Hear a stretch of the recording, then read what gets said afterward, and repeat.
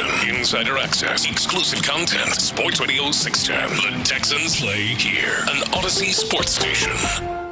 Sports Radio 610 presents Seth Payne and Sean Pendergast. We coming to H-time. Let's get the work in, man. Let's go. Great day, great day. Oh, give me some juice, baby. Oh, yeah. Hey, what's happening, everybody? Happy Friday to all of you. Nice to be with you. Appreciate you getting up with us a minute earlier today. Ben, what happened? How did we get in a minute earlier on the show? It's 5:59 and 27 seconds right now. What happened? I'm an idiot who can't tell time. Apparently. Oh, okay. So, I didn't notice. All right, got you. You sound like you're an instrument of the man. Yes. I'll tell you what. I'm filing a report with the Sports Radio Workers Union 523. I thought Ben was one of us, Seth. It turns out he's just a suit in a hoodie is what he is right now. Oops. A suit and a hoodie. That's all he the is. worst kind of sports commentator. Anybody... You're the Andrew Whitworth of Sports Radio 610. That's all he is, man. Just a vessel for the man. Getting us in. There we go. Now it's 6 o'clock. Whew, I'm bushed.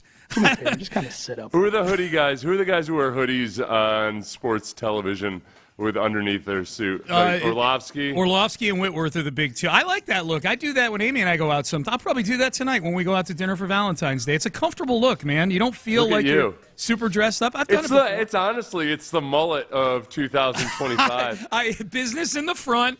Party kind of over the back. Yes. Business on the torso, but also party on the torso. Hell yeah. And dangling out behind. Dude, yeah. My torso is one big party. Yes, absolutely. How you feeling, man? Since the Euros stole the mullet from us. They did. And then made it hip again. They thieved it. So these damn kids these days don't even understand they're being owned by the Euros. That's right. when they wear their mullets. Yeah, go back and watch any documentary about the 80s or that took place during the 80s. That's when the mullet was king. That's when we owned the mullet. Yeah. Back in the day. Man, happy Valentine's Day. I'm good. I was actually very pleased with Nick Kayley's press conference yesterday. Yes. And I didn't expect him to give a whole bunch up about the scheme, but I thought my overarching good feel and good vibe about that press conference was that Nick Kayley is a guy who, very much more so than Bobby Slowick, I think just believes in his core that it all starts up front, and it starts with the blocking and the pass protection and everything else, that he's just much more of a nuts and bolts guy. Yeah. And not that Bobby Slowick isn't smart or can't go on to do good things in his future.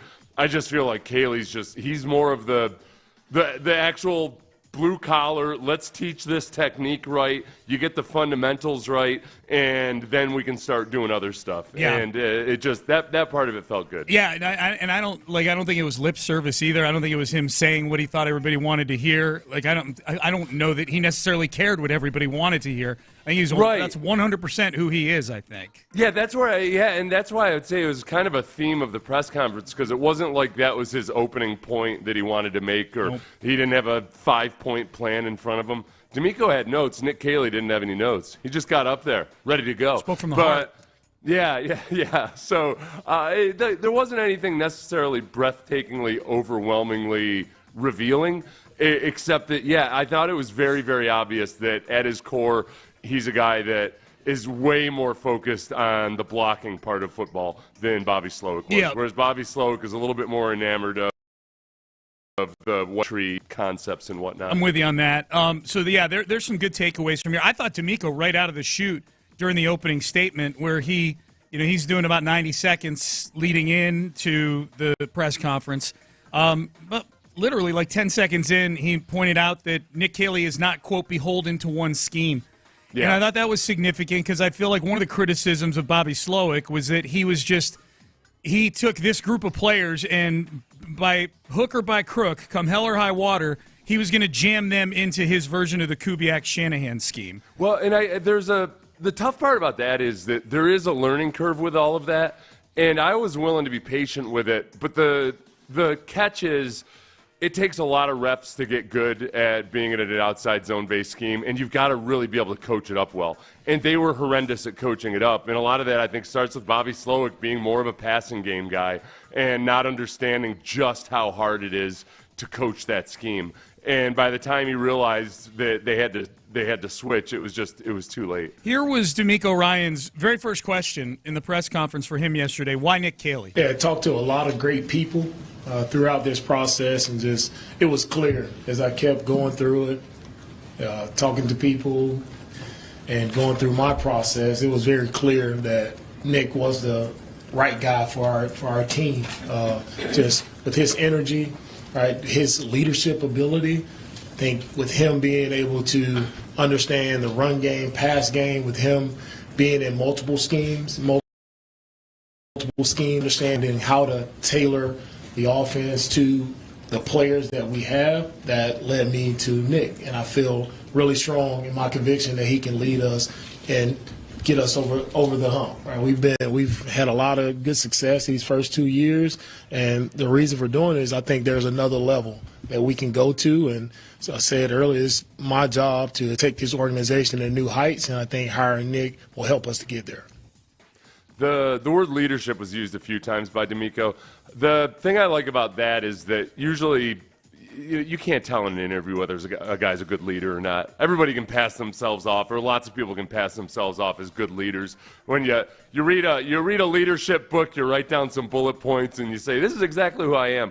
Usually that comes from word of mouth or endorsements by other people. Yeah. So I think Caley comes highly regarded from everybody that D'Amico talked to. And I do like that D'Amico talked to at least 8 people, and possibly probably more. They had at least exploratory conversations with Chip Kelly. Yeah. So the fact that he talked to that many people, and hopefully getting a little bit of an education, kind of an insight into a lot of future opponents and or just different ways to do things while he was doing that it's not for lack of searching that he found the candidate that he liked. Well, and I know this is something you and I were texting about this yesterday, and I think, one of the things, I think Landry asked him about comparing this search for an OC to the previous one, and I don't have that audio stacked up here in the open, but I think it's appropriate to bring it up now based on just how you and I are chatting, that it feels like D'Amico was able to be far more thorough in this vetting of his OC than he was the first time, and that's understandable. Like, you're putting a staff together.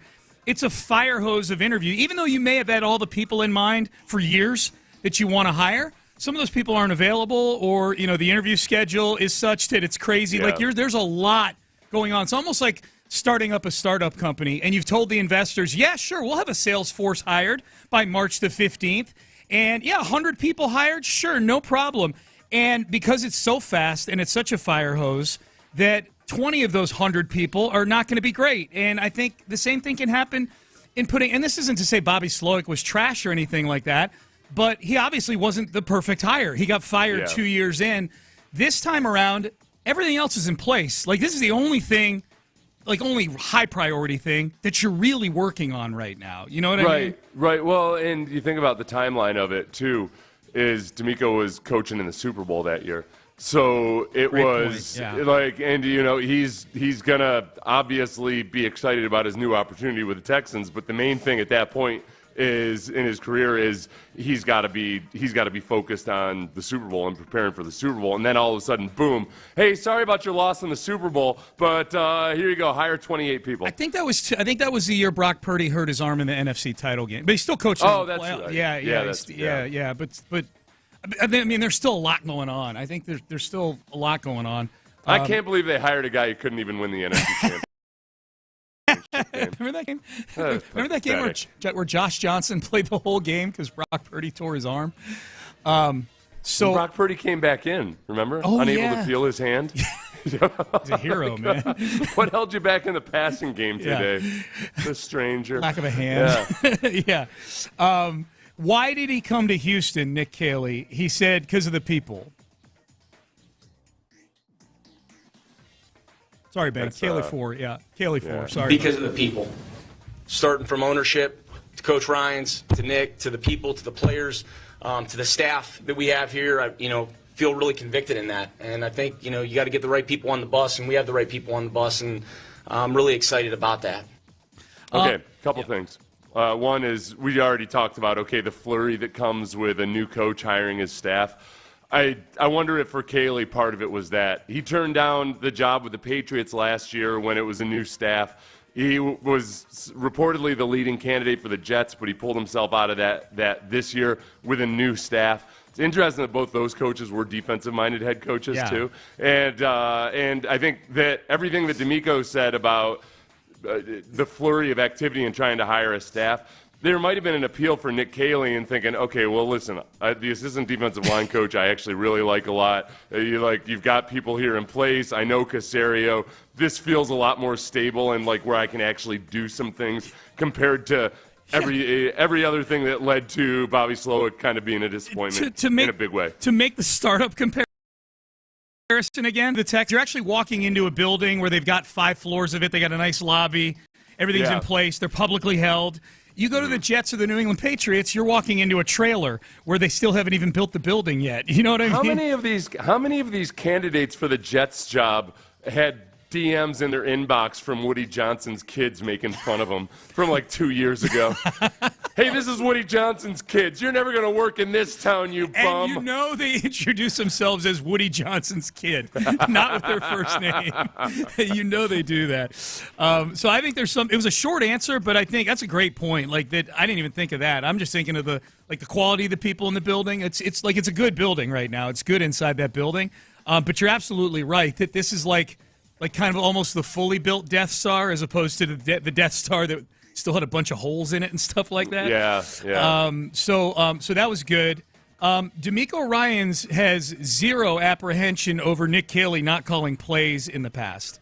Everybody has their first time. I was a first-time play caller. All right, there are a lot of guys who have their first time, so I wasn't beholden to or nervous about hiring someone who was their first time because it's about the person. And I think you get the right person to do the job, and I truly believe that Nick can do that. And it's play calling is also about who you surround yourself with. And I think, we have a really strong staff, offensively and defensively, surround ourselves with the right people who can help when it comes to calling it for the first time. Just by way of example, I think a couple guys that just because these guys pop up in my mind, not at Caley as a Sean McVay guy, but Matt LaFleur and Mike McDaniel both went off on their own. And then LaFleur didn't have a great year with the Titans, but then they got the head coach job the next year and ended up doing very well as the head coach and offensive coordinator of the Packers. And then Mike McDaniel, obviously did very well on his own. Him after leaving Shanahan. But I'm not overly worried about it. It's one of those things that you flat out accept that you don't know until you see it in action. Yeah. Well, that's a point you've made several times. It's like, look, there's a first time for everybody. And as soon as D'Amico said that, I was like, I remember Seth saying that. Like that was like, like at some point, everybody's had to have somebody take a chance on them. I don't feel like this is a major risk. I mean, I was impressed with Caley yesterday. I really was. I thought he did. I thought he was excellent. And keep in mind, like if we're just grading the press conference, he had a job with the Rams where he was not doing press conferences on a weekly basis. Yeah. He was good in front of a crowd. I think that he was good in front of a crowd, and I think it matters. Like you're a coach, you're getting up in front of I do feel like there's an element of you've got to sell it, even when you're in front of the players too. You know what I mean? I think that he seems like and he talked about how he took a lot, obviously, from both McVay and Belichick and working for them, and he feels like he's almost the exact medium between those two guys. Yeah. He's got a voice a little bit like McVay. A lot like McVay, dude. Yeah. A lot like McVay. He's not super, super smiley, but he's way more animated than Bill Belichick, but he also styles real to him. So he's a mix. Yeah. All right. He's a mixed breed. Which hybrids tend to be the best dogs, man. They do, yeah. He's a mutt, yeah. Yeah. All right, 2 contract extensions are front and center right now. One for the Texans, one for the Astros. Both got attention from the media yesterday and from the people making these decisions, at least some attention for one of them. We'll talk about both of those coming up next. Also want to remind you, Slam Dunk in Vegas contest still going on for several more days. You got a chance to enter to win. How do you enter? Just listen to us for an hour a day. Listen to Sports Radio 610 on the Odyssey app for an hour a day. And if you're the winner, you and 3 buddies are going to be on your way to Circa in Vegas to watch the college basketball tournament out there and have $20K in your pocket to do to do with whatever it is you want to do. Whatever it is people spend $20K on in Vegas, it's up to you, but you're going to have that $20K, whether you like it or not.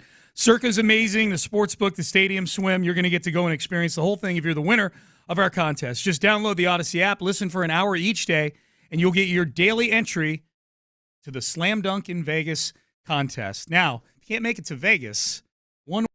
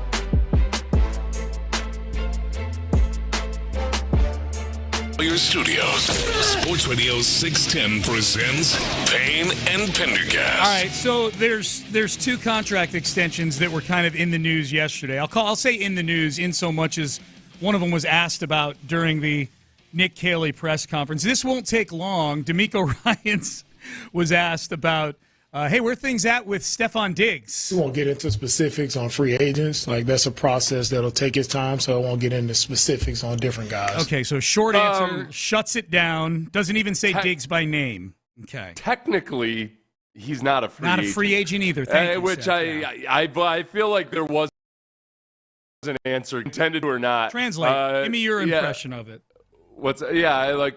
Diggs isn't technically a free agent until they have to release him to avoid paying him a bonus that or however whatever. Just so people know why we're talking about this. Monday, February 17th, this coming Monday, Stefon Diggs' contract voids. It ends with the Texans, and there's $16 million and change sitting in future dummy years that all of a sudden that become a 2025 issue.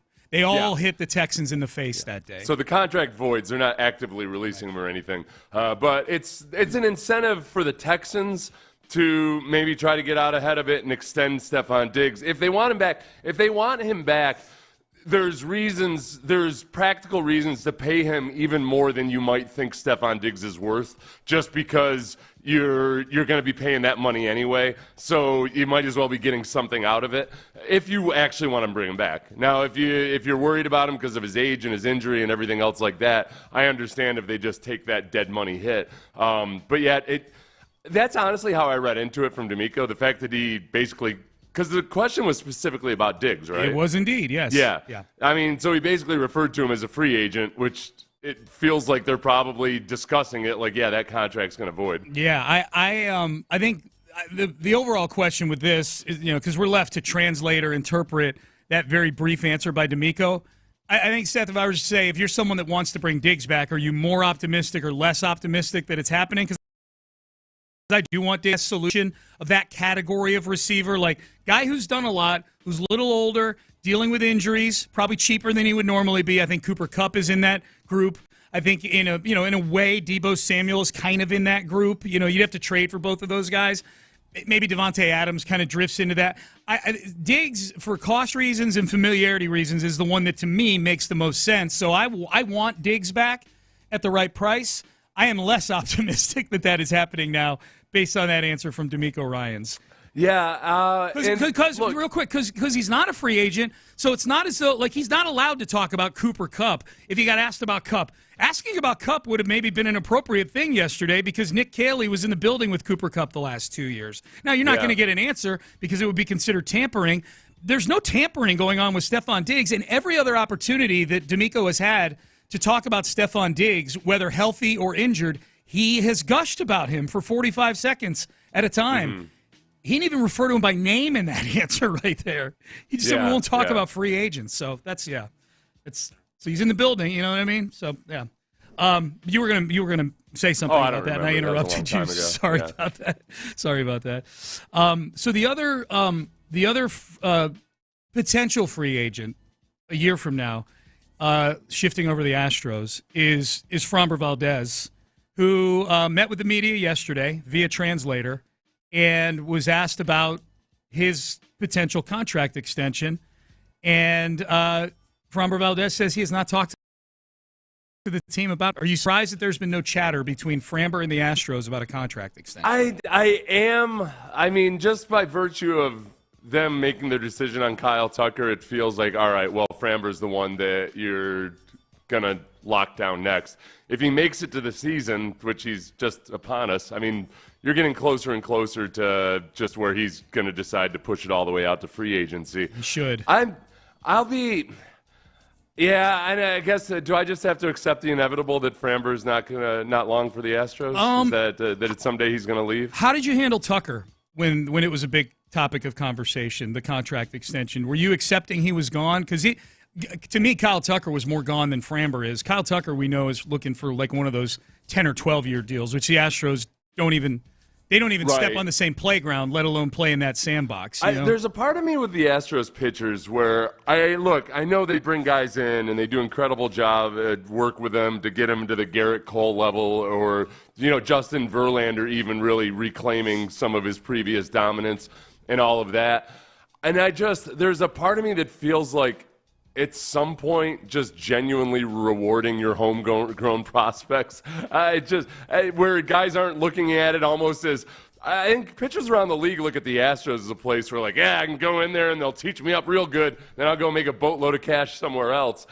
I feel like you lose a little bit of something in just the culture of the place, and especially when Framber's maybe your best example of a guy that was so lost in so many ways, and they managed to reel him in and focus him and turn him into what he is now, which he's been clearly a top 10 pitcher in the league over the last 3 seasons. No question. In a lot of respects, a top 5 or higher pitcher. And but I've also resigned myself to the fate of pretty much every Astro is going to leave someday. Yeah, I get it. The pitching thing adds to the dynamic. I don't know, man. Like, this is as consistent a pitcher as there's been, not just coming through the Astros, but in baseball over the last few years. Like, there is a luxury in knowing that you send a guy out there at the beginning of the season and he's going to get you 15 wins, an ERA somewhere in the high 2s or low 3s. Maybe some seasons better. I mean, in the year they won the World Series, Framber, you could argue that he was right there with Verlander in terms of being a Verlander won the Cy Young that year in 2022. Yeah. Framber Valdez was the most consistent pitcher in baseball that year. He literally threw a quality start 25 times in a row that year, and he hasn't done that again. But the aggregate of what he's been for the last 4 seasons, or since the COVID year, so 4 or 5 seasons, is that. You know what I mean? Right. Like he's that. You can pencil him in for certain thresholds every year.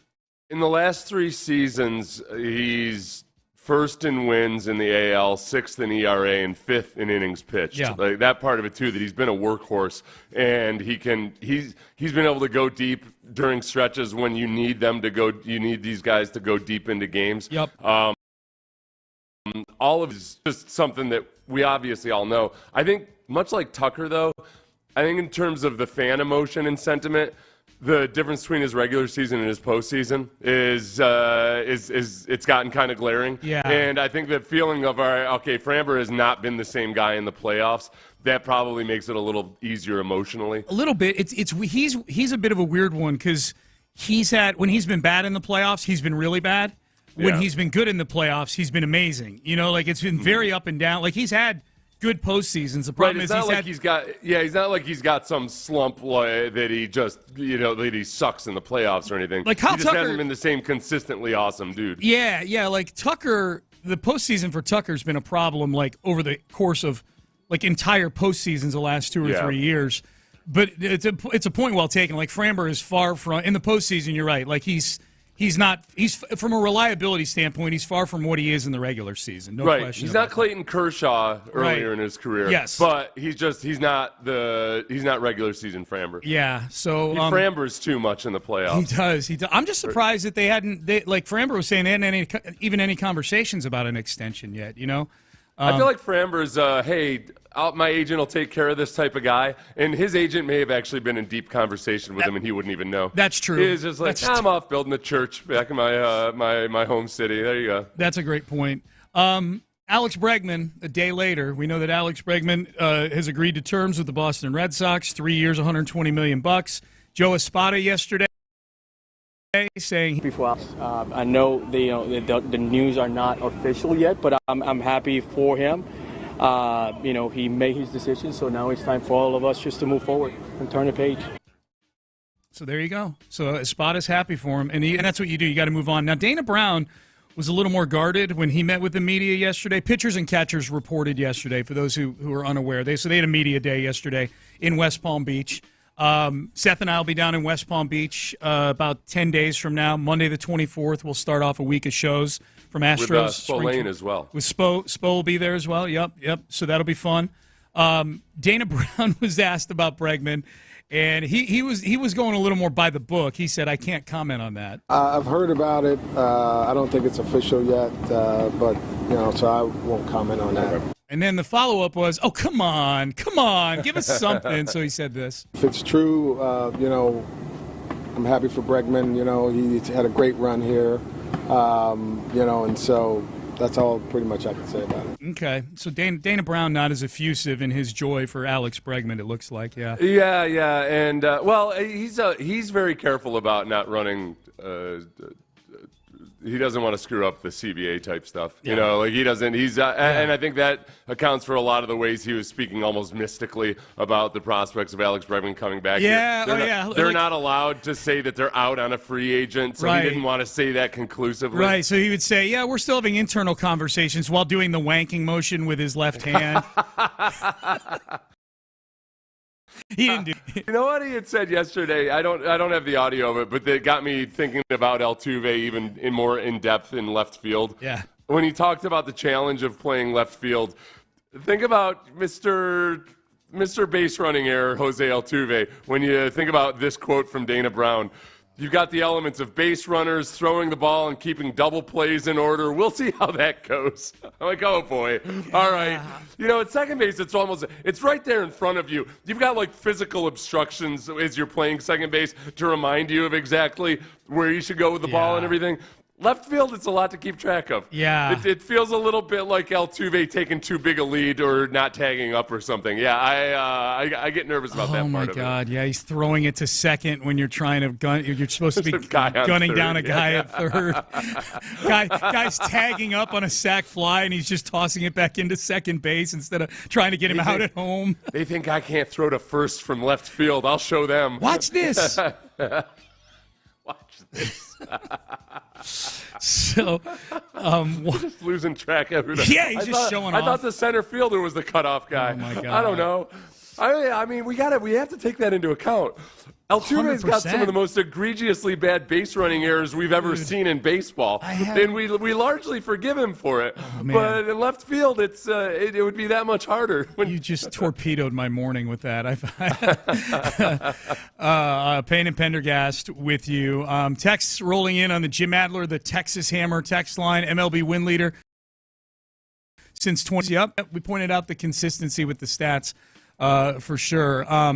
I don't understand why you wouldn't trade Framber and get maximum return if you're not going to sign him. The Astros window could have been open a lot longer, and they traded guys in their final year to restock the farm system.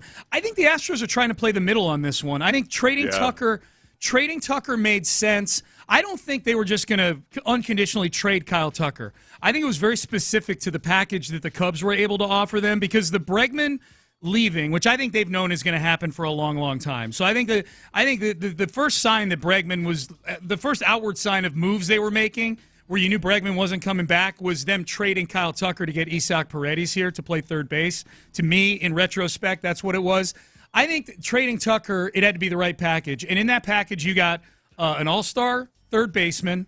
You got a starting pitcher who has real potential that you feel like is a pitcher that could go through your car wash with his stuff and become one of those next guys, and a high-level prospect in Cam Smith. I don't think they were putting Kyle Tucker on the auction block. I think this was a very specific Cubs thing. So I think they're kind of playing the middle on this thing, where if the right deal comes up, you trade a guy. I think the right deal came up where they felt like it would keep them competitive in the short term and would make them competitive in the long term. They would trade Framber, too. That deal just doesn't exist. Right. It's a good point. They're not in fire sale mode. Correct. They're not trying to tank over the next 2 seasons. So they've got to – I think they're gonna treat each situation as, all right, can we stay competitive when we get this deal with Kyle Tucker? They got guys immediately and in the future, especially if Cam Smith works out. That makes a lot of sense. I mean, Cam Smith, he's just a prospect at this point, but people are very, very high on Cam Smith. Oh, yeah. I think when it comes to Framber, I think it's a great point, Sean. Yeah. I don't think that he's untouchable or that they wouldn't trade him. Yeah. And it could even be an in-season trade, depending on what they get back from him and where the Astros are. If they feel like they can still compete. And with that, remember, with Framber, maybe they're totally open to trading Framber. They want to see what Luis Garcia, Christian Javier, Lance McCullers, where those guys are by the trade deadline. I hadn't even thought about that. That's a really good point. If you've got the opposite of the pitcher health that they had last year, if you've got really healthy pitchers as you approach the trade deadline, I think there's a very good possibility Framber gets traded. If the package includes one or two major league ready guys who are under team control for 3 or 4 years, as opposed to Framber who's under control for another 6 months, and a couple prospects, that's a package I think they would listen to for Framber Valdez, for sure. All right, headlines. The Nick Kayley press conference, we'll keep digging into that. One of the strangest Rockets games of the year. They lost. It was one of the strangest and more entertaining games last night against Golden State. We'll get to all that in headlines coming up next. Hey, will you have enough money when you retire? It's kind of a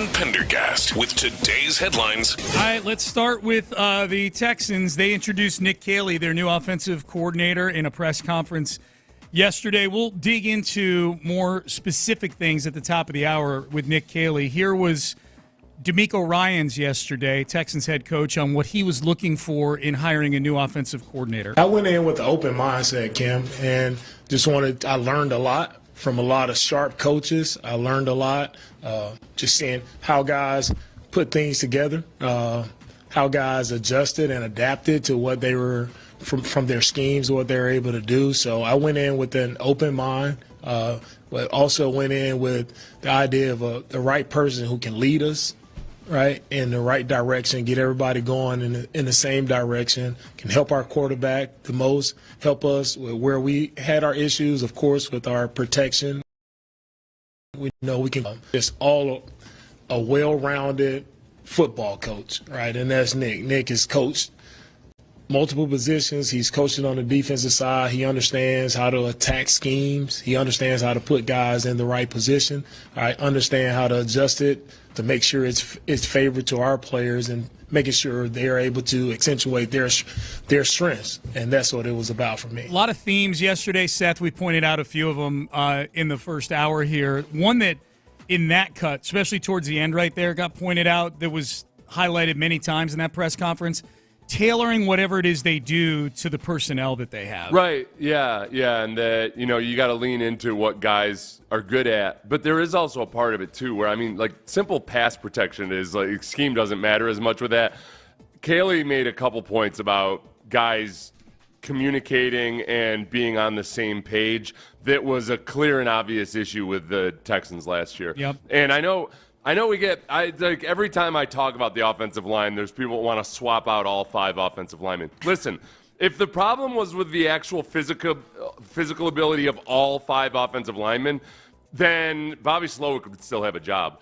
The one big thing that I took away from yesterday with Nick Kayley in that press conference was just by the nature of his answers to questions that weren't even about the offensive line. He is a guy that cares very much about the fundamentals of blocking, of not making mental errors, all of those things.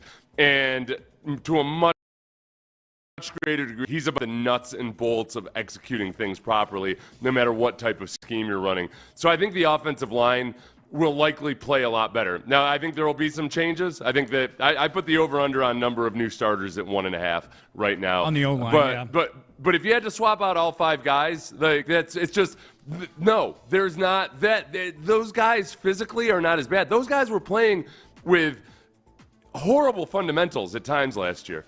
And sometimes that's because the position coaching isn't good. Sometimes that's because the offensive coordinator is asking them to do things that they're confused about. But there were too many mental errors. There were too many just blown protections, especially early in the year, that I don't think are going to be as much of an issue with Nick Kayley. Because Nick Kayley's been a tight ends coach who's very involved in pass protection as well as the pass game. So I feel a lot better about that. We'll dig into that more at the top of the hour. DeMeco and Nick Kayley both had interesting things to say about the offensive line from a coaching perspective and an execution perspective. We'll get to that at the top of the hour. The Rockets last night lose on the back end of a back-to-back.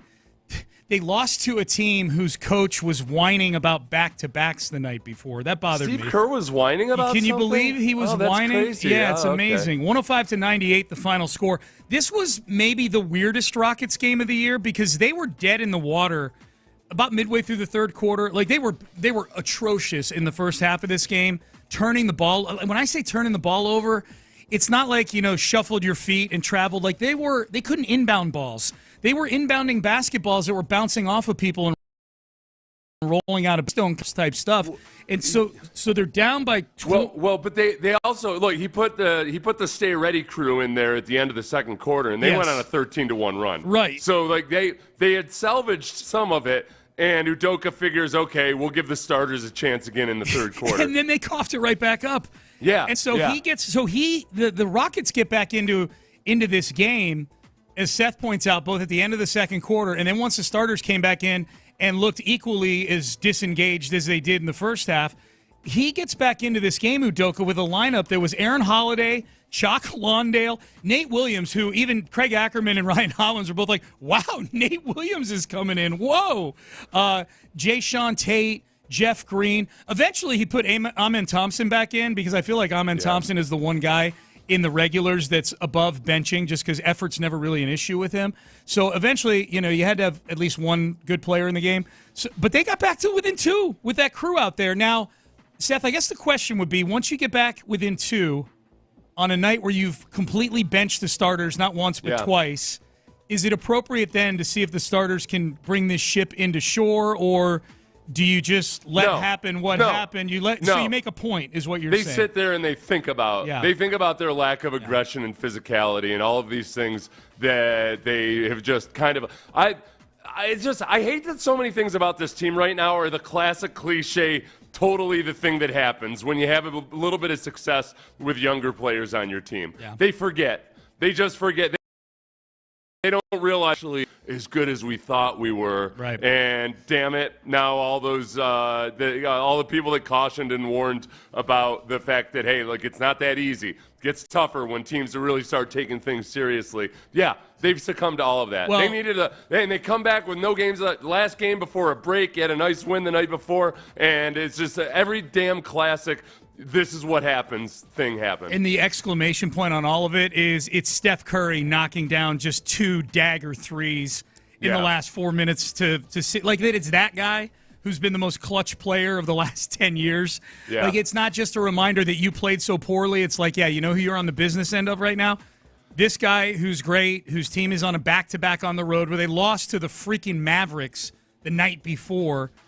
I mean, you should have been ready, and they weren't ready to play last night, man. I was just, I would, I support anything Udoka wants to do there to try to beat some sense into his younger players. Right. Yeah, you did this. You're sitting on the bench. You did this to yourselves. Yep. Yeah, we're losing this game because you guys decided not to play basketball. Except for Amen. Amen, you get back in there. We need at least one good player in to try to get this thing, to try to win this game. We mentioned this in the previous segment, but the Astros pitchers and catchers report yesterday. There's other guys down there, too. I saw Chaz doing some locker room. That was good to see. Good to see Chaz getting down there early. We'll hear a Chaz body type analysis? No, I could only see from sternum up. It was one of those deals. But you and I will get to do that in person when we go there in 10 days. You know, with Henry To'oTo'o, you could tell that he'd made a body transformation just by his face. Yeah. He had like a chiseled face, whereas before it had been kid face. Chaz looks the same in the face, for what it's worth, yeah. The only news really coming out of there, other than people commenting about how happy they are for Alex Bregman, they may or may not be lying, I have no idea. Framber Valdez, we touched on this in the previous segment, says the team has not approached him about a contract extension. So as we go through our annual ritual of which big-name free agent is going to leave the Astros, Framber Valdez moves to front and center, and it hasn't gotten a lot of attention, I feel like, because he was on the same calendars as Kyle Tucker. Tucker's free agency journey, potential free agency journey, got way more attention. So Framber was almost forgotten in all this. Well, now Framber, this is the new extension that's getting dangled over our head all year long. You know, right? And that as you pointed out earlier, I think that just as it was with Kyle Tucker, I think the Astros are, as they themselves have said, they're open to trading anybody at this point. There's basically no untouchables, and they just, if they got the right deal for Framber, and if Luis Garcia is healthy and on track and appears and it looks like, okay, we can trust him, depending on how they feel about Christian Javier right now. I think that could happen. If it's something that it's not a fire sale, but they don't feel that they get worse as a team right now and in the future, they might do it. Yep. They're playing the middle on this. They're trying to stay competitive across the board, not just create for the future. All right, into the 7 o'clock hour we go. Seth mentioned the offensive line, big theme yesterday in the Nick Kayley press conference. Why Cole Popovich as the new offensive line coach? And I thought Caley did a great job of highlighting. I don't think he was pointing fingers at last year's Texans, but in kind of expressing some of his philosophies. For me, it was a lot of nodding of the head, like, yeah, that was a big issue last year. See if you agree. Play along. We'll play some of that Nick Kayley coming up here in the 7 o'clock hour. Stay there. You'll have big issues if you're thinking.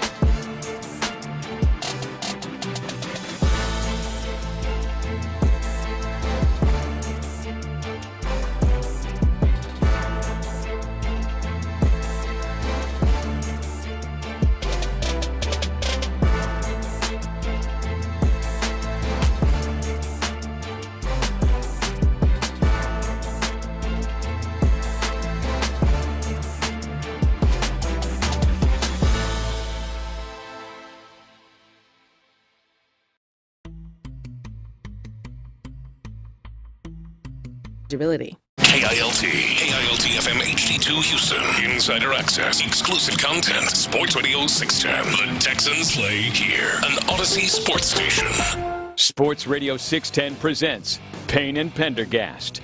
All right, good to be with you on a Friday. Payne and Pendergast, Sports Radio 610. Nick Kayley introduced as the new OC for yesterday. Before we get into some of the audio, our friend Coach Middle Screen, Seth, who is, he doesn't dole out praise like it's Halloween candy or anything. Middle Screen looks through a very critical lens at a lot of things.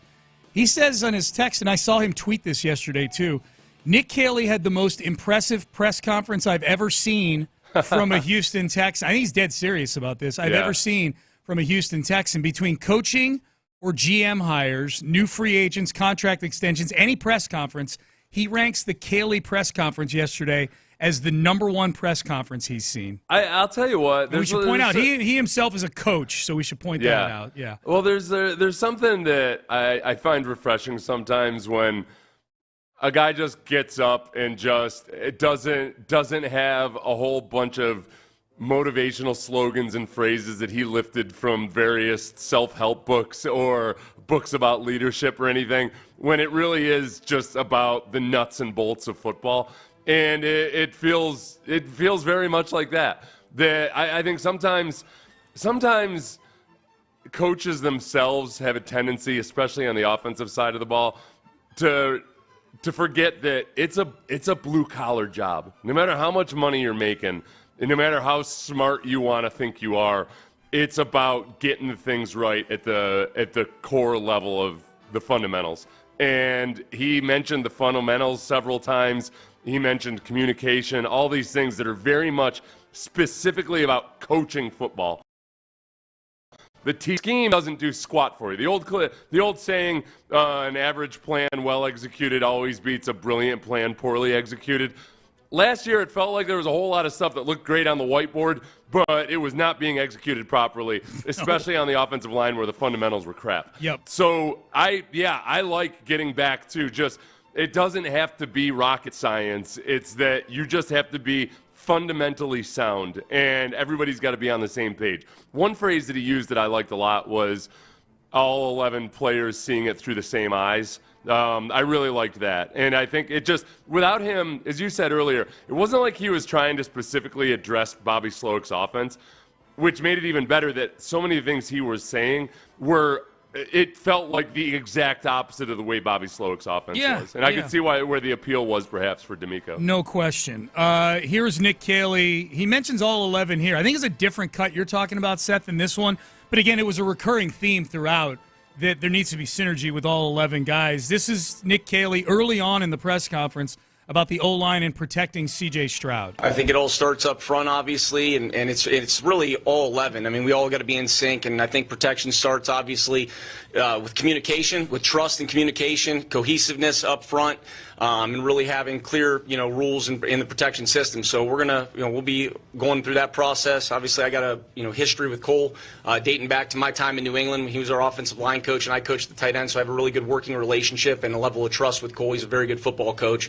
And I'm excited to go through this process with the clear rules in the protection.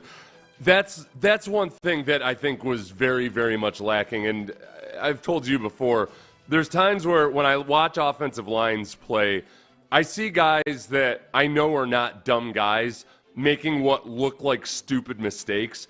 And a lot of times that comes down to just either the rules being too complicated or them not understanding what exactly they're supposed to be doing on given plays. And when it's not a stupid football player who's doing it, that means there's something systemically wrong, either with the way it's being taught, the way it's being schemed up, whatever it might be. The most glaring example last year, when I was just about lost my mind, was in the Packers game, when you had multiple instances of both the offensive tackle and the running back blocking an interior defender while the actual edge rusher went completely free and unblocked. Yeah. And that's not because either of those guys are idiots. That's because they did not understand exactly what the hell they were supposed to be doing on that play. And a lot of that comes down to communication, the scheming of the pass protection, which can get very, very complicated.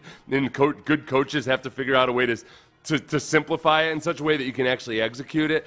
I got really excited when I heard him talk about that stuff. Yeah, what I would wonder, Seth, is if Nick Kayley obviously watched plenty of Texans film before deciding to take this job.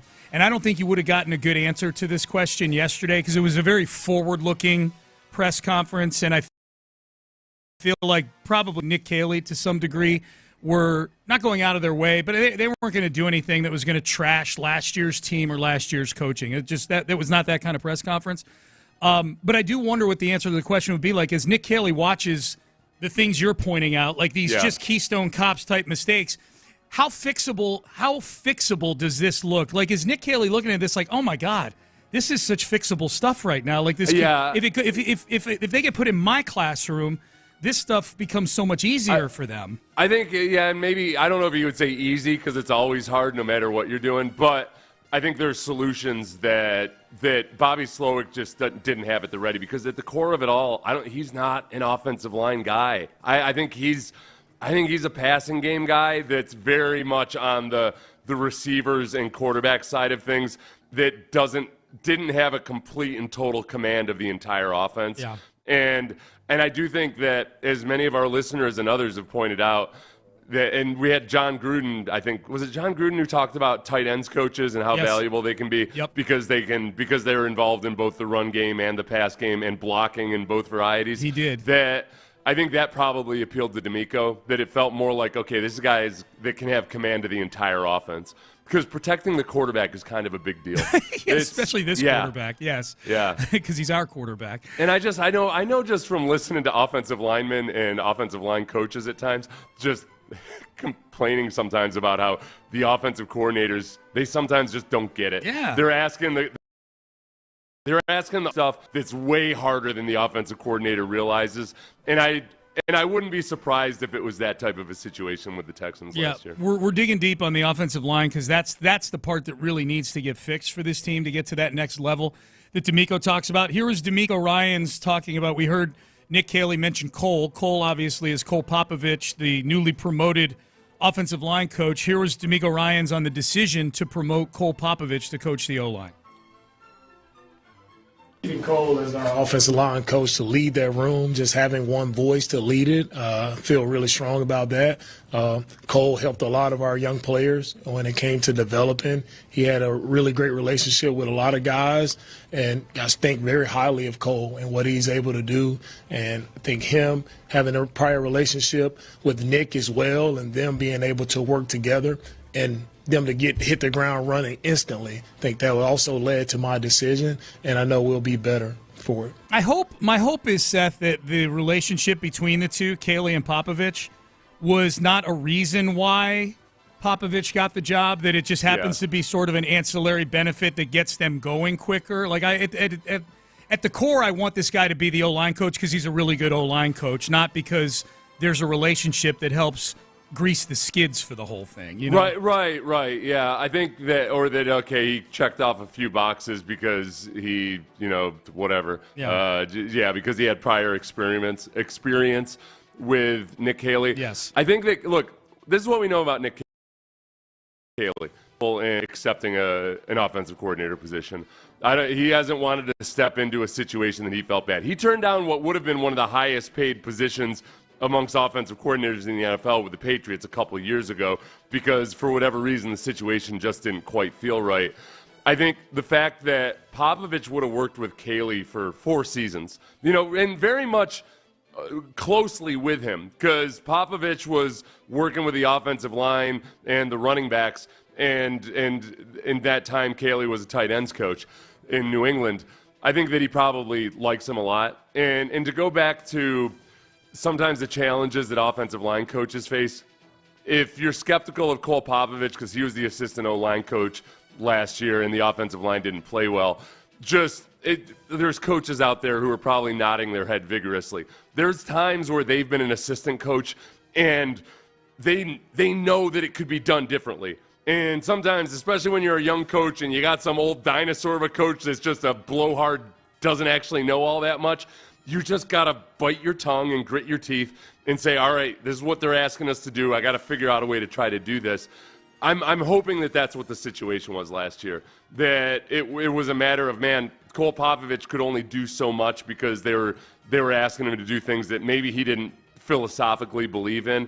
And his experience with Caley, I don't think Caley, again, because he's been careful about accepting the job, I don't think Caley's just going to be like, oh, yeah, okay, yeah, fine. I don't want to work with Popovich necessarily, but okay, do it. Yeah, that makes sense. Nick Kayley was asked who his influences are coaching-wise, and the question may have been specific to the O-line, and as that question's getting asked, I'm like, please say Dante Scarnecchia. Please say Dante Scarnecchia. Because he was in New England when Dante Scarnecchia, maybe the greatest O-line coach of all time, was there. Here was the answer. Sure. Yeah. Dante Scarnecchia. Yes! I was with Dave DeGuglielmo in 2015. Very good coach. Dante Scarnecchia, longtime New England coach, influenced a lot of, what I've obviously learned up front in the protection systems. And then, been a part of other ways of doing it too. But, yeah, in terms of my, the formative stages, it would be, my early years in New England, obviously, with those two. Yeah. The other ones we don't care about. Dante Scarnecchia. That was the answer. Those are the 2 magic words that I wanted to hear answered to that question. Yeah. It's just, and you got to remember that it's not like everybody who studied under Plato became Socrates, but it's nice to know that they had good influences, but I like vice versa, whichever way that went. The cut of this Caley guy's jib, though. I think he's basically Socrates. He's a quick study. Thinking. Yes, he is so great. Absolutely, yes. So Dante Scarnecchia, the big influence on Nick Kayley. your confidence level based on one press conference that the offensive line is going to look above average next year? Plato worked under Socrates, by the way. Okay. I think they're going to worked under him. Like, he was right. Subordinate. He had to milk cows for 20 years before he's allowed to philosophize. Got a philosopher review every year, like HR, like, here's where you need to improve. Yeah. Yeah. So I'm confident, honestly, just by virtue of the focus that Nick Kayley has. Yeah. I think you could just tell this is who he is. He's fundamentally different than Bobby Slowick just in what they focus on.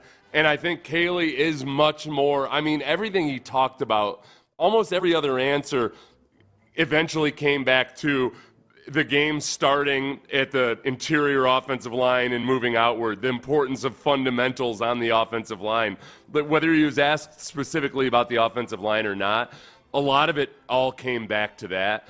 And I think that bodes well for his relationship with CJ, because I think CJ's probably at the point right now where he's like, please give me somebody that give me somebody that gives me time to actually be a quarterback. Yes. Yeah, please give me something to where I can actually trust that I'm going to have time to go through my reads. Right. And CJ's got a physical element, too, for why he's asking that. It hurts to get hit a lot. We as fans are asking for it because you look at you look at the numbers, and when CJ has time to throw, he's a surgeon. Like, he is really, really good. So I really, truly think, man, you get some of this O-line stuff fixed, and it's going to be they could be off to the races now, man.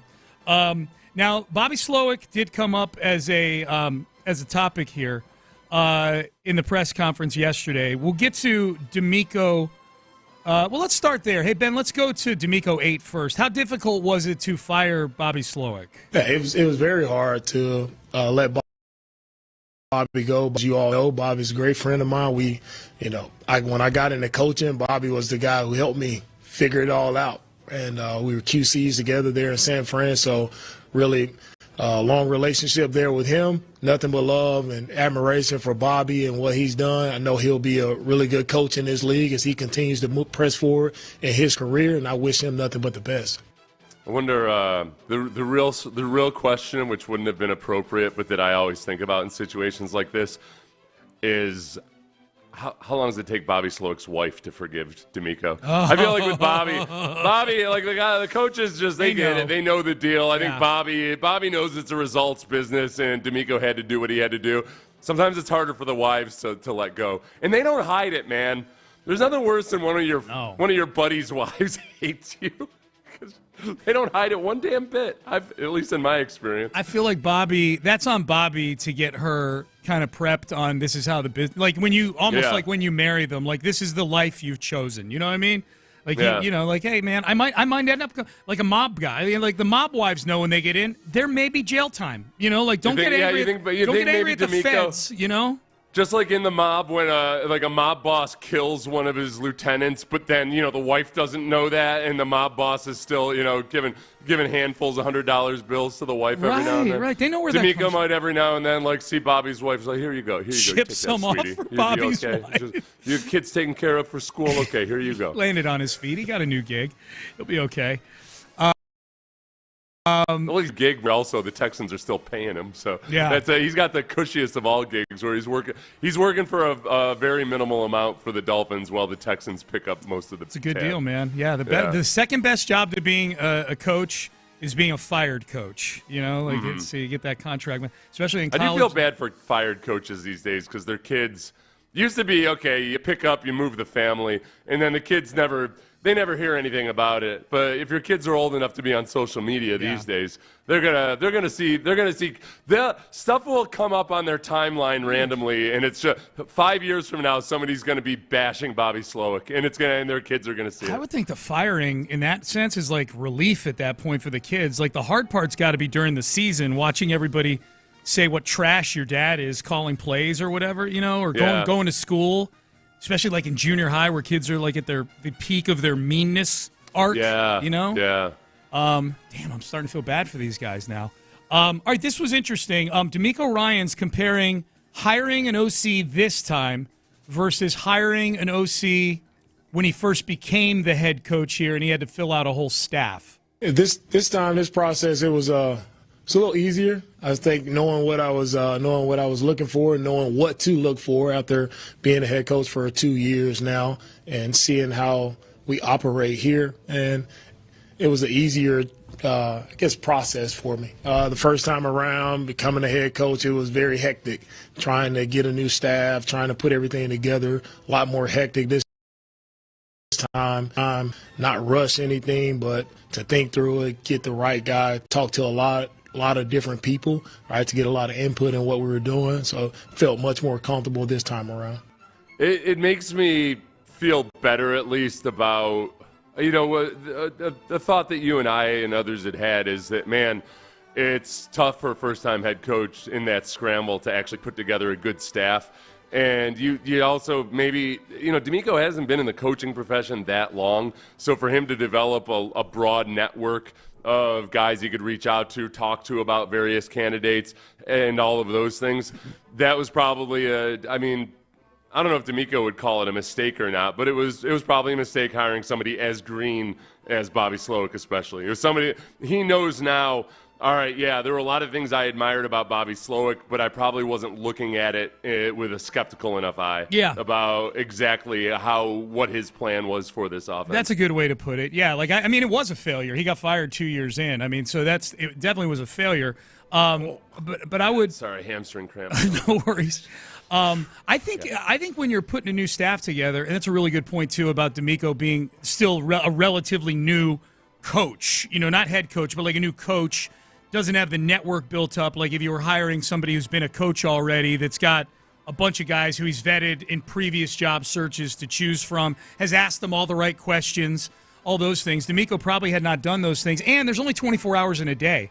So when you're building a new staff, he probably got to have a whole about Nick Kayley and the other 7 candidates they vetted for this, at least publicly vetted, than they did last time around. It's interesting. There's a text message here. How much of the pairing, Caley and Popovich, was due to Casario's input and the Patriots connection? And we don't know. We're trying to get Nick's 37%. Right. But I think we're going to try to get Nick on before the Combine, before you and I leave for Astros next week. So I think we're just trying to nail down a date. So we'll ask him that, what was his level of input on this? I do think the optics of the whole thing are very interesting, Seth, in that all the answers to all the questions yesterday were with D'Amico were about what he was doing, who he was talking to, the painstaking effort he was going through. I think it's noteworthy that it was just D'Amico and Nick Kayley there, and that Nick Caserio was not there. I don't know if they're going out of their way to make it look like, this was definitely D'Amico's hire, because that question has been asked by a lot of people because of who they hired. Because they hired somebody that has 6 years experience with Nick Caserio, the ultimate skeptics were like, well, looks like Slowick was D'Amico's hire, and that messed up. So now in walks Caserio, pulling his pants up like this and saying, all right, my turn, kid. We're going to get my OC. And I don't think it's that way at all.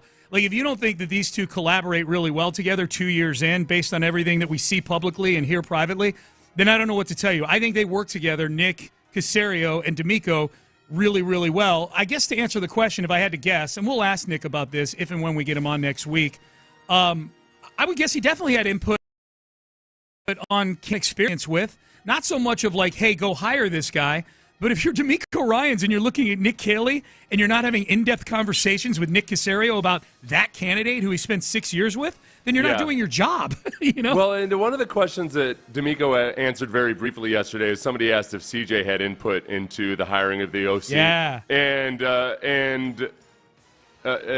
D'Amico very emphatically said, I hired the OC. Like a forward answer. Yeah. So it wasn't a question about Caserio, but I do think that it's probably, look, for one, it's kind of a busy time of the year for Caserio right now. Yes. So him not being at the press conference yesterday, I didn't even really think about it. I assumed, well, he might be off scouting somebody somewhere, doing a work. I don't know. He's probably doing something somewhere. But I think I could see the division of responsibilities maybe being that too, is that Casario's listen, I'm here as a resource, but it's your decision ultimately. This is the pure football coaching side of things. This is your decision.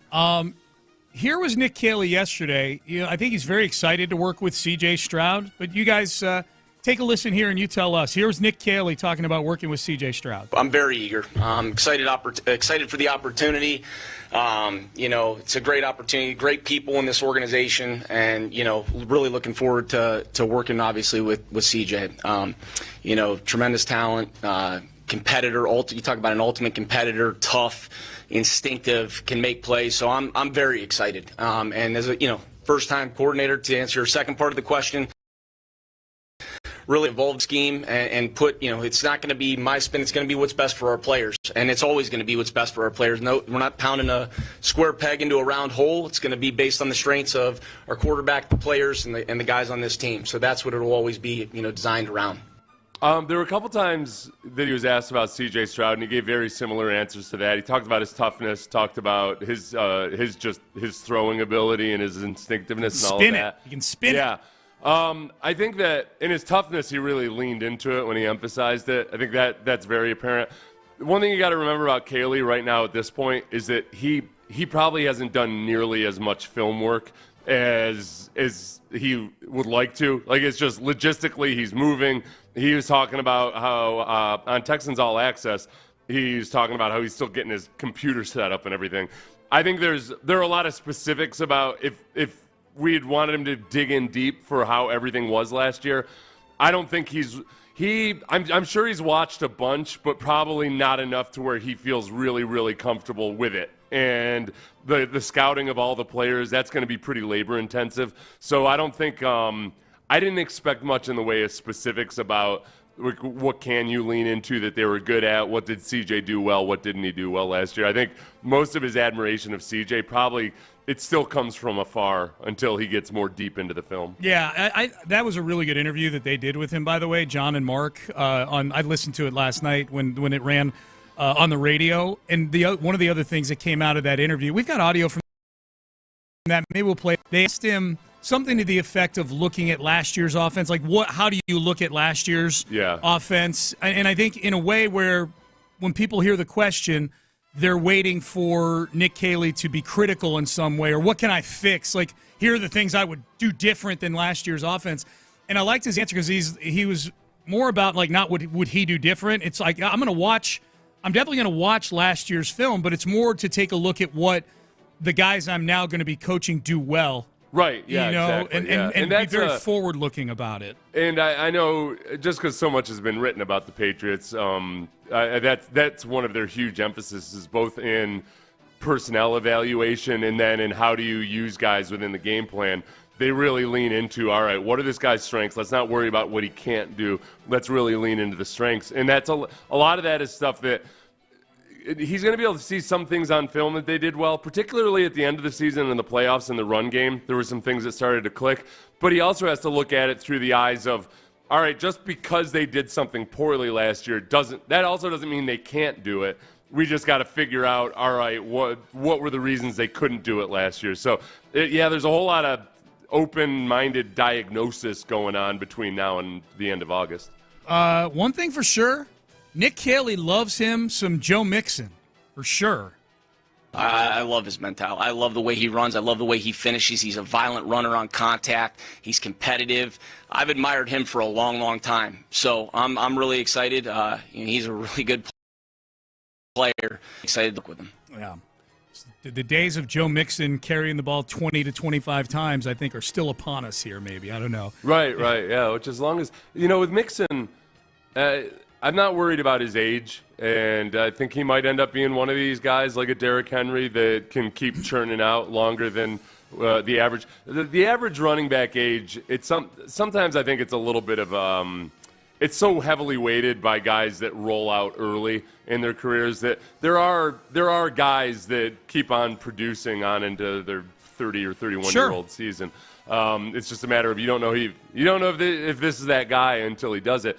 The hip drop tackle, for one, on his ankle, that was something that's going to injure a lot of running backs no matter how old they are. So I don't look at that as like an age type of injury. So I'm not worried about that at this point. I think you got at least another couple seasons of heavy usage out of Joe Mixon. I do too. You better. He's under contract, but I'm with you on that. I agree with you. Text message, Jim Adler, Texas Hammer text line. I like where he said, quote, no detail is too small, end quote. Oh, I didn't hear that, but that's a good one too. No detail is too small. I like when that. he was talking about the influence of McVay and Belichick and what he learned from those guys. It goes back to a lot of the stuff that you'd heard about from the Patriots for years and years. It's I think he did some version of do your job, putting your head down and doing your job, but also the extreme attention to detail and how important that is. And I've told you that many times. For me, it's the one common trait amongst really good coordinators is a maniacal obsession. And that again goes back to, man, there's lots of guys that can scheme stuff up on the whiteboard. It's the attention to detail. Vic Fangio was like that. I mean, when it's one thing to come up with a scheme, it's another thing to teach a guy when you should be aligned 6 inches to the left, or against this formation, you got to tweak it. You got to be 6 inches to the right. Yeah. All of that finer stuff. Vic is really, really good at coaching. So I love hearing attention to detail whenever somebody gets up and talks about keys to running a good offense. Yes, and I can't wait to see it in July at training camp. I hope that everything that he's preaching yesterday are things that we see on the field when training camp rolls around. Payne and Pendergast with you. Hey, shifting gears real quick. The quarterback carousel has started to rotate a little bit here with some fun smoke. I don't know how much of it turns into anything, but the two stories yesterday. Saw this story, Seth, about the Jags or the Steelers making a phone call to the Jags about trading for Trevor Lawrence yesterday. Yeah. Which is getting enough attention from people who are above the level of nugget hussy that I respect. You know, they are nugget hussies, all of them. But it's getting enough attention from people who I think they wouldn't be touching this topic if it were just some sort of false smoke. I mean, again, it's a phone call. Like the Steelers calling about about Trevor Lawrence. I believe the Jags have come out and said we're not trading Trevor Lawrence, but that I think it's they all say before somebody gets traded. But yeah. But it's been acknowledged from both sides that it's happened. I think what's interesting, it's definitely not a hang up the phone thing for me if I were the new GM of the Jaguars right now. Because that contract, I know people are going to say, but he just signed that big contract. You're going to get crushed with dead money. Mike Florio kind of laid it out really good in an article. You'd get killed with dead money if you're the Jags if you cut Trevor Lawrence, because then all the guaranteed money, you got to pay him. Yeah. When you trade him, a lot of those guarantees are in the future in terms of future salaries and things like that. When you trade him, the team that's trading for him inherits a lot of those guarantees. Now, there would be dead money because they paid him a signing bonus. There's a roster bonus coming up here in a few weeks at the start of the league year, about $35 million. From my understanding is if they were to trade Trevor Lawrence, and I don't think they will, but it's fun to kick it around on Sports Talk Radio, they would get hit with about $30 million. But, man, if you're getting a couple firsts for Trevor Lawrence, that might be worth it to start over again. If you're getting a couple of firsts, and then the question becomes, all right, do you load up with those draft picks to try to trade up for one of these quarterbacks in this year's draft? Or do you look at it as, hey, we're going to clear the deck of all of the Trevor Lawrence dead money as much as possible this year, and then we'll try to maneuver for next year's a quarterback in next year's draft. That's hard, man. As we've seen time and time again, it's hard to be the worst team in the NFL. It just doesn't work. There's always somebody else out there just trying to clamor for it, and I'd be skeptical that this gets done. Oh, but yeah. I can see it from the Steelers' perspective, and especially with Mike Tomlin. Tomlin's stuck in this position where, man, they are consistently a winning football team every single year. But how many years is it now since Ben Roethlisberger got definitively old? It's been 5 years or so. Yeah, like the COVID year, yeah. Yeah, you've gone from the Ben Roethlisberger sputtering on fumes the last couple of years to a Kenny Pickett to a Russell Wilson, and there's only so much you can do with quarterbacks like that. And at the very least, all right, you take Mike Tomlin and give him a good quarterback, they're probably making exploratory calls all over the place. Yeah, here's where Trevor Lawrence is interesting to me, Seth, specifically to the Steelers, is that, look, if you're trading for Trevor Lawrence in that contract and you're giving up high draft capital to do it, you're obviously doing that with the idea that he's going to be your guy for the foreseeable future, for like several years. I do think it's interesting that Arthur Smith is the offensive coordinator with Pittsburgh, and that Arthur Smith, at his peak, when he was the most well thought of as an offensive mind, it was with a really athletic quarterback with a strong arm, maybe a little scatter shot, but could probably play well in a first read play action type thing with Ryan Tannehill in Tennessee. And just like with Trevor Lawrence, Ryan Tannehill could run. He could run well enough to really make the RPOs and the zone reads work, and that was part of the play action as well. I could see Trevor Lawrence being like a souped-up Ryan Tannehill in an Arthur Smith offense. Like that part makes personnel sense to me. Now the thing is, if they get really good at it, Arthur Smith is going to get another look at a head coaching job somewhere down the road. There's nothing keeping them from keeping that offense in place. But I think if they were to make that trade, I think the Steelers become at least 1 or 2 win better team than they were with Russell Wilson running the offense last year. Okay, now I want the Trevor Lawrence trade to happen just because of this. It's the kind of year where both those quarterbacks, and Cam Ward and Shedeur Sanders, they're not widely regarded as, slam dunk, got to take those guys in the top 3. They probably will go in the top 3 just because people are so desperate for quarterbacks. Because quarterbacks, yes. But it might be, oh boy. I mean, it might not be. It could be a year where you could reasonably trade up into the 2nd or 3rd pick overall to get one of those 2 guys, and it might blow up completely in your face. But I would love it for the drama in the division. Oh, yeah. I would love to have Shedeur Sanders in Jacksonville. Oh, yeah. I think that would be fantastic. Yeah. I would be really excited about that. I think there's a good chance we get at least one of them in Tennessee. With the Titans getting that first pick. But, could you imagine, like, the Titans draft Cam Ward with the first pick, and then the Jacksonville is able to flip their draft capital to get up and get Shedeur.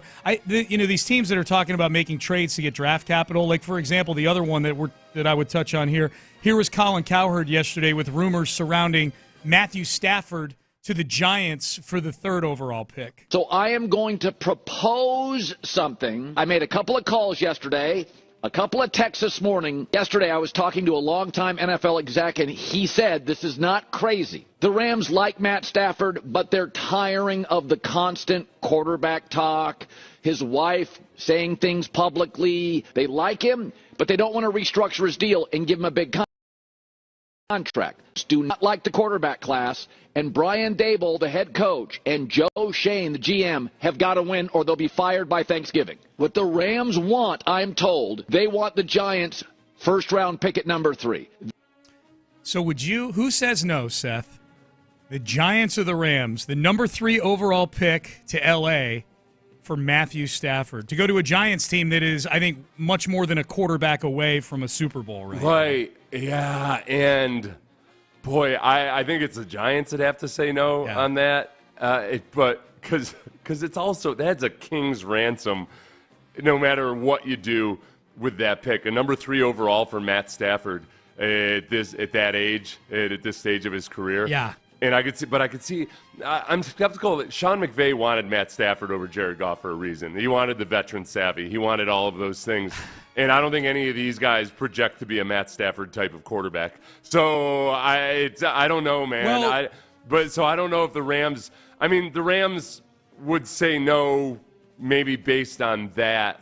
Number 3. You don't have to take a quarterback with it. No, you don't. Well, here's what Cowherd. The cut got a little long, so that's why I cut it off right there. But Cowherd went on to say that the solution would be bringing Aaron Rodgers in as a bridge quarterback, taking that number 3 pick, and trying to turn it into more picks to load up next year in 2026, which is a much better quarterback draft, to try to use those picks to move up and get one of the guys in that draft. So, there's a lot of moving parts to the solution there. I just think it's fascinating. And by the way, Adam Schefter poured cold water all over everything Cowherd said yesterday on some show that he was on. I forget which one.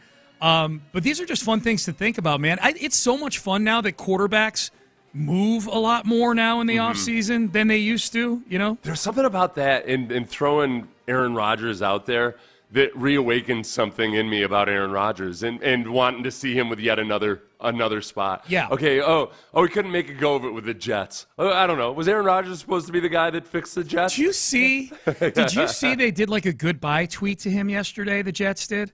Like on their team, they've had a lot of special times together. It was one of those tweets where it's a back shot of him like walking off into the sunset in his Jets uniform, like, thanks for everything you did for us, 8. Like when they call you by your number, there's that sort of affectionate. He's not even, you're so affectionately, you remember 8. All the fond, how many victories did he 5. deliver onto the Jets? 5. One of them against the Texans. 4 snaps in 1 year and 5 wins, and one of them against the Texans. Exactly. This goes back across multiple schemes and regimes now. The Texans' defense in the last couple years has had some really annoyingly bad performances against bad teams, but they have also now going back to Eli Manning and now Aaron Rodgers. There's somebody that I'm forgetting. They've given some aging quarterbacks like their final stab at glory. Yeah. Eli Manning was on fire at NRG Stadium. Yeah. And in his last season. Last good game he ever had. Yeah. Yeah. He just carved him up over the middle. Mock draft injection. What are the experts trying to dish to the Texans at 25? I'm not going to lie. We do it every day during draft season at this time. We'll do it coming up next. Your daily mock draft injection. Stay there. It's fed.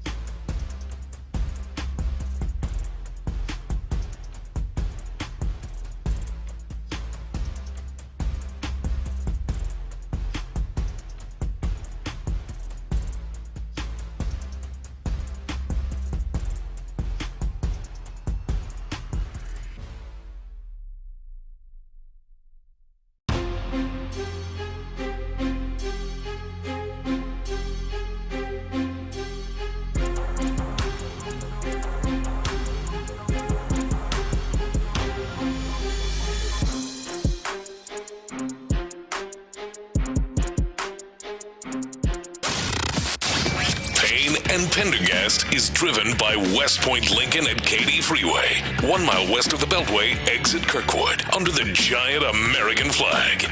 Live from the Mokaram Injury Lawyers Studios, Sports Radio 610 presents Payne and Pendergast. So in y'all's wild possible trade scenario, this is a text to the Jim Adler, the Texas Hammer text line. In y'all's wild possible trade scenario, the AFC South quarterbacks are Anthony Richardson, Shedeur Sanders, Cam Ward, along with some guy named C.J. Stroud. We get so aroused. Now, here's the thing about Anthony Richardson. I do not think by anybody's stretch of any imagination, no matter how grand and ludicrous, is he the quarterback of the future for the Colts. But on any given Sunday, he terrifies me. Yeah. He's a sub 50% passer in the year 2025. But he makes up for it with some incredible throws at times and his legs. And the problem is his legs are only healthy about 50% of the time. Right. So you're not gonna win the division or win a Super Bowl or a playoff game very often with him. But on any given Sunday, I am petrified of him because he can single-handedly destroy you with a couple of plays. Here's the thing, and this is a good segue actually into what we're about to do because we're about to do the daily mock draft injection. The fact of the matter is, if you're a Texan fan, you should want these teams spitballing on all these quarterbacks because if you look at the hit rate on quarterbacks, there's a much better chance that these teams are doing further damage to their team than curing their ills. I mean, just look at the drafts. Now, last year's draft is an exception. There are a few guys, like I think Caleb Williams is going to wind up being pretty good with Ben Johnson. Jaden Daniels had the best rookie year of any quarterback, maybe ever, including C.J. Stroud. Bo Nix was very good in Denver. Michael Penix is going to be the guy in Atlanta. Like there is, and Drake May did some good things for New England. So there's a lot to like about this. Prior to that, there was a 3-year window where other than C.J. Stroud, there was really nobody, and I'll include Trevor Lawrence in that. Everybody thinks there's more people think Trevor Lawrence's contract is an albatross than some sort of foundation Jacksonville has built. You should want Tennessee to take one of these quarterbacks with the first overall pick. I'll tell you what, this year, if you look at the final 4 teams that were in the playoffs, there's a lot to be said for, man, that was a great illustration of not being desperate to take a quarterback. Yeah. You have Jalen Hurts, who was drafted in the second round, and they're desperately trying to say, oh, no, this has nothing to do with Carson Wentz, whatever, he's the guy. Jalen Hurts worked out pretty damn well, I would say. You look at Pat Mahomes, not a top 5 quarterback. Nope. Where did Mahomes go? 10th. Josh Allen was what, 7th? 7th. So right, and then you have, who am I leaving out here? Lamar Jackson was 32nd. Yeah, Lamar Jackson 32nd. Yeah. I mean, so yeah, things have equalized a lot, and now the prospect of trading for a veteran like Matt Stafford or Tom Brady. You look at the guys that have gotten to the Super Bowl or 2 divisional rounds over the last several years, and it's moving way far away from, man, you got to take a quarterback number 1 or 2 or 3 overall. I mean, so far, I know Bryce Young made a lot of progress in the second half of this last season, but I still think even there, yes, CJ was a top 2 pick, but he wasn't the most highly regarded, apparently, quarterback in that draft, and I still like him a lot better than Bryce Young. Yes. So, I like people being desperate 3 picks because it's feeling more desperate than it used to. No doubt. We're in a weird spot where people are really, really, really desperate for quarterbacks, and yet teams have done a really good job of finding them outside of the top 3 and having successful teams. Yep. All right, let's get to the mock draft injection for the day. This is Dan Parr of NFL.com. Dan Parr, he's one of the army of NFL.com writers who do mock drafts on here. So let's get right to it. The aggregate so far has had the Texans taking an offensive lineman, various names, but with other positions sprinkled in. Let's see what Dan Parr has to say here. There's no trades going on. It's just with the 25th overall pick in the Dan Parr NFL.com mock draft, the Houston Texans select Emeka Egbuka, wide receiver, Ohio State. Here's what he says. With Stephon Diggs and Robert Woods headed for free agency, with Tank Dell working his way back from a severe injury, there's a gaping void at receiver in Houston. the Texans do right by their quarterback and reunite C.J. Stroud with his fellow Buckeye. I know you're an Emeka Egbuka fan, Seth, right? I do, and partly because if you look at a guy that doesn't go really high in the draft as a wide receiver, okay, he's not going to have those elite physical traits, and just not. If he has electrifying speed, it's usually that he's not that big, and vice versa. Or if he's huge and he's just not all that fast. I think Egbuka is a good blend of strengths and weaknesses, but where he makes up with some of the, I guess, weaknesses as a prospect.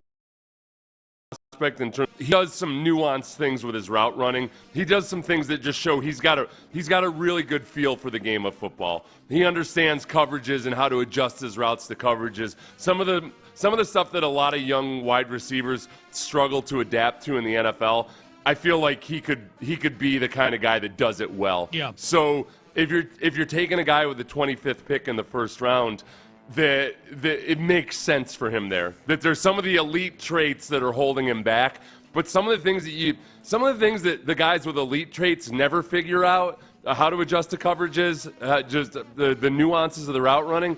I feel like he's got a lot of potential in those regards. So it makes a lot of sense. Can he get open? That's the big question. Can he get? That's a big question for any receiver that they draft. The Texans were very clear last year going into either last year or 2 years ago, whenever it was.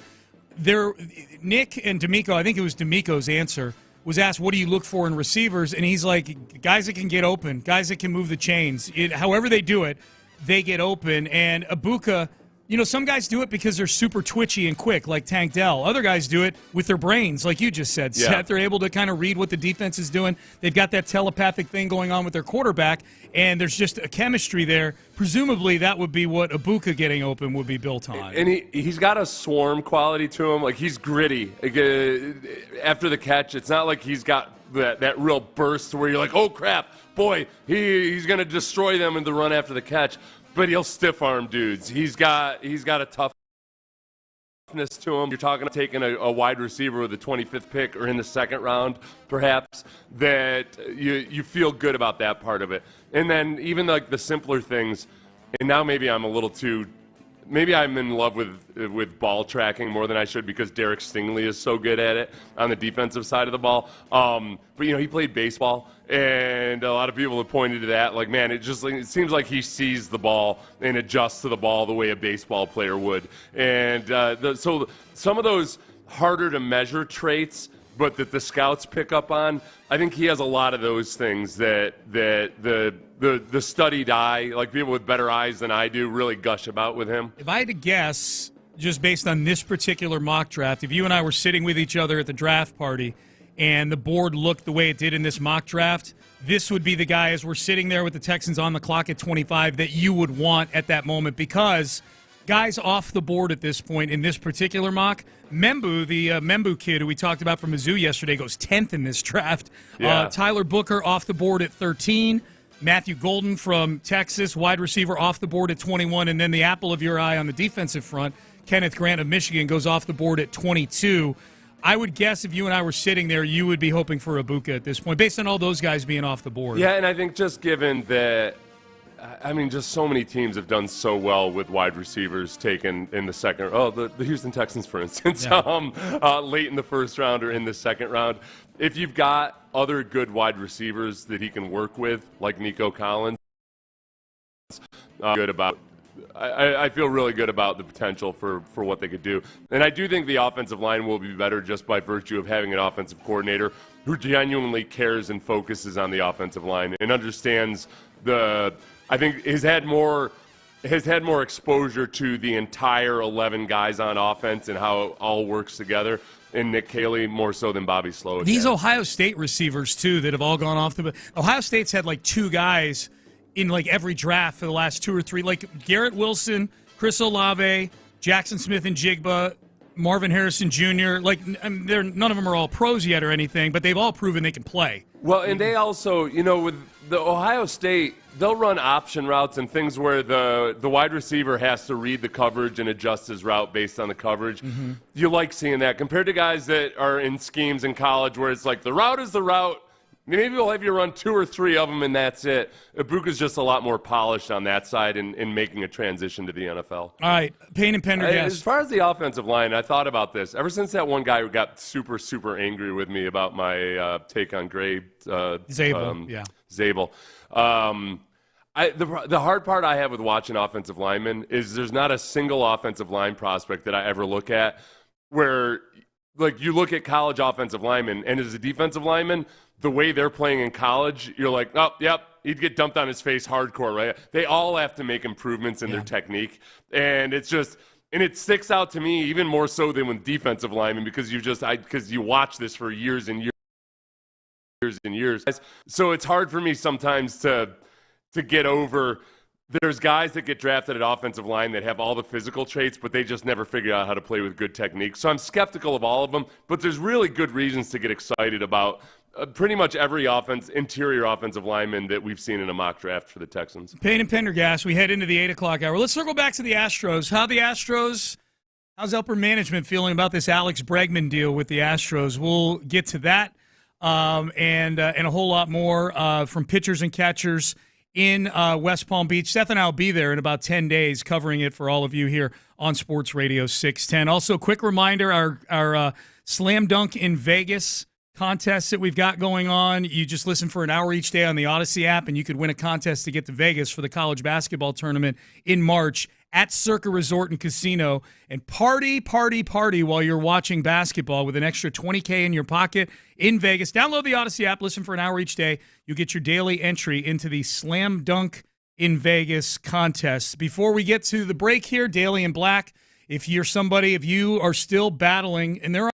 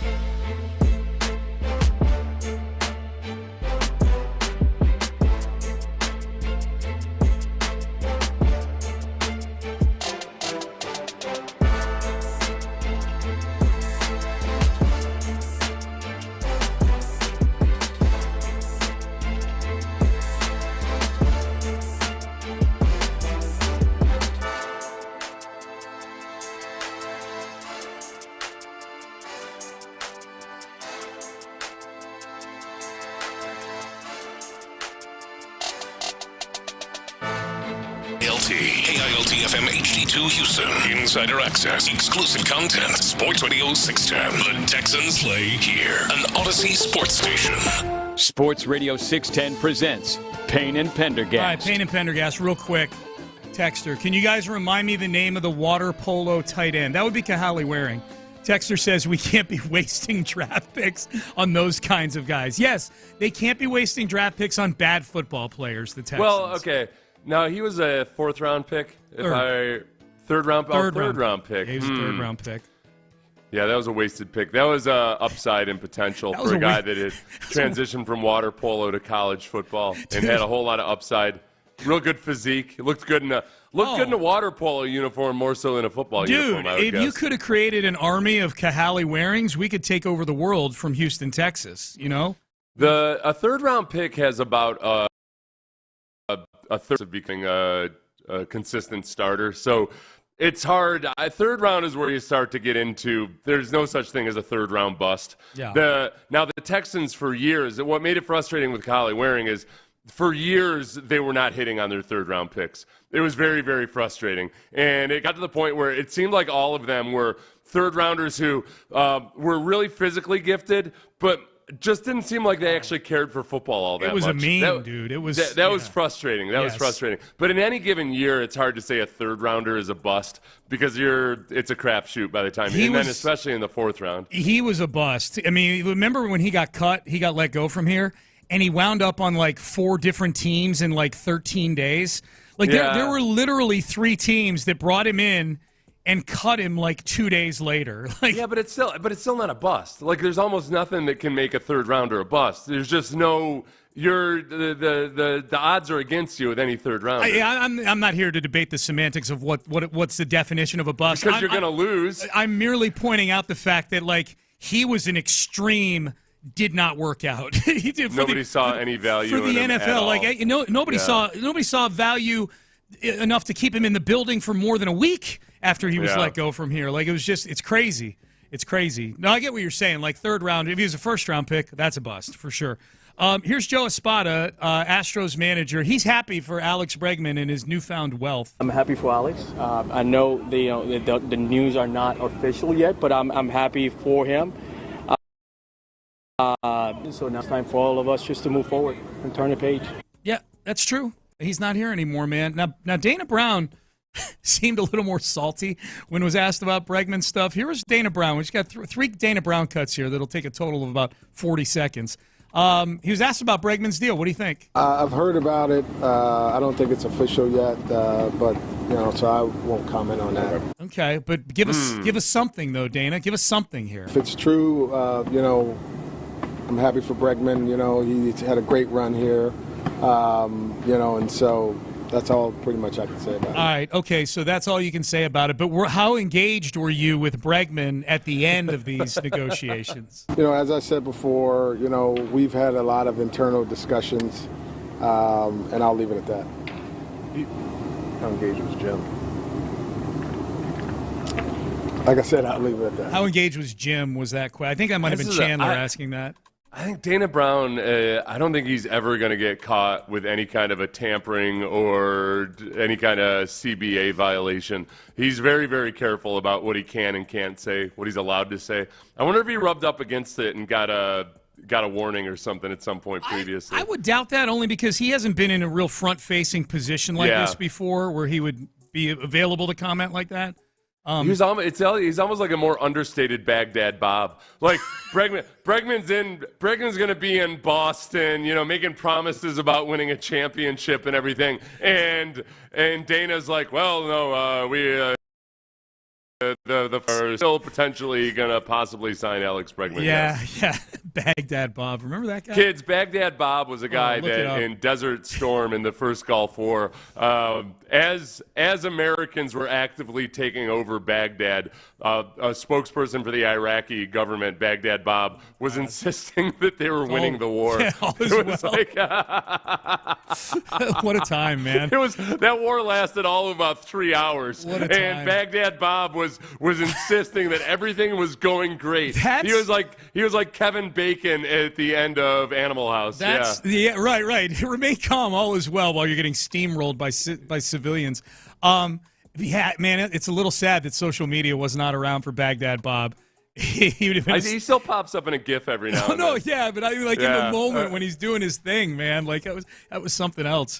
Hey, by the way, in terms of the pronunciation of GIF or GIF, one of our listeners pointed out that the guy who invented the GIF does pronounce it GIF. So, yeah, I think he's wrong. I think he's a classic one of these computer nerds that it's good at the math but awful at the verbal. Because the G stands for graphic, right? Right. Okay. I've used brilliant both. Mathematician doesn't do acronyms all that well. That's all. I've used both, but I used GIF that one day, and you were all up in my business, man. Like you were defending the honor of the pronunciation of the GIF. I'm just joking. You might be right about Caley Waring being a bust. Yeah, 7 total targets in his career. That's all right. I'm going to give you that. Okay. And they all came in his rookie season in a 2-year career, he had 7 total targets. Targets, not even catches. Yeah. 3 receptions. Oh, wow. A 42% catch rate. Yeah. Caught a few of them. Oh, man. Hey, 11.7 yards per reception. That's good for a tight end. Okay, for tight end. Yeah, boy, he was really stretching the field on those 3 catches. I'm a little upset with Chandler Ohms, Seth, and it's over a Bregman thing. And ironically, this was not even something I discovered on my own by reading Chandler's stuff on The Athletic, which I do. I think Chandler does a great job covering the Astros. Let me say that. I think he's excellent. I think he's done a good job reporting things. He's gotten into that breaking news realm as well. He was the one that broke the Bregman news. All the big Nugget hussies in baseball had to cite at Chandler_Rome or whatever his X handle is. He's doing a great job. However, in this particular article, which he wrote earlier this week, and it's sort of a history of Alex Bregman with the Astros and exactly what we're going to be missing. He cited a story, an anecdote from back in July of 2016 when Alex Bregman was a guest on The Triple Threat starring Sean Pendergast, Rich Lord, and Ted Johnson. When we had Bregman on our show, he was in AAA at the time, and he was killing it. He destroyed AA for a few weeks, was killing it in AAA, and he was it was very evident he was going to get a call-up pretty soon. For whatever reason, the Astros gave him to us to do an interview. We're really happy about it. I think we probably asked for it. And that, you got to keep in mind, that was still at a stage where the Astros had not won a World Series yet. If you go back and listen to 14 through 2016 days, we got a lot of Astro guests because they were still kind of climbing back onto the radar at that point. Yeah, you want them, you got them. There you go. We had Altuve on a few times. Like now, it's a lot tougher if you're not the flagship. But at any rate, so in that interview, I asked Bregman towards the end of the interview, hey, when you were a kid you're a real baseball junkie. When you were a kid growing up and you dreamt of your first at-bat in the big leagues, who did you envision it being against? And I was expecting him to say, Justin Verlander or, Randy Johnson. Find out later his mom was a Yankees fan or, maybe that. Yeah, just who did you dream about? Everybody's got that dream. You're standing in the batter's box. Who was pitching to you? And his answer was interesting because he goes, I don't know, but they're probably wearing a gray and red uniform. Yeah. And I'm like thinking, and I pull up the schedule and I'm looking, I hit mute to Rich and Ted. I'm like, they play the Angels this coming weekend. I think he's telling us this is when he's getting the call up. And that kind of was what he was implying with that answer. We didn't think it would turn into a big deal or anything like that. We talked about it for a little bit after we got done with him and whatnot. Yada, yada, yada. He doesn't get called up till the following week to face off against the Yankees. And at that point, the rumor had been that him being so cocky and brash on our show about when he was getting called up, that this was sort of like a Belichick-type punishment. Like, oh, you're going to tell us when you're coming up. Okay. Or you're giving away before you're actually here, you're giving up information about what our lineup's going to be. Right. And it's one of the better moments on our show back then on the Triple Threat. So Chandler Rome, the very first paragraph on this story that he's doing about Bregman, says, on July 19th, 2016, a cocksure, can't-miss prospect phoned a Houston sports radio station. That radio station vague. was Sports Radio 610, man. How hard is it? Yeah. It's fewer letters and numbers to type Sports Radio 610 than a Houston sports radio station. The Astros, I'm continuing. The Astros sat amid a slog of a season, staggered by a 17-28 start, yet still within striking distance in the AL West. Summoning a spark seemed logical, so Bregman lit the fuse. Toward the end of Bregman's interview, hosts asked him to envision the pitcher against whom he may make his major league debut. The three of us did not ask the question like a barbershop quartet. Yeah. Well, there was one host asking the question, and his name was Sean T. Pendergast, all right? Oh, okay. So, and I'm being a little selfish right now, but yes, it was me. Now, what's funny about this is, who was most agitated by Chandler not citing the station or the hosts by name? Yeah, who was it? Rich Lord, who texted me about this yesterday. Did you guys hear? Rich I'm impressed that Rich is still paying for a subscription to The Athletic. Sports fan? I know, but he's staying it tough. It's a kind of a, it's not as expensive as it used to be, but it's still, you're plunking down money for a pay site for their quality content. It's a great value. The Athletic would be one of the, if I had to cancel all my subscriptions. It's a great value unless you're worried about proper citations. Thank you, Seth. That's right. I do have the opportunity to cancel my He did phrase it. A sports radio, which was not one of 4 other sports radio stations and 978 that are. This was a sports radio station. Yeah. He didn't put it as obtusely as sometimes he puts his various rankings. Okay, he does. He gets a little wordy. Okay, do you think? So that begs the question. Do you think? Because I think overall, like Chandler, I think Chandler does a really good job covering the Astros. But sometimes you and I kind of poke fun at how he frames really numeric type of things, like instead of saying it's mostly because it's usually me at 4 a.m. trying to figure out, like, okay, he'll say like, well, the Astros woke up this morning with the 6 teams having a worse ERA than they have in the bullpen of pitchers who aren't pitching in the first 6 innings. Instead of just saying, tell me that the bullpen is the 7th worst in the last couple weeks. Instead of saying, as of Tuesday, they're 23rd in bullpen ERA. Right? It's 3 cents. So we poke fun at him for that, amidst saying he's excellent at his job. Do you think? Well, we'll get to ask him. I'm going to ask him when we go to West Palm Beach.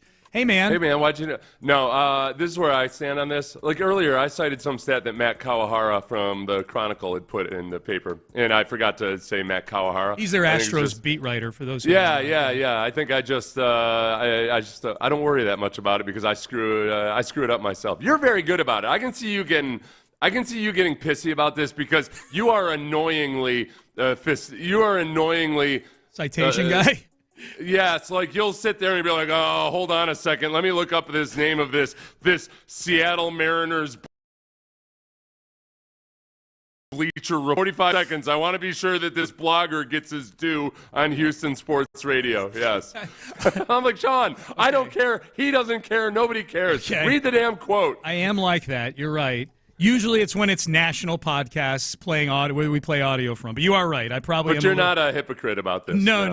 Yeah, right. Exactly. It almost does feel the fact that he mentions the sports radio station several times without ever just slumming down to go down into the talk radio. These writers all love to believe that somehow they're the bastion of all that's pure in sports reporting. Is they've completely abandoned citing two sources for anything, but they're the ones that are they hold the flag for integrity and journalism, not those blowhards on radio that just talk out their wazoos all day. Right. Well, I'm sorry you weren't born with a personality, Mr. Sports Writer. Yeah. Yes. Am I a bad team player that I'm more agitated with the hosts asked him to envision the pitcher than I am him not citing the station? Listen, as far as when it comes to the host, he might have gone back and listened to the interview, but not, he doesn't know the voices or anything. So he has almost, he has to make the decision like, all right, do I have to send this to somebody to figure out who this is asking the question? I'm surprised he might not know your voice. I'm surprised you're not more agitated by this because I feel like this is something that would be more up your alley than my alley. He says hosts asked him the question. That means that 3 hosts on the show were asking him this question. It's literally incorrect. In unison. You guys did. You found it. Right. Yeah.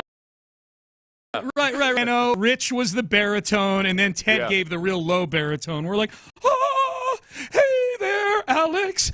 Did you envision a pitcher in gray and red? Yeah. I don't know. You should ask the listeners on this one. Yeah. Put him on the Jim Adler text line. Is Sean being a little too prima donna-ish on this one? If we're being honest, if we can just unpack these last 6 minutes, I'm really the only one that cares about this. The listeners don't. I'm the one looking for citation. I think you and everybody else are like, Sean, why are you pining so hard for this right now? Somewhere when I was in high school, I'd read something about, not caring about getting credit for the things you've done. Just try to do it purely. Yeah. So I've really, and maybe it's just because I'm lazy and I don't like having extra junk around the house. I really don't care about trophies or anything else like that, and I try not to care about people saying, like, whether or not people say nice things about me. Yeah. It's hard, because your ego always wants to step in. So I try not to complain about not getting credit for things. I try to be a good, I don't know. You don't complain about it. I don't know if you actually, inside you're seething, burning. Yeah. But my facade, no, I try real hard not to give a damn about it. All right, we had 5 questions that we were looking for answers for in the Nick Kayley, D'Amico Ryans press conference. We laid them out yesterday. We even laid out how we thought they would answer them. How did they answer them? The 5 big questions from Payne and Pendergast we needed answers to. How did these guys do yesterday, Nick Kayley and D'Amico Ryans? We'll discuss that next. Now, look, today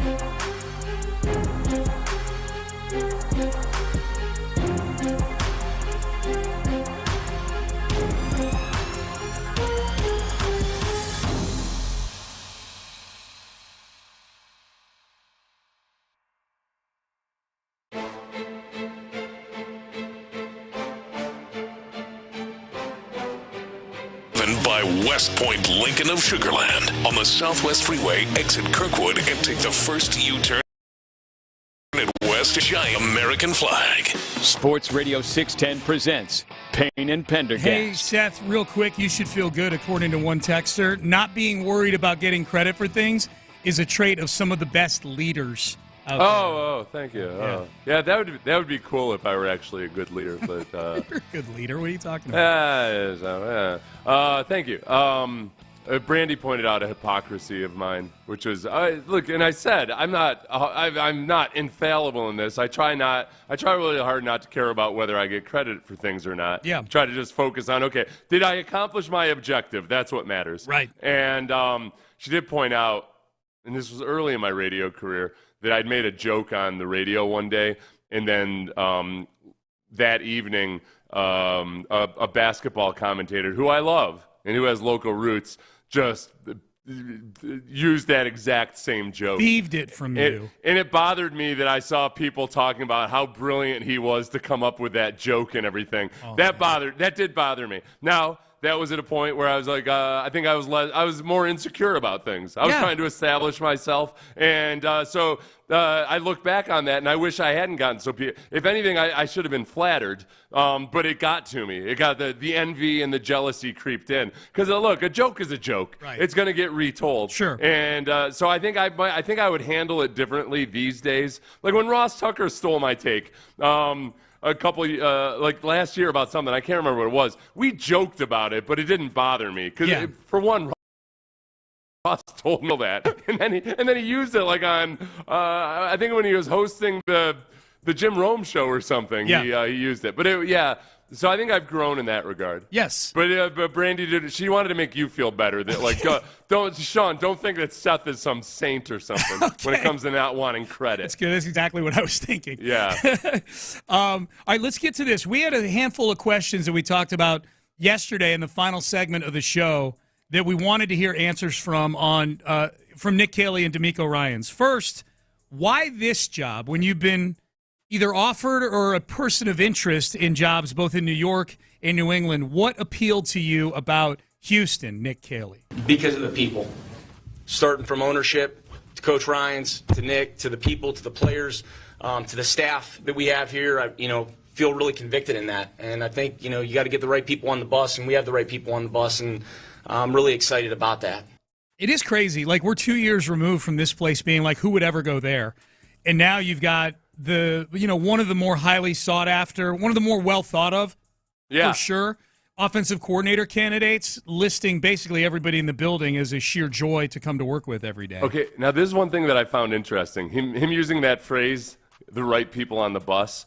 That's kind of it's a common metaphor that people use, a bus metaphor about a team and everything. But we know that one of D'Amico's favorite books that he keeps on his shelf behind him is The Energy Bus. Oh, yeah. Hold on a second. I got to be sure I get the author right, Sean. It's John Gordon by John Gordon.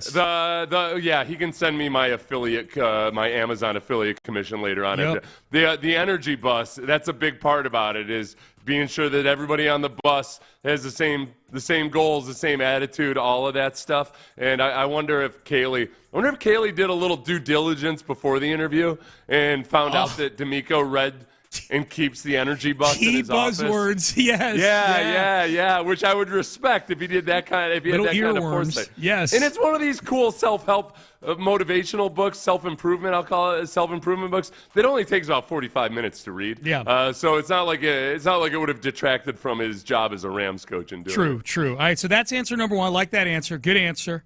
Number two, what's the plan for the offensive line? And just as we predicted, Seth, the offensive line became not just a one-question thing, but really like a 3 or 4 question thing for Nick Kayley. But this was the first time he was asked about it in the press conference yesterday. I think it all starts up front, obviously, and it's really all 11. I mean, we all got to be in sync, and I think protection starts, obviously, with communication, with trust and communication, cohesiveness up front, and really having clear, rules in the protection system. So we're gonna, we'll be going through that process. Obviously, I got a, history with Cole, dating back to my time in New England. He was our offensive line coach, and I coached the tight end, so I have a really good working relationship and a level of trust with Cole. He's a very good football coach, and I'm excited to go through this process with him.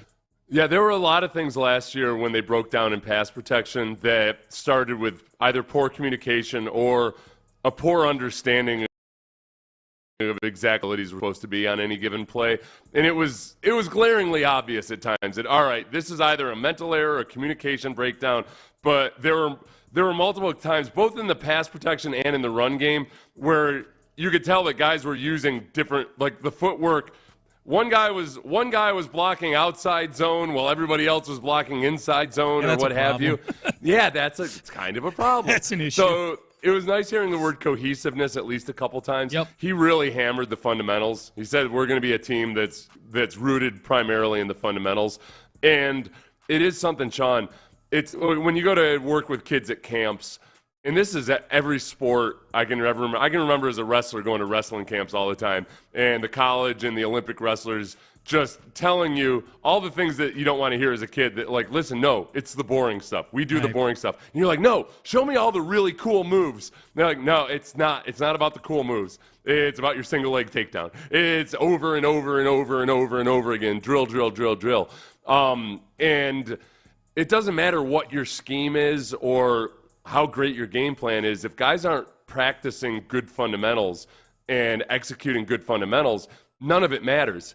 And it's a theme that really came out in listening to Nick Kayley talk that I really liked was, man, this is a guy who at the very core of it just wants his players to be well coached, to have the technique that they can execute whatever he's asking them to do. You go back to the Patriots and when they were so good offensively, obviously, but one of the reasons they could be a good game plan offense, and I think he used that phrase yesterday, a game plan offense. We heard that from Bill O'Brien when he first got here. One of the reasons they could do that was that the offensive line had such good fundamentals that, they might be an outside zone offense one particular week. And then the next week, they're going to be running duo and gap scheme and other stuff that's completely different. But because they had good fundamentals, they could change from week to week. And I do think that was a weakness of Bill O'Brien's offense is that he knew how to scheme against different opponents, but I don't think that they were a fundamentally sound football team with Bill O'Brien, and that's one of the things that kept them from being a genuinely good offense. I was surprised there wasn't more negative reaction to him actually using the words game plan offense in the press conference yesterday, based on Bill O'Brien leaning on that for years here in Houston. And we came – there was a little bit, I didn't even want to bring this up, but there's some similarities to moving on from Gary Kubiak and then Bill O'Brien coming in, and when he said game plan offense, people got super excited. Yeah. Because Kubiak, it's a lot of, like in a Kubiak-Shanahan classic scheme, it's a whole lot of like, listen, we're not going to change the offense that much versus any given opponent. So people were really excited to hear like, oh no, it's going to be different from week to week. And then yesterday, same thing. People got excited. They're like, yeah. So, but what Nick Kayley would tell you is it's all about the execution. Yes. It's not. It's at the end of the day. Yes, that's what we're going to do. We're going to be more of a game plan offense. Got the fundamentals nailed down. All right, why this job? Plan for the offensive line. Those are the first two. The third question we were looking forward to hearing. Just what's he think of C.J. Stroud? C.J.'s scouting report. Yeah, I mean he can spin it. He throws the ball. He's an accurate thrower of the football. He's a natural thrower of the football. He's instinctive. He's got the it factor, and he's a warrior in terms of his competitiveness. And I've admired him dating back to his college days. So I'm really excited to have an opportunity to work with him. Yeah, he didn't really get into specifics either time that he talked about C.J. Stroud. I mean, that sounded like just very much like the nice things that you would say about a quarterback. I think he leaned into the toughness in one of the other sound bites. I don't think that Caley he hasn't spent nearly the amount of time watching the film and looking at specifics right now as he's probably comfortable with.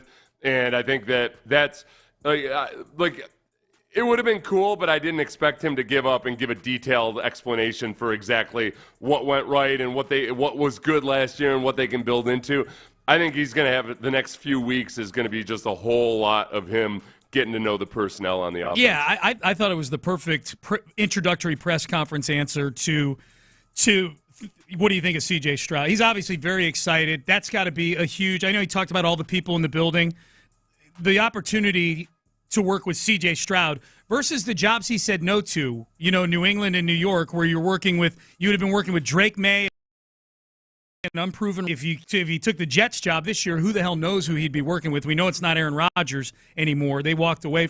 Those two sides walked away from each other yesterday. Let's get the last two in here real quick.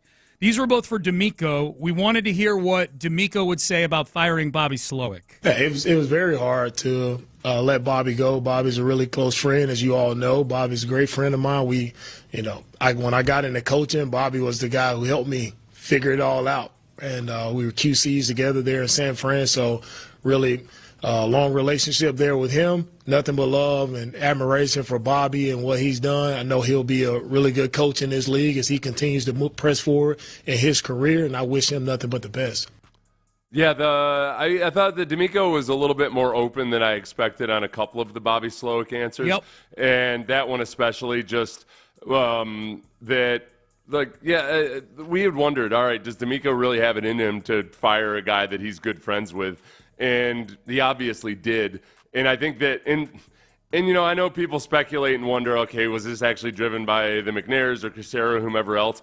I thought by way of the positives that he said, the positive things he said about Nick Kayley, a lot of the positives were the things that are like the direct opposite of what we saw from Bobby Slowick this year. I think that D'Amico very clearly looked at it and thought Bobby's just not ready for this, and he was not able to adapt, because D'Amico brought up adapting and adjusting a couple times. That was a big weakness of Bobby Slowick this year, was not adapting and adjusting to things like seeing a whole bunch. And so, yeah, I think it was probably really hard for him on a personal level, but it was what had to be done. Yeah, you nailed it. I thought his answer for that was way longer than I thought it would be, and way more insightful than I thought it would be. Last one. This one won't take long. Hey, D'Amico, what's going on with the Stefon Diggs potential contract extension? We won't get into specifics on free agents. That's a process that'll take its time, so I won't get into specifics on different guys.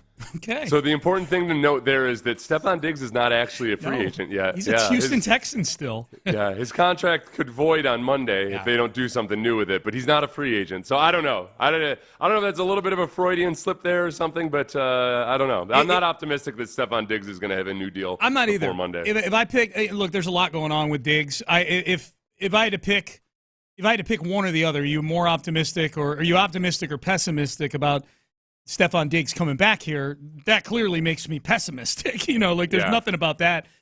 If I had to choose one, there's nothing about that I'm like, oh yeah, Diggs is for sure coming back. He didn't refer to him by name and called him a free agent, but he's definitely coming back. I do feel optimistic that Stefon Diggs will keep an open mind about free agency. And I don't feel like Diggs would be overly upset with the Texans for not giving him a huge offer before he hits free agency. Especially with a guy who's an aging wide receiver, I think the Texans might think, you know what, Diggs needs to go out there and see what his market value is, because we want him to feel good about it. Like he got value. Yeah, if he comes back here, that he's not going to have second guesses about whether he should have tested the market or not. Maybe. Stand on Odyssey app for an hour each day for your entry into the Slam Dunk in Vegas contest. If you're the winner, you and 3 friends could be on your way to Circa in Las Vegas for an awesome sports viewing time there during the college basketball tournament. Their stadium swim is amazing. Their big swimming pool they have where you can watch all the games on the huge movie screens out there. It's really cool. Plus, you're getting an extra $20K in your pocket, which is not bad at all to spend while you're in Vegas. Just download the Odyssey app. Listen for an hour each day, just an hour. We prefer more, but just an hour gets you in each day. You get your daily entry into the Slam Dunk in Vegas contest. The Rockets lost last night. It was one of the weirder games of the year, and yet for a big reason, one of the most frustrating games of the year based on who was on the other side, and we'll explain coming up next. When you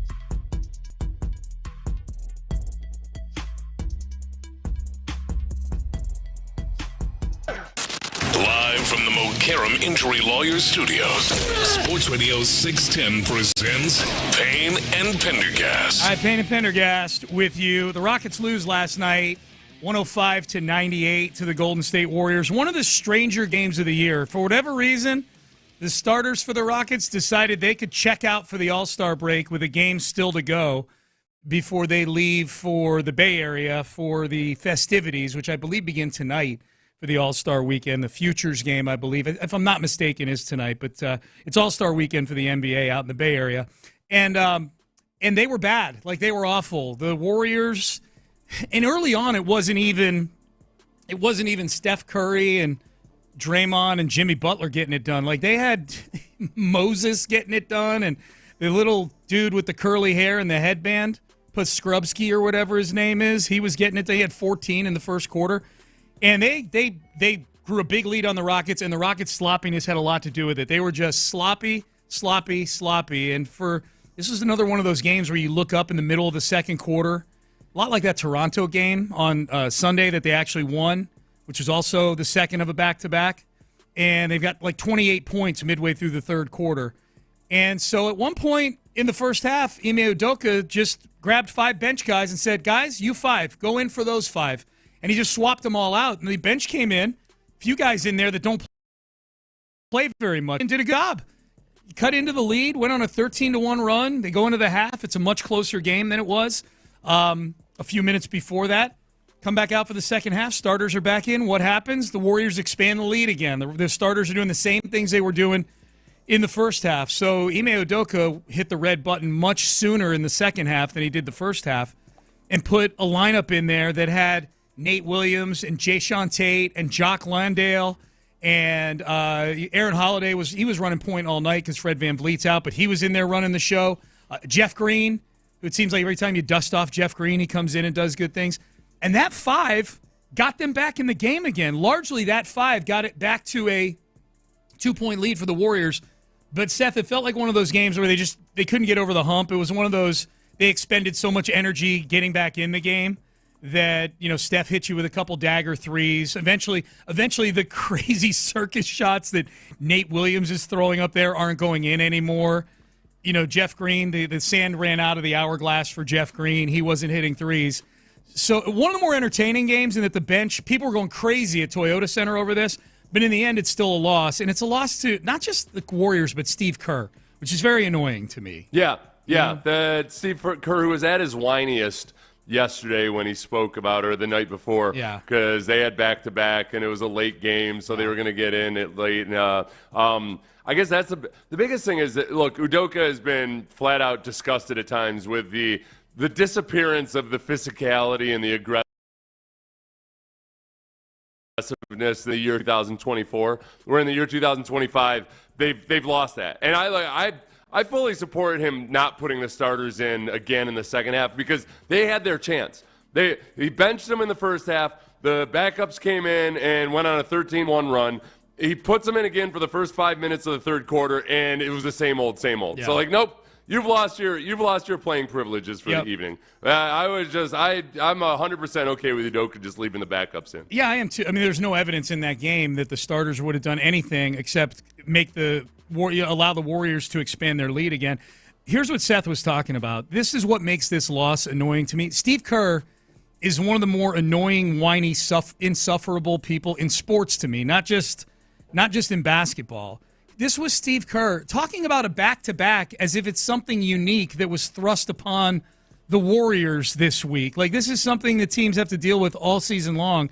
And Steve Kerr, who, by the way, is choosing to do this after a loss to the Mavericks on Wednesday night. This was Steve Kerr complaining about the league going for TV ratings and whatnot. Kind of a fatiguing game, late tip. You're flying tonight. I mean, can you go with all your veterans tomorrow? I don't know. We'll talk to Rick after. So it's a tough back-to-back, and that's why that's what makes this loss even more frustrating. Is that we got to get into Houston at 3 o'clock, whatever it is, because the NBA and its infinite wisdom makes us play an 8:45 game, and they clearly don't care rest or player health. It's just ratings and all that stuff. So I get it.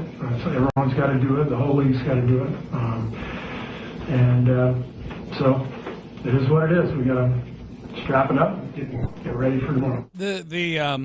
There's this element with me, Seth, where anything where guys are complaining about TV ratings and the league does this for TV, where there does need to be a reminder that these massive TV ratings and the television and media element are the reasons you get paid whatever, $15 million a year to coach a basketball team. You know? Yeah. All right. You know, like Steve, and listen, Steve Kerr, let's not act like there aren't active discussions about this between the league and the teams and the players themselves and everything like that every year. But no, you had to whine about it because it was hurting you personally in that moment. That's what bothers me about this loss is you had a guy whining about the fact that his team even had to play this game, and then they come in, and it was really an embarrassing game for the Rockets, the way they played in that game. Right, you know, right. They did exactly what you might have expected the Warriors to look like.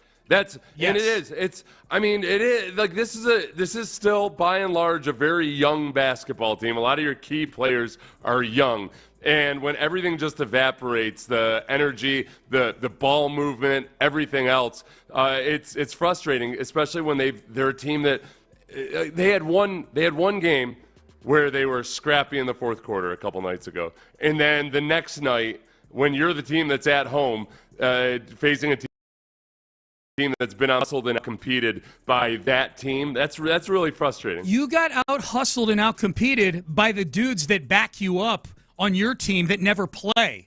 That's embarrassing. Like that Nate Williams comes into that game and gets whatever it was, 11 or 13 points in like 9 minutes, whatever it was. Like he was on fire. Like that, I mean, I know all the guys on the bench are happy for him because, and to the credit of the guys who were getting benched in that game, like the starters were fired up when, the Golden State's calling timeout and all the backups are coming off the floor. Like everybody was super fired up about it. I think none of these guys all know they're not losing their jobs over this game. But there does need to be a level of embarrassment over how that game played out. It's almost one of those games where I have no idea exactly what goes on in Udoka's head, obviously, but I could see it being one of those moments where you almost, as a coach, Udoka might have been upset if they had won with the backups because he really was like, he wants to be able to tell those guys, like, no, look, this is what happens. Yeah. If you guys don't want to be true professionals. I know everybody's heaping all this praise on you. Yep. You got all these yahoos like Seth Payne at the trade deadline saying, why would you trade for anybody? These guys are awesome. Yeah. How awesome do you feel right now? It's funny. Huh? It's you funny. couldn't go out there, and I gave you 2 chances tonight to just go out and do your job. Yeah. And you turned it down each time. We got texts earlier in the show like, hey, maybe the Rockets could use another veteran or whatever, and it's like I hate the version of myself from a couple weeks ago that acted like trade deadline schmade. But the answer is like, well, that guy ain't walking through that door. Like the only new guys that can show up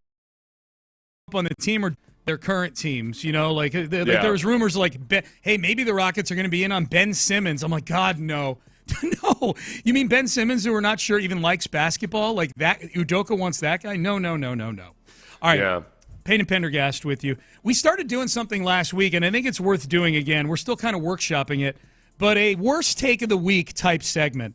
And last week, it was Ross Tucker's take about Yelp reviews, giving negative Yelp reviews to restaurants to try to keep them less crowded for reservations, basically. Like, negative recommendations just so I can get a reservation. So that's the belt holder right now.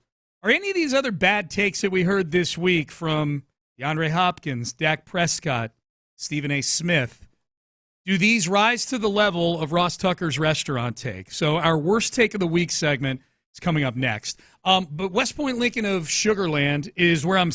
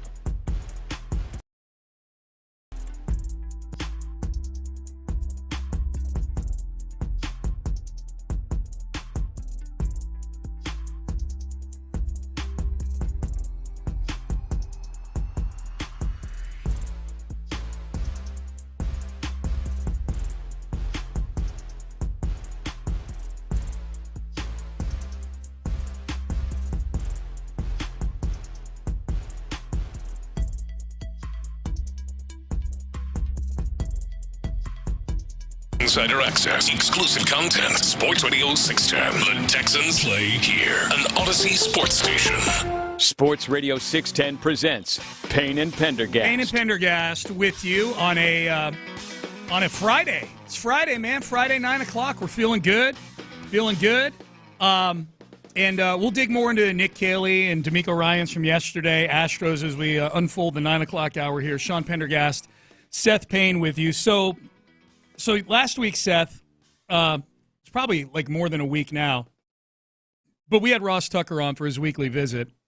And in the midst of some excellent football analysis, he revealed something that he did that is just, I mean, it's really, it really, if everybody were to do this, it would torpedo the economy if we think about it, right? It really would, and it felt almost mean-spirited. Yeah. This take that he had, it was, and more than anything, it stands in stark contrast to anything I would have expected out of Ross Tucker. Same. Who is genuinely a very good-natured, bubbly, outward-focused human being. He cares about other people. But as it turns out, he does not like to wait in line at restaurants.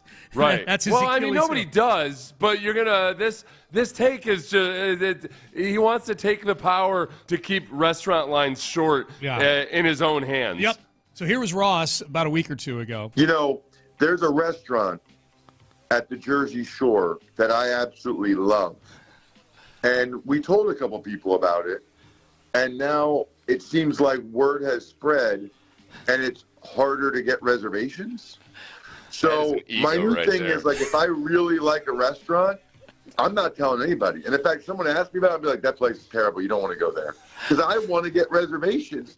All right, underrated, you pointing out his ego and him just continuing to talk right over you. It's as if, like, he was the only person that was telling anybody that this really good restaurant was really good. I love him so much. They were struggling until I put the word out on the street that this was a place to be. Yeah. I think that might be part of what made it so incredibly bad as a take. Yes. That not only does he believe that you should actually actively sabotage that restaurant that you like to keep the lines short, and that you yourself have the power in your hands to be the one person that puts a restaurant over. Okay, so he holds the bad take belt right now, Ross Tucker, right? Especially because he said you should actually tell people that it's bad.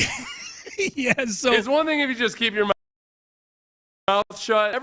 I've known, if you spend any amount of time living in Houston, you know that there are really good restaurants that just, for whatever reason, don't make it. Yep. It's really hard to make it in this town. Yep. There's some incredible places that just don't make it. It's hard to make it as a restaurant. All right, so let's play a few of these from the last week or so. Okay, these are all takes that were uttered on radio or television in the last few weeks, or in the last 7 days. Here was can they take the crown? Can they take the crown, right. Can they pin Ross Tucker 1, 2, 3 in the middle of the ring? Here was DeAndre Hopkins after the game being asked, what was your big takeaway from the Super Bowl? And here's what he had to say. Loss is the loss. You know, it says W or L at the end of the day. Those guys beat us. So, you know, man, tough loss. You know, it's my first year being with the Chiefs, and, you know, I saw a lot of things in the media about the refs, but obviously what y'all gonna say now about the refs and us when there was a lot of touchy calls? Are y'all gonna report that? Are y'all gonna talk about the refs now? Ciao Bella. Yeah, there we go. That's the only thing that saved that take was Ciao Bella. There's two things that salvage it. One, the Ciao Bella. Two, the fact that, like, he's upset. He just lost his chance to win a Super Bowl. A horrible all of that. take. It is, if all you do is look at it out of context and look at the transcript of it, it's a horrible take. But I can't crush him for it because I think he's just upset. Okay. It's probably something that if it was a game in which they had lost and it was close, and they had a bunch of calls go against him, it feels like something that he wanted to say as he was getting annoyed by it over these last few weeks, especially perhaps. So it's a bad take, but it's not nearly close to Ross Tucker's consciously sabotaging restaurants that are doing good work. Local business, yes. Yeah. All right, let's continue with the Super Bowl. Angelo Cataldi, former legendary morning host on our sister station, WIP, was on a podcast and was asked about, And to be clear, WIP is Philadelphia. So he's a Philadelphia, a guy who's been with Andy Reid or watched and covered Andy Reid for a long time. Yep, so that's where we're going with this. Andy Reid, he was talking about Andy Reid on this podcast, who, as Seth mentioned, Cataldi had like a decade and a half of covering Andy Reid. Andy Reid, overrated. Let me let your audience in on a little secret, all right? Because most of the country will argue this to the death. Andy Reid is way overrated as a coach, all right? Andy Reid was in Philadelphia 14 years. He won 0 championships. Doug Peters, who was here 5, he won 1. Nick Sirianni's been here 4, he won 1. The only reason Andy Reid was winning big games in KC was because he had this mastermind, Mahomes, making up plays on the run and doing brilliant stuff. The only reason Mahomes didn't do that yesterday is he had no time to do it. And Andy Reid could not figure out a way to give him time to do it. And the truth is, Mahomes is a great player despite yesterday. Zach, no argument. Reid, the all-time fraud of American sports is Andy Reid. Of American sports, Andy Reid. All right, I can't get mad at Cataldi, man. I'm just hold on. I'm counting up how many seasons Andy Reid has. He's got 23 total seasons coaching in the NFL. Yeah. Guess how many losing seasons he's had? Oh, very few. I mean, 23 seasons. His last season in Philly, and I would guess none in Kansas City so far. 3? I'll say 3. Three total, and one of those was his first season in Philly. You know, when he's taking over a team that had to hire a new head coach. Yeah. If you take out that so he's had 2 losing seasons in his entire tenure, a quarter century in the NFL. Yeah. Went to 4. Everything that he said about, he's got Pat Mahomes. For one, these last couple years, it's been as much about the defense as it has been about the offense. Yep. But 2, he went to 4 AFC championship games with Donovan McNabb. You gotta look at both sides of this thing. Okay. To call him, look, you could put him lower in the pantheon of great coaches. Maybe you make arguments for Belichick here or Walsh there or whatever. But to act like he's overrated, that is an insanely bad take. Okay. That is an insanely bad take. And yet, if Cataldi's got Ross Tucker pinned in the middle of the ring, he's got the leg hooked. 1, 2. Does Ross kick out? Is it worse? Is it better or worse? It's worse. It's worse. It's worse than Ross. Because Ross is, the biggest, are we talking about the morality of it or the accuracy of it? Ross's take, at least, except for the part where he's single-handedly taking responsibility for the word of mouth, but it at least makes logical sense that all right, he's encouraging other people hey, let's all get together, and if we don't like this, if we really love this restaurant, let's not tell anybody about it. It's bad, and it's ultimately self-defeating. Okay. And yet, the logic of it at least makes sense. Okay. The logic of acting like, hey, anybody could win multiple Super Bowls, and it took him way too long to do it. That's the part. Well, despite having a lot of success in regular seasons and going to NFC championship games, Cataldi's is the worst so far. Cataldi is the new champ. All right, I like this. We're treating this like a championship belt. He didn't just say he's overrated. He said he's one of the all-time overrated coaches. Frauds in American sports. He said fraud? Frauds? I didn't know if I imagined that or not. No. Ben, can you play the last 5 seconds of what old Catalders said right there? Of American fraud of American sports. All time. Yeah. All right, so Cataldi. Okay, I love this format. So Cataldi is the new champ. We're going to need wrestling sound effects and everything because we're going to do this every week. Take a mania. Cataldi. Okay, so now Seth, I've got a few more of these in the holster.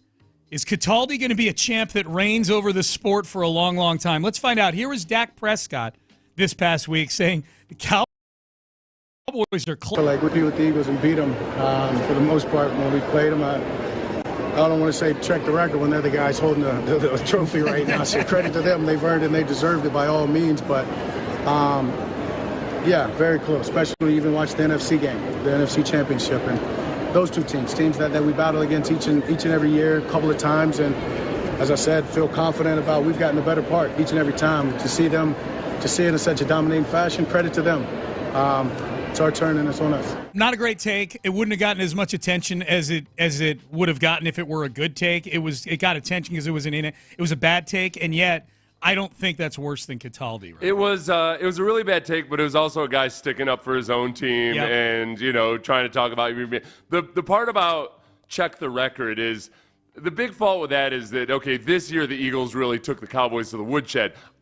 Dak didn't play in either of those games, if I recall properly. Oh, okay. They were in the back half of the season. They load up the divisional games. Yeah. So, which is selfish by a quarterback. He's like, hey, they didn't beat me this year. Yeah. But I, much like with DeAndre Hopkins, I get where it was coming from. It's so I'm cool with it. Well, I think the question too. I think he was referring to both the Eagles and the Commanders because they played each other in the NFC title game. Yeah. Let's point out the Commanders were picking second in the draft a year ago. Like I do think there's an element to the NFL where every team feels like they're close. You say it every year, Seth. The training camp. The great thing about training camp is that there's 32 teams that many of whom are deluding themselves into thinking they can get to the Super Bowl that year. Right. It's the way the NFL works, right? And you thought we were going to be right there with it. Yeah. I was like, this is the year for us. Right. Damn it. And if we had just practiced somewhere where we didn't get black lung, then we might have been in there too. Yeah. Expansion year, I was terrified. I thought we were going to get destroyed every single game. We couldn't get a snap off in practice the week before the Cowboys game. Oh, I thought I was dreading it. I had a full-bore mental breakdown 2 days before that game. Randy was worried about me. Oh, really? Plus, and I was just checking. Yeah, Dak didn't play against the Commanders this year either. Okay. So at the very least, when he's drawing on his personal experience versus those teams, I guess that it makes a little bit more sense. That it would be the previous year. Yeah, he's had a good record against those teams for sure. All right, how about this one? So right now, the champion in Take-A-Mania is Angelo Cataldi. Formerly of WIP, with his Andy Reid is the biggest fraud in American sports. Here is Stephen A. Smith with Brian Windhorst on ESPN saying that the Lakers, after the Doncic trade, in need of a center, should sign Dwight Howard. I haven't seen him in a couple of years. I don't know how he's looking, Wendy, but I'm finding it hard to believe. All you need is somebody to defend and rebound. Why not look at a Dwight Howard? Sure. Why not look at somebody off the scrap heap? He's always in shape. He never looks out of shape at all. Don't get me wrong. I understand, Wendy. I know we ain't seen him in a while. But Shannon brought up names like JaVale McGee. Others. Just look around. I would say this to you, Wendy. Look around the league. Who's available? I mean, what are we talking about here? What are we talking about? He's playing in Mongolia. Why don't you call him? Who? I mean, DeMarcus Cousins is playing in Mongolia. Why don't you call him? I'm tell you why. He's literally playing in Mongolia. Dwight Howard's going into the Hall of Fame because he's retired for so long. His last time he played was in Taiwan. Are you being serious? I'm being serious only from this standpoint. You don't need anything from him. You just need a big body who can rebound, okay? And kind of do something to play defense. You don't need. I'm not telling you that the man is going to be what he once was. Right, so we know okay? we know why the badness is out there already on this one. It's okay. So Dwight Howard hasn't played in. This is the third season in which he will not have played the NBA. His NBA last basketball. season, he was a bench warmer for, wait for it, the Los Angeles Lakers. He did shoot 53.3% from the 3-point line that year, though. So there's that. He did. Could You're be right. a 3-and-D type of guy. He did. What was Dwight doing? 3-and-D. You're right. He shot five. Okay. He shot 533 from 3-point range. The crazy thing about that is there's no small number of threes that gets you to like 53. You know, if it was like it wasn't like 67% or 750 or 800, 75%, something like that. Yeah. Shot like 25 of them. Yeah. Okay, so it's the sum total of it all. I could see where he was going with that. Yeah. He is 39 years old, but he's always in shape. Yeah. And the biggest issue I have of that is in basketball, like it's football or something, where you play defense on one side and then offense on the other. Yeah. It's not like Dwight's going to come in and give you heavy minutes and solve your defensive issues with the 16.2 minutes that he was playing 3 years ago.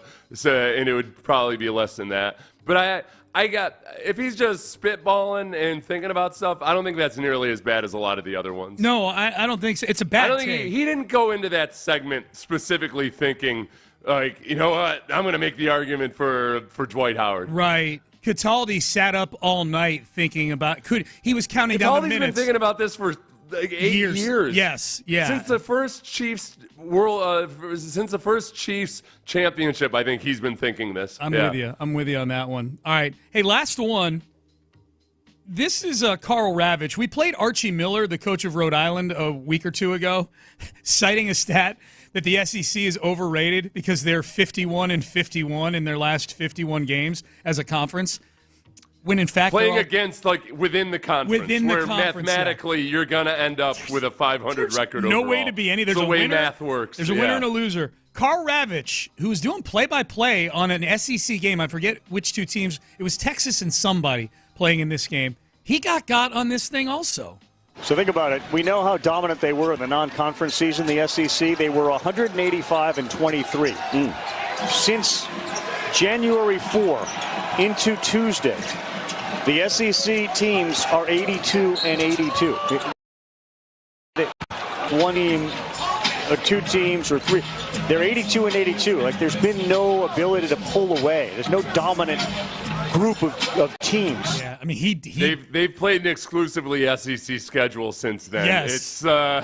You can't be anything but 82-82. You know, when I first saw the headline of this, I thought that, okay, maybe this is going to become like the, you know, when the Germans bombed Pearl Harbor quote from Animal House, where people, it becomes a running gag. You say it even though you know it's wrong. It was not that. It was him. It was somebody had given him that stat. He tried to play it off. He apparently was on a plane when this video really started to pick up steam on the internet. Yeah. So he landed and his phone re-engaged with his 5G, and it was brr, brr, brr, like text. Yeah. He tried to play it off on social media like it was just poor delivery of him joking about it. Yeah. There's no way. If that's the case, it's the poorest delivery of a joke ever. If that was a joke, that was the equivalent of when somebody is about to give a really bad pun and be like, hey, well, I've got one for you. Wait a second, though. Wait. And they give it, and then afterwards they go, no pun intended. Yeah, and then elbow you real hard in the ribs. In the ribs, yes. God, I hate him so much. But really bad. Not Ravitch. Really bad, but worse than Cataldi? Or is that just him just... I mean, it's obviously a major oversight. It's a major oversight, but it's also, I can't stand here and act like I haven't been guilty of the halftime show when I look up a stat or somebody gives me a stat and I misinterpret it. Yeah. So it wasn't a well thought out. It was a mistake. It was a bad mistake. It wasn't even a take as much. It was just a mistake in the moment doing play by play. We've got a new champion. Ross Tucker's off the hook. The champion, Angelo Cataldi. Let's hear his catchphrase. Thank you, Ben. Him. Yeah. All right, so we'll do this again. He sounds like the guy on that science NPR podcast. I can't think of what it is. That made it extra annoying because that guy's kind of lovable and just like happy-go-lucky. But this is the opposite of that. Cataldi's neither of those things. I like Cataldi. All right, Payne and Pendergast with you.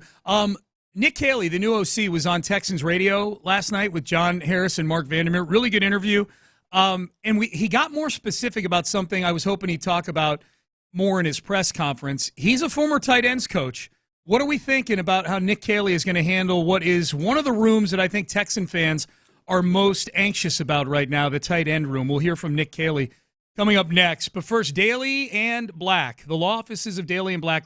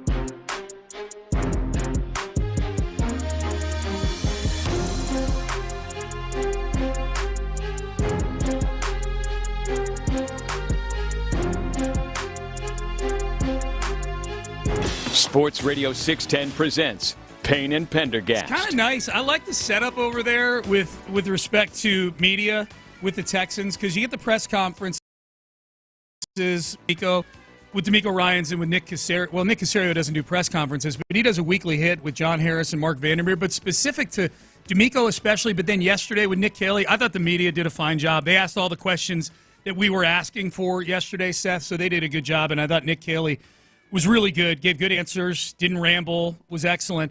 But then John Harris, so this is me critiquing. Feels like a shot at me. No. Definitely not a shot at you. No, it's a shot Didn't ramble. No. It's a shot at people. It could be more interpreted as a shot at Bobby Slowick than anybody else. Like Bobby would give long answers. Yeah. I enjoyed it because I think he's a bright guy, and you kind of talk about the philosophy of football a lot and everything, but at the end, you started to hate it over time. Well, I don't want to hear any more of this philosophy of football. But in putting a show together, we know that answers that are nice 30 to 40-second bite-sized chunks are best for radio, and Nick Kayley did a great job of that. So, no, definitely not a shot at you.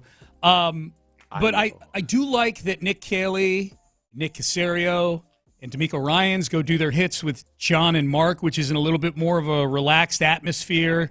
And I think you get a little more insight than you do in a normal press conference type atmosphere. There were a couple things that Nick Kayley said with John Harris and Mark Vandermeer yesterday that did not come up as full force in the press conference as I would have liked.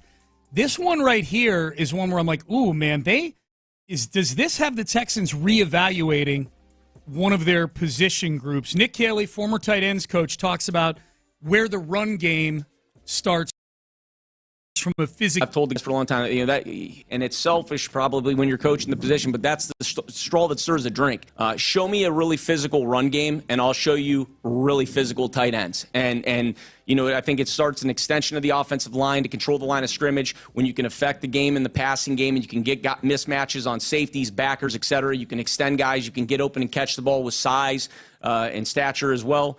Very important. That position is very important to me. And again, I'm maybe a little bit biased, but I believe that with everything in my being. We spend all this time talking about the offensive line, and you're good about this. Like when we bring up the offensive line, you're quick to not let the tight ends off the hook when it comes to talking about blocking, protection, run game especially. For all the talk of Laramie Tunsil and Titus Howard at guard and this and that, this guy, that guy, are they physical enough?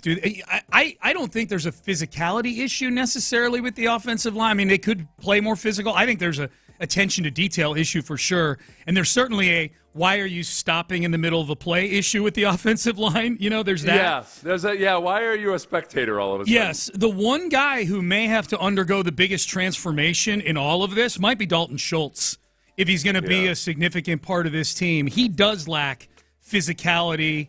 And seemingly, like last year, whereas the year before he did seem at least to be a willing blocker, I don't know what happened this past season, but Dalton Schultz was a disaster a lot of the time. Even when it came to simple things like throwing an elbow into a defensive end's ribs before you go out on the route.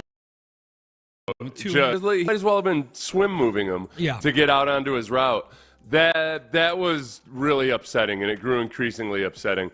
I think that maybe they can get more out of Dalton Schultz, but at the end of the day, Dalton Schultz is not George Kittle. Athletically, temperament, everything else with that, he isn't that guy. I think what you got to hope for is that Brevin Jordan and Cade Stover can really learn from everything that Nick Kayley can bring to the offense, and you get the most out of them. And I think Dalton Schultz will still be a nice receiving threat, or I should say option. He's a nice option as a wide receiver, or as a receiver. As a pass catcher, But I don't look. Kayley coached Rob Gronkowski for 5 years. Yeah. Now Gronkowski, or for 4 years, I think. Gronkowski he already had 2 All-Pro seasons. It's not like Kayley's ever going to claim credit for Rob Gronkowski or anything. But that's in his mind. It's a lot easier when you got a tight end that can block like that. I still get annoyed with people who try to compare Travis Kelce to Rob Gronkowski because it's not even close on the run side of things or the bind that it puts defenses in terms of personnel when Rob Gronkowski is on the line of scrimmage. So I don't think Nick Kayley's going to fool himself into thinking that any of these guys are the next Rob Gronkowski, but he very much cares and understands about how much that helps out the offense, having a tight end who loves blocking and is good at it. Can you see a scenario where Kate Stover is getting the most snaps out of this tight end group in 2025? Yeah, but I think it'd end up being a game by game thing. I think there's going to be times where you can't deny that Dalton Schultz is capable as a receiver and that he's going to be more heavily featured. In some of those games where they decide that they're going to be more run-heavy or it's going to be a different type of game, that you might see Cade Stover used more. Yep. I just heard that cut yesterday. I'm like, oh, man, that feels like it was a wake-up call for Dalton Schultz. I don't know if it was intended that way, but if I were Dalton Schultz and I'm hearing the new OC talk about where he feels the genesis of the physicality in the run game comes from, unless Dalton Schultz thinks he's physical right now, he'll be physical. It's that, all right, I want to see him be physical versus defensive ends. Not that you're going to, usually the tight end's going to lose that matchup. In pass protection, it's a matter of losing slowly or getting your butt kicked slowly as much as possible. In the run game, you can get after it a little bit more. And I would just like to see that. I'd like to see those guys in the run game be more of a presence. And they did at times this year. It's just got to be more consistent. Texter, sounds like Schultz may be out of here. Maybe. I don't know that the contract is real conducive to that right now. And I think to Seth's point, like Dalton Schultz does some things well. Like if Nick Kayley is as creative and adaptable as he says he is, Dalton Schultz should have a role on this team somewhere. If you limit yourself to only guys who perfectly fit your scheme and everything you want to do, you're going to end up with a football team full of 12 guys total. You got to take what guys. Then, as both D'Amico, but especially Nick Kayley said yesterday, your scheme becomes what your players are suited to running. Yeah. And, there's going to be certain things that Kayley's going to want to do that Schultz probably can't do. Like we've pointed out before, I think he's usually, when he's not, maybe it was his injuries this year that were bothering him more than anything. Like he's, at times, a willing blocker. He's just not that good at it. Yep. Yeah, so I'd be surprised if Dalton Schultz is out of here. I think it doesn't mean now they might, very much be ready to move on from him when a better option comes along. True. Here was Nick Kayley on Texans All Access yesterday on the importance of being adaptable as a play caller. It's important. I think you got to be able to adapt, and I think it gives you versatility. It's not just throwing fastballs. You got a changeup, you got a curveball, you got a slider, and you do that with different types of players. You do that with different personnel groupings. It could be different, multiple types of 12 personnel groupings utilizing different players, or heavier personnel 13, or it's 11 and 21, et cetera, whatever it is. But I think you can do a lot of different things and, present and present some issues defensively, obviously, too. Yeah, and at one point, John Harris said, "You love that 13 personnel, don't you?" Yeah. Which is 3 tight ends, and Caley kind of laughed about it. But yeah, if you're a tight ends coach, that's what you like. If you can, and there's a place for that, but you got to have 3 guys that are capable at doing what you're asking them to do. Yeah. And to go back to some of the discussion about the offensive line, there were times last year where you weren't getting the best out of the offensive linemen individually. It was very clear that the offensive linemen didn't know what the hell they were supposed to be doing. And that's something that always, in my mind, goes back to the offensive coordinator, because you're either asking them to do something that's too difficult or too hard to adjust to in the moment, or you're just not doing a good job of teaching it during the week. Because there aren't any offensive linemen out there that I think are just genuinely dumb dudes. There's guys that at times they did dumb things, but when it's a smart guy doing dumb things, I tend to put that back on the coaching. Yep, for sure. Text message, Jim Adler, Texas Hammer text line. I'm cautiously optimistic about Brevin Jordan returning. Let me point out, I don't know if that means that the listener is optimistic about Brevin Jordan coming back or being back with his team. Brevin Jordan is returning. So if you're saying you're optimistic about him re-signing with the Texans, he's already re-signed. He signed an extension during the season, so he is coming back.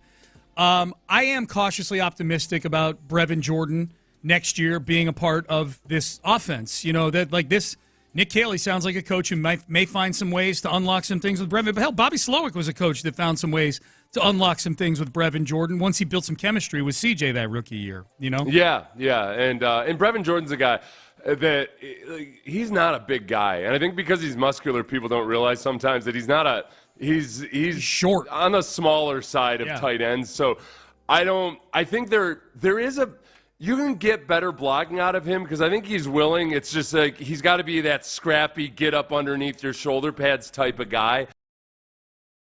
And so some of that could be just in really drilling the technique down and really setting the expectations. Fundamentals. Right. He's not going to be Gronkowski. Right. But again, nobody's going to be Gronkowski. But I think there's more in him as a blocker than maybe I originally gave him credit for. And maybe the former tight ends coach who preaches fundamentals unlocks that part of Brevin Jordan a little bit too. Yeah. Makes him a guy that can be on the field more than just obvious passing situations or as a hybrid fullback tight end. A beefy slot. Yeah, exactly.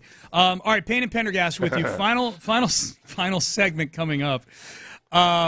Is this team willingly right now, not the Texans, is this team, we'll tell you who it is, are they willingly turning themselves into the 2021 Houston Texans? It was not a good year, if you recall. We'll tell you which team it is coming up next. Underdog is available in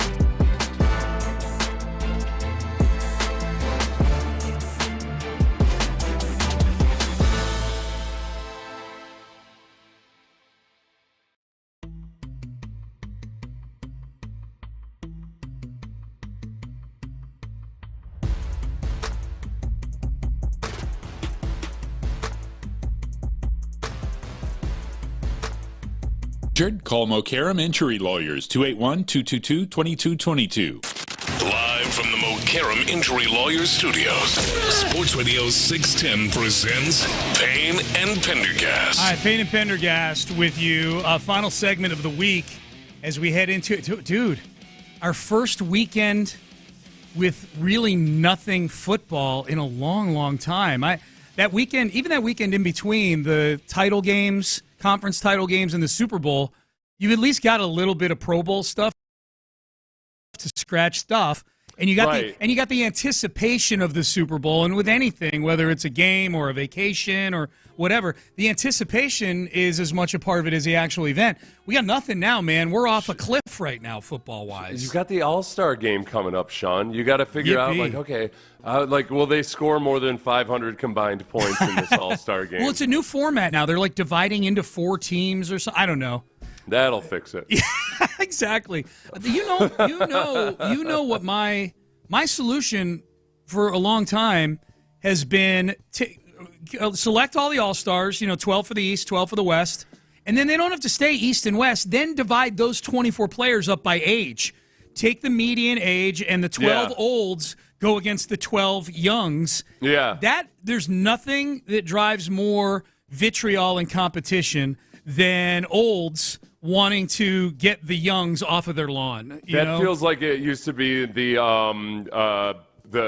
intramural championship game at Cornell every year would be. It was this one black fraternity that was really good versus a faculty team that were these guys who were deadly with the threes. And it was that's what that would be. And it was a good game. Yeah, it was a good game. It was they were there was which fraternity was it? They were really good. Yeah. It was 2 completely different styles. So yeah, you got the old guys out there just nailing threes and maybe playing a little bit more of a refined game. Yeah. The old NBA guys versus the young guns.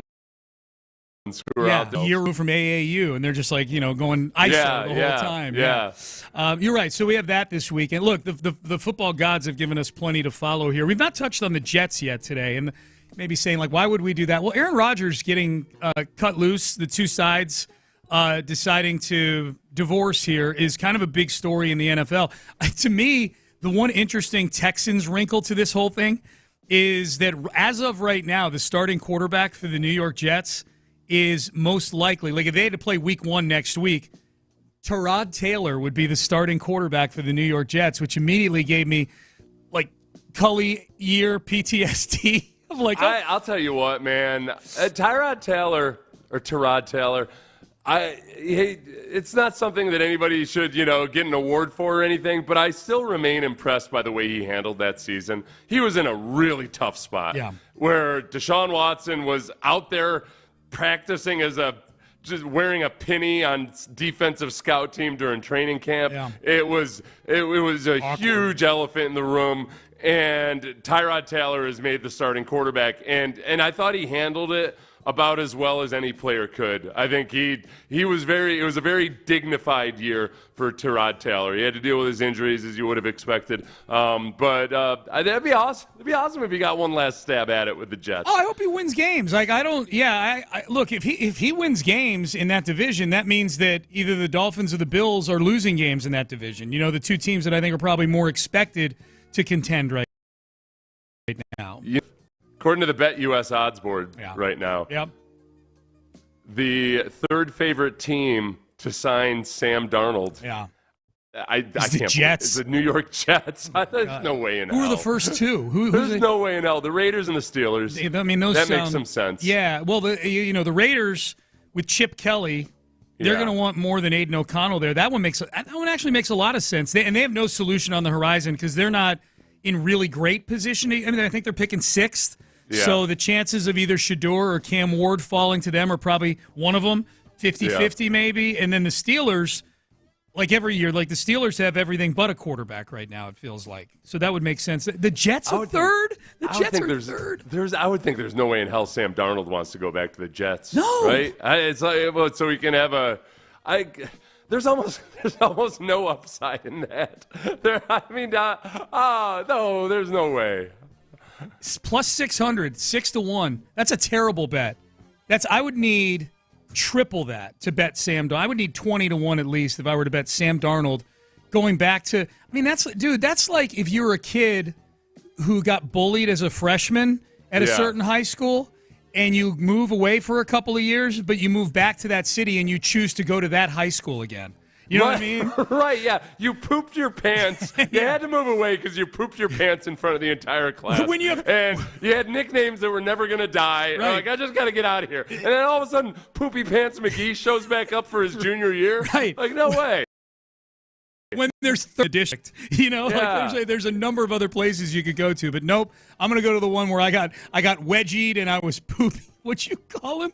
Poopy McPoopface? Poopy Pants McGee. Poopy Pants McGee. I think and I was trying to look like Tanner Engstrand, the new offensive coordinator. He came from the Lions, and I don't think he has any common background with Sam Darnold. Okay. I don't think that Aaron Glenn would necessarily think that was a good solution. From the Lions. Ooh, okay. How about this from the Lions? How about a Hendon Hooker trade for the New York Jets? Huh? Oh, yeah. He's How there. old is he now? 39 years old. Right? No, he was really old when he got drafted. He's got to be pushing 30. He got drafted like 3 years ago. He was like 20. Yeah, he was old. No, he's only 27. Okay, I mean, still drafted again like 2-3 years ago. Third-year quarterback, 27. He's 27. So that's interesting. Bill Barnwell had a great tweet yesterday. As long as we're talking about this, so the Jets and Aaron Rodgers choose to part ways. The Jets, for some reason, did one of those thank you tweets where it's got a picture of Aaron Rodgers like walking on, like from behind, really dramatic, walking onto the field. And I got to pull it up to see exactly what they said. I had to double check and triple check to make sure this wasn't a Jets satire account. There's no reason the Jets should be tweeting out a thank you tweet for Aaron Rodgers for everything you've given us the past 2 years. Thank you, 8, with actually like the H-Town sign. You know what I mean? Like the hook 'em horn sign there. Unless Aaron Rodgers gave $100,000 to every Jets person behind secretly without telling anybody, there is no reason for the Jets to be thanking Aaron Rodgers. They paid him $70 million over 2 years to get 5 wins. Right. 5 wins. Yeah. This is like giving Jose Abreu a tribute video the next time exactly what it's has like. A connecting flight in Houston. Yeah. Yes. It's not going to be for an appearance. Yeah. Yes. They didn't give Jose Abreu a thank you tweet here. That's a great analogy. I feel like, you know what? I'd have to look and see what the Jets' policy is. If they do that for every single player that leaves the team, perhaps maybe then. But I would think that they probably don't. I'm guessing they would. I feel like Jets fans, that's the kind of thing that Jets fans who follow the account are probably like, oh, you sons of... Why are you doing this? Why are you throwing this in my face? Dang it. I bought in. I was excited about Aaron Rodgers. I said idiotically optimistic things on social media, and now you're rubbing it in my face. Bill Barnwell laid out the Rodgers legacy in New York perfectly in a tweet yesterday. He retweeted or quote tweeted one of those Jets, thank you, or it might have been the one announcing that Aaron Rodgers was leaving. 2 second-round picks. That's what it cost them in draft capital. $75 million is what they paid him in salary, and Barnwell doesn't even mention the dead money that's still sitting there when they get rid of him. The contracts that they paid for Alan Lazard, Randall Cobb, and Tim Boyle, his boys. Yeah. Another third-round pick and $11.6 million they traded to get Devontae Adams, another one of his dudes. Nathaniel Hackett as your offensive coordinator. 5 wins. Yeah, that's pretty rough, man. I guess maybe with Aaron Rodgers, the one thing I'd say is that he did just willingly give up a bunch of his salary so that they'd have room to sign some of those he did do that, aging and useless veterans. Yeah. But so he put his money where his mouth was, or at least took money out of where his mouth was at some point, just to basically, be a team player in that regard. Yes. You don't see a lot of athletes doing that. No, you see a lot of aging quarterbacks just, fighting tooth and nail to get everything that they're worth. He gave up some cash. He gave up some cash, and yet you could argue like he was still probably like quadruple made what he should have made for what he produced. Yeah. Was still like way overpaid. I can't believe Sam Darnold is third on the odds board, or the Jets are third on the Sam Darnold odds board. The fifth favorite team to sign the Titans on those odds boards are the Titans. Okay. So, for would you Darnold? rather face Cam Ward, Shadur Sanders, or Sam Darnold? Oh, easily the rookies. My last memory of Sam Darnold facing the Texans was him tearing their backside out. In Especially week 3. if he's in a scheme where it takes a half year to 2/3 of a season for everybody to catch up to what they're doing. Yeah. He's good enough. He's good enough that in the regular season especially, he can really be a pain in the butt. So, yeah, for this year, maybe they sign him to be the bridge quarterback for one of those two guys. I mean, having a bridge quarterback for a number 1 overall pick is a dicey problem. I think Darnold, and probably his representation too, fancy himself more than just a 1-year bridge quarterback right now. He'd rather be in a spot where even if the team drafts a guy in the first round, it's not a slam dunk that the guy's going to start right away. Right, and he's getting a multi-year deal, not like the 1 year, $10 million he just got from Minnesota. There's like some level of financial commitment there. John Lopez, Reggie Atatula, both in the house. What up, fellas? How we feeling? Terrific. Well fed. Big shout out to Chris and Lacey, listeners that popped up here. Chris is the one who gave me the Joe Montana jersey that I'm wearing, and they brought breakfast tacos up here. Breakfast tacos and conversation. Yeah. Love it, man. It's been a very fun Friday morning. Good. Yeah, no, they're good dudes, man. Well, that was the fun, and then the less fun was realizing that the spot that I typically sit at, although we don't have assigned seats, somebody did a mayhem over here. Yeah. The mic did it. These mics do that like once or twice a year. They just snap at the elbow or right 5 here. times. COVID mics. Or 5 times, yeah. I'll tell you, a breakfast taco might be the one food. If I had to pick one food and I was only allowed to eat that food for like 3 months, you try to get something that you don't think you'd get sick of. Yeah. I think breakfast taco might do it for me. Ooh. I think I could do breakfast tacos every single meal for 3 months. I think we just found our running question. What would be the food you could eat? Yeah. What's the your desert island food? That's Desert like, Island, this is the one that you got to eat. Yeah, like FEMA's not going to come get you, but they'll bring you food for a month. What is that? I've got a refrigerator to keep it from spoiling. I'm picking some government entity to bring the food there. Here comes Sean with his U.S. rating. You heard it. Thanks a lot, Sean. We made it the whole week without getting into politics. That's me. I know. It was like holding in a sneeze for 5 days. Almost made it. At 9:58 on Friday. Yeah. Now, in your take there, Seth, with the breakfast tacos being your survival food, are you allowed to change the fixins in the breakfast taco? Yes. No, it's got to be one. It's got to be the same breakfast taco every day. What would it be for you? Just the basic. Actually, I'd probably go with a chorizo something. Me too. And, chorizo con huevo with bean, with frijol. Wow, okay. Yeah, that's what I meant to say. Chorizo. Chorizo. Yeah. What about you, Reggie? What's yours? I think I'm bacon, egg, and cheese, man. That's me. That's what mine was too. I'm with you. Yeah, that's Wait, the taco or like the sandwich? Oh no, I was going with the taco. If I was going breakfast taco, I'm still pondering. It's going to take me all show long, I bet, to find like how we ruined food. Reggie. It's harder than you think. I is. thought there was a spell where I thought I could eat nothing but strawberry banana yogurt, and now it's like arsenic to me. So you can't. It's hard not to overdo a food that you love. Any food. Early leader in my personal clubhouse is a shrimp fried rice.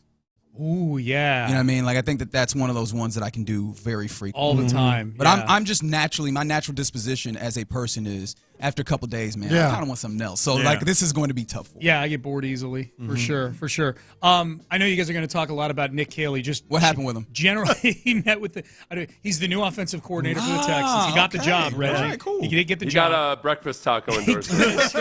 Yes.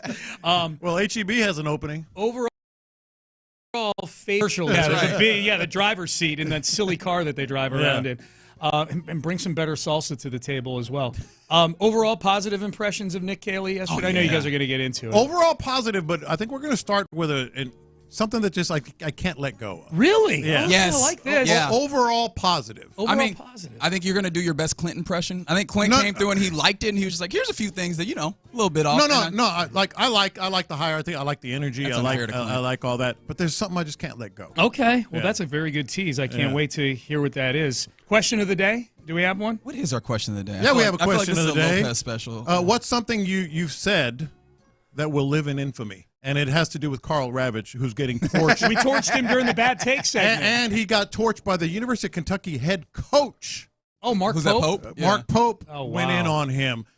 something that you've said that will live in infamy that you'll never be able to get over. Oh, Johnny Manziel gets thrown into my face all the time. I was on the Johnny Manziel train for the Texans with the number one overall. That's pick. a good one. Yeah, that's a good one. For sure. Okay, good. 1040 on that. J.J. Watt is mine. I won't tell you what. JJ. Oh, okay. I had a hot take on Texans radio the night of the draft. The night of the draft. Okay, yeah, I'm sure it was a 5-star review of J.J. Watt. Okay, cool. Well, and that is coming up at 10:40. All right, good stuff. All right, Seth, have a great weekend, man. Antibodies. Yeah, antibodies, and may all of your many subsidies remain untouched. Thank you. I appreciate it. Oh, I miss subsidy talk? I don't know what it is. No. Sean T. Pendergast himself. He's a big-time fraud. As well. Sporter than Andy Reid, according to Angelo Cataldi. All right, we're done. We're out of time. You're listening to KILT, AM KILT, FM HD2, Houston, an Odyssey sports station. Reggie Atatula, John Lopez, Figgy Fig. They are in the loop, and they start now. Hey, man, it's Friday, so let's Friday this thing up. We're gonna talk sports. We got a lot of sports to talk about. You know, the pitchers and catchers have reported things are happening in West Palm Beach. We heard from the new offense coordinator of the Texans. All that is fine and good. The Rockets played a basketball game. You know, I guess we can dig into that as well. But what I want to ultimately talk about all show long on the Jim Allen, the Texas Hammer text line, 713-572-4610. If you could eat, or if you had to only eat one singular thing for an extended period of time, what are we saying? A year? A year feels like a nice period. 1 year eating the same thing. No variations, the same thing. What would that food be? Text those in. Okay, so just before we get into this, I know this is how our boss wants us to start shows. Of course it is. He tells us that. I like Seth's taco take. I think the logical... That could be a wild euphemism, by the way. Seth has got some taco takes. Okay. Listen, it's got to be chicken. It's got to be chicken. Does it? Because you can do so much with it. It is. Yeah. I mean, it's a versatile, but I think that we're coming to a place where it has to be one variety of chicken, so you kind of take that off the table. Well, is that the rule? Like it's only fried chicken, or it's only baked chicken, or no? If you just say you got to eat one thing for a year, it's got to be chicken, because you can do so many things with it. Yeah, I'm not sure if I agree with. I understand. I agree with your landing space. Chicken soup, fried chicken, grilled chicken. I sound like Forrest Gump's friend. Shrimp, fried shrimp. Bubba Gump. Yes, it's got to be chicken, right? Got to be. Yeah, I feel like you're breaking the rules here. That we will have that conversation all show long. And from the 832, this is cute. Reggie, have you had Nigerian fried rice? Made it for my son. That stuff is Nino Brown to him. Yes, I have had Nigerian fried rice. Blood. A lot. I've had it a lot. But yes, a lot of early answers coming in. Barbacoa and potato tacos. Somebody said you could do so much more with tacos. Salmon. Oh, okay. I imagine you're a healthy eater. Yeah. I'm just envisioning you 713 as somebody who meal preps on the week and just like, hey, here are 5 slabs of salmon that I'm going to eat on Monday, Tuesday, Wednesday, Thursday, Wednesday, Thursday, and Friday. Can I chime in just for like 20 seconds? You know, you're always welcome with your chicken take. Okay, so you're like chicken. You can do anything with chicken. You're on a desert island. You get one. They've got plants. You can't have chicken cacciatore and chicken parmesan. Am I not allowed to have salt and pepper? So you just want a chicken breast. Real you just want a chicken breast. That's what you. No. You get to pick one variety, Lopez. Yeah. So only one kind of chicken. That's right. Yes. Well, then the answer's not chicken.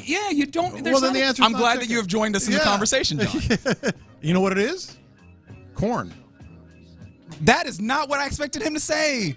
Popcorn, cornbread. You just corn changed oil, the thing. Corn You're oil. doing the same thing with a different food. You're acting like there's a kitchen on the island. He said, I'm sorry about you and your desert island, but I'm built different. Okay. All right, let's talk about sports because apparently food is too controversial. Yeah. I didn't realize that was the case, but here we are. All right, let's talk about Nick Kayley. He's not controversial, is he? The new offensive coordinator. Yeah, I guess not yet is a great thing that Seth yells as he walks out of the building for his weekend to begin. But yes, Nick Kayley, new offensive coordinator of the Houston Texans, talked yesterday. You heard it live on these airways here in the loop, and then you heard it again on the drive when they played some cuts, and then you heard it again because this is the thing that's happening with the Texans. It's the thing that I think is the differentiator between what the altitude or the aptitude or whichever one of those it is, I don't remember words of this Texas team you will reach, because your defense was phenomenal last year. Yes, there's still points of growth, tacklings, things of that nature. But offensively, that is a huge point of growth that if you can do that, you can be amongst the best teams in the league. So he is going to have a big handle on what this team does. And I think, by and large, a lot of positive reviews here, right? Yes, absolutely. I think yourself, myself, Figgy, walked away from, we liked what we heard.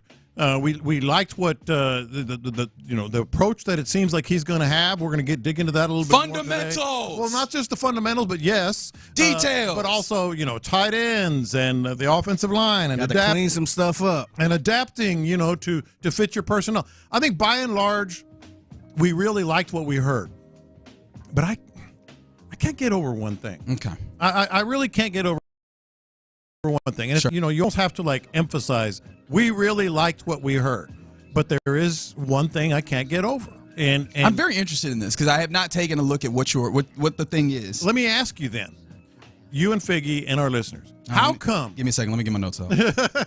How come from the moment Nick Caserio and D'Amico Ryans joined forces, everything that's come out of their mouths has to do with being in alignment, being a collaborative, sort of brain trust, doing everything together, one voice, all the decisions they make. One band, one sound. They make together. Thank you. You're welcome. How come everything they've done has been collaborative? And they've emphasized that. They've told us. We can go back into the archives and hear Nick Caserio talking about how he works so well with D'Amico Ryans. And we can hear D'Amico Ryans talking about how well he works with Nick Caserio. Except when it came to hiring the offensive coordinator. Do you have this, Figgy? You're stuck on this? I can't let it go. I'll dig in a little more and ask you some questions, but go ahead. I had to hire the OC. I had to hire an OC. He was asked. Nick Caserio wasn't there. Correct. Which, for whatever reason, that's fine. But it is. Maybe he would have been. It's his heavy season, right? He's doing all the accumulation of information on these various players in order to see who you ultimately either draft or also sign a free agency. Remember, there's still the pro scouting element of this. But like every word collaboration, we love each other. We talk to each other. Everything we do together.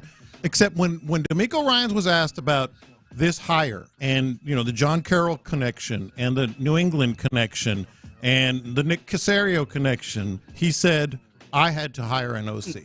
Now, to be fair, I think the question was, did CJ have something to do with this? No, it was, but clearly, they are not talking about this collaboration when it comes to the hire.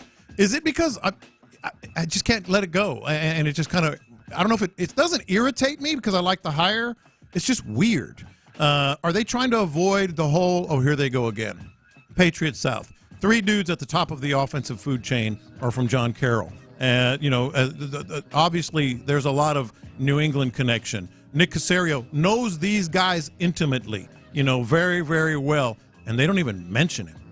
Are they just actively trying to say, hey, we don't want to go there again. We don't want to hear about the Patriots South offense and all this other stuff. I mean, yes. Yes. Yes. Why?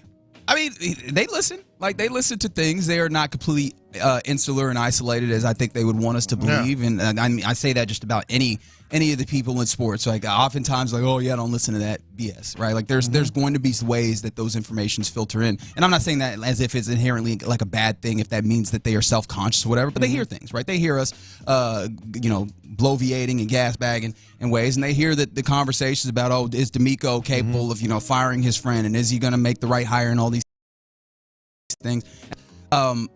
The ego, and not in a bad way, of I am the man who's in charge. I accept the responsibility. In another way of saying it, I want the smoke, right? The idea of no. I am accountable in this instance, and I made this hire, right? I have the decision making, and yes, there's going to be other people that are impacted or involved in this, but I think that it's a level of D'Amico Ryans trying to make it abundantly clear. Also, I'm not just over here doing the defense. I have purview over the entirety of this, including the offense, in that I select who is going to manage that. Well, and again, what's wrong with saying, hey, Nick and I came together. We talked about all the candidates. Nick has some experience with him, so he was a good sounding board. I knew him, from whatever. His resume speaks for itself. It's not just New England. It's Sean McVay. That's where he started. Right? Yeah, he started like the multiple different. There's not one specific scheme. There's a lot of these things that he is aware of and learned towards.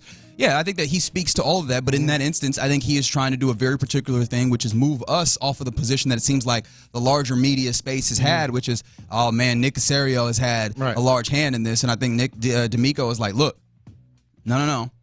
I was the decision maker in this aspect. But again, you are already assuming that Nick has had impact here, and so yes. So why avoid it? I don't think he's avoiding it. I think he was trying to make it abundantly clear that at the very top of this, he made the ultimate decision. But do you feel like Nick really had like a big hand in this, though? Well, all I know is this, Figgy. If I'm hiring a guy manager worked with for 10 years, I definitely want to talk to the general manager. But I think that goes without saying. Like, I think that is fairly evident that why probably can't goes you without say saying. it? But we all referred somebody to somebody. That means I'm not saying it's a bad thing. It's like it's weird. Is it? Like, how much does this actually matter? Because I'm going to be honest. Like, for me, I was like, okay. And I kept it moving. Like, this is stuck with you. Why do you feel like this is something that matters? Because, like they should be able to say, hey, Nick told me this, and this about him. I interviewed him. I hired him. We worked together. Because they do that in every decision. They've said it in every decision. And I think that the fact that you're able to say that, he probably looks up and he goes, yeah, you guys understand how this works. Why are you making this a big deal? Ultimately, hey, did CJ make an impact? I made the decision. Well, why make a big deal to not say that? I think because they went out of their way. I think that's one. I think we're hinging this on one response that he made, where he was going. He answered it succinctly and he kept pushing. Yeah, I do think at the end of the day, it is D'Amico's decision, saying I'm going with this person, because he could have went with somebody else, but maybe Nick Caserio say, hey, I know a guy named Nick Kayley. I work with him, and give him a shot. Let's see what he got. And maybe D'Amico was like, man, this dude is really good. Like, I'm going to hire this guy. Or does Nick want to go out of his way to show that he really doesn't, have that kind of influence? All right, so let's assume that what you were maybe interested in, I don't know that you're like intimating specifically that, Nick Caserio was puppet mastering. It's just different. No, I hear you, but okay, let's take that to its logical conclusion then. Like, what is then the thing that you're concerned about on the other, that there's not a level of accountability? Like, what would be the downside of the other side? It doesn't have anything to account in terms of accountability. Really, where I was heading is the other question I wanted to ask you guys. Okay. Is as much as his resume speaks for himself, he was impressive. It looks as if he's going to make the changes that we want to see offensively, whether it's offensive line or adapting your personnel, tight ends, whatever it may be. Very impressive. But is there anything that gives you pause about the hiring of Nick Kayley? I mean, just the only things are inherent to any person in his position, which is you haven't actually done this, and a lot of this stuff sounds great in theory, right? We're going to have a game plan offense. We're going to be versatile, whether it's duo and gap schemes or whether it's stretch and all those things. All those things sound great in theory, but then you come back around and you go, all right, now can you actually apply this, especially having been a person who has not had this specific role of being in charge of it and calling the plays? Yeah. Is that going to work when the rubber hits the road? But that's something that we'll just have to see. We're just going to have to see that. But all indications are that he has his head on screwed on correctly. I think he says things that logically make sense to me as somebody who is a football observer. Right? It seems like he is operating from the right places. Don't put your players in a position that they're not capable of succeeding in. You mentioned all the right names and talking about like what he learned from Bill and what he learned from Sean McVay, and how his offensive line philosophy is born out of learning from Dante Scarnecchia. Like, I feel like he hit all of the nails on the head. Being person driven, right? Trying to pour into his players. While also, there's a lot of fantastic things that he hit. And ultimately, the only pause that I have here is, can you then make this happen? Which, again, is going to be there no matter who the offense coordinator is that you hire, especially in the way that they were going about it, looking for somebody who honestly did not have experience at this level. What about no pre-existing relationship with C.J. Stroud? That is there, and that is fair. But, with the emphasis that he seemed to put coming in, and of course at this point I can only really take him at his word, with the emphasis that he seemed to put on, hey man, working with your players and developing relationships, I imagine that is objective number one, And if it's not objective number one, it's very high up there. It's single digits, right? Like this is going to be early on in the process, is making sure that we have an understanding of what CJ does. And he even said things that kind of intimated that CJ is going to be involved in the way that this goes, which is one of the things that we had a concern of. Did Bobby Slowick have that approach to the way that the offense ran, that CJ Stroud would be heard and felt appreciated within the planning aspect of it? All of those things seem to be addressed in some ways, or at least, have leaned towards those things. So again, I'm very much all in this place where I'm hopeful, but also that's all that really is here to be had. Yeah. Right. There's nothing particularly tangible. I understand that we're doing all of this conversation off of a press conference, and I know that there's someone under the sound of my voice that's like, all right, but so what? Right. All this stuff is words, and words don't really get things done on the football field. Fair. Touche. Yeah. And I think that that's, for me, all I have here is to be like kind of hopeful from what I heard. I did not hear anything that outrightly made me skeptical. And so, yeah, I would love to see what happens when you start putting players onto the field, whether it's camp, if we start getting going, and then especially once we get to training camp, and what does it start looking like? What does it start looking like in the preseason? But I don't know. I don't have a calendar in front of me. Is it anywhere near that? No, it's not near that. For the time being, this is what I'm working on, and everything that he said seems to fall in line with a lot of the smart people in football. Let me ask y'all this: do the New England Patriots connection kind of worry y'all a little bit? No, I think that's kind of what you. Well, that's maybe. What I'm saying. Like, again, it doesn't worry me per se. They were successful. Now they had a different head coach, and they had a hell of a all-time quarterback. I think what it is, it's just like I would embrace it. Like, hey, we were this in New England. This was my guy. I knew him. And I guess that's what I'm getting at. It's like he got some of the, oh, you mean like from the D'Amico level of this? Yeah, the D'Amico and Caserio thing. I just feel like, look, I think it's a good hire. Yes or no, it's a good hire. And we will find out. But I think it's a good hire. I was like, why? That's kind of strange. The New England part really don't worry me as much. Right. It's a little bit last on the list. I think I'm more worried about him being this being another first-time play caller. Yeah.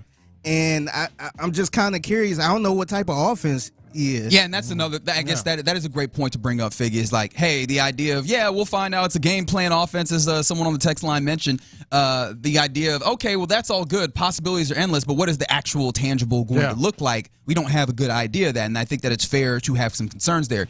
I want to circle back, Figgy, because it seems like you're asking something that I did not get to, which is, all right, Bill Belichick, great head coach, one of the greatest of all times. All the dudes that have come out from after that, let's be honest, failures in that regard. Like outside of Brian Flores has been good. No, the most successful one was Bill O'Brien. Think about that. Yeah. I think the thing that makes that not an issue for me is that when he was talking about that specifically, I'll lean on that one question where he's asked about what did you learn from these kind of two major figures in your history, and he talks about with Bill Belichick, learned about that attention to detail and that focus on no detail being too small to focus on. But then the other side of that was the McVay, where he's talking about the human element, the people element. And I think that that's one of the things that with all of the people in the Belichick tree that it felt like they didn't get right. Brian Flores, what was the thing that Tua Tagovailoa and some of those Miami players started talking about is just some of the ways in which he alienated people. I think Ryan Fitzpatrick, in fact, on a podcast was talking about it, and with the coaches, that he had, he kind of alienated people and then graded on folks and made it tough. Matt Patricia getting in there talking down to these players like he had been somewhere, and those players looked at him like, what have you done? Not what has Bill done, what have you done? And it feels like it's the human element that sometimes gets some of those guys out of that Belichick tree that want to do it the Belichick, the Patriot way, where they're like, no, we're going to be a hard ass in all these spaces, and you're just going to get along. It seems like he has a little bit better of the people element because of his time with the Rams. So I think that's the part that gives me a little bit of solace on that end, where he's not going to end up in that New England side. I think that's one of the things that you were asking there, Figgy. Let's see. Somebody said that they want the Gordon Ramsay burgers is what they would go with if they were on an island and that's all that they had. Somebody said jollof rice at a half son, right? Yes. Shout out to all my Nigerians. Somebody said Lopez's choice would be water so he can make spaghetti, boil eggs. Yeah, he keeps trying to cheat the question. He keeps trying to cheat the question that we had at hand, which Seth Payne, of course, brought to us on this Friday, which is if you only had to eat one thing for a 1 year period, what would it be? And I don't know. I'm gonna eat this taco, this breakfast taco, and give it a feel if that is my answer. But yeah, we're just getting going on a Friday here in the Loop on Sports Radio 610. Appreciate you hanging out with us. And coming up next, boy, did the Rockets mail it in yesterday. They hit the All-Star break. this little slump, does it feel like this is something that will be cured by an all-star break, or is this a cause for concern? 713-572-4610. We'll talk about it next. Payne and Pendergast.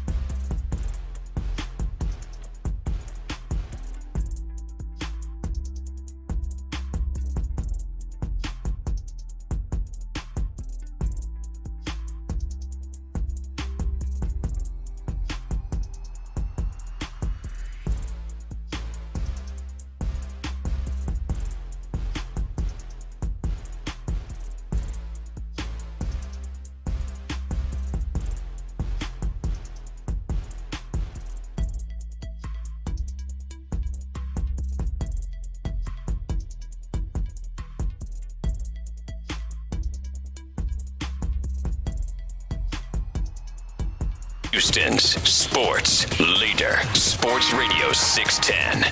Figgy, let's hit him big time. Because it's Friday, you ain't got no job, and you ain't got to do. Houston, let's get in the loop. You better get ready because we're going to show up and show out. With John Lopez. It is what it is means nothing. And Reggie Atatula. And that, my friends, is a scoregami. Always live, always local. 713, what's the damn number? 572-4610. You're in the loop on Houston Sports Leader.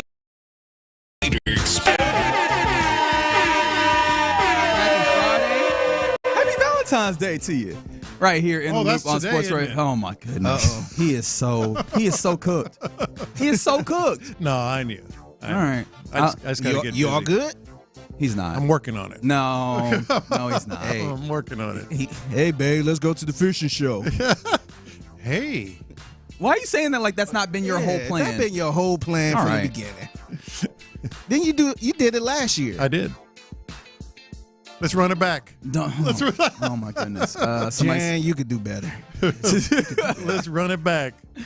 Oh man. All right. Let's dig into this Houston Rockets game. The Rockets played last night against the Golden State Warriors, and they didn't win. Let's be honest. They didn't win. It was not the inspired effort that you were hoping to put them into the All-Star break. They are finally in that All-Star break where they're hoping on the other side of it they'll be able to recoup some of their talent. They're hoping that maybe you can get Fred VanVleet back. Maybe you can get Jabari Smith Jr. back and get back to playing better basketball. But they had a little stretch run here where they've hit a pretty mighty lull, Lopez. That's to say the least. And so I kind of want to, I'm thinking about it because, again, I was like, this team looks like a team that absolutely needs the All-Star break. I mean, maybe last game more than ever. Like what the part of the team where you talk about being energy and being effort, they had to give way, and Ime had to bench those guys and go to the likes of Nate Williams, who had quite the game in order to try and claw their way back into this game. Unfortunately, they fall 105-98. But the likes of Nate Williams playing 18 minutes and putting up 11. Jock Landale had a whole bunch of opportunities. In fact, I don't think that he missed buckets until the very, very end of this game when the Warriors were able to extend it back out. Jayshawn Tate got more minutes than Jalen Green in this game, right? Like that was the type of game that it was. And with this continued kind of lull and lack of kind of energy and intensity that you're getting from the top line of what you're doing here. Is this something that is just going to repair itself with some R&R over the All-Star break? Yeah, I think it's going to help. But before we get to that, I got to tell you the two things. Number one, man, I love Ime Udoka.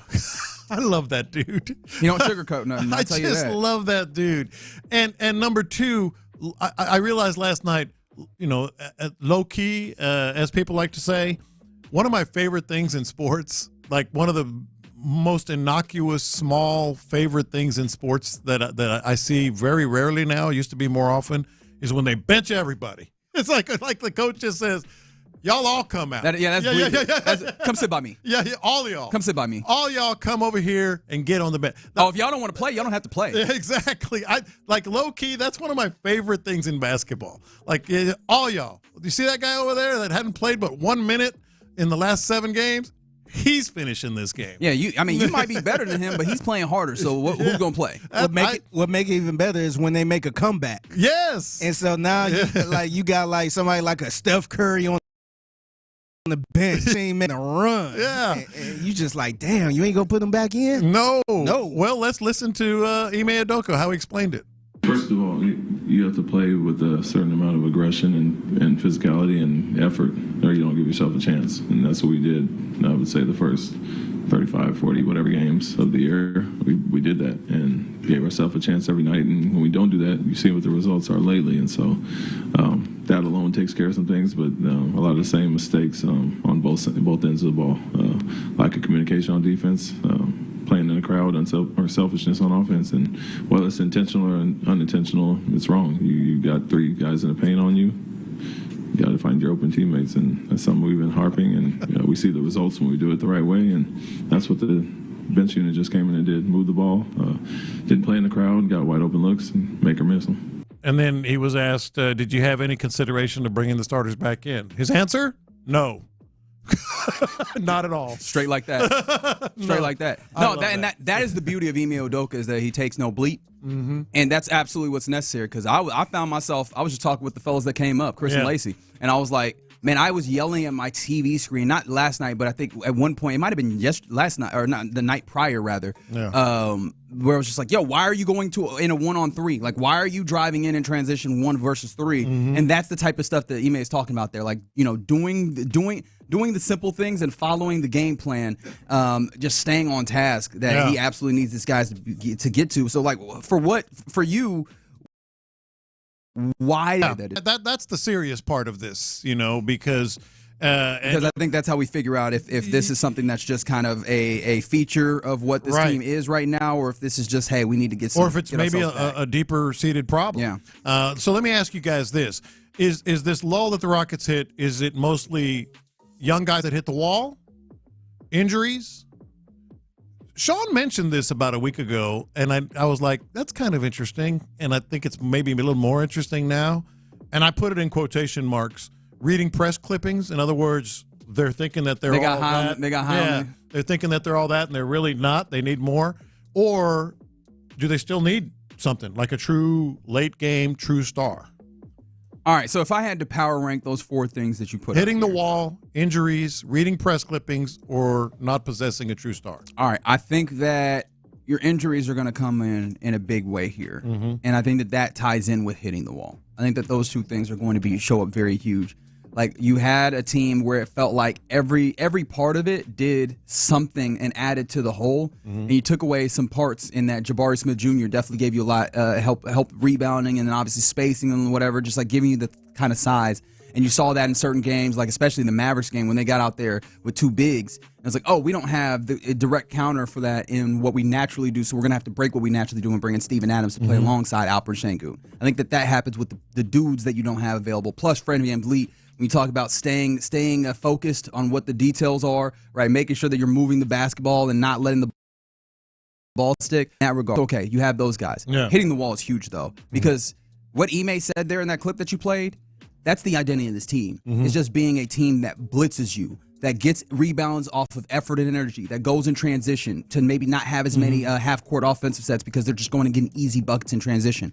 That's all born out of energy, and that's the energetic guys, the spark plugs, if you will, of this team are dudes that are playing now 40 and 35 minutes, and you're seeing them slow down. I didn't think I would ever see Amen Thompson get blown by, and I've seen that more in the last couple of weeks than I could have imagined in that way. So I think that those are the big things, and then I'd probably go to, like, hey, man, you don't have a star to just kind of paper over all these holes that you typically have to go to.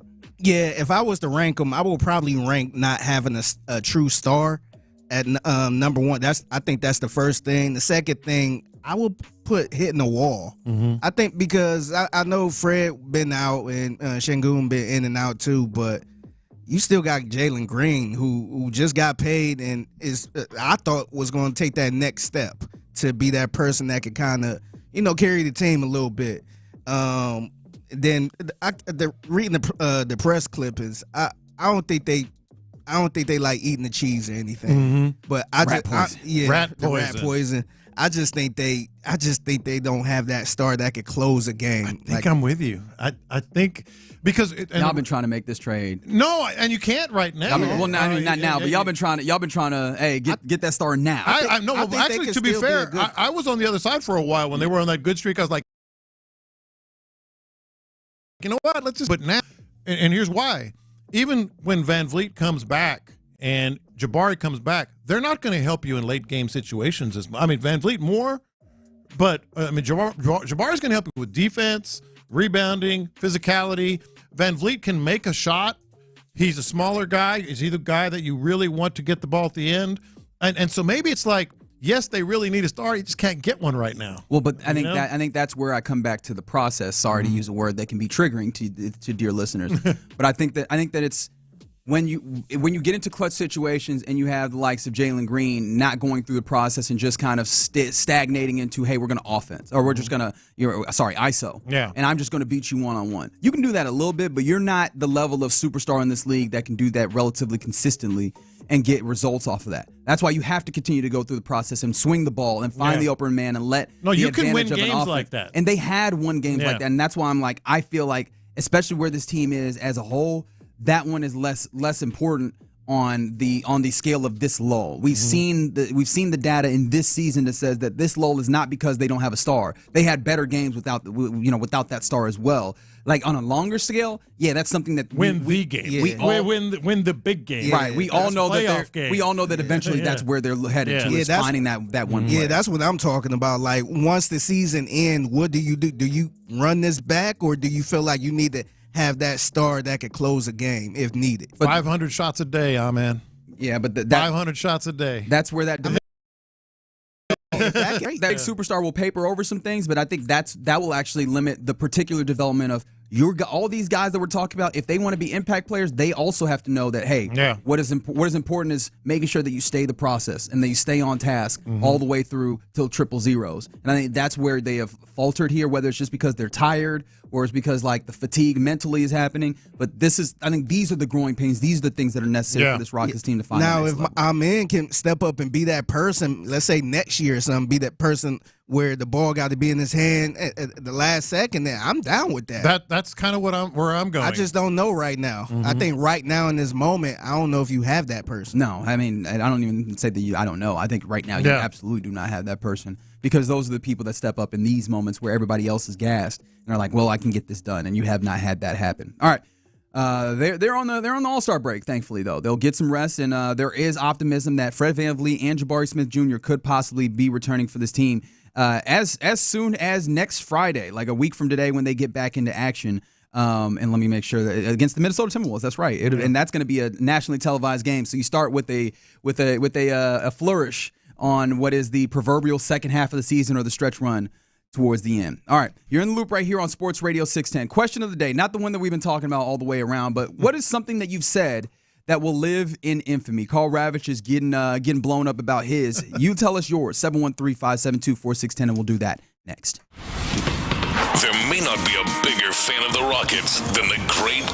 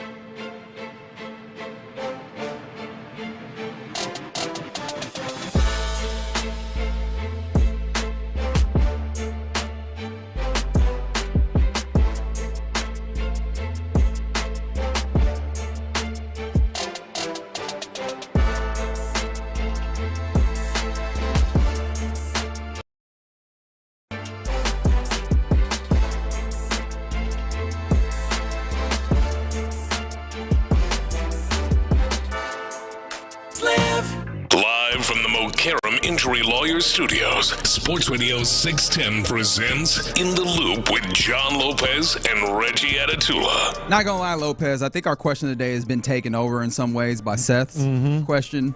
But I'm gonna still try and get this off. I just want to hear the audio because it's awesome. An actual NCAA head coach said this in a press conference. Yes, because Carl Ravitch, particularly before, was talking about the idea that the SEC is so good, man. It's so balanced. They But are they? They're have a 500 record against each other in conference games. Yeah, no, of course it is. But yes, like, what is something that you've said that will live in infamy, like Carl Ravitch? What audio you have here? This is Mark Pope. This is Mark Pope. Mark Pope was Kentucky. actually asked about, and kudos to the. Clearly, the reporter had a great relationship with Mark Pope, the Kentucky head coach, because he could ask this question. Go ahead, Figgy. Coach, everybody talks about the SEC being the best conference in college basketball, but the conference is just 500 since conference play started. What do you make of that?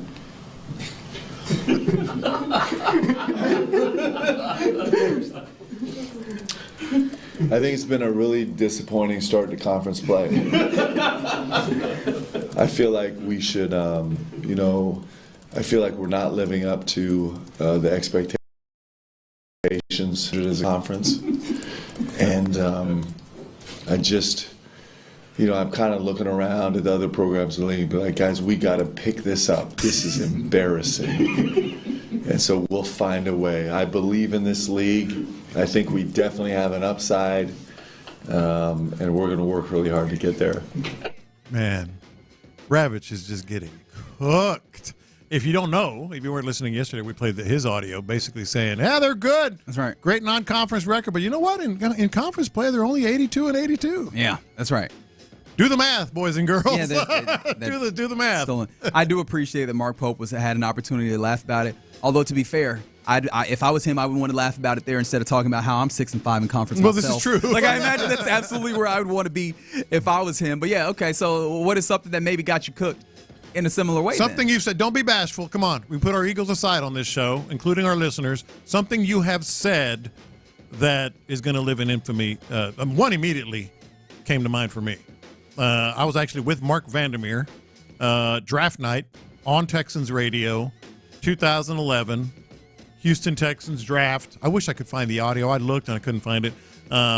Houston Texans drafted some kid out of Wisconsin, and I was familiar with his work. Obviously not as intimately as I thought I was, because I said on the air as they drafted and they threw it to me after the draft pick of one J.J. Watt, I said, I think he's going to be really good against the run. I'm just not sure how many sacks he can come up with. Look, there's a lot of places that you could have gone wrong with J.J. Watt. I don't know about the sacks with this guy. Like, there's a lot of things that now we, with the benefit of hindsight, could have looked at and be like, yeah, there's a lot of places where on the front end you could have probably written wrong. It is hilarious that the man who had 114.5, 114 and a half sacks. I don't know. Has he really proven it yet? That is hilarious. That is, wow. No, that's a good one. Yeah, that one's tough. That one is very tough to live down. Boy. Oh, boy. Figgy? Yeah, I got a couple of them, man. I got a couple. Now, to be fair, I didn't really get cooked because nobody probably paid attention to it. And those are the best instances because and you're just like, hey, keep your head down. Yeah, keep your head down. But one of them was when Brock Osweiler got traded with a second-round pick to the Browns. No. And I'm like, you know what? I think Brock gonna have a better career at Cleveland than he did with Houston. Yeah, that brother ain't last preseason. And to be fair for you, that take is tough because you weren't. It didn't feel like you were saying a lot. It's not like he had a great career here. It was just like, all right, I feel like he could be a little bit better. Absolutely, he didn't even make it to the regular season as a Cleveland Brown. I'm like, dang, he was that bad. And then the other one was right when LeBron left the second time. Yeah. And it's a guy by the name of Jetty Osman. Ah, yes, I love Jetty. Man. And so I'm like, okay, yeah, I think he's gonna be the one to step in once LeBron leave. He's the next LeBron. Well, I ain't say all that, but I'm like, you know what? We in good hands. We got this kid, man. Yeah. He's pretty good. I think he got some promise. Nah, it wasn't it. That wasn't it. The only one that I can think of, and maybe I have to put some money in the hat here, because it was when I was still in Dallas, thinking about a player that had been playing in division here, so you'll know him, Alan Hearns, right? He had been playing with the Jaguars, and I remember watching him in the Jaguars with him and a few other cats where I was like, yo, Alan Hearns is like, he could be a number one wide receiver. And the Cowboys had brought him in to be like, and they were like, oh, wide receiver by committee. I was like, yeah, nah, y'all don't understand. Alan Hearns is going to be wide receiver one. He's gonna be that guy. He was not. He had a bad year that season, if I remember correctly. Talk less of being the number one guy, and I was like, oh. Because that was one of those things where I was like, I have insider knowledge, right? I watched the Texans and I watched the AFC South. Like, I know Alan Hearns has the possibility of being really good. No, he did not. He did not do that. Y'all remember when AD went to the Lakers? And yeah, big deal. Okay. That was what Sean said. So, Sean, we was breaking the news that Anthony Davis was getting traded to the Lakers. And Sean said, yeah, big deal. Okay. Even in that moment, he was wild for that. Exactly. No, that was in that moment. In that moment, he was wrong. Like, now, I think even more so. Like, actually, has that gotten... They won the championship. I was like, they won a championship. I was like, I don't know if that's gotten any better for him, but even in that moment, I was like, yeah, no. In that moment, just imagine, Anthony Davis is teaming up with LeBron. And I thought Lakers. You know how sometimes you say something and I remember saying, oh man, like this is gonna be and huge. Mind you, this was when the Rockets was still good too, with James Harden. Yeah. Like, man, Lakers about to get Anthony Davis. Yes. Like, it don't matter. Yeah, big deal. Okay. Part of it is a compliment to Sean because I respect him so much. I'm like, did I miss something? Right. Did I?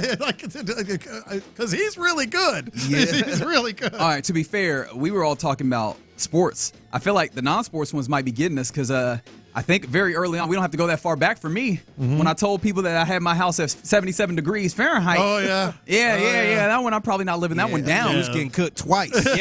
Yes, twice baked potato over here. And from the 832, Figgy, that's not as bad as you saying you put your feet in a bag of onions.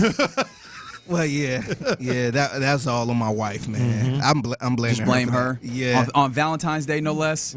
Yo, Valentine. Oh yeah. Nah, she deserved that. Blame. I told the doctor that one time. And the doctor shook her head so fast, like, what? What are you doing? Oh, when you went, you told the doctor? I told her everything I was doing. Yeah. And I'm like, I even put some onions in the bag and put my feet in them, and she was like, You did what? I'm like, yeah, my wife. I'm blaming her for that. That's hilarious. So now you have firm evidence if she ever tries to pull some nonsense like that again. Remember that time when the doctor said that you should absolutely not do that nonsense? Yeah. That's right. That's funny. All right, so yeah, shout out to Carl Ravitch and the nonsense that he pulled. I guess the secondary question of the day that we will be taking all day long, if you were stuck on an island and you had to eat one singular thing, or maybe not the island part, but if you had to eat one thing, the same meal, every day and every time that you eat for a year, what would that be? Because some people got like really specific. Somebody said a Popeyes number 2. Do crawfish count? Yeah, crawfish counts. I could eat crawfish every day for a year. Really? I could. You peeling crawfish? Yes. Like not even just like an etouffee with crawfish, like actually actual crawfish. God bless you. I could do that. Hey, shout out to the 281 pancakes. Breakfast food is a little. That's actually not bad. That's actually. Not I bad. get sick of pancakes. Yeah, I'd get sick of pancakes. Like I don't know that there's a breakfast food that I could do besides like a breakfast taco, which feels kind of more malleable than a breakfast taco. Sean, just take the L, man. Just take the L, Sean. What he saying? He just texted, bleep that. One phony COVID title, and other than that, total Laker irrelevance during the AD area. I stand by my take. Come at me. Like, look, we're all taking the L here, Sean. We're all taking the L. Yeah. JJ Watt, I don't know how many sacks he's gonna get. Yeah, you that's a big one, man. Hey, that was a compliment, man, because everybody else booed him. Yeah, I guess that's fair. And you've been doing this a long time. I imagine when you talk for 35 years, eventually there's gonna be some things that pop up. From the 281, they said they thought Tommy Tuberville would have taken Texas Tech to the next level when he took over after Leach was fired. Mm-hmm. Yeah, that's tough. Yeah, that's a tough one. Yeah, right that one doesn't work. Where I thought Major Applewhite was gonna cook Houston. Mm-hmm. I was like, oh, it is time, and it was not. That's a good one too. It was not time. Mm-hmm. It was not time. All right, some ground turkey, rice. Okay, like that's real simple. Okay. Venison. Somebody said spaghetti. Oh, spaghetti might be close to the answer. because there was a point it was Eddie very, very frequently. All right, keep those coming in. 713-572-4610. That's the Jim Adler, the Texas Hammer text line. But coming up next, we jump into hour 2 of this Friday edition of In the Loop. And let's get into Around the NFL where, seems like Red Zone might have a different person at the helm of it. I'll tell you what I mean next. Low T Center, guys. Let's talk about the Low T Center and go to lowtcenter.com. That's where it starts, right there. Big green button, impossible to miss in the top right corner. It says, clear as day, make an appointment. And that's what you should do. If you make an appointment with Low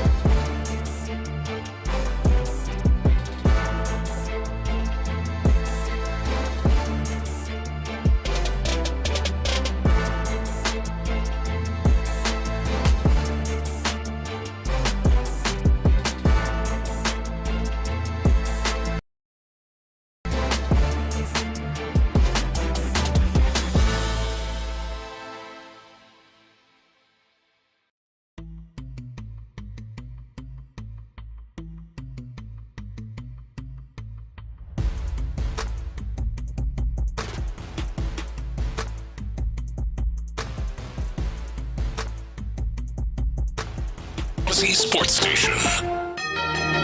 Let's go around the NFL in the Loop style. Why are you smiling? Because I love football. Here's John Lopez and Reggie Atatula. I'm going to tell you all about how much fun you're going to have this season. On Houston sports leader, Sports Radio 610. All right, let's go around the NFL here. By the way, shout out to One McCarran Injury Lawyers for providing us the live stream. And if you're watching the live stream, you'll see me in my brand new Houston Dynamo jersey. I'm super excited for it. So appreciation of the Houston Dynamo for fitting out your boy in this and your boy. Well, I mean, you're not wearing it. I don't know how proud you are. I mean, I look proud. I'm ready for a set piece. I don't know. I don't believe in your ability to deliver on a set. I can curve that ball, baby. I don't think you can bend it like Beckham. I can curve that ball. I don't think you can bend it like Beckham. I really don't think you can. Figgy goes, yo. Yeah, right. Exactly. All right. Let's go around the NFL, and we begin with the champions, the Philadelphia Eagles. Today is Valentine's Day, and today is also Parade Day in Philadelphia. The kids is out of school per the proclamation. Yeah, they was like, look, man, we are going to make sure that nobody's going to miss this opportunity. You think HISD and all the other schools do the same thing? Oh, yeah. You have to. For the Super Bowl specifically. Yeah. Absolutely. Hey, knowing HISD, they were like, hey, you can wear your Texans gear. Oh, brother. To school. Everyone wear your Texans gear. Sure. Yeah, sure. I'll be there. I'll be there. I'll be there. Nah, I will be in that parade. But yeah, they had the parade going, and various fun things happened in the parade. This did, though, make me harken back. I had a confession on Monday that honestly probably looks very stupid. Because I was like, I'd listen to the police scanner in the latter parts of that Super Bowl, and then maybe for like about an hour afterwards. It was pretty tame. And apparently I just didn't listen long enough because them people in Philadelphia got active in a way. It wasn't just climbing poles. It was breaking windows and turning cars over in the ways that, you expect Philadelphia sports fans to maybe do. And I'm like, okay, so I have to watch this parade then and see what's going on. Yeah. What time are they about to be on? And it seems like the only real thing that I've seen that has been a particular negative, and of course it remains to be seen, but is that there were some fans yelling out at the float. I'm looking at one of the trailer float, whatever it is, trying to shout out Cooper DeJean. Hey, Coop, Cooper DeJean, Coop. And the guy on the trailer, Figgy, says, "I'm Reed," as in Reed Blankenship, the other one. What do I mean when I say the other one? The other, you know what he means. You know exactly what I mean. One of the exciting whites. The other one. The other one. He literally said, Figgy, he put it at his chest. He goes, "I'm Reed." Oh, poor Reed. My bad. They're playing pretty well. There's the double fist and the beers as one could expect. Josh Sweat, by the way, who had a very good game and probably was.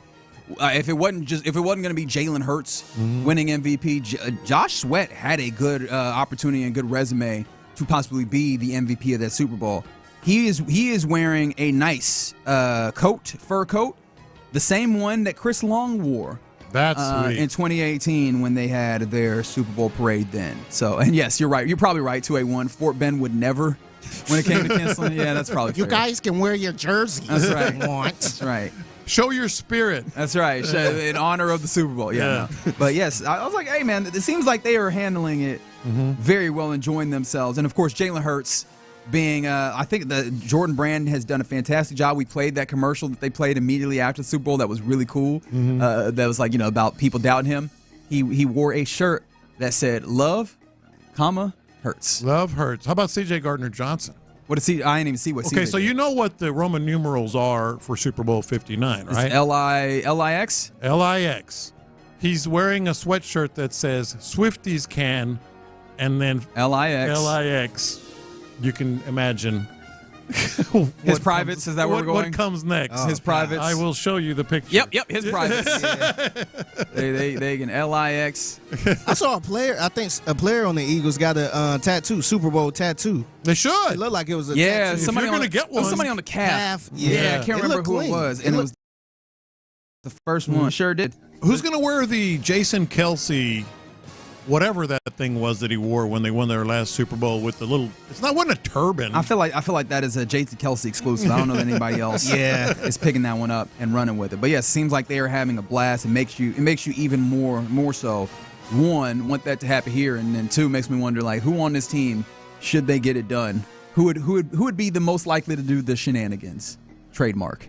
Right, like who? Yeah. Like obviously, we mentioned some of the people doing the shenanigans out there. I think it's Grant Calcaterra was out there, double fisted beers or whatever. Like who is most likely to double fist beers on this Texas? Dalton Schultz.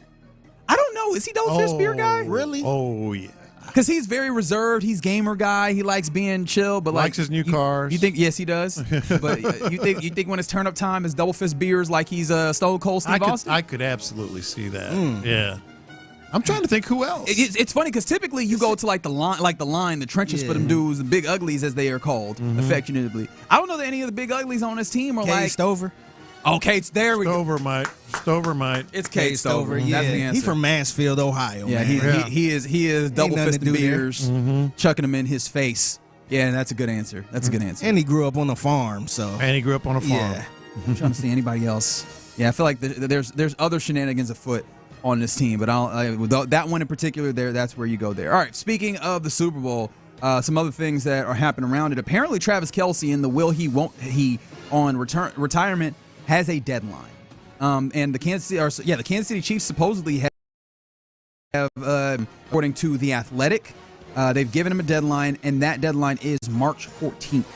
To decide whether or not he wants to retire. Now, what's the significance of that? March 12th is when the new league year officially starts, and the 15th, which would be a day after this deadline, is when he is owed $11.5 million as a roster bonus. So I think the idea is, hey man, if you're gonna retire, let us know so we don't have to mess up our, so we can figure out salary cap ramifications. So we got a month, seemingly. I'm going to ask you a very weird question. How much do the Chiefs want him back? I think they still want him back. I think he's still he matters a great deal. This year in particular, you saw still how that relationship between him and Patrick Mahomes matters a great deal. Yeah, I think I would side with that. Picking up third downs, important situations. In fact, that was one of the things that was really tragic about the Super Bowl from the Kansas City Chiefs perspective, if you are inclined to view it that way, is that's their last ditch of if in breaking case of a need in emergency. Yeah. And there was a couple of third downs where it was like, all right, throw it to Travis Kelce, and he didn't come through. He wasn't there. I think that's the part that was tough for him. I don't know that you willingly want to go into a season without that, even though you had that fail for you in the Super Bowl. But they've also showed numerous times that they're willing to move on from game-changing type players. Yeah, that is fair. But we'll see how that goes. Apparently, at the very latest, we should know March 14th, March 15th on whether or not he's deciding to retire. I don't think they were going to have a running tracker on that, but at the very least, then we'll know. How about this? I guess this is just going to be a full Super Bowl inspired around the NFL. We got NFL films kind of giving us behind-the-scenes type things from that game in particular. And one of the things, and I might have to go ahead and give Nick Sirianni. There's a lot of Nicks around here now because I was about to say Caley. I almost said Caserio. Sirianni. Nick Sirianni, the head coach of the Eagles. I might have to give him a little bit of credit because this is what it sounded like on the sideline as they were starting to run up the score, and they thought maybe we could put the death knell on this thing. When we score, it's over. Yeah, I don't just call it. Just call it.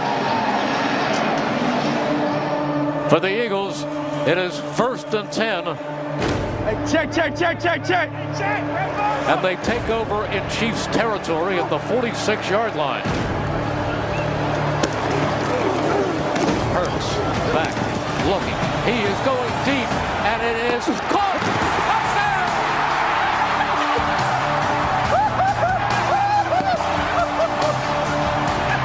And then that's Sirianni losing his you-know-what on the sideline. Connor Barwin almost killed him. Connor Barwin gave him a chest bump that almost damn near knocked him down. Which is understandable. But the thing about that, and I would encourage... that's a deep shot to Devontae Smith that put up 34-0 that really was just like, oh, you guys are not touching this. I think on the other sideline for the Chiefs, I can't remember who in particular was like, hey, coach, we can still come back. Patriots came back from 28-3. Well, at that point, it was 27-0. It's a little different when it's 34-0. Yeah, and that was a cha-ching for yours truly as well when he caught that ball. But the NFL films, they look at it, they're still the absolute best. Oh, yeah. Like there's not a competition. Like the quality of the video. Like they use those super high-def cameras, whatever they are. 100%. Yeah, I don't know what they're called, but... and just the music, and then they're mic'd up and totally mic'd up, like not just contrived like a training camp. Like he literally said, just call it. just call it. We win this game if we score here. Yeah, so a lot of credit for money. Yeah. I have to give him that credit of, hey man, as a coach, setting the tone of like, no, we don't need to just. Yeah. You don't need to get scared in this moment. No. Go ahead and end that team over there. Yeah. Put them out. Put them out of their misery. Stick a fork in them. Because they were indeed done. All right. Enough Super Bowl. Let's move away from that. Let's talk about the thing that the people care about, which is NFL Red Zone. That is maybe I don't know, if you were going to talk about within the larger product of football that the NFL sells, is there a particular product that has a better Q rating, if that's the right way to use it, than NFL Red Zone? I think that is not for me. I don't know that there's a single thing in football that they give you that they put towards the public that has a better I don't know, Yelp review or whatever, like a better review or a better view of itself amongst the public than NBA Red Zone. League Pass don't. No, not even close. Not even close. None of the other leagues have anything that lands in that same way. Well, Red Zone might have a different look, and they might mess around and mess this up, NFL, if they're not careful. NFL Network is having a little bit of a uncertainty with Scott Hansen, who is the man of NFL Red Zone. The dude who was sitting up there, bathroom breaks be damned, for 8 hours of NFL Sunday. He is in a little bit of a contract situation trying to figure out what he will do. He's been doing this since 2006, so a mainstay for a very long time. And, that afternoon whip-around coverage of NFL, he might not return. They're still trying to figure out the contract, and it seems like he has the possibility of going to an NBC, the NBC that he obviously worked with during the Olympics. And is contractually going to work for the next 2 Olympics, I think. Yeah, so I think the Winter Olympics and then the next Summer Olympics. Yeah, he has that, and there's still a possibility also, I think, with speculation in the media industry that with the NBA returning to NBC, that Maria Taylor, who is kind of helmed that Sunday Night Football host, that she might go and do NBA, and that might open the spot for Hansen to maybe step in NFL-wise. But I feel like that's really going to harm the NFL Red Zone product. I know Andrew Siciliano, who I think used to do something similar. He did the Direct TV iteration because there was 2 separate types of Red Zone. He did the Direct TV version of it, and I think that he's the clear favorite to be tapped. But it just feels like, man, I don't know that could be. I don't know if that'd be the same if you don't have Scott Hansen helming that. I don't think it will. You almost associate the Red Zone with. Well, you do associate the Red Zone with him and his voice and the way his excitement and all that. I would actually. I'd kind of like to see him doing other stuff because I think he's a great broadcaster. Oh, he's very talented. And it's not just because he shows all the highlights as they go on any given Sunday, but I would pay him. I would definitely pay him because he is as much as NFL in terms of like a voice of the NFL of NFL films of some of the greats that have been in NFL films of the old Chris Berman stuff. Like, I'm not saying he's that level. He might be, but I'm not saying he's that level. But you just associate him with the league, and that's good for the league. All right, I would like to approach the bench in the court of the honorable or dishonorable John P. Lopez. Oh, I get to make a ruling? Yes. All right. I guess I return to Super Bowl-related things. Saquon Barkley obviously gets a lot of love for, 1, his first Super Bowl championship, and 2, just a phenomenal season, one of the best, in fact, I think the most productive, literally most productive running back seasons that we've seen in the NFL.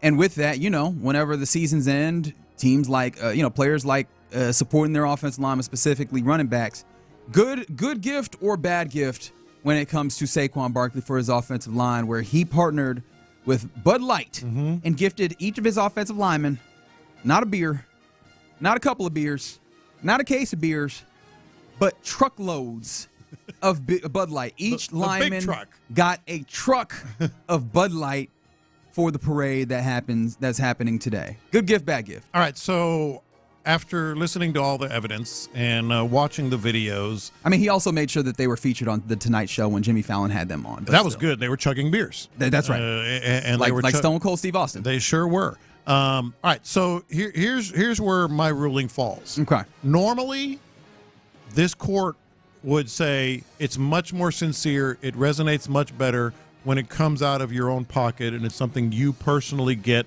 your God. That's right. But I just think it's more sincere. It's more heartfelt.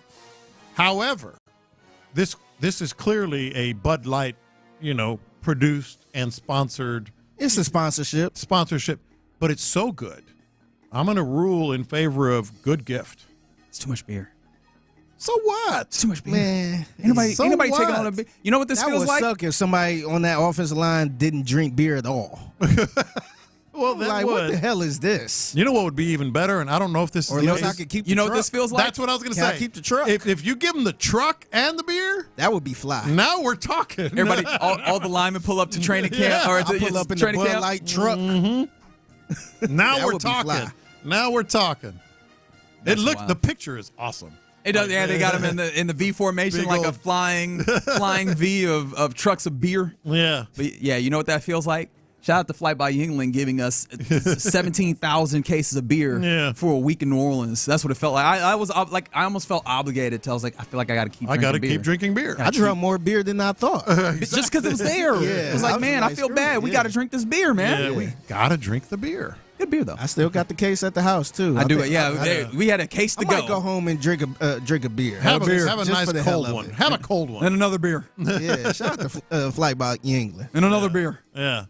and a margarita. All right, there you go. That's around the NFL here on this Friday. Shots, anybody? Shots? Shots of beer? No, shots. I was like, we just talked about all this beer that we got to get. There's a lot of beer we got to drink. You said beer and margarita. Let's throw a shot at it. Shots. I know Seth is listening right now, appreciating this joke that I threw out there. All right, coming up next, let's turn to West Palm Beach for spring training, where your Astros are, pitchers and catchers have reported a couple of things that are happening out there. But more importantly, now that we have resolution on Alex Bregman, who fills the Bregman-sized leadership void? Not just on the field, but the leadership void that he leaves. 713-572-4610. Let's discuss that next. Area 45 with Bijani and Creighton. Guy that I think could fill that role, Yainer Diaz. Of being the vocal leader? Yes. Oh, I think he's another one in waiting, too. Yainer Diaz is a guy who could fill the role as vocal leader. If Yainer learned anything from Maldi, it was the preparation, the communication, and the leadership from Martin Maldonado.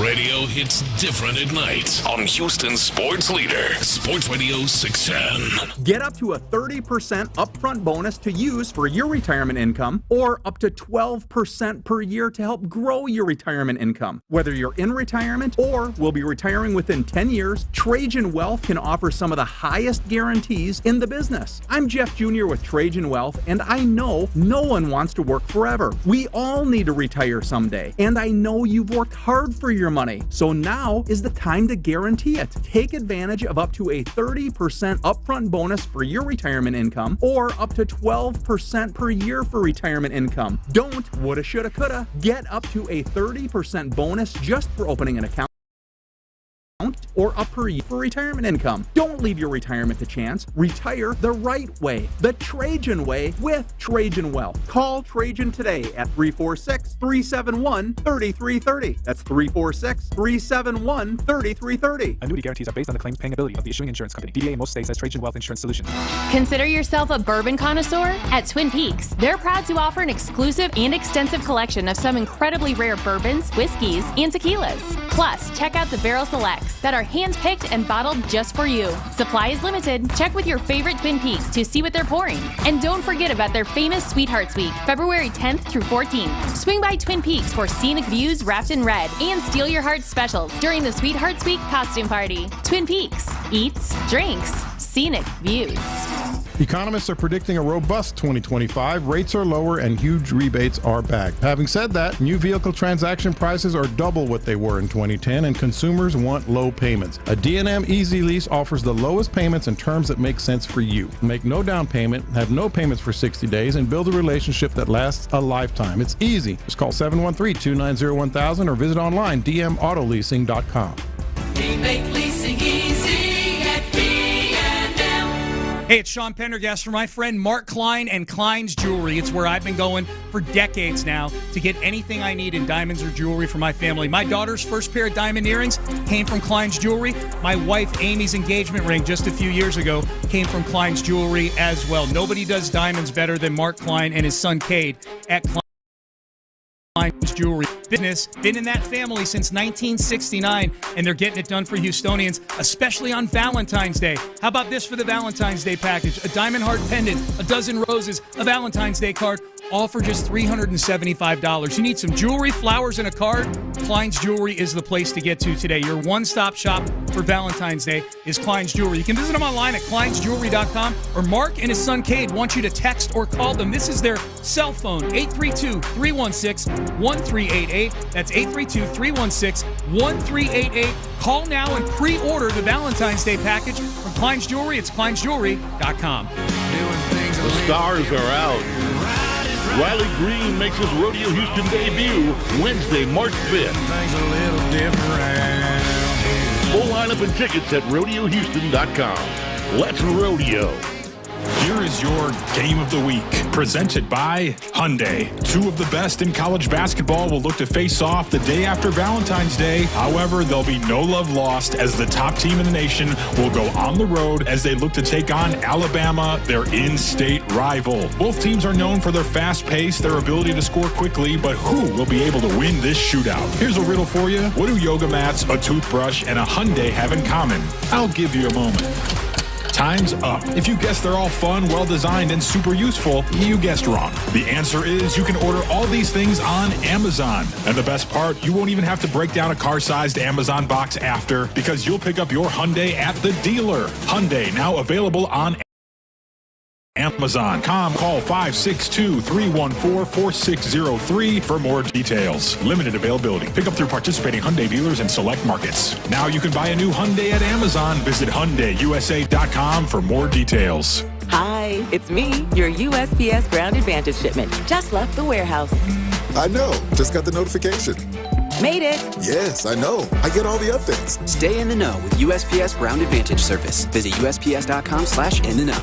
This is a message from sponsor Intuit TurboTax. Now, Taxes is having a TurboTax expert do your taxes and get you every dollar you deserve. Get an expert now on TurboTax.com. Only available with TurboTax Live Full Service. Mostly cloudy, spotty drizzle, right now 46 degrees. Weather brought to you by Robert Half. Robert Half's recruiting professionals use their award-winning AI to connect businesses with highly skilled talent. Learn more at roberthalf.com/talent today. Attention Sports Radio 610 listeners. A slam dunk trip to Vegas could be yours. How? By tuning in to Sports Radio 610 for an hour a day on the Odyssey app. 60 minutes earns you a daily entry. If you win, you and 3 friends will be wheels up to Vegas in March. Staying at the Circa Resort and Casino with an extra $20K in your pocket and access to Stadium Swim for the ultimate college basketball tournament experience. Just log in and listen now on the Odyssey app for your chance to win this national contest. Houston's sports leader, Sports Radio 6 from the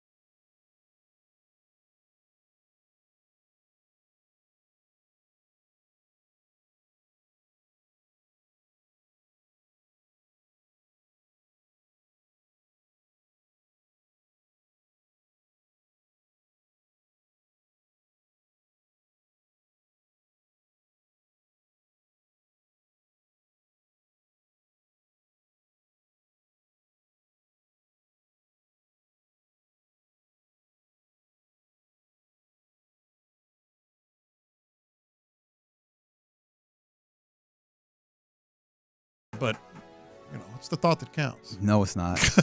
No, it's not. All right. How about this thought? Who is going to step into the void that Alex Bregman now leaves on this Astros team? And yes, there's the third base, but hey, Isaac Paredes will step in and handle, defensively, he'll be fine. I think offensively, he has the opportunity for those shots that Darren Wrigley were falling in the field play, now have an opportunity to go out over the Crawford boxes. Like, I think that's an opportunity there. But there's another part. Like, when we talk about Bregman, it's the on-field, and he has the slow starts and all those things.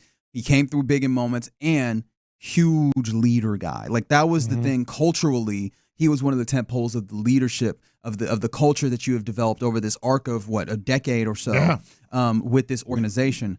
Who steps in and picks that up? Because I think that really is the part that is not seen. That's the part that you're not going to be able to find in the spreadsheets and the wars and the OPSs and the BOBIPs. You must hate it. You're not going to find it in those places. No. I know, and I appreciate the joke, but it allows me to get to a sentiment of I'm always like, yo, we need to find a way to with the numbers, quantify things because it helps neutralize this. But these are all human businesses. Aaron Schatz was saying it on Radio Row. Like, that's the one thing that, as genius as he is, can't really quantify leadership. 100%. These are, it's a human business. Yeah. Right. So one of the things that I got mad at Daryl Morey for was such a long time is that he treated everybody like chess pieces. And yeah, that's cool to an extent, but you got to remember the human parts of this. Yeah. And the human part of it for Bregman is that's a dude who, he was the center pole. Hunter Brown. You say tent pole. He was the center pole. Yeah. Hunter Brown talks about like his impact. I know Jeremy Pena has talked about the ways in which they would just always talk baseball when they got together. The fact that the man learned Spanish in order to make sure that he could better communicate with his teammates. Like those are the parts of Alex Bregman that I think are really quilted in, the fabric of what he means to this organization. And with that, now that void is there. Which group of people, because maybe you don't have one person that steps in and handles all of it, but who steps into that void with this team? Yeah, look, I have a name that just keeps coming back to me because I'm familiar with his story. And I dug in a little bit yesterday just to kind of reconfirm some of the things I'd heard about him.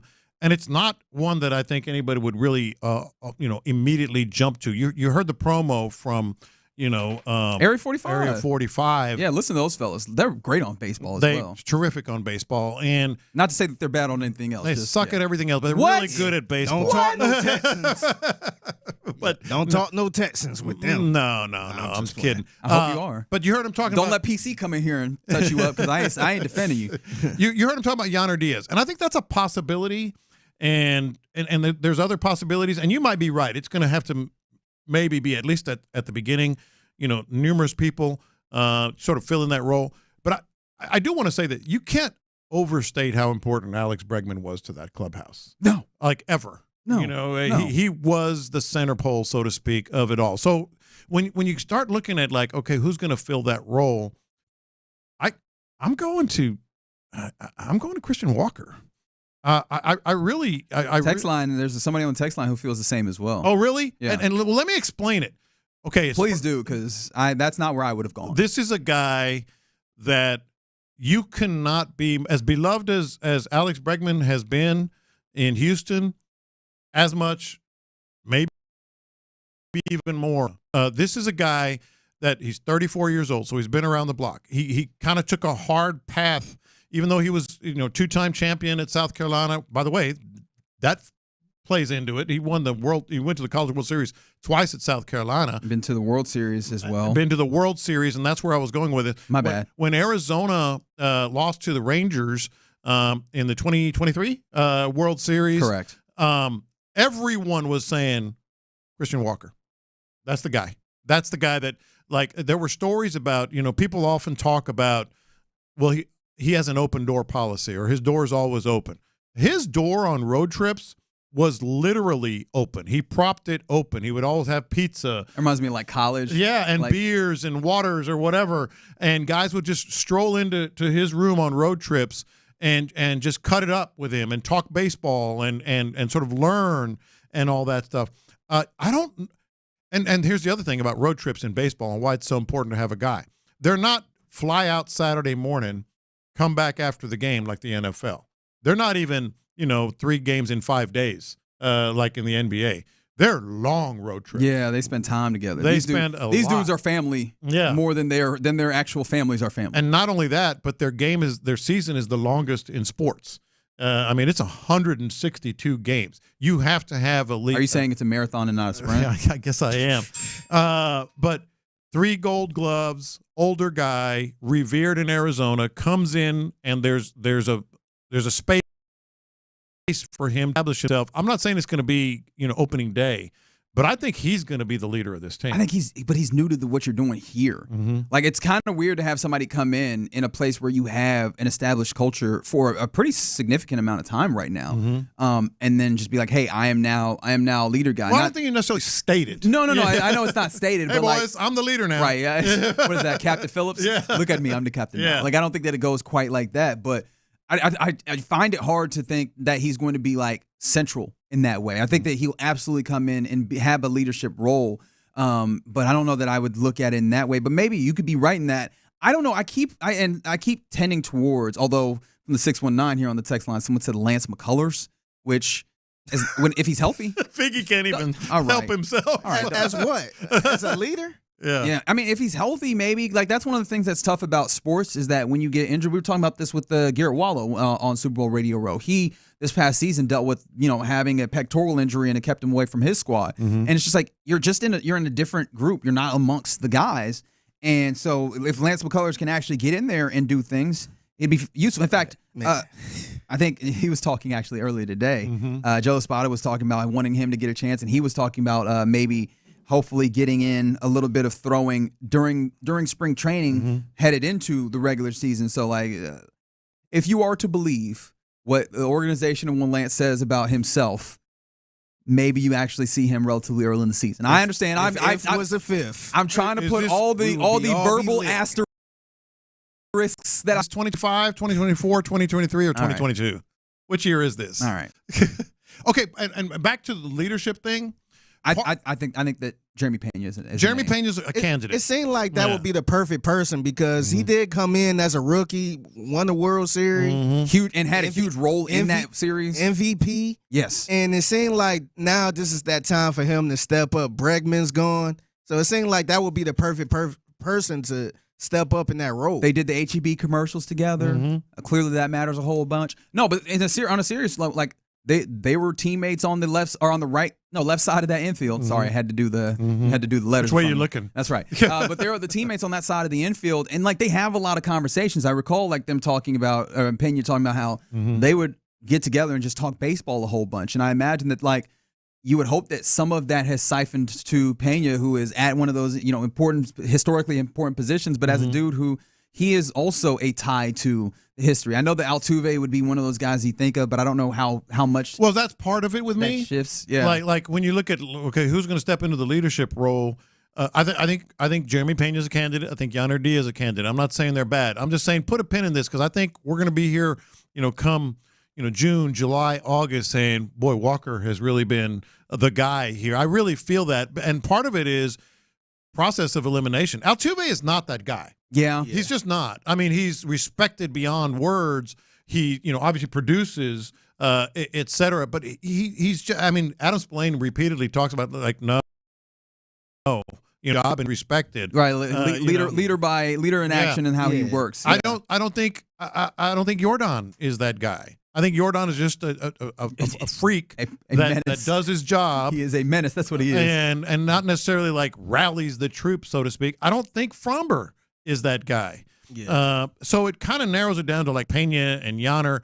But I think Walker is just so respected. 3 straight Gold Gloves, carried a team to the World Series. He's been there. He's older. He's 34 going on 35. I really feel like he's going to sort of establish himself in that role. Think that's a good point. Yeah. I think looking at Walker, I think we can look at Walker like Joe Mixon when he came in because Stephon Diggs was a comparison that was made on the text line. But see, when Joe Mixon came in, he wasn't he wasn't even voted as a captain. That's right. And then as the season went on, he stepped up as a guy. And I think he eventually became captain, right? If I'm he did. He became a captain. Remember, it was a big deal for him then. Yeah, I think when it was like nut cutting time, then that's when I do think Walker can step up. I do. I really do. Yeah, no, I can see that. And I mean, it's going to be necessary. I just really hope that you have that, like you could continue. This is the dynasty conversation we were having yesterday. You can continue that culture because the culture mattered, and it always matters, but it mattered a good amount in how this team came to get to the places that they have, and so you hope that you have that same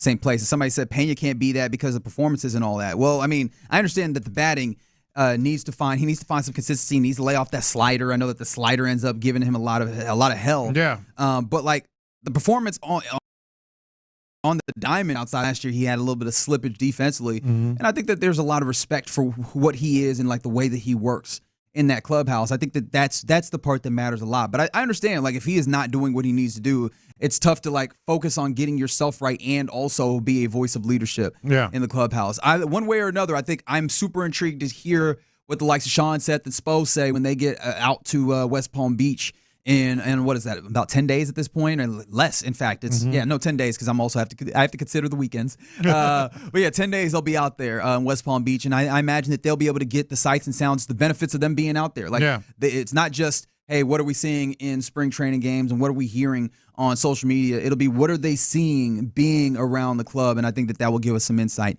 into what this club looks like going forward. All right, you're in the loop right here on Sports Radio 610 on this Friday. Coming up next, let's get into what's popping, including, seems like a race is going to happen.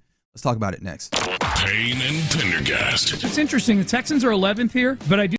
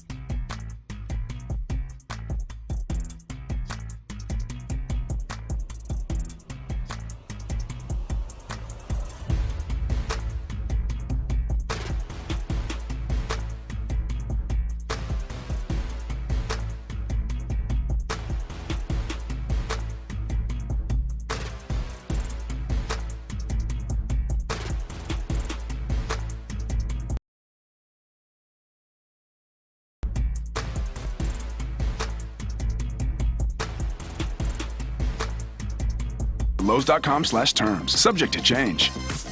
The biggest stories in sports and entertainment. Sports Radio 610 style. In the Loop presents What's Poppin'. All right, it's Valentine's Day. It's a Friday, and it is time to do a little What's Poppin' in the Loop right here on Sports Radio 610. Hope you got something for your significant other settled What'd up. you do? Yeah, what you got planned? Yeah, we haven't talked about that. Piling on over here. Y'all go. All right, here it comes. Y'all gonna laugh at me. Mom's is coming to town. I'm spending the weekend with Moms. There's nothing wrong with that. Yeah. You know, like Mama's boy and all that. Because you're not, let's just put it all out there. You're not seeing someone regularly? You ain't got the pressure. You ain't got the pressure on you. I'm not unequally yoked. No, I'm not. I'm out here, but yeah, ladies, haven't seen Mom in a little bit, so I wanted to see Mom. We should set Reggie up for Valentine's Day. Yeah, we should do a little. Let's set Reggie up for Valentine's Day. I think Sally on the YouTube was trying to set me up at one point. She was like, "Are you single?" And I was like, "Oh, okay. I don't know what's happening right now." Sally's married. No, I know she's married. Yeah. Also, that hasn't stopped people sometimes. But I understand. Yeah, Sally's a great person. Mean a damn thing. But no.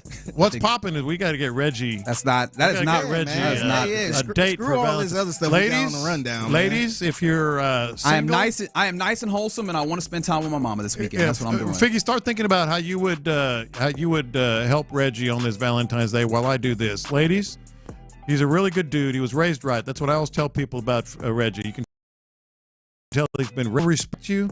A handsome man. I don't like what we're doing here. Reggie is a handsome man. Are we doing like the video? is this the like back in the 90s when they did the video dating thing service before we got all these apps? There's not a whole lot I can say negative about Reggie. There's some negative things. Other than you probably are going to be watching far too much sports on 3 sports TVs. That's technically true. I mean, I could sacrifice a TV for Love Is Blind or whatever y'all trying to do. That's a possibility. And yeah, what else can we add here, Reggie? I mean, Figgy? I'm very uncomfortable with this. It's just lunch. Let's just set up a lunch, man, after the show. Yeah, we got to do that, man. We have a single person on this station in a very long time. We got a lot of and I feel ladies. it. I feel the energy. Y'all all trying to live vicariously through the boy. Y'all trying to live. Ron was trying to get me out here. I don't know what Ron out in New Orleans, he was trying to get me out here. Yeah, man. No, I feel him, man. I've been off the market since 2009. One more question for you. Because our ladies want to know this. No, they don't. They do not care. They really do. And then we'll get to the rest of what's popping. And I know for certain the guys are like, we do not care. Move it along. What is your idea of a romantic night? Well, you see, first I'm serious. First, we start by firing up NFL Pro, and going and watching back some film. You know what I mean, breaking down various different coverages and such, seeing what kind of pass protection the Texans are utilizing and not utilizing. And then we circle around to doing a little research, checking on some VORPs. All right, scratch. Just forget everything I said. And some EPAs. What's your idea of a perfect date?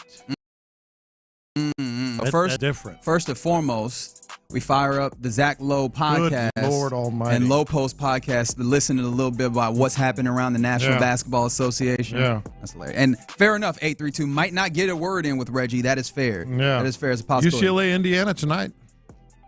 That's right. That is the men's basketball side, right? Yeah. There's a couple of good women's basketball games this weekend as well. We'll get into that later. But no, let's get into what's actually popping. This guy is helpless. What actually matters. He's hopeless. Yeah, that's right. I didn't claim to be anything else. Hey, this is something that matters for the dear sports fans out there as opposed to trying to talk about my love life.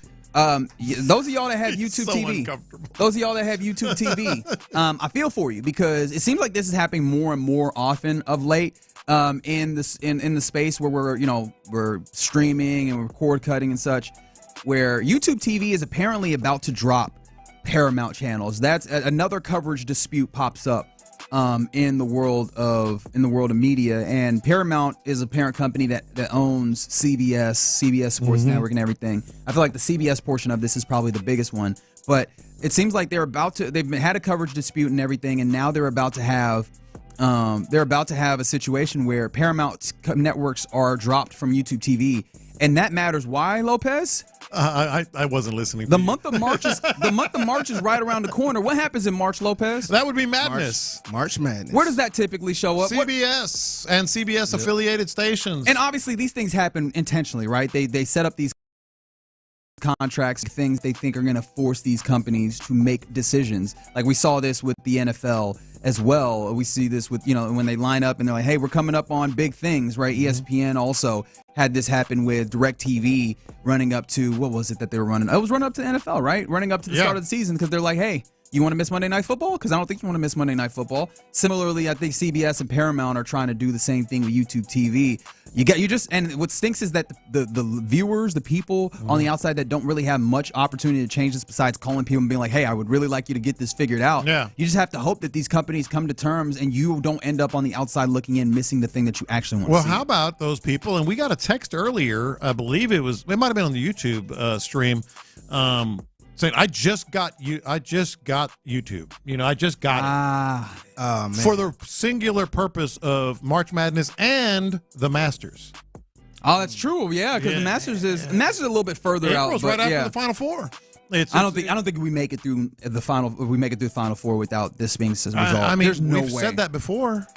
Yeah, and these companies. We've said that in this city before. Yeah, that's fair. These companies are getting it used to be that these big ticket situations would force the hand of one way or another and they'd acquiesce. But I think the money is becoming so it's becoming so tenuous where the people who have the broadcast rights are extracting so much money from the companies that are like, whether it's YouTube TV or DirecTV or whatever, where they're like, hey, we might not even be able to make money on this. And of course that's extreme, but like they're not going to make nearly as much money as they with the amount of money that they're trying to draw from subscribers and stuff. It feels like we're really moving to a place where these companies are going to have to go direct to consumer because the middleman is being squeezed entirely out in these situations. I think that is exactly where we're going. By the way, Sally has weighed in on YouTube, Figgy. What up, Sally? Yeah. I work with a beautiful young lady who thinks Reggie is the end-all, be-all.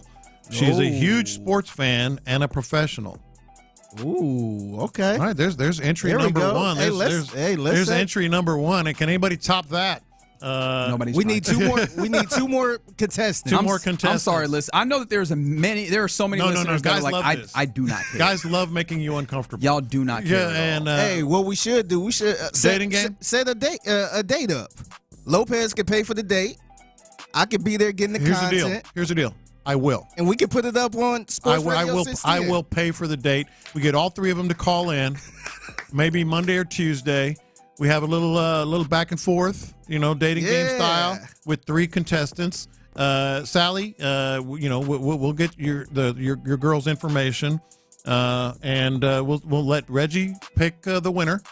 No, we're not doing a 1 p.m. dating game on 610. Why do y'all care? 1 p.m. Y'all know y'all don't care. 1 p.m. Tuesday, we're doing a dating game. I will get all the content. Is this what being bullied feels like? I think I'm being bullied. And I'll pay for the date. Boom. Hey, you better choose State 48. No, I said I'll pay for the. I'll give you a budget. 48. I'll give you a budget. Remind me to keep my love life far away from both of y'all. All right, how about this? When it comes down to it, I was getting my bag talking sports TV stuff, and y'all just want to be some dorks. All right, fine. How about this? Because this gets the people going. I don't know if y'all are like me, but I feel like we all come to the table when it comes to a foot race. Like a foot race is the purest form of competition in my imagination. I love it. And it seems like we might get that with an NFL star and an Olympic athlete. Y'all know that Tyreek Hill and Noah Lyles been going back and forth, talking that talk. Right, with all of that. And now it seems like we might actually get this to happen. Tyreek Hill has been saying for more than 6 months that he could beat Noah Lyles in a race. And so it seems like they might actually have this thing coming to a head. It started in August where we've gotten to this point, and it seems like they might actually race. So the distance that might make the most sense for these two is probably a 60 between that 40, that 40-yard dash that the Tyreek Hill run, and then like 100 meter that Noah Lyles is. In fact, didn't he win gold at 100 in the Olympics? Yeah. So like the 60 meter seems like it might be the best space, but it looks like we're gonna have an opportunity to have these guys race it out and actually see what it looks like. Noah Lyles said it's time to end this debate, and of course, shout out to people for getting this to happen. And Tyreek said, "Time to shut your mouth and take your lunch money." Yeah. Is it 60 for sure? I'm not sure. We still haven't gotten this, and that's the thing. Is I wouldn't like it if it was 60, man. So what would make you happy? 50 is fair. 50 meters is fair. 50 meters feels like it leans more towards Tyreek. I think 40 yards leans toward Tyreek. Actually, how many 60 yards? meters leans more toward anything over 60. No one's going to smoke him. Like absolutely smoke him. And that's why I thought 60 is the nice play because the 40-yard dash is 36 meters thereabouts. So finding like that middle spot between that just straight quick spurst speed and Tyreek, shorter. Tyreek may smoke him at 40 yards because Noah is he's notoriously a slow starter. But see, Tyreek is the one. Didn't Tyreek call him out pretty much saying he's faster than him? Who did it first? I don't remember. I think it was Tyreek. If it was Tyreek that was kind of calling him out, felt like he could beat him at his own game. Yeah, then he needs to go 100. I think so. He'll get smoked at 100 meters. But I think 50 meters, 60 yards is about roughly the same. I don't know the 60 math. yards is shorter than 50. It's shorter than 60 meters. Yeah, 60 yards. I'm saying 50 meters or 60 yards. That's about the same distance. Something in there would probably be the best about 55. race. Yeah, it'd probably be about the best race. And that's a good point. Noah Lyles does have the gold medal in the 60-yard dash as well. So like this, and that's indoor. But yeah, I ain't know that part. Mm-hmm. Okay. Yeah, but I think the 60 meters would be the way to go. Mm-hmm. Either way, I just want to see it happen. In fact, like I want to see them run the whole game. Like give me the 60 meter, come back around a little bit, take a little time, maybe a couple weeks, come back around, give me the 100, come back around, let me see that 40-yard dash. I want to see all of it. I just want to see this. Like this is the kind of spectacle I can get behind. Yeah, because like they're both runners, just in different sorts. This is better than any of those contrived boxing matches. 100%. Like that stupid, John Rocker and Patrick Mahomes scene. I have less than 0% interest. Oh, I'm not watching. I didn't even want to see them fight on the spot, right? Oh, that's men. Yeah. I've lied to myself many times on some of these spectacles. Like I lied to myself that I wasn't going to watch Mayweather Pacquiao. I watched it. I lied to myself that I wasn't going to watch Tyson and Paul. Yeah. I watched it. Yeah. I'm not watching that joint. No, I'm not watching that. I will draw a line somewhere. Yeah. But this one I'll watch. This one I would watch. From the 281, Reggie is single because no woman can stand a 77-degree apartment. That's right. Oh, Correct. He's going to get catfished. Oh. We're going to make sure he don't get catfished. No, Figgy will make sure. Y'all not going to do anything. Like I hope that y'all know that this is all in your imagination. This is happening. The contracts are signed. No, this is happening. This is majority rules. Contracts. I ain't signed nothing. Yeah, majority rules. It's signed. 3-person show, 2 say yes. You got to do it for content, man. Sorry, bro. You signed up for it. You signed up for this show, man. It's majority rules. I will not be there. All right, you're in the loop right here on Sports Radio 610. Appreciate you hanging out with us on this Valentine's Day. It's on not this a Friday. charity case. I feel like Figgy, like Reggie thinks Figgy that it's a charity case. No, we're on your side. Yeah, that's the thing. I don't want you to. You don't want us on your side? No, not at all. I feel like I'm good going ISO. All right, coming up next, let's go there. Let's get here because I know there's a lot of people that like do not care. How about I think we all care about the Texans. Look at the text board because they all care. All right, whatever. I appreciate the sentiment, I guess. But Nick Kayley, new offensive coordinator of the team, right? We talked about whether we liked it, how we appreciated it and took in the opening introductory press conference. But if Nick Kayley can do these things, the offense should be better. What are those things? Lopez will tell you next.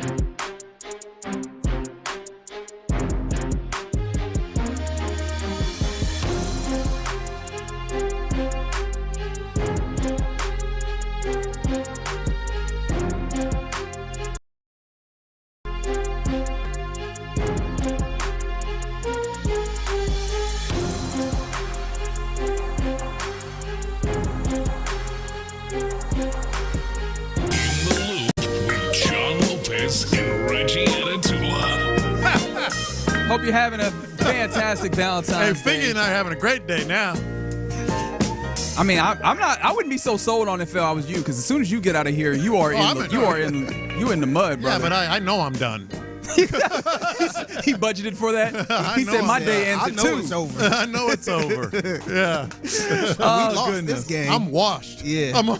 Hey, I'm Patrick Mahomes and the Kansas City Chiefs in the Super Bowl. It's over. That's crazy. I know I'm washed. Just right out the gate, you know it's about to be 34-0, huh? That's wild. That's right.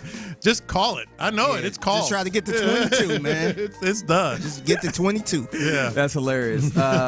Somebody, I'm trying to remember, the text line, 713-572-4610, the Jim Aller, the Texas Hammer text line, is popping for various reasons. One of those being we were talking about the race, and I like what they're doing here.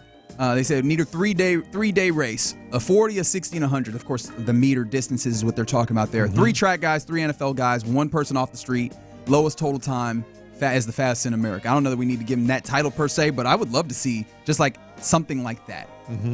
And especially with the average person, don't you just love, especially in like the Olympics, wouldn't you just love to have just one normal person that could just as a control? Remember that all these people are insane athletes. Yeah. Here is what the normal person does against all this. Oh, yeah, absolutely.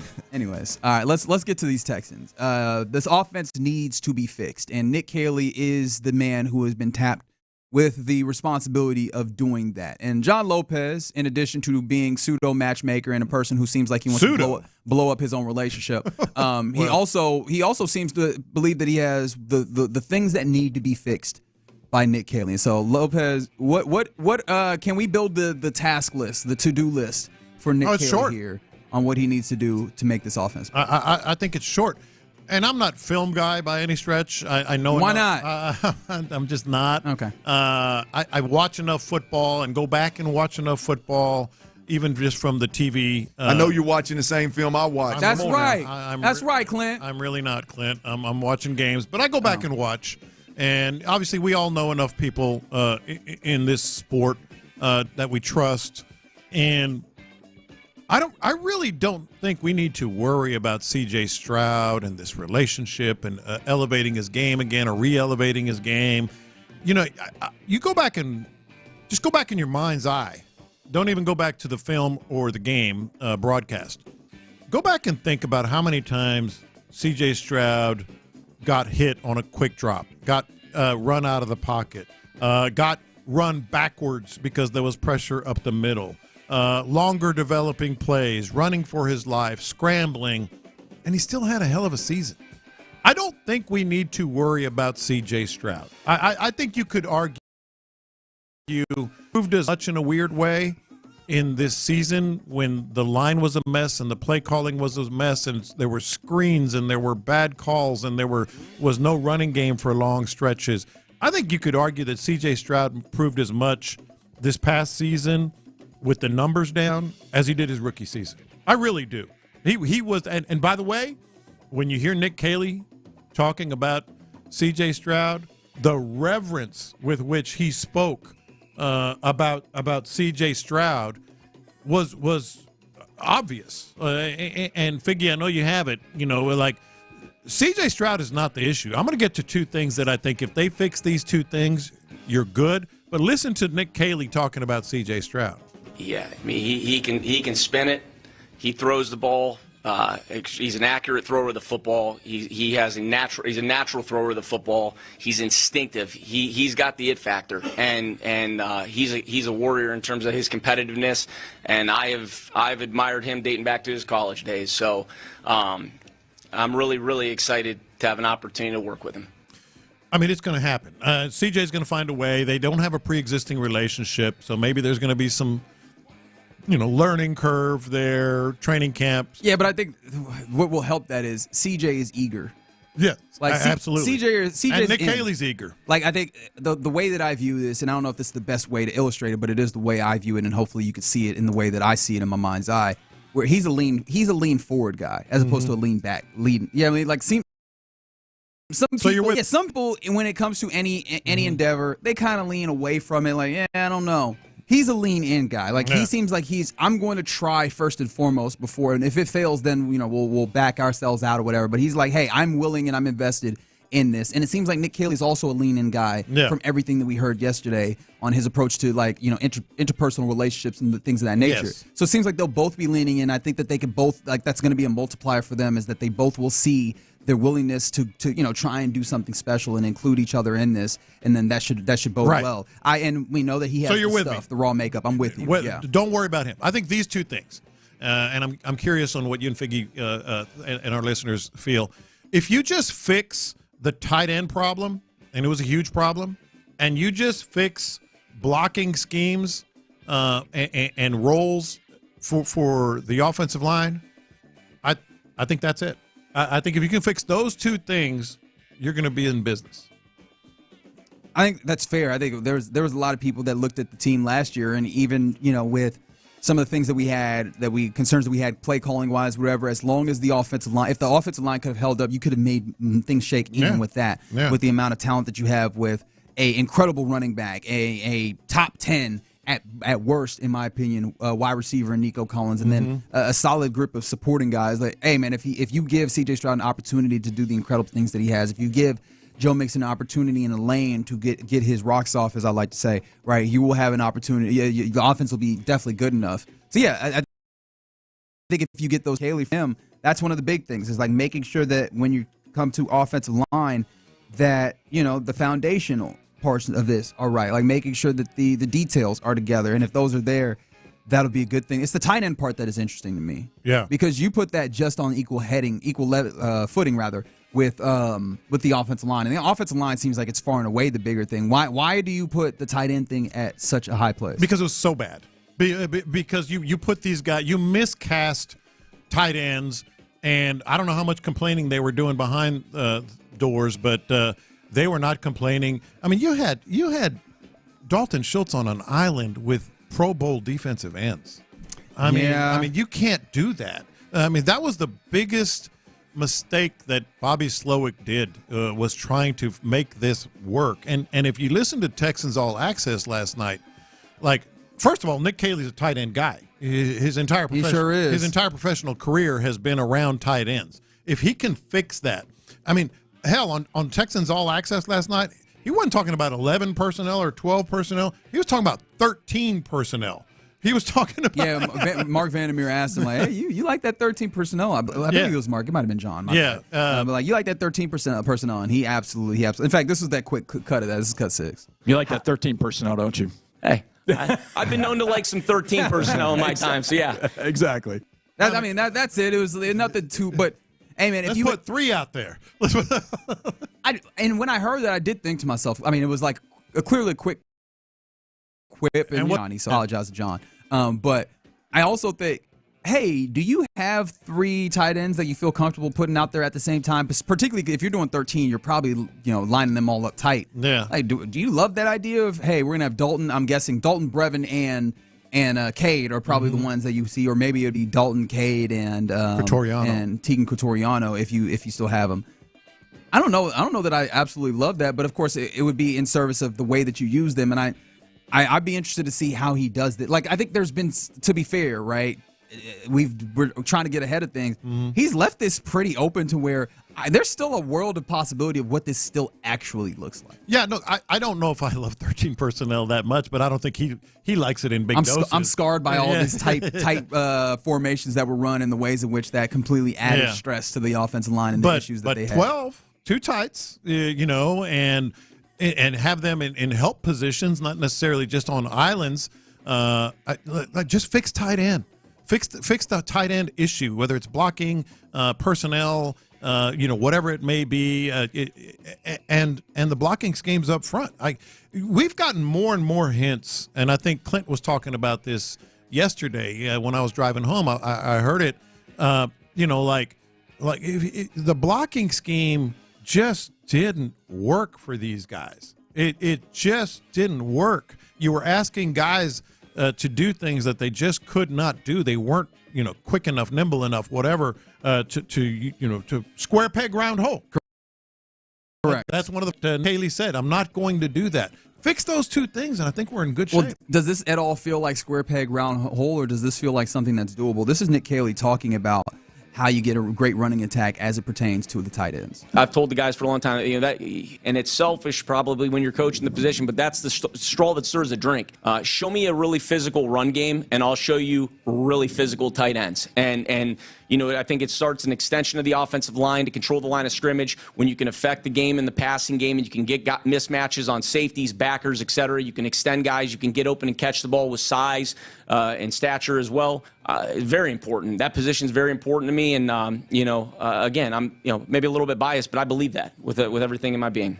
I think it's scheme related, but it's more tight end centric. I think what I'm talking about is like get these offensive linemen to block properly. And that's necessary, but that's the man telling you that, hey, man, in order to do the run things that he wants to do, you're going to need physical tight ends. And I think that you might be able to say 2 out of the 4 that you're talking about there feel a little square peggy, right? In that way. Like, I don't know that people are in on Dalton Schultz as physical guy at the line blocking, and I'm not sure if you can qualify Brevin Jordan as that as more of the athletic guy and wide receiver, more catching tight end. But Quatoriano, big dude. Yeah, but Kate Stover, big dude. But yeah, I think if you put those guys up, the dudes that you look as big physical guys, they're not at the top of the depth chart tight end wise. So that is the one thing. And you were asking earlier in the show, is there anything that gives you pause? I will say that's one of the things that gives me pause. It should. Like say a tight dude who looks at this and he goes, "Hey man, tight ends need to be this." That might be one of those things that feels like to me, like this. If that's going to be a linchpin, and you're saying, hey, the tight end needs to be involved in these things. We saw what it kind of looked like, and not to say that's the end all be all, but we saw what it kind of looked like when you tried it. Hey, Dalton Schultz, we need you to be the physical dude on the edge of that line in that way. It didn't work out the way you wanted. And maybe it does. I mentioned it. Maybe it's personnel. Maybe there's some personnel changes up front, because one thing about him, he may not have a lot of experience and a lot of pelts on the wall when it comes to building quarterbacks and coaching quarterbacks.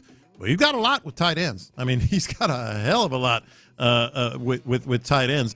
So just fix that, get these guys, or change the personnel up front. And I think you don't have to worry about C.J. Stroud. You don't have to worry about Nico Collins. They can fit with any coaching, any scheme that you have. Maybe some better than others, but they can fit. And then you might need some help. You don't have to worry about Joe Mixon. You might need some help. It does feel wide to be able to say that. I think this is the thing, right? I think you're right. Like, hey, man, as long as you do the bare minimum, Joe Mixon will make his thing shake.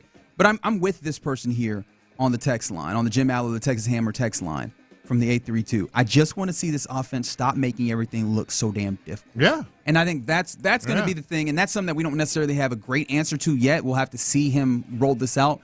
But can Nick Kayley do things that help make these guys' jobs easier? Because it felt like you did that last year with the offense that Bobby Slowick helmed. It felt like there was enough things out there where it was like, well, you just need to make this work better. It's like, no. This needs to go the other way, where the scheme helps the players be the best version of themselves. Yeah. Can he actually do that? And I think that's going to be one of the big things, even as it pertains to these areas that you're pointing to that I think you're right are the big ticket areas that are going to make the change, offensive line and tight end. Yeah, and it also made me think a little bit about the draft, which we talked about yesterday. We'll certainly revisit with mock drafts and talk about what the Texans are doing and looking at and what we think about it.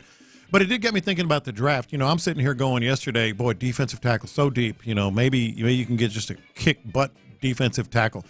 I'm wondering if maybe they're just like looking at the other side. Maybe a big a tight end is a deep position. Or an interior offensive lineman that just fit what he's trying to do, Well, what he's trying to do is seemingly anything, as long as the guys there are capable of handling the fundamentals and the details. There we go. We are off to the races with this Texans offense and with this Texans team headed towards player acquisition season, whether it's free agency coming up in like a month, the draft coming up in a couple, and then we get downhill towards the season once more. NFL doesn't stop. 365 proposition. So it's good to have the offensive coordinator in tow, and really excited to see if he can come through in these two specific areas that Lopez says he needs to do in order to get this offense humming again. All right, you're in the loop right here on Sports Radio 610 on this Friday. Coming up next, time for our lunchtime confessions. I'm auto leasing before we get there and getting that vehicle that you really have been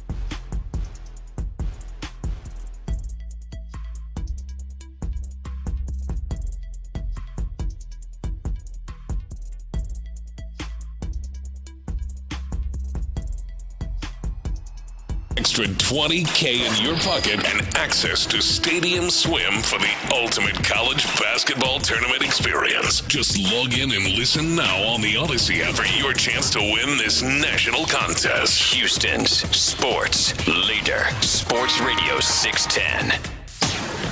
Sometimes it's sports, sometimes it's not. Whatever it is, Reggie and John are keeping it real. It's In the Loop's Lunchtime Confessions on Sports Radio 610. Watch this. These are my confessions.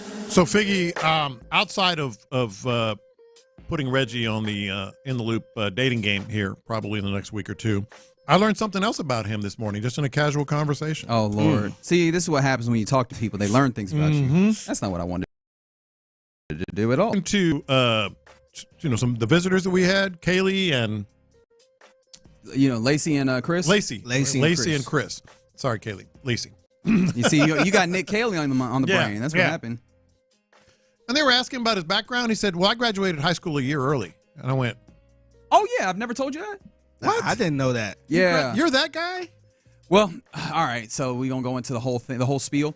Start using some big words. Come on now. No, I'm not necessarily against it, but it just seems weird. Like you would graduate. It always seemed a little weird. It was pragmatic. It was. I had decided. You don't have no First senior of all, year. you're throwing too many no? big words. Maybe I needed one. Okay, Yeah, now that's right. because I don't understand them, I'm going to take them as disrespect. My bad. But you don't have a senior year. I had a senior semester kind of. So in seventh grade, I decided I wanted to be an architect, and as I neared, you do your PSAT, you do your SAT, all those things.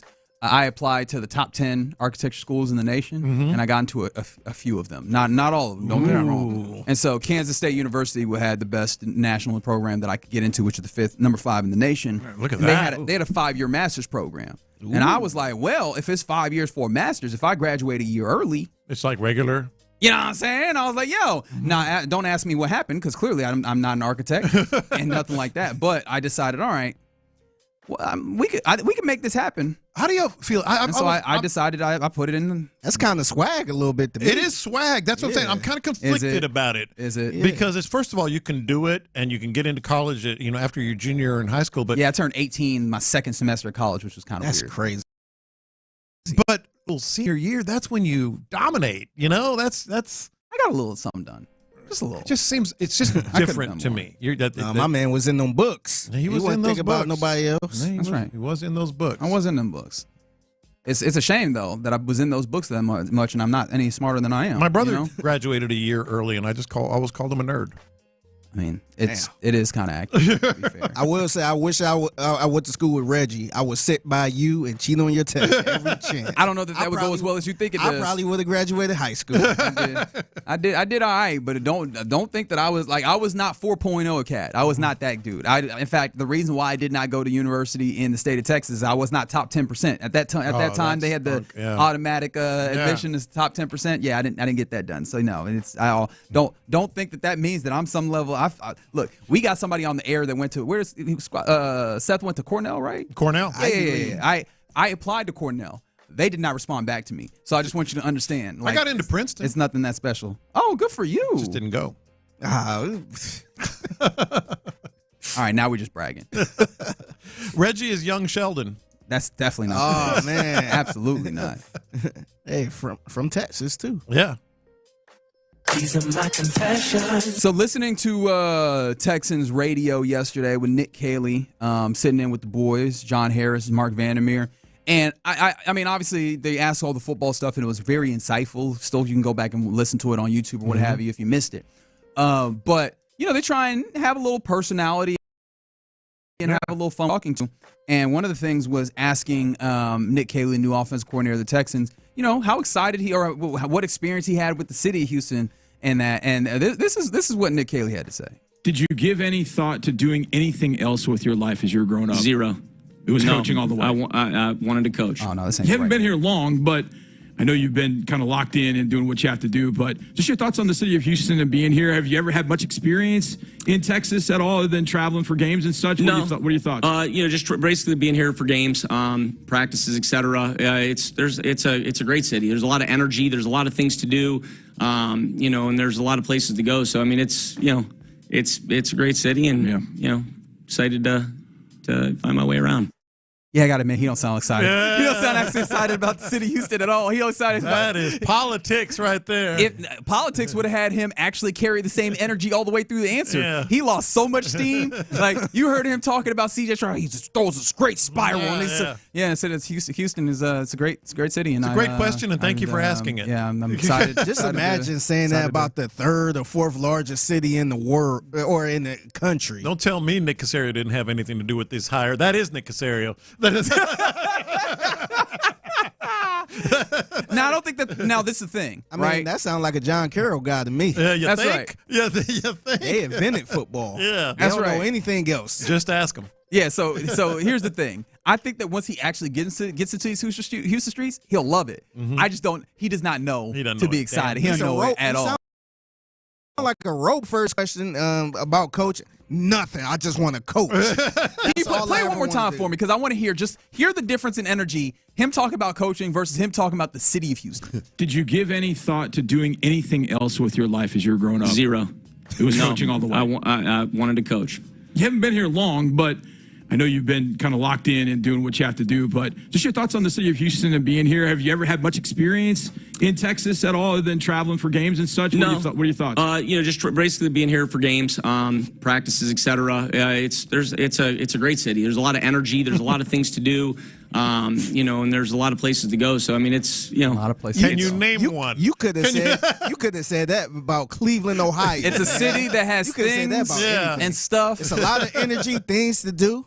Yeah, it's a great city. It's a great city. He sounds like a robot, like a football robot. I guess if with the task in front of him, I guess that's probably preferable. Yeah, work on stuff, but also, hey man, get out here and see a few things. Hit the Breakfast Club or something, you know. But you know what? At the end of the day, it don't even matter. No, not at all. Like got it. Ball out. I think everybody gonna love you. Yeah, but I was like, no, I realized, you actually don't sound very excited about this at all. The city itself, he sounds excited. He doesn't about know. though. He doesn't know. He just doesn't know. All he's seen is the ballroom during walkthroughs. That's right. That's right. NRG in the ballroom. That's it. Yeah. These are my confessions. I kind of feel bad for something I did last night, man. So I went to the Travis Scott, the HBCU softball charity game. Third annual, right? Yeah, third annual. It's not the first annual. It was the third. It was the third annual. Yeah, it wasn't the first annual. It was not. There's no such thing. All right, I ain't gonna rile you There's up. no such thing. So I felt kind of bad. So I'm out there getting content, seeing everybody Doing your thing. Seeing CJ Stroud, seeing Andre Johnson and all that.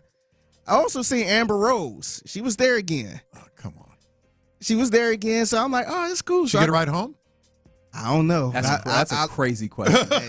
Hey, she got a ride home last year. Yeah, she did. But I took a video of her, a little picture and all that stuff, and I posted it yesterday on Twitter, which I probably shouldn't have. Mm-hmm.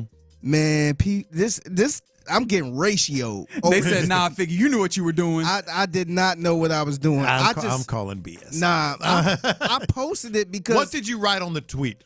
Tell me what you wrote on the tweet. So Two words. So I posted a picture. I said, she's back. Did you put an exclamation point or extra A's? No, just she's back, exclamation point. Yeah, that's all. I was saying you knew exactly what you were doing. I was saying she. And the funny thing is, I only tweeted that because last year. Remember last year she was there and she allegedly left with CJ Stroud. And she did leave with him. She said the alleges. What else? She said all right, okay. Yeah. She left. Yeah, she left with CJ Stroud, and she said he gave her a ride to the hotel. Yeah, it was nothing else, nothing to see here. What was his Uber rating? It had to be good because it was in a fly car, right? Yeah, so it was a good car. Yeah. Mm-hmm. But I posted this picture. I almost deleted this tweet because people started going crazy on her, saying she aged like milk. And damn.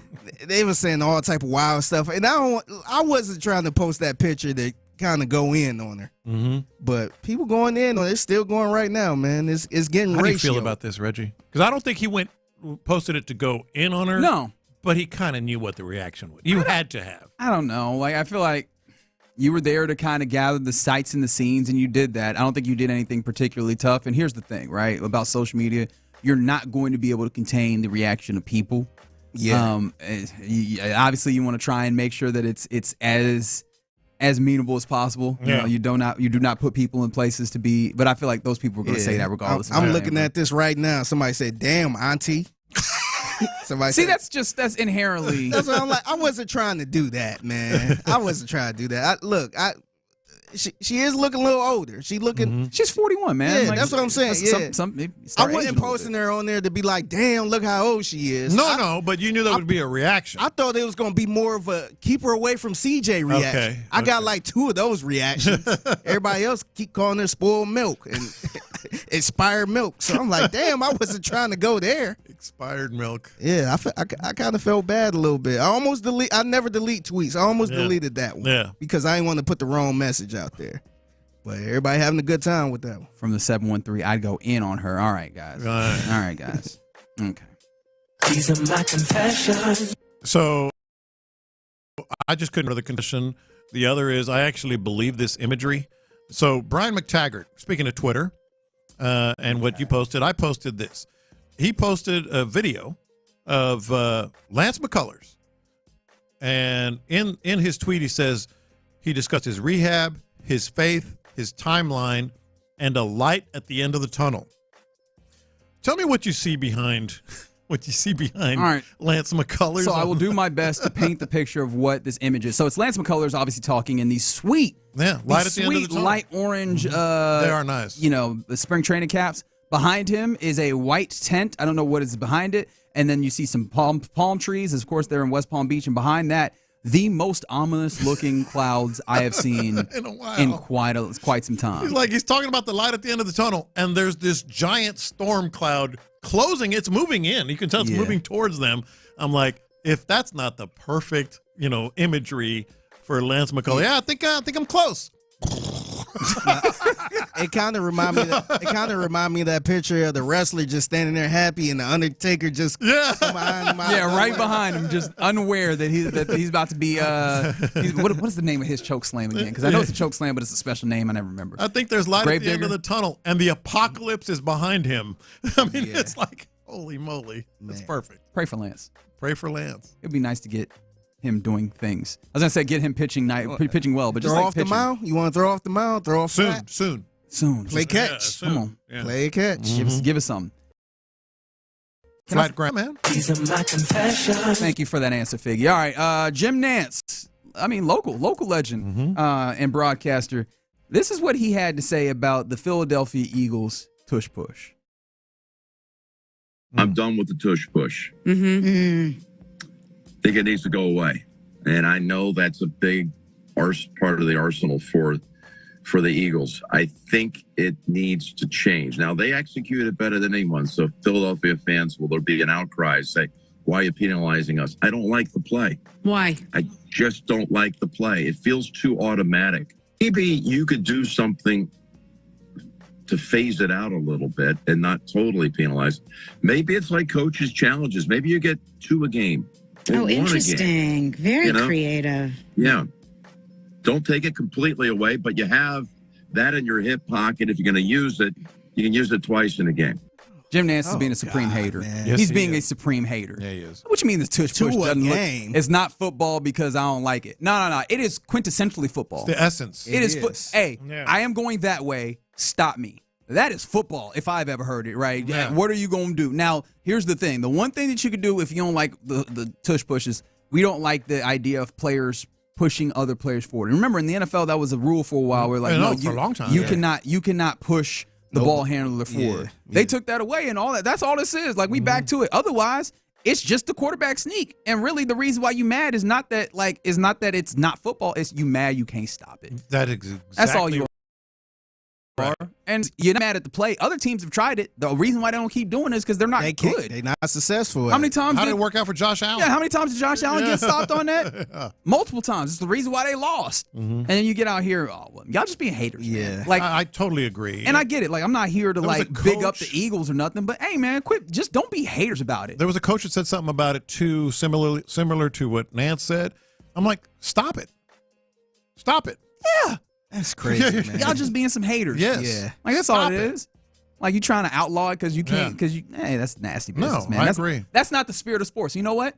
All these people that come through about the participation trophy. No, what you should be stopping is this. Like this type of mentality that I can't stop it, so we're going to change the rules. That's the real thing that's ruining sports. Out of all the things you want to change, make a rule for that. Right. Jim, you're what's wrong with sports. How do you like that? I'll tell you what's wrong with sports. You. That's right. Appreciate your work. You do a great job. All right. Those are our lunchtime confessions right here in the loop on Sports Radio 610. Hey, take it easy on Ron's best friend, Jim. Hilarious. Yep. Yes, I've heard that audio. And I still don't understand what was happening there. All right. But yeah, you're in the loop right here on Sports Radio 610. Coming up next, would you prefer another TV situation for the Astros and Rockets? Because it looks like things continue to shift away from the regional sports network in various places in sports. Would you prefer if something like that happened here for the Astros and Rockets, or do you like the way that it is? We'll talk about that next. Area 45 with Bijani.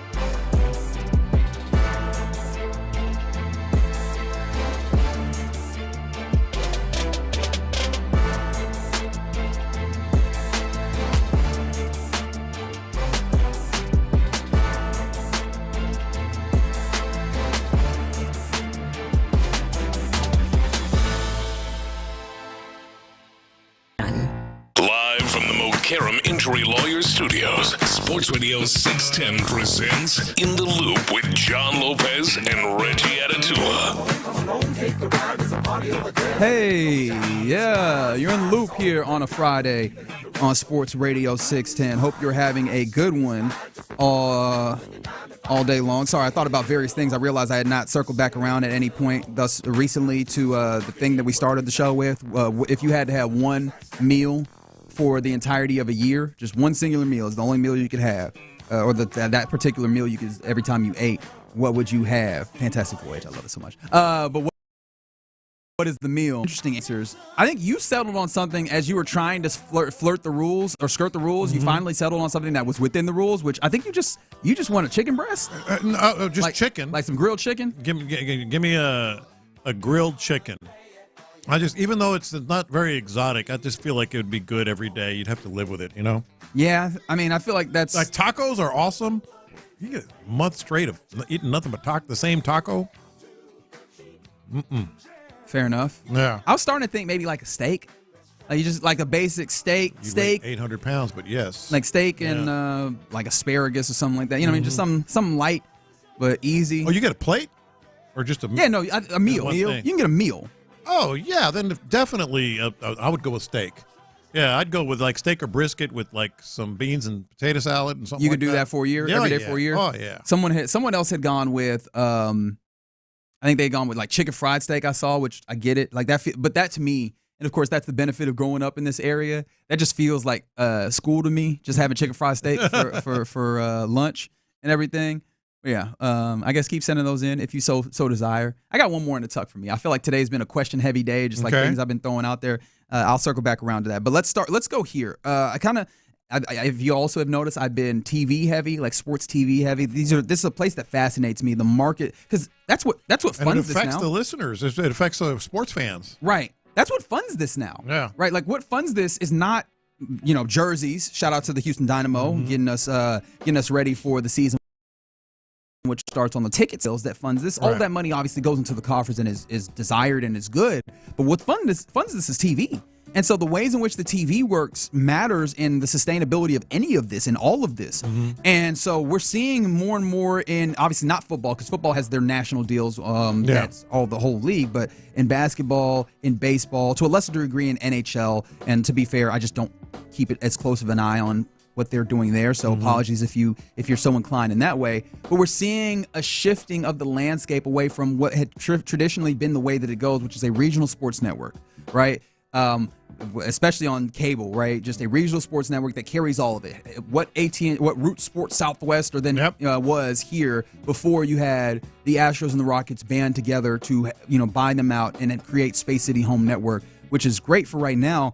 But would you like it to look different? Because there's some pros and there's cons of this. And I was looking at Reddit recently, and they were talking about somebody was talking that on there, the Guardians, and how they have announced their new in-market streaming package. They don't have a regional sports network in the way that they're going. Shout out to Diamond Sports, who really messed up the baseball game there.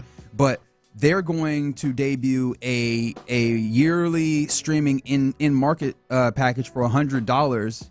And so that's with MLB running the broadcast deal, right? But compared to the Astros, where they're streaming, or they're not even streaming, they're on not Root Sports. I keep wanting to go back, but Space City. And then that's on particular carriers: DirecTV, Comcast, AT&T, Uverse.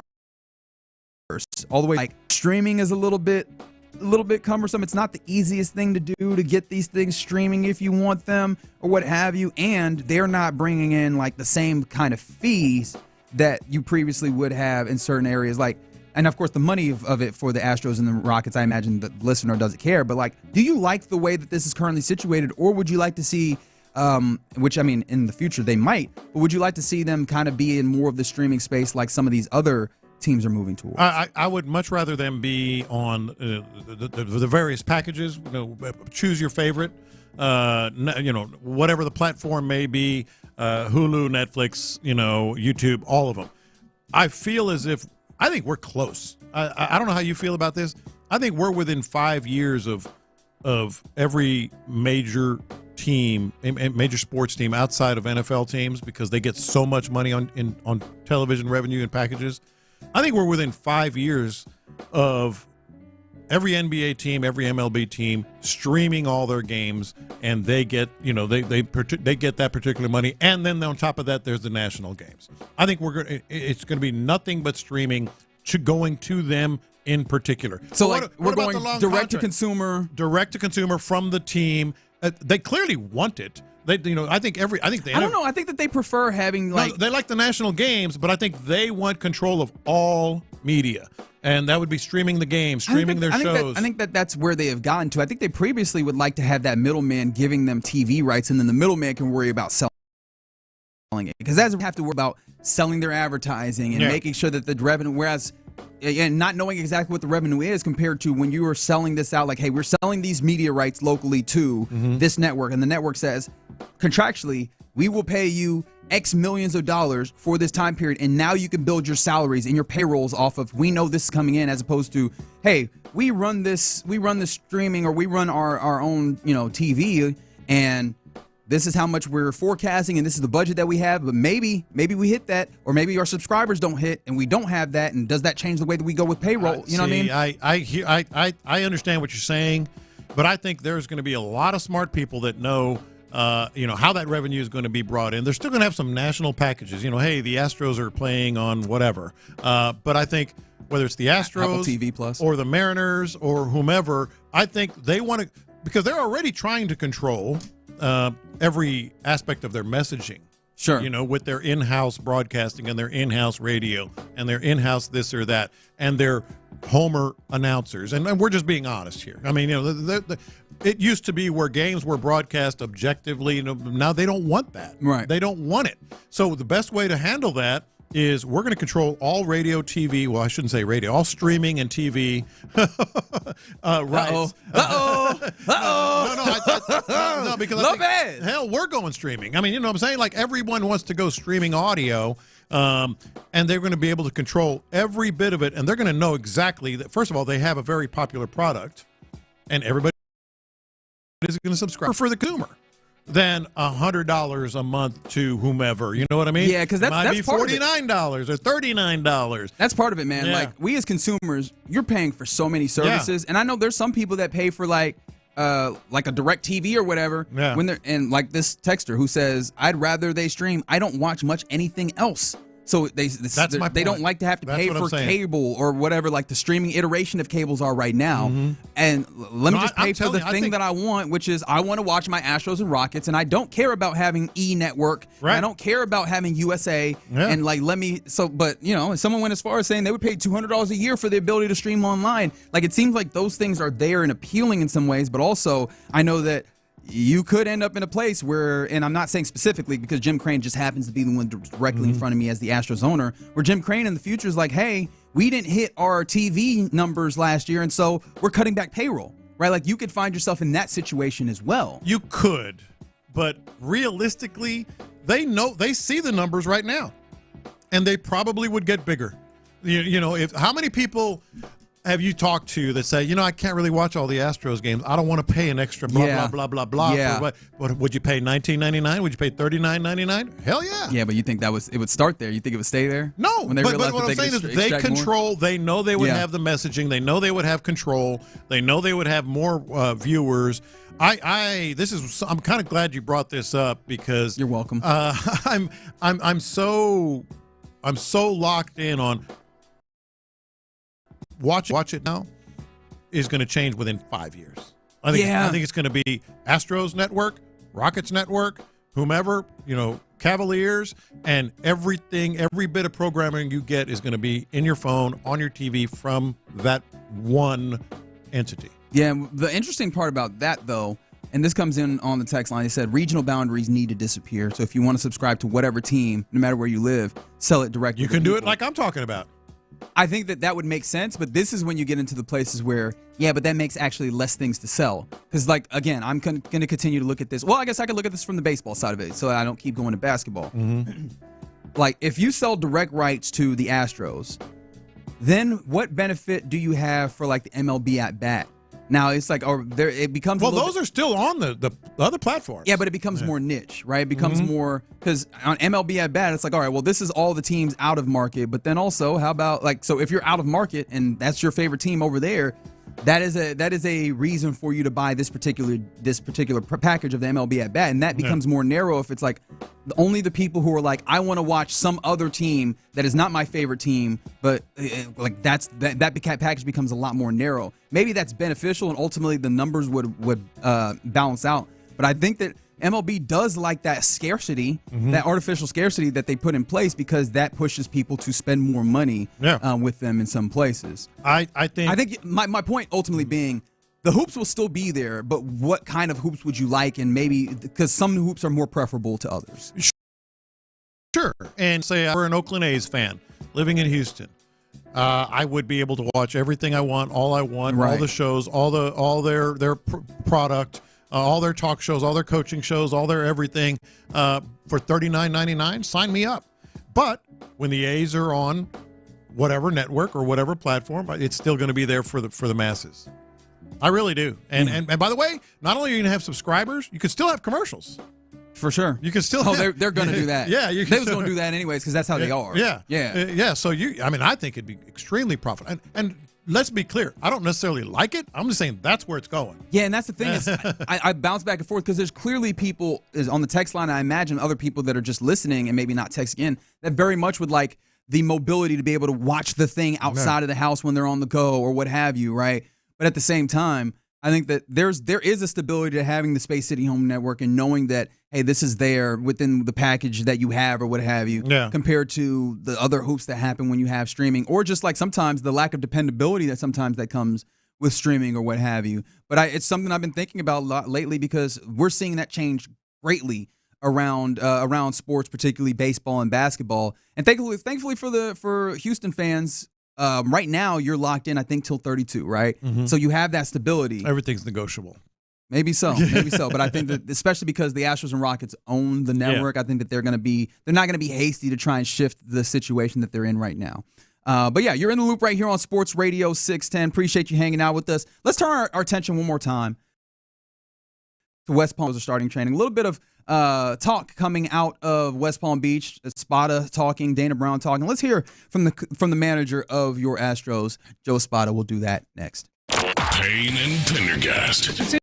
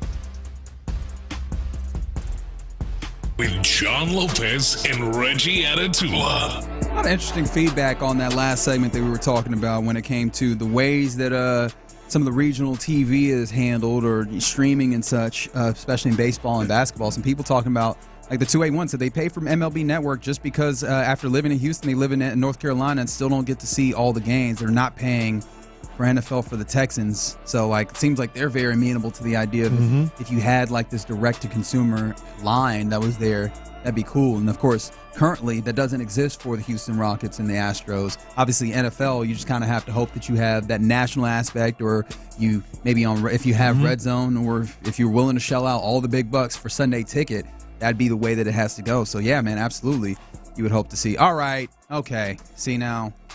I appreciate that everybody's participating, but now it's coming back against me because the 346 said you guys should recruit Amber Rose for Reginald's dating game. There is no dating game. It's not a thing. Oh, no, it is. What do you mean? If we could get Amber Rose, you got to date Amber Rose, man. Do I? Yeah. Do I, though? Just give her a ride home. That's all you got to do. I see what you're doing here, and that's wild. That's all you got to do, man. Okay, if you get your own rating. I don't like any of this. None of this. I was like, how do I segue into the thing that I want to segue into? All right, man. First and foremost, I ain't got one for you. Moving on, I do want to remind you, though, always a quick reminder, make sure that you're listening on the Odyssey app, man. Get yourself an opportunity to win this National Odyssey Contest, the Slam Dunk in Vegas National Contest. And if you win, you and 3 of your friends will be headed to Vegas to stay at the Circa Resort and Casino, Las Vegas's premium sports viewing destination, and you'll have, enjoy the biggest March hoops party at Stadium Swim there as part of the Ultimate College Basketball Championship experience, plus $20 in your pocket to help make your time in Sin City fantastic. So all you got to do in order to do that, make sure you're on download and you're listening on the Odyssey app for an hour each day for your entry into that contest. But let's take you over to West Palm Beach, where things are moving and shaking. Pitchers and catchers have reported. I imagine position players will be joining relatively soon, and you'll get real practice type things relatively soon. But before we get all the way there, I mean, we're getting information, we're getting audio from people out there. And so now I kind of want to turn to Joe Espada. And I want to ask you, Lopez, does this give you any level of pause, or are you just in a place where that dude was not going to factor in at all? This is Espada 1 talking about somebody who's not yet at camp. Montero having travel issue to get into the country right now. So we expect him to be here in the next day or two. But he is coming. He was just having a tough time right now getting out of the DR. So that's more, geopolitical, like he's having visa type things, I believe. But Rafael Montero, like, what is your optimism or maybe lack thereof from Rafael Montero at this point? I know at this point he's existed as a big contract, and he wasn't even on your 40 and isn't on your 40-man roster. Like, do you have any level of anticipation that maybe he could be a potential answer to the question marks of who are in that bullpen for you this year? I honestly don't. I think, when they gave him that contract, it was right after the World Series too, which was kind of weird. He hadn't even come close. He hasn't even come close to living up to that. And I feel like he's almost getting passed by some of these younger guys that are already in camp. And you can't blame him for the not being in camp thing. I mean, that just happens. What are you going to do there, right? Yeah. But some of these younger guys that have been out there, Bennett Sousa and Ort and Taylor Scott and all that, I think they're going to be the ones that you're going to be hearing from. Yeah, I'm super excited to see some of those guys. And I know that I don't know if he specifically meant these guys when he was talking about it, but Joe Espada, we brought up the Crush City Territory podcast where he was talking late last week, and he talked about how early on in spring training you're going to see a lot of the young guys, and I wonder if that also filters into pitching wise. It's like seeing a lot of the young guys and getting a lot of innings to get an idea of what they are bringing, how they can recover. Yeah, pitch one day, pitch the next. 100%. So I'm really interested in that aspect there. Speaking of the young guys, how about Cam Smith? He is the crown jewel of the trade that sent Kyle Tucker to the Cubs, and he seems to be. I mean, there's a lot of hype for him. How is Cam Smith going to be used during spring training here? I'm going to keep him at third. I think that's a position that he played in college, played last year. He's most comfortable there. I really like what I've seen so far. The outfield, he's seen some balls off the bat during BP, so we'll allow him, we keep him doing that. But right now in the game, my plan is not to play him in the outfield. Are you good with this approach, especially knowing that the Astros have typically valued position flex and being able to play multiple places. Do you think that says anything, especially also looking at the fact that outfield, there's some places to maybe be able to come up if he ends up being ready? Do you like this approach of just, hey, no, he's going to play at his home? I actually do. And the reason is you're talking about a guy that's 21 years old. Correct. And you don't want to, muddle things down with, you got to learn this. Oh, by the way, you got to learn this too. And that's what they be doing for everybody, though. In these, but it's backfired on them. Yes, it has. Yeah, it's absolutely backfired on them. So maybe this is lesson learned. But and it's also like you don't even know if he's going to be, what he's going to be. Well, they seem pretty damn confident that he has the capability and the upside and the likelihood, in fact, of being the type of player that kind of what was the phrasing that he used? Carries a franchise, which is high praise. That's pretty high. But I mean, that's the reason why you made sure to get him in that trade back. Like, hey, yes, we are giving you a rental of sorts in Kyle Tucker with the opportunity to have one of the best players in baseball, a dude who was shortlist MVP type guy before he got injured last year in Kyle Tucker, and relatively young. Well, if you're sending him out, even though it's a short term on his contract, you'd like to get something back. And Cam Smith is what that is. Obviously, you have Zach Paredes, who can immediately be your third baseman, but the idea that you got a high level prospect that absolutely can come up to the major league level and be great, that is huge. I also like the idea that he's third base, that keep him at third base, because it's possible that he ends up being your third baseman of the future. Like, that's the idea. Well, I think that's the whole plan. I think that's the idea. So yeah, man, keep him at that place. Let him figure more of that out. I don't think that you need to try and force him into the outfield, as it feels like it is possible there. All right, your favorite pitcher, Lance McCullers. As Joe Espada talked about Lance McCullers and what he feels about him. This guy wants to be on the field. He has pitched huge games for us. While I've been here, I saw him in 17 shove it up, against us. Say what? When I was on the other side of the field. So I respect that about Lance. I seen how bad he wants it. So I'm just happy that he is close to getting back on the mound and contributing. Okay. All right, that's what I figured. I really just wanted to get your response. And your response again was what? Okay. Very good. And then finally, I wanted to get to this real quick though, but and I think this one is probably the biggest of the clips that we play here, which is this is Joe Espada about the offensive approach of the team this year. It's going to be a more complete in areas that I think last year we kind of got away from our approach. I think we have talked to our players. I think they're aware of that, and we're going to make sure that we emphasize what makes us so elite is when we able to see a ton of pitches and we can make our opponents work a little bit more. Boy, that is one that you definitely want to hear that they're working on at the pond.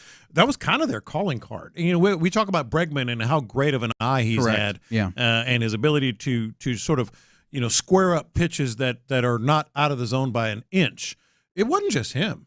Like this was now Altuve is a free swinger. We know that. Yeah, and that's one of those where you just kind of you take it and you live with it, right? Yeah. That's the basketball equivalent is the no yes guy. Where you're like no. Well, okay, yeah. And then Altuve, you're just like no, take pitches. Oh well, he sent that 1 yard. Fine. Yeah, but this is a team that has previously had a pretty good discipline at the plate.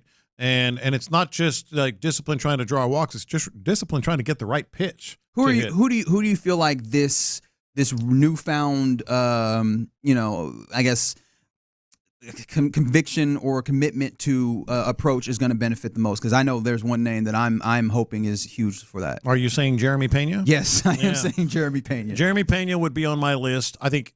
Jordan is pretty disciplined. It doesn't seem like it, but he is. He can be. But Jeremy Pena would be the number one guy for me. Yeah, I think that would be incredibly helpful if he locks back in that way and makes it tough on, because that adds another one of those guys that you go, oh, yep, no outs. Yeah. Like that's the possibility with this lineup of what you're looking at is the possibility of having 6 to 7 guys that you go, oh, no easy outs, no easy outs for pitchers. And that's what puts strains. They were giving away outs at the bottom of the lineup last year. Yeah. Sometimes 6 through 9. Definitely 7 through 9. Yeah, absolutely. On any given day. And that's, I mean, look, it's that you're still in a place where are you likely to have the likes of Altuve, Paredes, Yainer, and Jordan, Christian Walker. Those are all pretty damn good bats. Yeah. But like you get to a place where, after 5-6 guys, you go, hey, maybe you get to a place where you're like, I don't know. Like, I don't know how this quite looks, and the more that you can lock in, and at least even if you're not having guys that are like, going to give you great power in those places or what have you. At least if they're taking 5 pitches, if they're taking 6 pitches in order to get those outs. Yeah, obviously we know it works against the pitcher too that you're facing, but really it's just being able to get the pitch you want to hit and whatever else is gravy. 100%. All right. So that's what's happening in West Palm Beach, man. Super excited to get the guys, Sean and Seth out there broadcasting in West Palm Beach. Spo out there amongst everything to get a little bit of spring baseball, which apparently is brought to you by wrong place. Brought to you by Exclusive Furniture and Academy Sports and Outdoors. So yeah. They're going to be getting our guys out there, man. Appreciation to them. I'm excited for that coming up.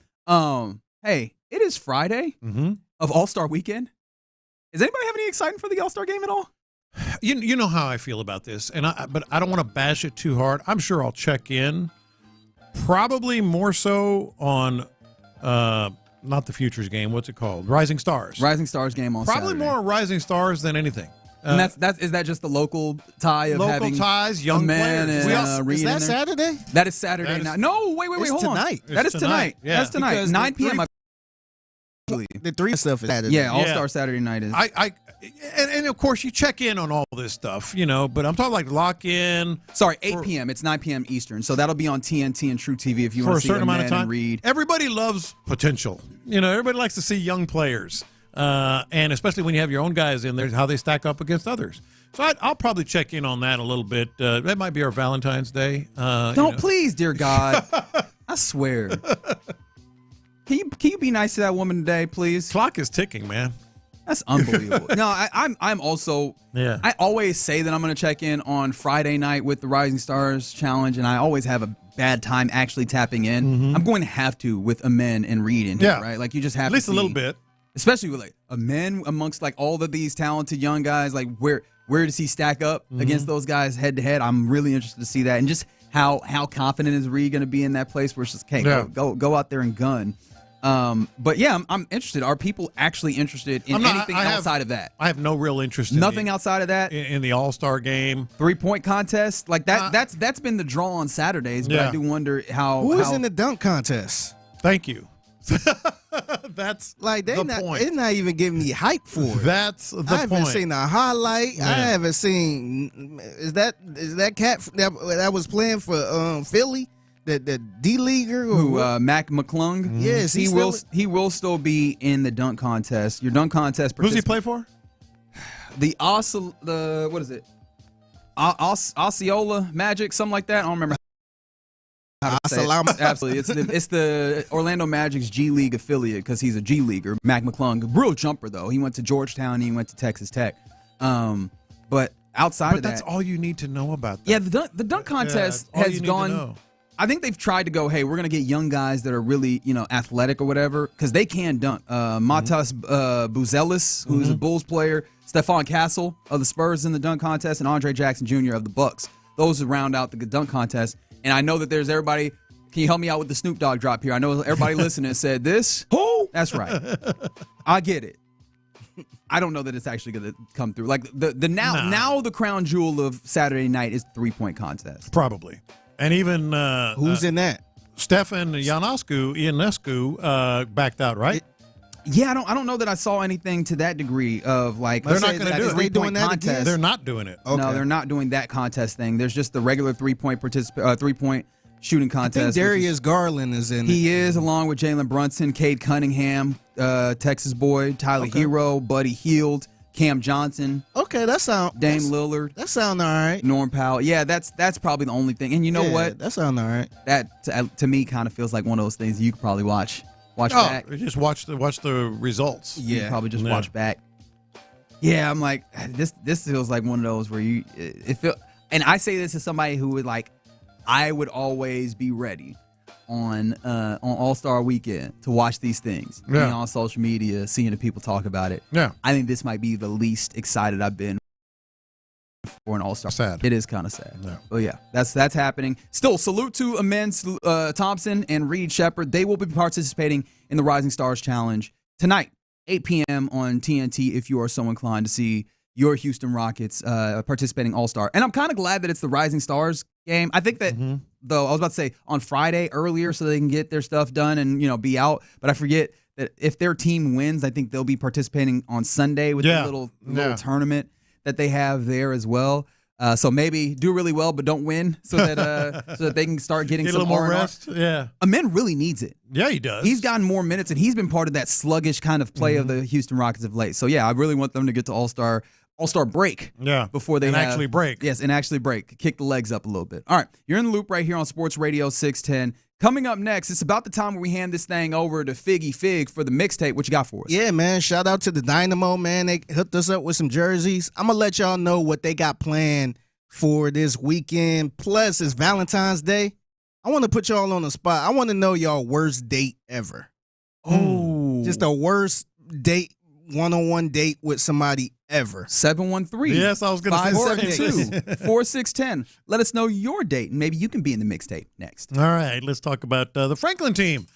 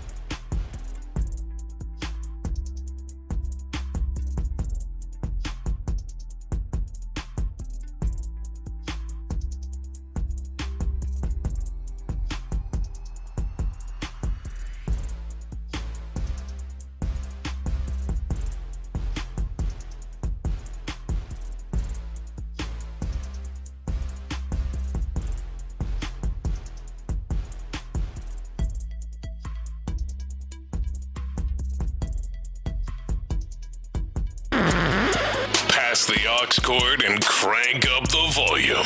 Figgy Figs in the driver's seat. Sit back, relax, and enjoy the ride. It's time for Figgy's Mixtape on Sports Radio 610. Yes, it is Figgy's Mixtape on In the Loop. Sports Radio 610. It's your man Figgy Fig holding it down on a Friday. Happy Friday to everyone out there. Happy Friday. I'm happy it's the weekend, man. It seemed like it was a long week for some reason. But happy Friday to everyone out there. It's because you're still recovering from NOLA, that's why. I'm still kind of recovering a little bit, but Friday, and just want to give a special shout out to the Houston Dynamo, man. Yes, sir. They sent us some swag up here, man. They got a new jersey. I don't know if you're looking on the Mocam Law webcam, but yeah, man, they kind of throwing it back to the 2011 season when they was the early years. Yeah, and the all orange, and they got they call this the Space City blue. Yes, yeah, that light blue accent on there. Yeah, man. So they doing a little something for the 20th season, 20 seasons, It's man. crazy to think. I still remember when the club came through. Yeah, man, 20 seasons. So salute to the Houston Dynamo. You can purchase this jersey now. It's available now in the team store at Shell Energy Stadium and MLSstore.com. So, hey, man, pick you up some Dynamo gear, man. It's about that time. And their first home game is the 22nd. That's right, February against FC 22nd. Dallas, too. Yeah, man, So, that should be a good really one, man. fun time when you go out there. If you haven't been, I would highly recommend it. I have a strong feeling. I'm pretty sure that myself and Figgy will both be in the building. Yeah. We all got to take a group trip out there. Yeah, you know I like going out there. Yeah, man. Yeah. So 22nd? So what day is it? Saturday. Sure. Well, if I'm in town, I'm in. I actually can't go on the 22nd. Oh, Reggie might be. You can take your date there. That's your first date. All right. You just had to ruin it. We were having a good time, wasn't we? So, speaking of the Dynamo, real quick, if you're not doing nothing this Sunday, they actually have Fan Fest going on. Oh, okay. So stop by Fan Fest. Is this Sunday, and you could go to Houston.com and get your tickets, man. And it's free. It's a free event. What were you? That's the best price of all. Yeah, man. Without paying me, a little free 50. That's as good as we can get. Yeah, I actually might swing by there, man. See what's going on, man. Try to get the energy going for the Dynamo season. Yeah, I'm man. going fishing on the 22nd. I bet you are. Looked at my calendar. I haven't been. I don't know why you had to look at this. Let's go to the next home game because I think they got another home game on the 2nd. Let's schedule it. Let me look at my soccer app in a second. Yeah. Oh, March 2nd? March 2nd. Oh, we can celebrate my anniversary, my 40th anniversary there. Oh, that's perfect for you because you're down for Yeah, you're not even gonna have to have an anniversary to worry about either. Hey, babe, let's go to a soccer game with my coworker. I'm gonna be solo anyway. That's right, exactly. Oh, it's Inter Miami as well. All right. Yeah, you might not be able to get in that mug. I swear. Just you, me, and Figgy, and she can wait at home. Yeah, y'all can do something when we get back. That's right. Hang with the fellas on your anniversary. Like, I gotta say, in one hand, I know you're joking, but at the same time, I'm not altogether joking. I'm not. Yeah, I'm concerned. I know. I'm becoming concerned. It's kind of joking. It's kind of. You know what?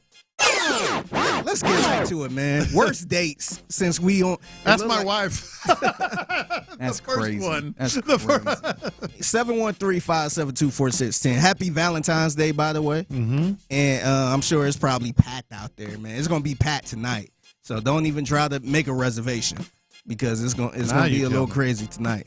But what was the worst date you ever been on in your entire life? Just one sour. Don't do that. Don't point at me. I've been out of the game a long time. Mine would be. I have a story, but it's not mine.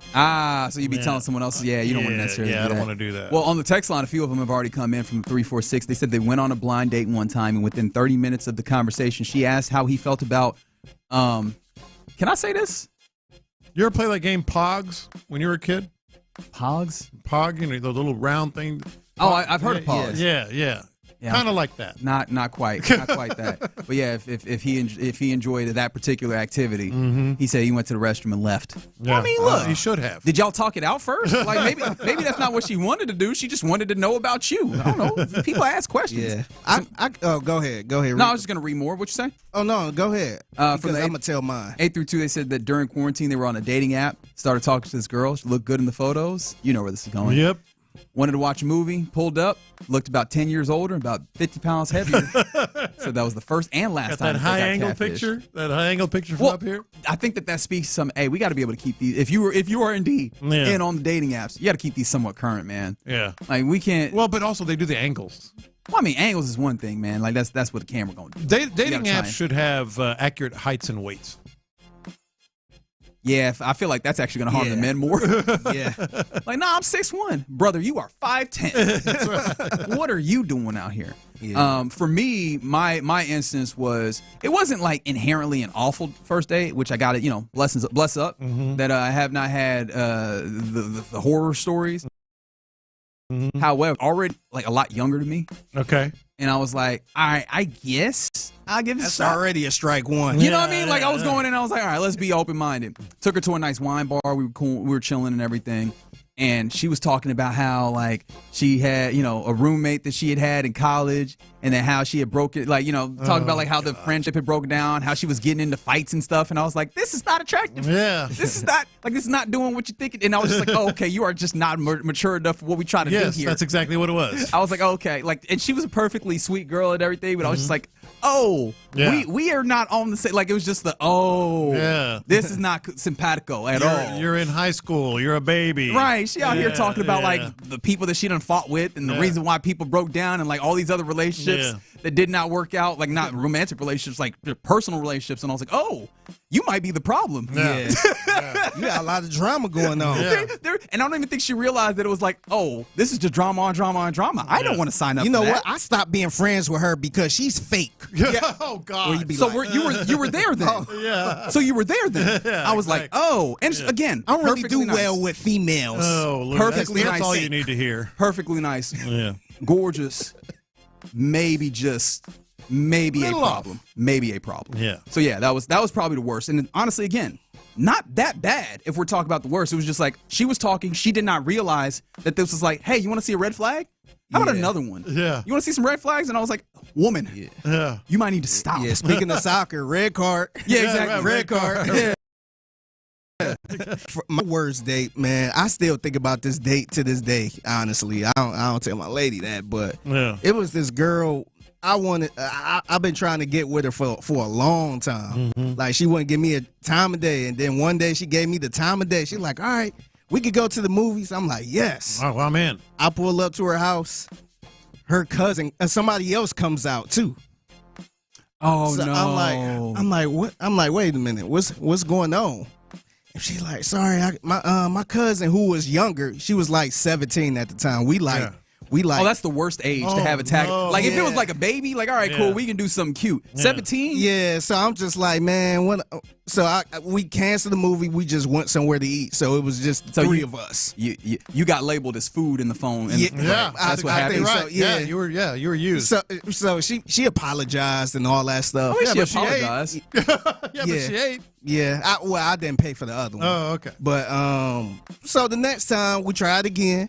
Movies. She said it's just gonna be me and you. Don't worry about it. I had to watch my little cousin who was 17. Yeah, which I think that was she kind can watch BS. her 17. She'd be all right. She can stay home. But pulled up. They came out together You're again. kidding me. Yep. And this time she got to the car first. The girl I was trying to date. She's like, sorry, I couldn't. It was nothing I can do. So I'm like, all right. So we went to the movies. Man. We couldn't go to the movie we wanted to see because she was 17. Yeah.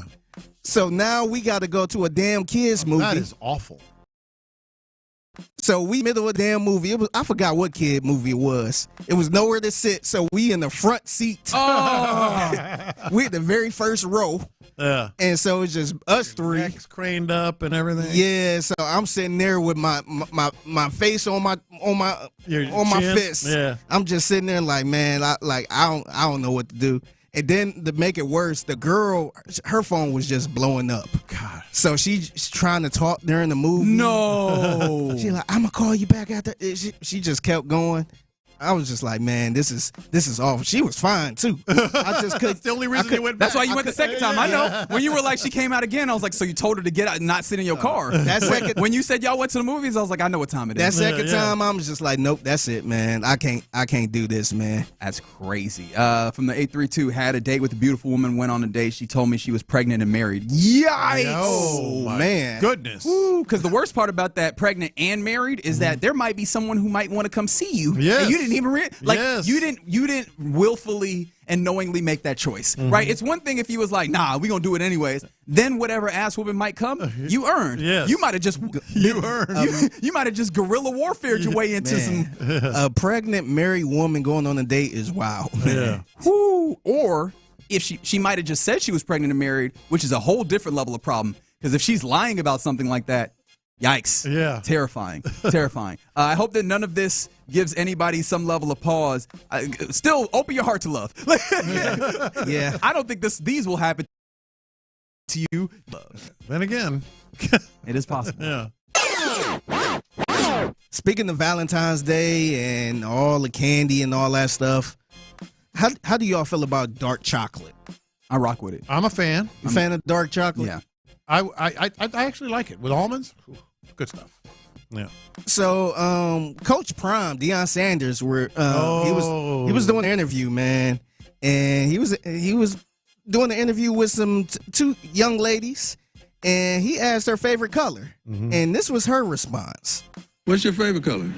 Well, lately I've been into dark chocolate, so that's been like my thing. You know. So. You've been dark chocolate, huh? You know. You've been dark chocolate. It's been the flavor of my season. Let me tell you. I understand. More to come. Yes, I thought you were going to say red. No, I like that dark. I mean, chocolate. red is like my favorite, but I mean everything. Yeah, she said dark chocolate. I like dark chocolate. Yeah, Even in my search, you'll see dark chocolate. That is, I feel like. That is dark chocolate. I love it. Oh my god.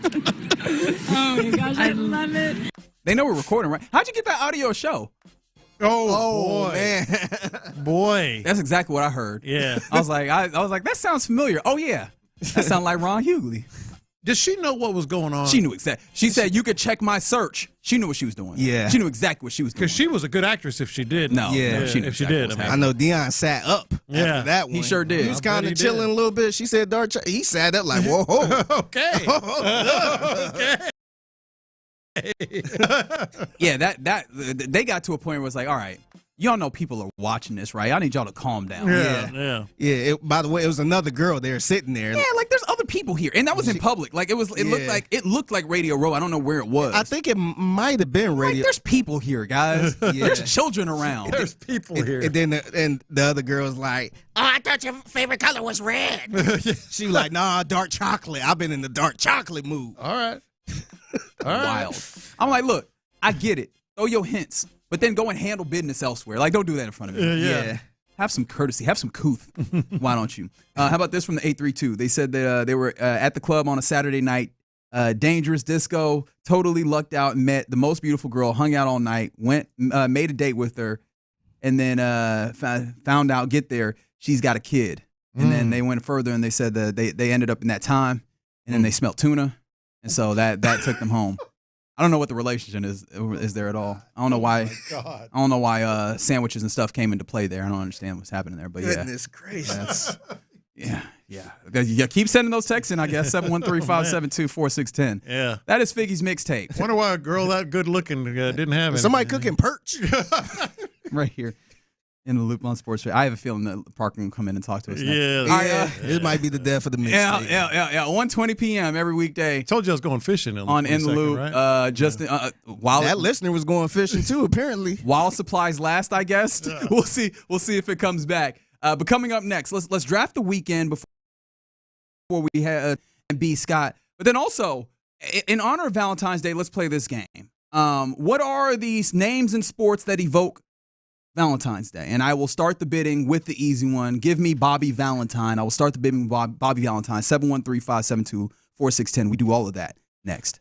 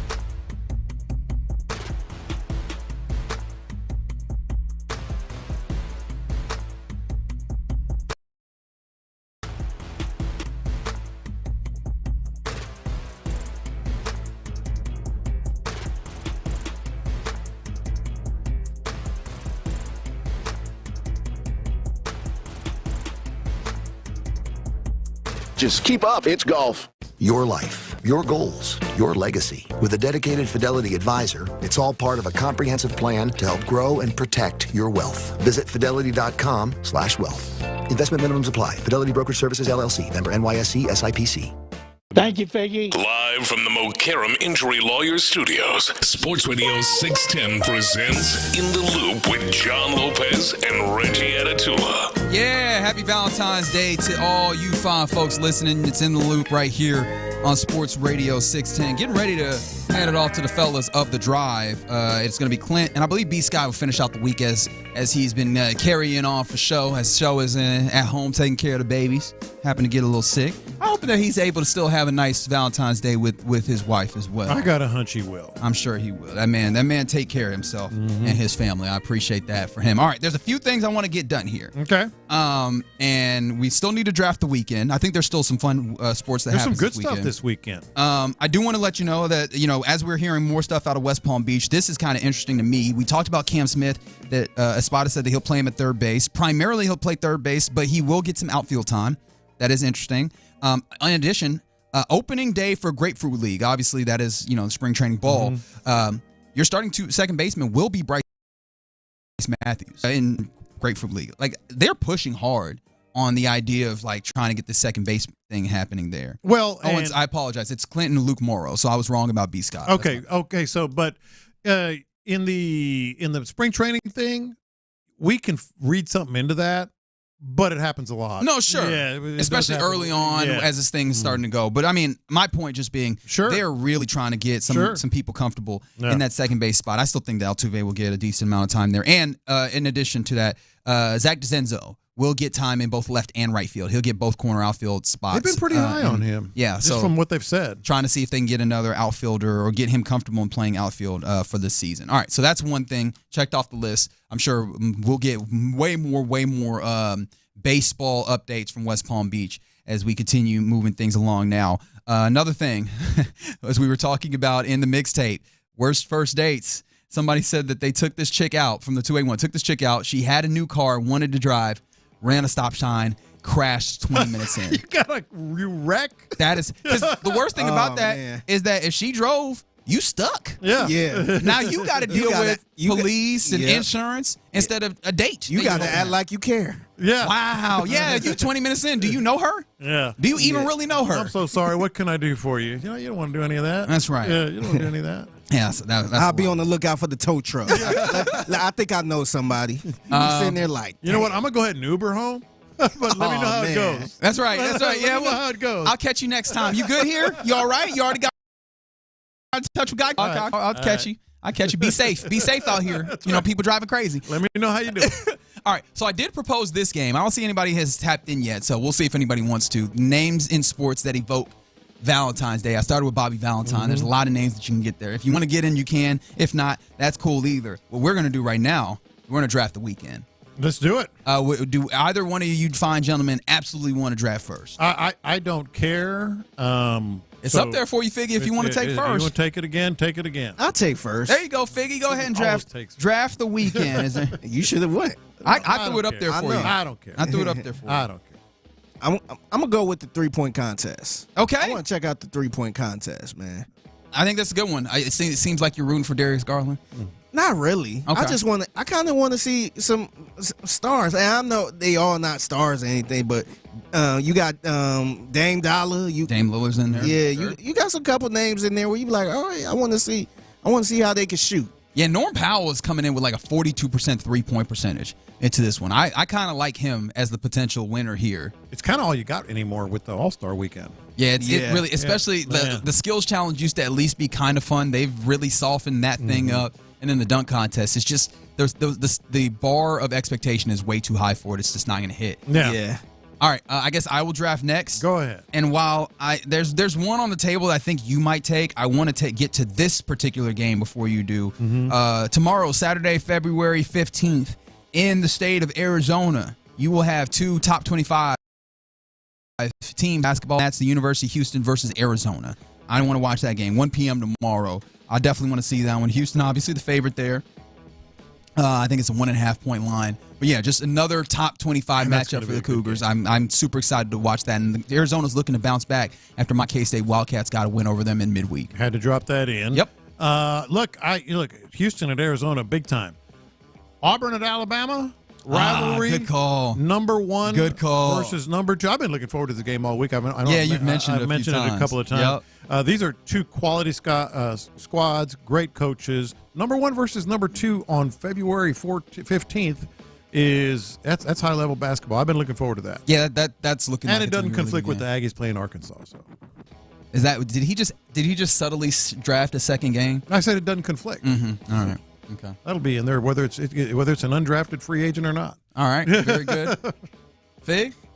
I'm going to go tonight, man. I thought he's taking all the All-Stars. I thought I'd be able to get the Rising Stars game. I left it up for Lopez because I know you was talking about a lot. I'm going to go with the Rising Stars game tonight, man. Yeah. I want to check in on the youngsters. Mm-hmm. Check in on Amen and Wemby. Is Wemby playing? Wemby? Is Wemby playing? Wemby, I believe, is in the Rising Stars. Because I know he. Oh yeah, no, he is. Okay, yeah. I want to check in on everybody, see how everybody playing. There's some nice young cats in the league right now that I don't think are getting enough shine. That's always what this game is good for. But yeah, it should be fun, and I hope Amen gets to dominate. That should be really fun. I hope they play for real too, man. Don't treat this like the All-Star game. They usually play a little bit closer. Yeah, play competitive. Yeah. Oh, they should. In the PM ENT tonight. to see Amen and Reed ply their trade in that game. All right, I'm going to actually go a little bit out of the way because I think that Lopez might be infringing on my territory here. I thought that I could maybe get this as a real value pick in one more round, but I'm going to get it now. The 713 is with me, too. The Daytona 500 this weekend, baby. Yeah, that was going to be my next pick. Yeah, I want to get in on this. I'm super excited to see. I think Bubba Wallace I think he qualified pretty high as well. See if their car is actually running better this year on the 2311 team. But yeah, I'm in on the Daytona 500. Let's get this NASCAR season going. Yeah, look, I'm a very casual but pretty loyal in terms of the big events NASCAR fan, and I think you made a good pick there, which leaves me, I guess I got to draft my Aggies. Yeah, there you go. Can't believe you had to pick that one. Arkansas at A&M, but I drafted them in the right spot, so it was a smart pick. A&M playing some really, really good basketball. Arkansas, big-time rival, not bad at all. They've had a good season as well. They beat Texas recently. They beat, was it Tennessee? Somebody else really good Arkansas beat.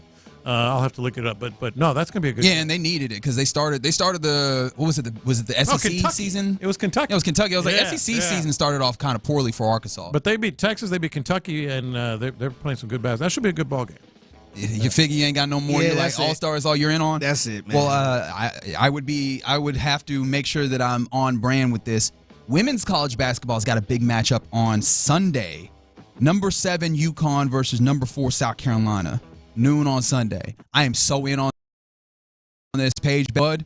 I think that's going to be a really fun matchup against the South Carolina team that's looking to bounce back themselves. They had a little bit of a tough loss here recently, so that's always a good matchup. Anytime you get Gino versus Dawn Staley, that's a fun thing. So I really want to watch that one. And yes, from the 541, they said make sure you tune into the Indy 500 an hour earlier than Daytona. I don't know, Indy 500 for some reason just doesn't hit me in the same place that the stock car racing goes. Not at this time of year. Not at this time of year. Which is funny because it's like the premier race, American race, but still, like, it just doesn't hit me in the same way. Maybe I'm the weirdo. All right, so I asked you for your names in sports that evoke Valentine's Day. I started with Bobby Valentine. I could have also gone with Denzel Valentine, but I feel like Bobby's bigger. Some other names that have come in. 713, you're being a little bit of a jerk by saying Dick Buttkiss.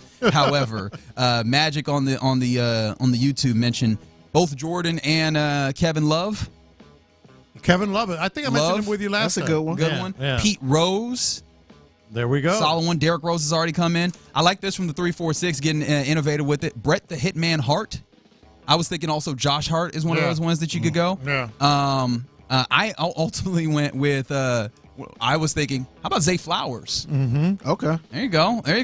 So, yeah, if you have any other ones, feel free to throw those ones in. How about Blue Ball? AJ Blue Ball? You make me not want to do these things. You know that, right? You make me not want to do these Is things. that not a Figgy? That's a Valentine's name, isn't it? What about Grady? For you, the way that you're handling it, absolutely is going to be a Valentine's name. What about Grady Dick? All right, look at you. See what you're doing? See, we're just trying to have a nice, kosher time. Hey, he's going to make the squad. Oh, he should. He's got a chance to make the AJ squad. Blue Ball? Yeah. I mean, yeah, he does have a possibility. I think, honestly, it's much better if you don't have to. Right? It's much better and with no disrespect to AJ. Yeah. But like, I really do hope that you find yourself in a place where Luis Garcia comes back sooner rather than later. I mean, dare I say it, Lance McCullers comes back sooner rather than later, and you have those guys kind of helming the 5, and then you can throw some of these other guys into your pen and really help you expand out what you're doing. Yeah. Like Hayden Wesneski, if he could be in your pen, man, I feel a lot better about what's happening there as opposed to if those guys are having to be your main line starting 5, and then if you have to go into deeper starting pitchers, you have that. But again, shout out to I guess the Astros pitcher of the show, AJ Blue Ball. I don't know if he can handle the frustration if he doesn't make the squad. And now I turn my attention, thankfully, to the guys who will be taking over, the guys of the drive. It's Clint, and today. Luke Morrow, fellas, was popping, man. Big Luke in the building. Yes, sir. Easy, yes, sir. Boss. Hey, Big Easy. He's smooth and easy, ain't he? What's going on, fellas? Hey, not much. Nothing. Not much. We got a lot covered. We covered a lot today. I'm sure you will too. Look, man, I'm coming in and got me a few topics in the old rundown. And as I'm easing on in, man, there's a lot popping. Next thing you know, I got 10 or 12 of them ready to rock and roll, man. All right. We love to hear it. Yeah, we got some good ones, man. A lot going on with the Rockets, the Astros. Always something going on with them Texans. That's right. And you know it is Valentine's Day. That's right. Yep. Speaking of, a couple of things that we have in the air. or these boys to play this game, which is the name in sports that evokes Valentine's Day. Billy Ray Valentine came through. Derrick Rose came through. I put up a Zay Flowers. You can go with that, or you can go with a part of the mixtape where Figgy Fig asked us to detail your worst first date, which we heard some crazy ones, including someone who said that they got in the car she wanted to drive, new car, crashed in 20 minutes. Oh, wow. Yeah. Well, first side of that thing, I'd go with Kevin Love, hands down. Good answer. Good answer. And I know, contrary to popular belief, I mean, there's a lot of people who don't believe this. Luckily, my wife bought it. I never was a big dater, boys. Yeah. I mean, I'm not saying I didn't ever say, hey man, you want to go grab some drinks, you want to grab something, but it was. I mean, she had. I didn't ask women out. Mm-hmm. They asked you out. Well, no. That was no. Like I was never the guy that asked random women out just to see if we liked each other. Oh yeah. Like if I was asking you out, you like already there's a really good chance. Well, I mean, I may not know them, but hey. You're bringing something to the table more than just good looking and sexy. Like I mean, there's like if I'm gonna go out and hold your hand and be at dinner and buy you drinks and all that kind of stuff, we're either friends with benefits, like there's something gonna happen, or if it's a real date, like there's a real possibility here. Yeah. So no, I hear you. I don't know that I'm not. You didn't want to play games.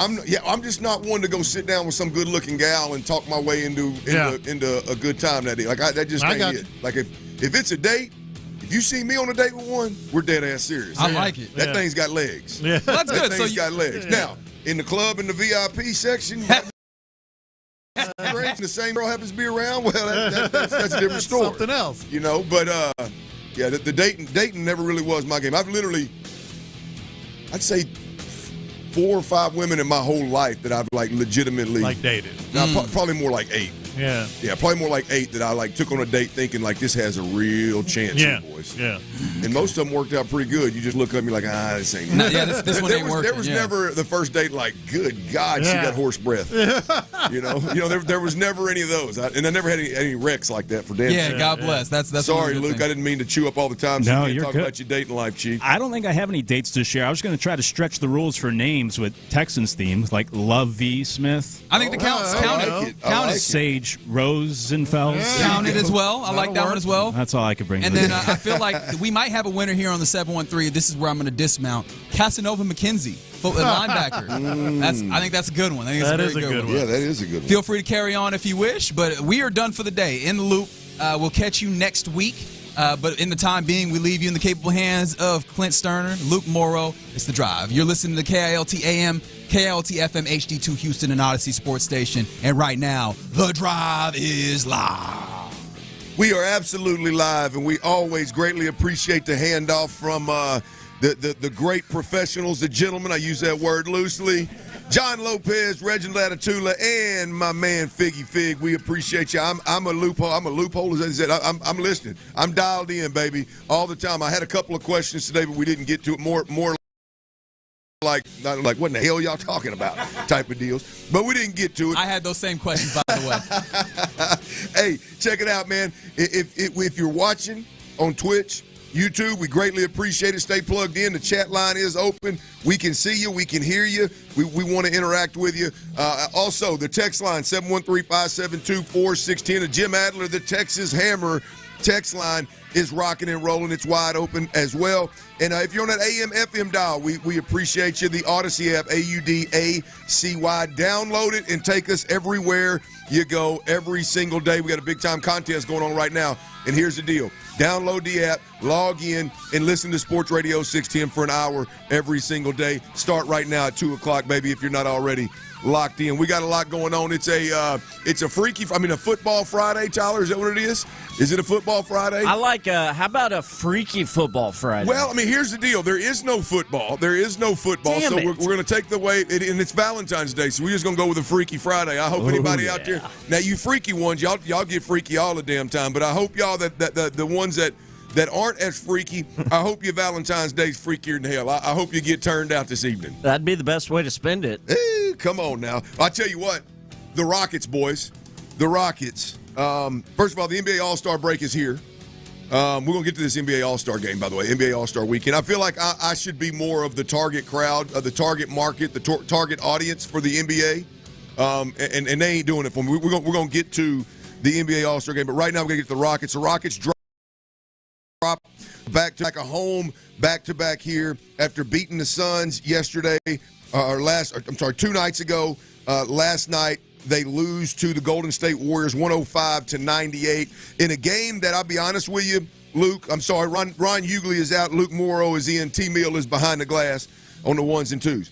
In a game where there was some good, like you're watching the Rockets, and we're still in that phase with the Rockets where when you're watching it, you're like, you can find the silver lining in poor performances, right? Some organizations, you're there. Like we've been there with the Texans for the last couple of years. I think they're getting out of that role. The Astros are damn sure not in that era. But right now with the Rockets, it's one of those where, hey, it's regular season. We really don't know who this team is.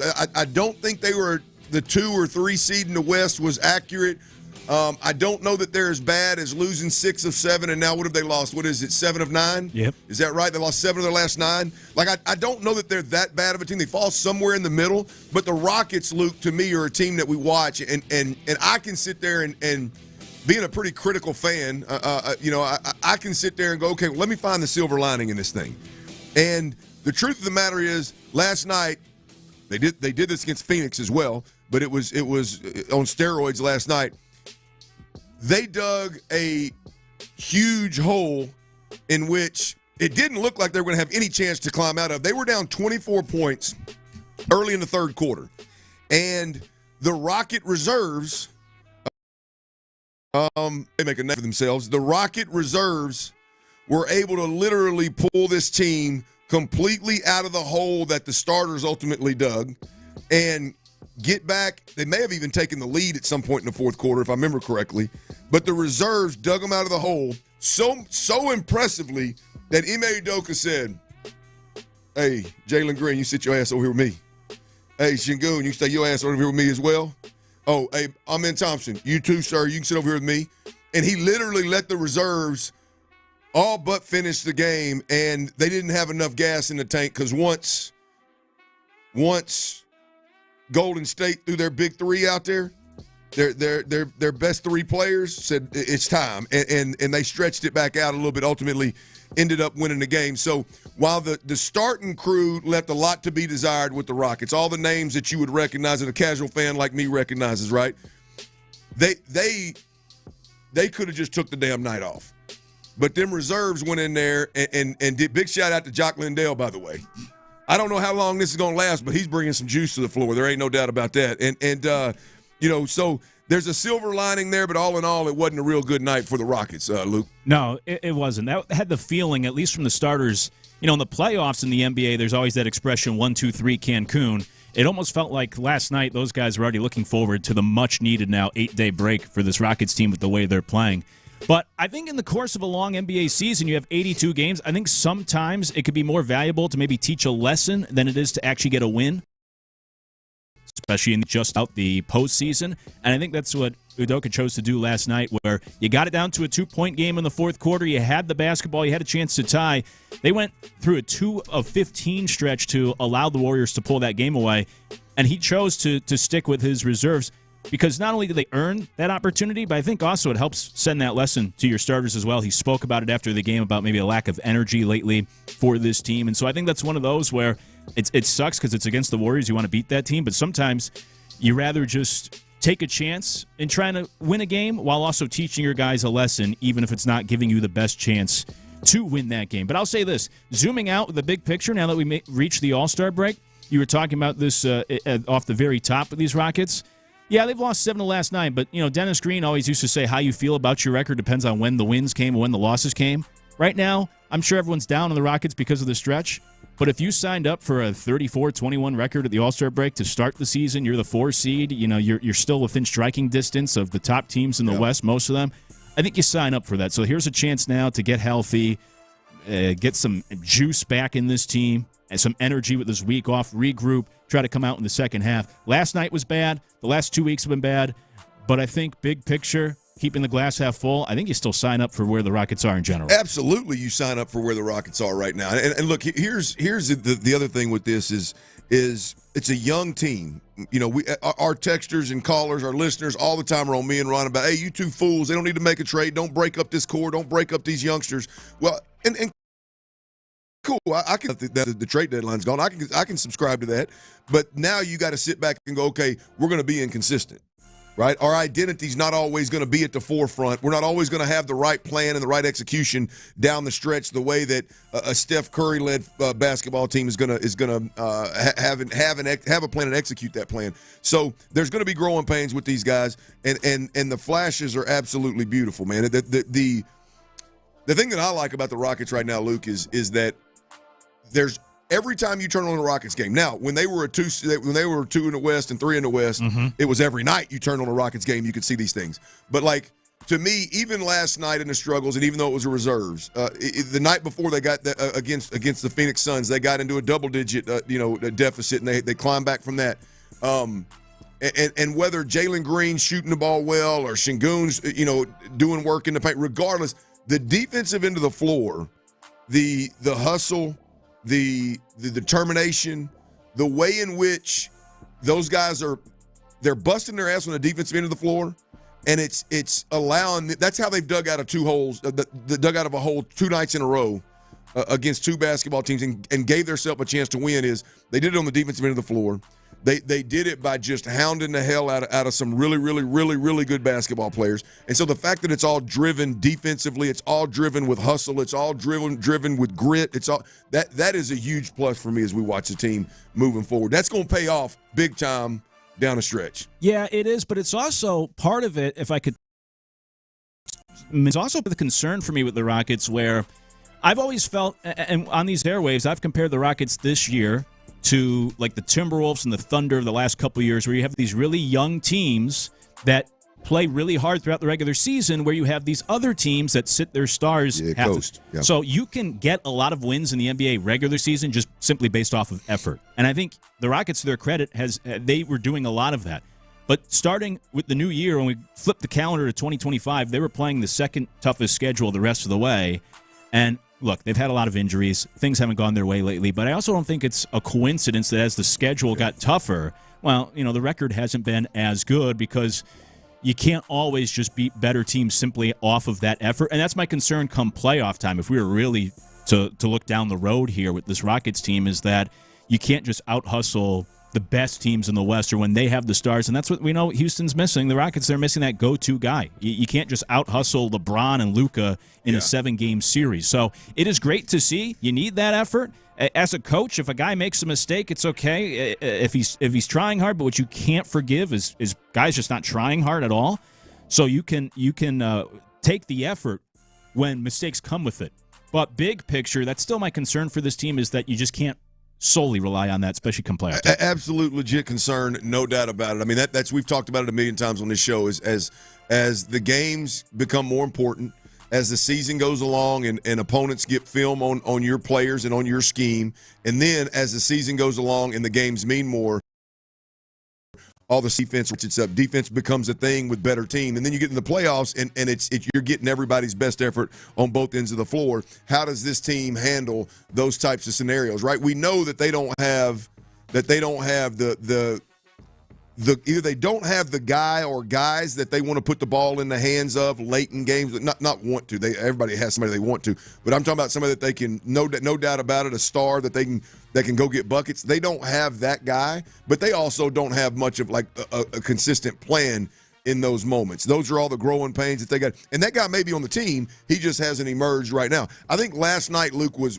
a very good indication or depiction of what you're talking about. Like, to me, last night, they got back in the game and played 3.5 quarters with grit, good defense, hustle, turning them over. They came back. It can get you in the game. But the minute that Draymond Green, Jimmy Butler, and Steph Curry got on the floor together in the fourth quarter, it was a wrap. It was a wrap. I mean, they pushed it out to an 11-point lead again. Now the Rockets were able to cut that. They scored 5 quick buckets or 5 quick points and got it back to within 6. But it was literally, I always tell people the moment, one of my favorite basketball moments, again, a casual fan. I'm at a Memphis Lakers game, Memphis-LA game in Memphis, Luke. And I'm watching this game, and I'm like, it's kind of ho-hum. I'm like, whatever. I'm going to see Kobe. Kobe doesn't seem to be real into it. He's playing some, but it's not a big deal. And then all of a sudden, the game was tight, and with about 5 minutes left in the game, Kobe got up. And this was back when you had them tearaway pants. Saw LeBron tear his off. They still got him.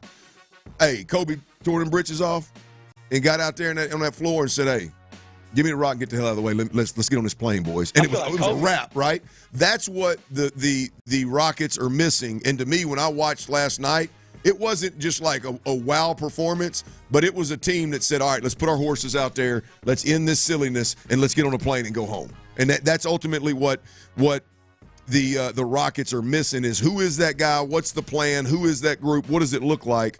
And we'll see. But last night there was the silver lining was definitely the Rockets bench. Again, I did want to shout out Jock Landale.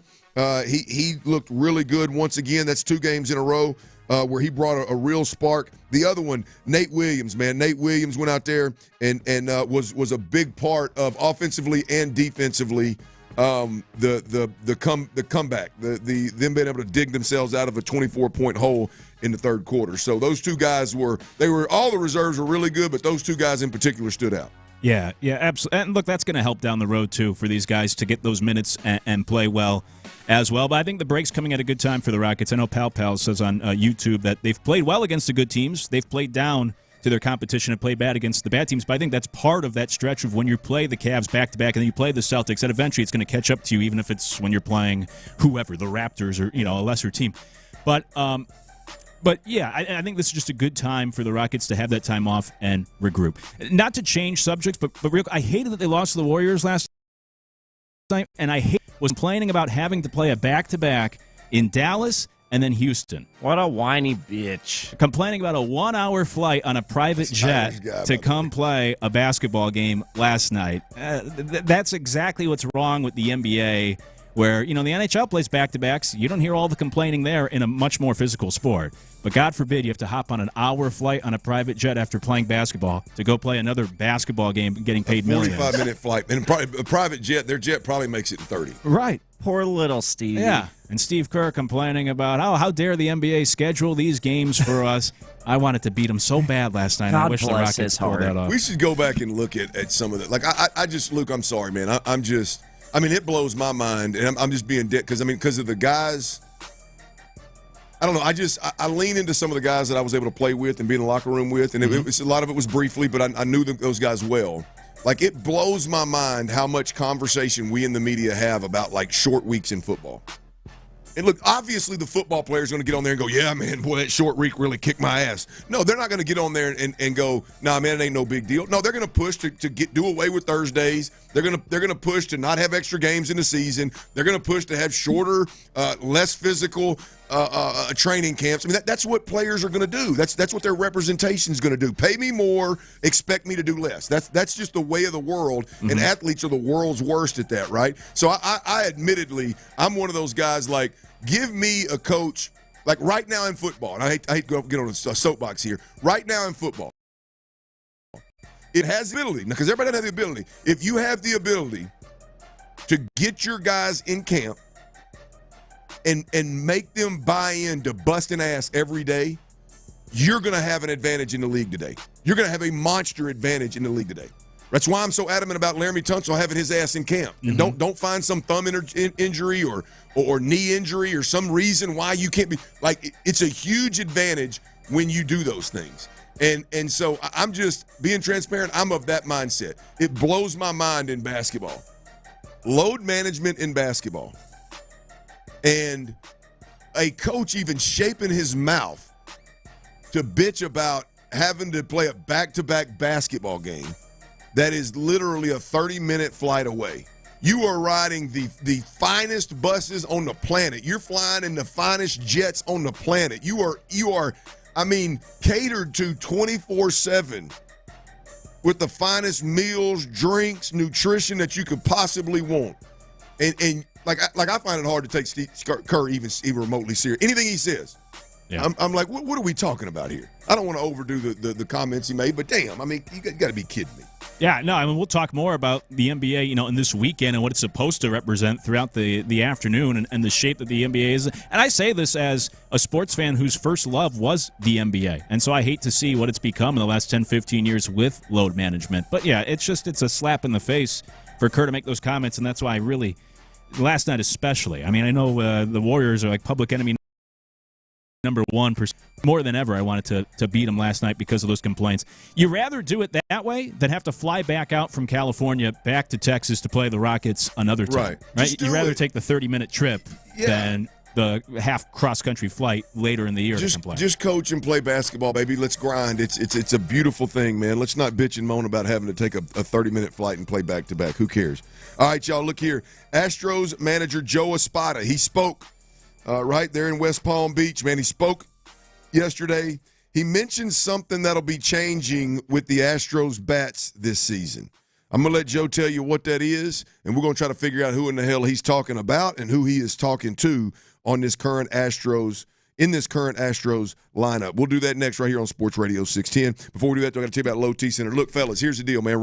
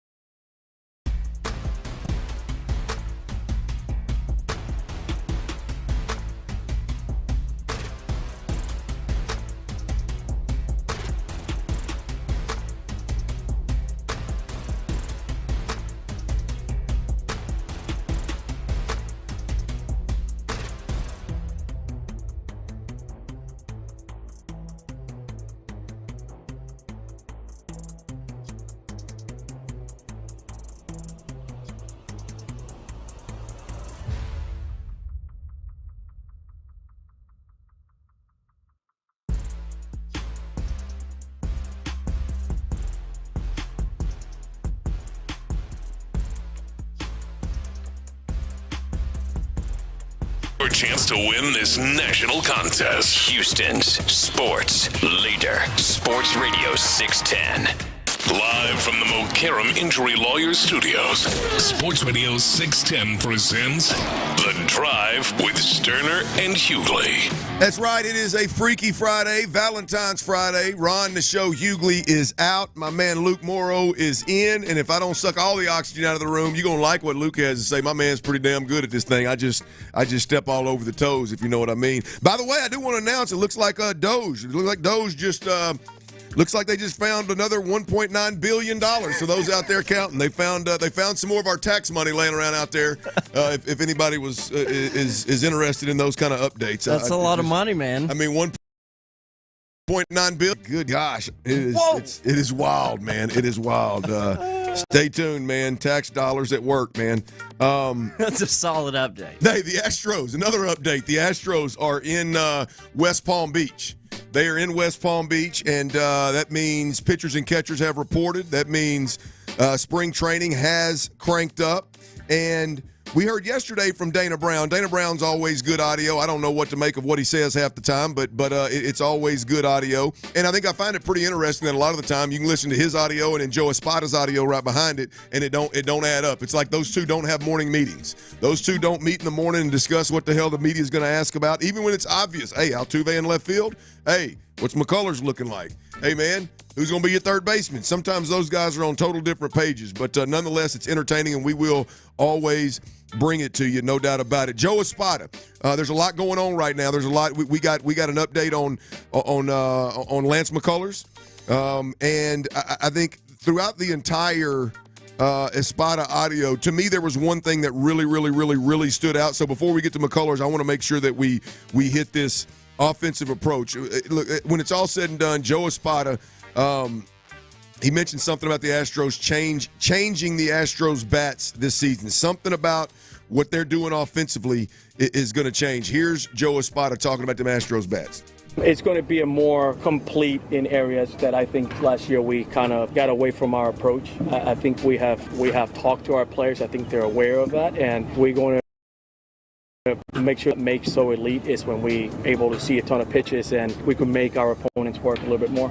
I like the thought. I like the thought from 30,000 foot view. Here's my initial response is you just lost a guy that's arguably the best in all of Major League Baseball at doing that in Alex Bregman. So taking that step as you lose in Alex Bregman may be more difficult than one would think. Totally irrelevant. He's out the door. He's not an Astro, so we can move on. Luke, I ask you, I think I'm picking up what he's putting down. Like they're going to be more disciplined at the plate, right? They're going to have better eyes. They're going to see more pitches. They're going to make the opponent's pitchers work. Maybe they lost sight of that late in the season last year. The one player that I immediately think of is Jose Altuve. And damn it, Tyler, I know you've been hard on Jose Altuve about his base running. Yeah. I'm going to tell you, man, the one thing about Jose Altuve that bothers me the most, and this is talking about a Hall of Famer, like I can't stand coming out of your shoes and every damn pitch is thrown up there. I know he's great. That does grind your gears pretty good. It no matter what the situation is, man. If it was legal, they could take and push all 8 guys in the field. They can push them suckers left to second base, and he would try to pull an outside pitch. I mean, there ain't no doubt about it. So I immediately think about him. But I know, Luke, and I'm going to assume you're on the same page. I know the approach to this season offensively can't be we're going to try to change Altuve. It's got to be more to it than that, right? Yeah, I would think so. I think it should be a team-wide approach. I mean, nobody saw fewer pitches per plate appearance in the league last year than the Astros. And I'm of the school of thought, there's the two schools of thought. I differ from the Astros, at least the 2024 edition, where a lot of baseball people think be aggressive, go up, wait around. I was always somebody that I like the more patient approach, wait for your pitch. I was the kid growing up that everybody would have to yell at, like, swing the bat. I worked the counts. Get the bat off your shoulder, Yeah, that's right. No, I was sabermetrics before that was even a term. But so I think it should be a team-wide approach for the Astros. And most notably, guys like Diaz and Pena, who are just not great at working counts, working starting pitchers, drawing walks even. And I think the saving grace might be when you look at some of these guys, Dubon as well, even when you look at the guys that are at the bottom of the list for the Astros when it comes to drawing walks, they're the same guys who are still young in terms of playing time. Their first 2-3 years in the league, of being that type of everyday player somebody relied upon. So I'm going to try to be positive again, kind of like with the Rockets in the first segment, and hope that just simply of that development, that experience, that some of these guys will have a better command of the strike zone at the big league level. But I think it's kind of a team-wide issue that they do need to improve this year of just seeing more pitches, making these pitchers work more. I'm with you. I immediately thought Altuve, but there's probably going to be a whole lot of effort to change what he's doing at the plate. So it's got to be the Pena-Diaz combination. And look, I know the advanced stats will tell you that there's obviously a longer list than those two guys, but those are the two guys that are going to be in the lineup every single day that are going to be up in the lineup. I would think so. Every single day. I don't expect to see Diaz in the 9-hole again this year like we did mid-year last year. I hope that doesn't happen. But I'll tell you this, Luke, the one thing that gives me – I shouldn't say the one thing that gives me hope, but on this topic, one thing that gives me hope with the two guys, exclude Altuve, let's talk Pena and Diaz immediately. It was noticeable 2 years ago they were both loose cannons at the plate. Hell, if you just watched Astros games, you knew exactly how to strike Pena's ass out. Off speed, low and away, he's chasing if he's got two strikes. There ain't no doubt. And now he still fell victim to that some last year, but he was significantly better. And I thought Diaz, he lost a little bit of power because of it, but I thought Diaz was significantly better hitting the ball where it was pitched instead of drive everything out of the park. Now, clearly it didn't do the trick to what we're talking about because those are still guys that need to see more pitches at the plate. But the fact that they were able to take what they were doing in an offseason and go, okay, we got to adjust it, and we saw it immediately. Hell, the casual fans saw it immediately and just how they attacked their plate appearance. That gives me hope that whatever Joe Espada wants out of these guys, that those two guys in particular are going to dial in and take that step. At least give you an honest effort to take that step. Those guys being willing to kind of mold their game, mold their swing at this point in their career is crazy, but it's a beautiful thing for what Espada's asking them to do, I'm assuming. Yeah, so that goes to that point of showing, that development of just at the big league level, because it is different once you get up there. And those two guys specifically that we're zeroing in on and giving a hard time to Pena and Diaz, I mean, they're both still under 450 big league games in their career. So, they're very young at the big league level. So you saw that development. Hopefully this is the next step where you get comfortable in that box. Much like, obviously Bregman, a great player, a lot more reps at the plate. So he has a much better command of the strike zone and can anticipate what to expect a little bit better than some of these other guys where, I'm sure, Clinton, even you went through as a professional athlete where eventually the game will slow down for you.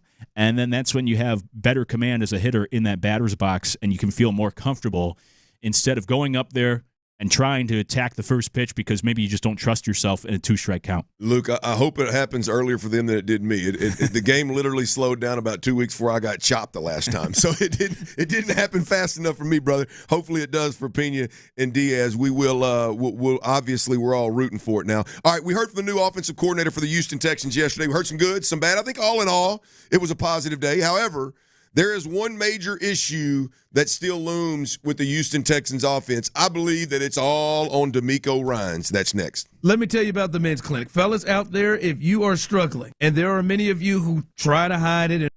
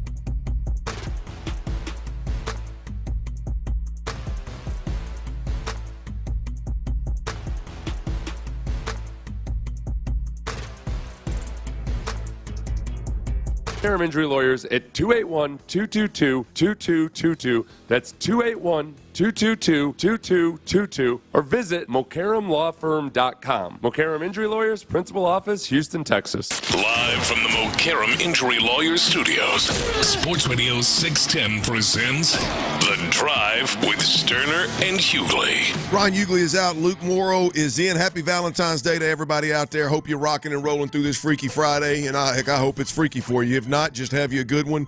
Enjoy it. Buy somebody some of them little heart candies, even if it's a stranger, man. Just candies and watch them smile, man. Today's the day. Look, it ain't even got to be. It doesn't have to be somebody that you're trying to hunt down either. I'm just saying in general. Could be a stranger. Could be somebody you just want to see put a smile on your face, right? Just spread some love, man. Spread some love. Be kind on it's probably better to spread love, right? It is Valentine's Day. Be kind on Valentine's Day, man. But look, if you got one, if you got one out there, it's Freaky Friday, man. Let's go ahead and get down. All right, look, we mentioned yesterday we heard from the Texans' new offensive coordinator. And like I said, some good, some bad.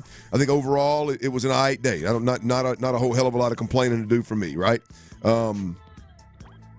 I do believe, though, I will have one take, Tyler, here that it took me a while to kind of process and get to, because there was a lot of audio, a lot of comments, a lot of Nick Caserio talking around his elbow to get to his mouth kind of deal. Mm-hmm. Talking loud, ain't saying nothing, you know what I'm saying? Like there was a lot of that, so you had to get kind of, yeah, I hear you, Nick. You got to sift through it. Boy, Nick has perfected that. Yeah. They must teach it at John Carroll, because these guys are good. Can't wait to hear Cole do it. Talking around your elbow 101. There ain't no doubt, man. Around the elbow to the mouth, 101. We'll show you how. There is one major issue, though, out there, y'all, that still looms. That when I'm watching Nick Kayley and I'm listening to Nick Kayley, there ain't no way in hell Nick Kayley is getting this done. There's one thing. I don't see Nick Kayley sitting down with really anybody and having like a legit man-better type conversation. And that's no knock on Nick. I mean, Nick just doesn't seem like that stern of a dude. He's a energy and a vibe guy. Doesn't seem like a all right, man, we got to have a serious conversation. And you can bring in guys that worked with Dante Scarnecchia, one of the best offensive line coaches ever, maybe the best offensive line coach ever. I like it. But if you don't sit down and have a real strong conversation with Laramie Tunsil, I think there's a cap on this offensive line. If you don't sit down and have a real stern, strong conversation with Dalton Schultz, I think there's a cap on this offense, both in the run game, and unfortunately Dalton Schultz impacts the run game and the pass game, whether he's running routes or he's pass protecting, right? I mean, I think those two guys, you've got a boatload of money wrapped up in those two guys. And you need those two guys. And it's two different deals, right? The conversation with Laramie Tunsil, Luke, needs to be, I need you in camp, working, grinding, setting the standard, holding guys accountable. I need you to be there, not in street clothes, watching practice. And I'm talking mini camp. I'm talking all of it. There's no Clement, when the regular season comes around. No, I'm talking about all of it. Right? Involved, not just watching like you're a coach. Like, that's the conversation that has to be had with Laramie Tunsil. The one that has to be had with Dalton Schultz is, hey, man, that stuff we watched last year, that's unacceptable.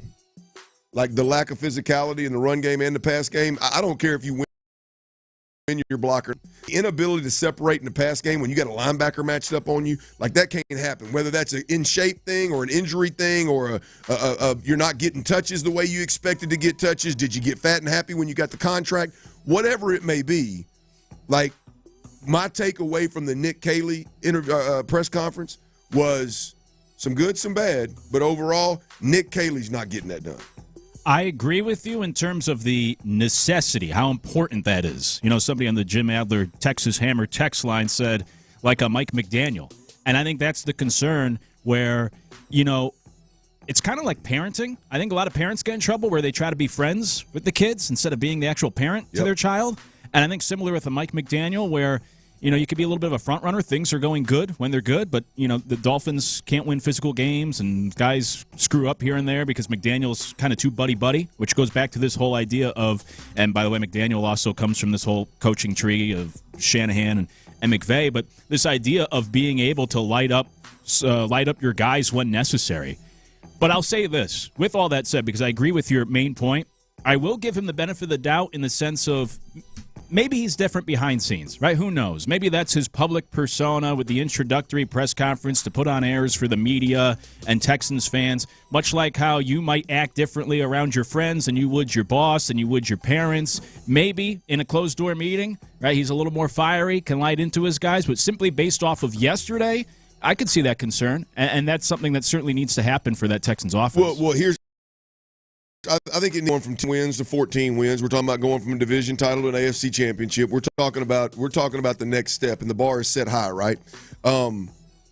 Luke, I think when you make the decision to hire a guy that lacks experience, a guy that you hire a guy that when you are asked about what was it about this guy that told you he was the one, and you lead with passion, energy, and look, that's not good. I mean, look, if that's what D'Amico thinks his team needs, fine. But for me personally, I just don't think that's going to help you in this specific conversation we're having right now.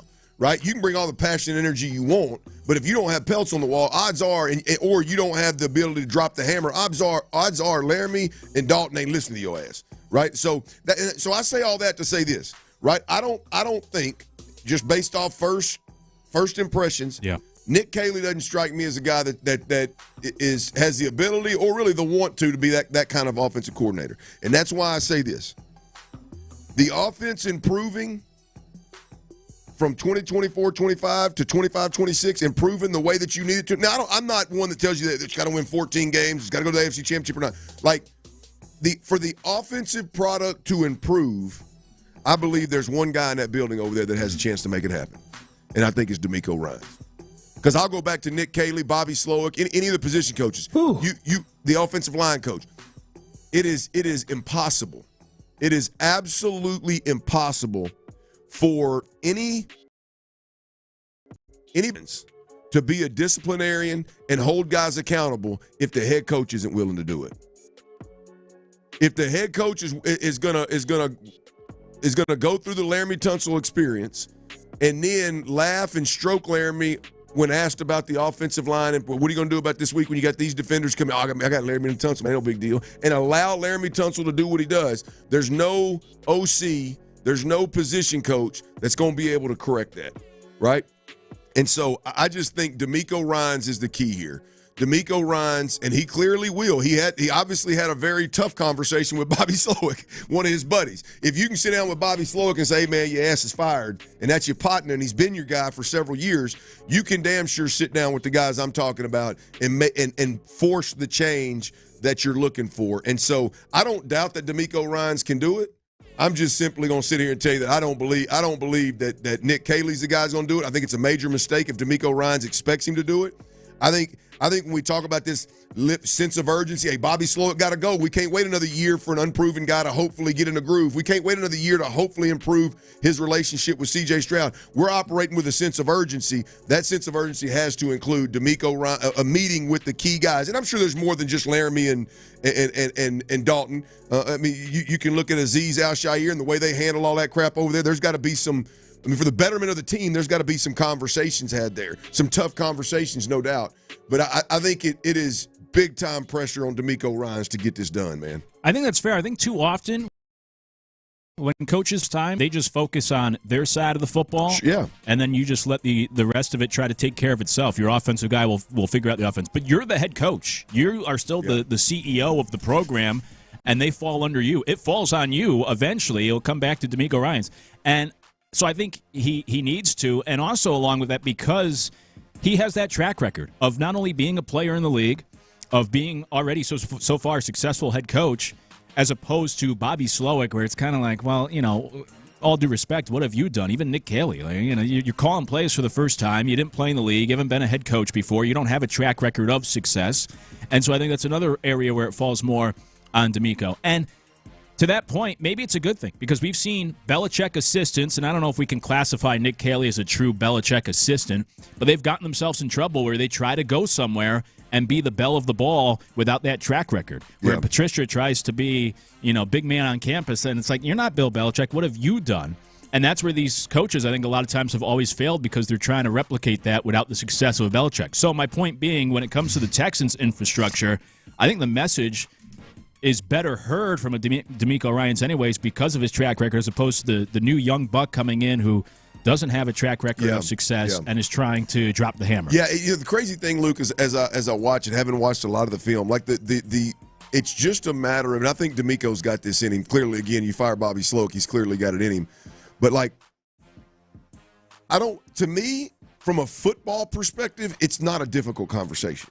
Like, they are, player might like hearing it, but if you're DeMeco Ryans, you've got plenty of film and you've got plenty of experience to say, okay, we did it your way, and we allowed this, and we watched this, and we didn't pull you, we didn't sit you, we didn't do. Okay, now you got to do it our way, or we got to move on from each other. I mean, it's not you're a bad player. It's not like you got to buy into what we're doing. It's ultimately a really easy conversation, but it has to be had. And now that DeMeco Ryans has made the decision to hire Nick Kayley, I think when you make that decision, then DeMeco has to sit there and go, okay, I'm going to go with this guy. I'm hiring this guy, knowing that I'm going to have to handle some of the higher profile players, the higher profile problems, to allow this guy to focus on scheme, fundamentals, energy, passion, vibe, all that kind of stuff.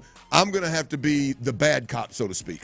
And so hopefully that's the way it looks. I got confidence that DeMeco is clearly aware of everything that I'm talking about and is going to address it and not expect Nick Kayley. Hopefully Nick Kayley doesn't have to coach football with the handcuffs that I'm talking about. I'll even take it another step further where I think this has a lot of Nick Caserio fingerprints on it for obvious reasons. I think DeMeco Ryans hired his guy the first go-around with Bobby Slowick. Agreed. Didn't work out, so now it's like, all right, they interviewed Nick Kayley the last time when they hired Slowick. I'm sure that was simply because Caserio. And in that relationship, you could kind of say, if you're Caserio, like, look, you made the call last time, didn't work, let me make the call this time, well, from those various connections.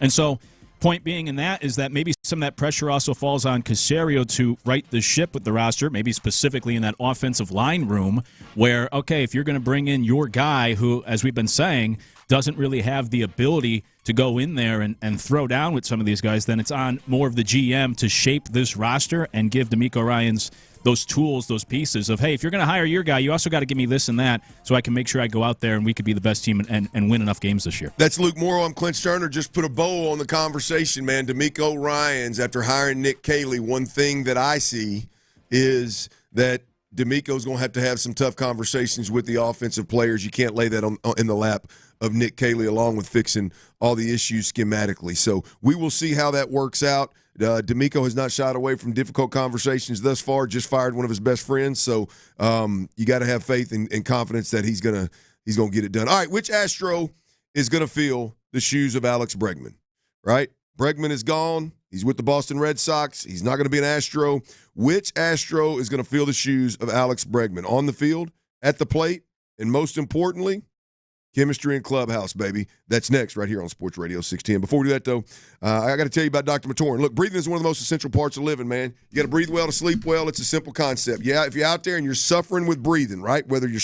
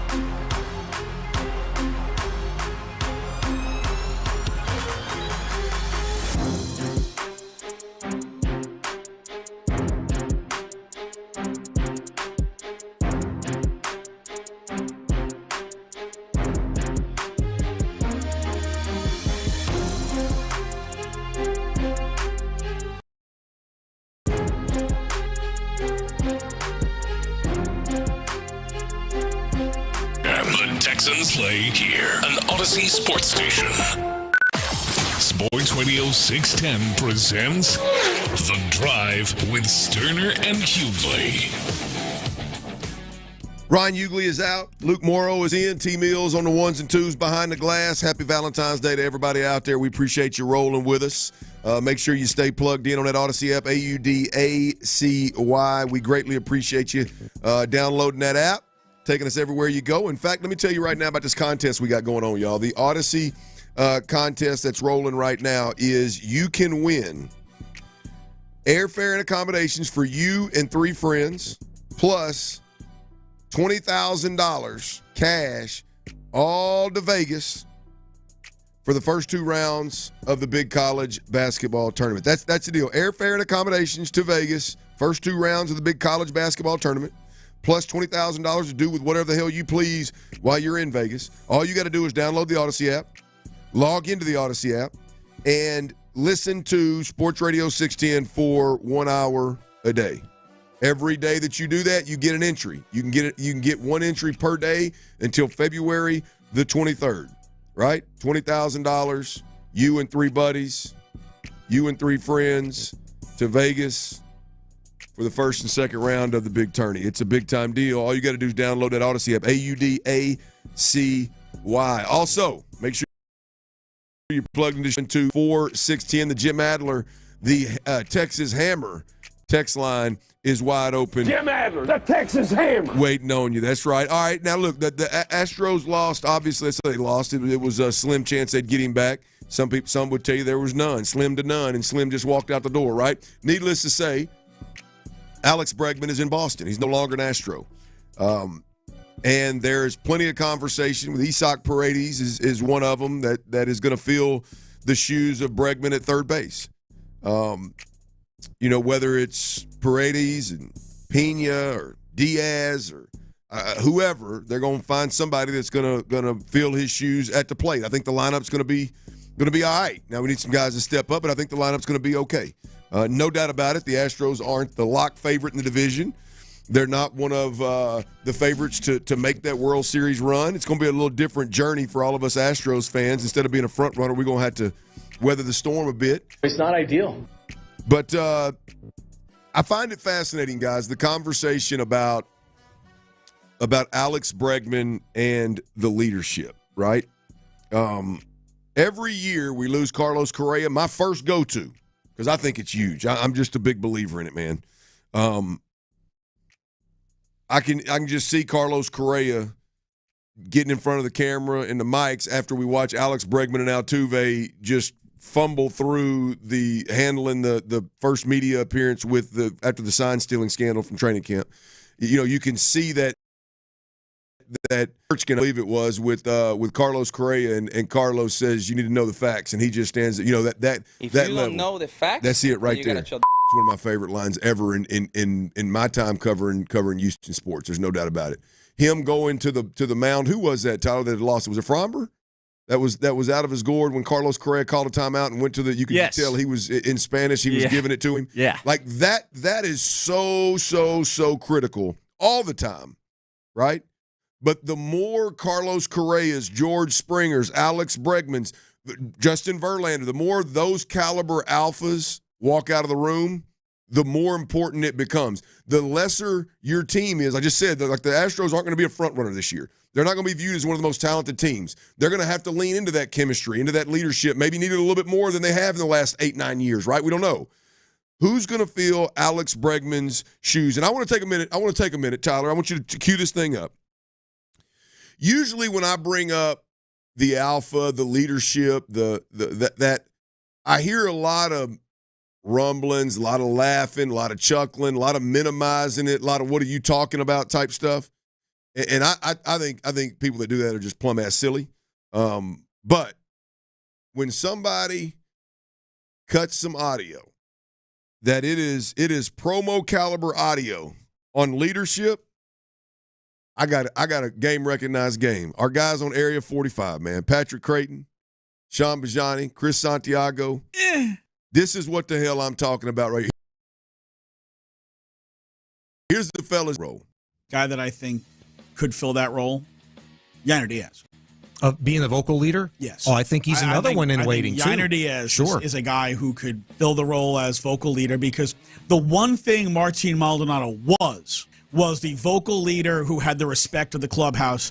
Despite his diminished performance, he still had that respect in the clubhouse. Yeah. If Yainer learned anything from Maldi, it was the preparation, the communication, and the leadership from Martin Maldonado. Yes. Because he was already a better player. Absolutely. But if he learned, we know he learned the preparation part because Pitchers talked about that last year. So if Maldi had instilled in him the discipline, the pregame preparation, all that type of stuff, Yainer could step forward as a leader like that, and I do expect Yainer will have a better offensive season this year than he did last year. All right, Creighton. All right, it's enough, Creighton. The leadership. I want to tip my cap to the fellas for making a damn promo-worthy cut on leadership. It is unbelievably important. And truth be told, we can talk about defense. Obviously, Bregman was a monster. We can talk about at the plate, slow starts, but clearly when it mattered the most was a clutch hitter. Who's going to fill those shoes? But I'll argue with a young team and an unproven, relying on so many unproven guys this year, Luke, I'll argue that the leader aspect of Alex Bregman is just as parts of it. Like somebody, these young pitchers, I like Hunter Brown. I mean, let's be honest, Framber Valdez, it needs a little bit of grabbing by the nape of the neck every now and then from somebody. Hunter Brown, I think he's tightened up, but I would imagine he's one that can get a little bit rattled. Spencer Arrighetti, hell, they're on record of Bregman helping Spencer Arrighetti last year. I mean, that being in that clubhouse, is so important that a big question has to be who's going to fill Bregman's shoes from that perspective. Yeah, it is a big question. And those things that Bregman, look, the numbers have been declining for Bregman the last couple of years, but those are the things that you can't quantify, and I think that was part of the conversation in the whole ongoing saga of the free agency that a lot of Astro fans are pointing to this offseason of acknowledging, the numbers might not be where they once were, but just to keep that piece, kind of like the Reggie Jackson, the straw that stirs the drink for the Houston Astros, and now you lose that. So that is the big question. And typically you look up the middle. So, the guys on Area 45 were saying the catcher. On the Jim Adler Texas Hammer text line, someone said Jake Myers, the center fielder. I might go in the third one. We can't lean into Jake yet. Now, No. I'm just hoping Jake can swing the stick a little bit to stay in the 7-hole. I screwed it up. That's fair. I agree with you. Catcher is the obvious one, but I would stick in the middle. I mean, I would say maybe Jeremy Pena, because that's the same side of the infield where now you don't have Bregman by your side. But my biggest concern with really all these guys, for the most part for the Astros, and why I thought that this would be a bit of a soft reister, is some of that youth. So I would actually go, I don't know where you are on this, Clint. I don't know if it could be a new guy, but I think Christian Walker, because he's a veteran. He's your first baseman, so you work with the pitcher even on just, handling the base runners, so you have that communication. And also, he's going to be a middle of the bat in your lineup for you. He's a veteran. He's played in a World Series before. He has more playoff experience than maybe some of the other guys in that clubhouse. He's been in the league for a decade. So I know he's coming into this clubhouse. That can be tough for a lot of guys. But I almost look to somebody like that, the veteran with the playoff experience, with some of the awards, who's going to have to be a big bat for you this year, who's going to be working with pitchers to begin with. Maybe it's a Christian Walker. The biggest addition of this offseason, at least in terms of spending money, and he's got to come in and kind of be that guy to help fill the shoes of Bregman and the others that have left. Yeah, look, I'm with you with Christian Walker. The strong thing or the tough part of it is he's a new face. Yeah. But here's the deal. When you're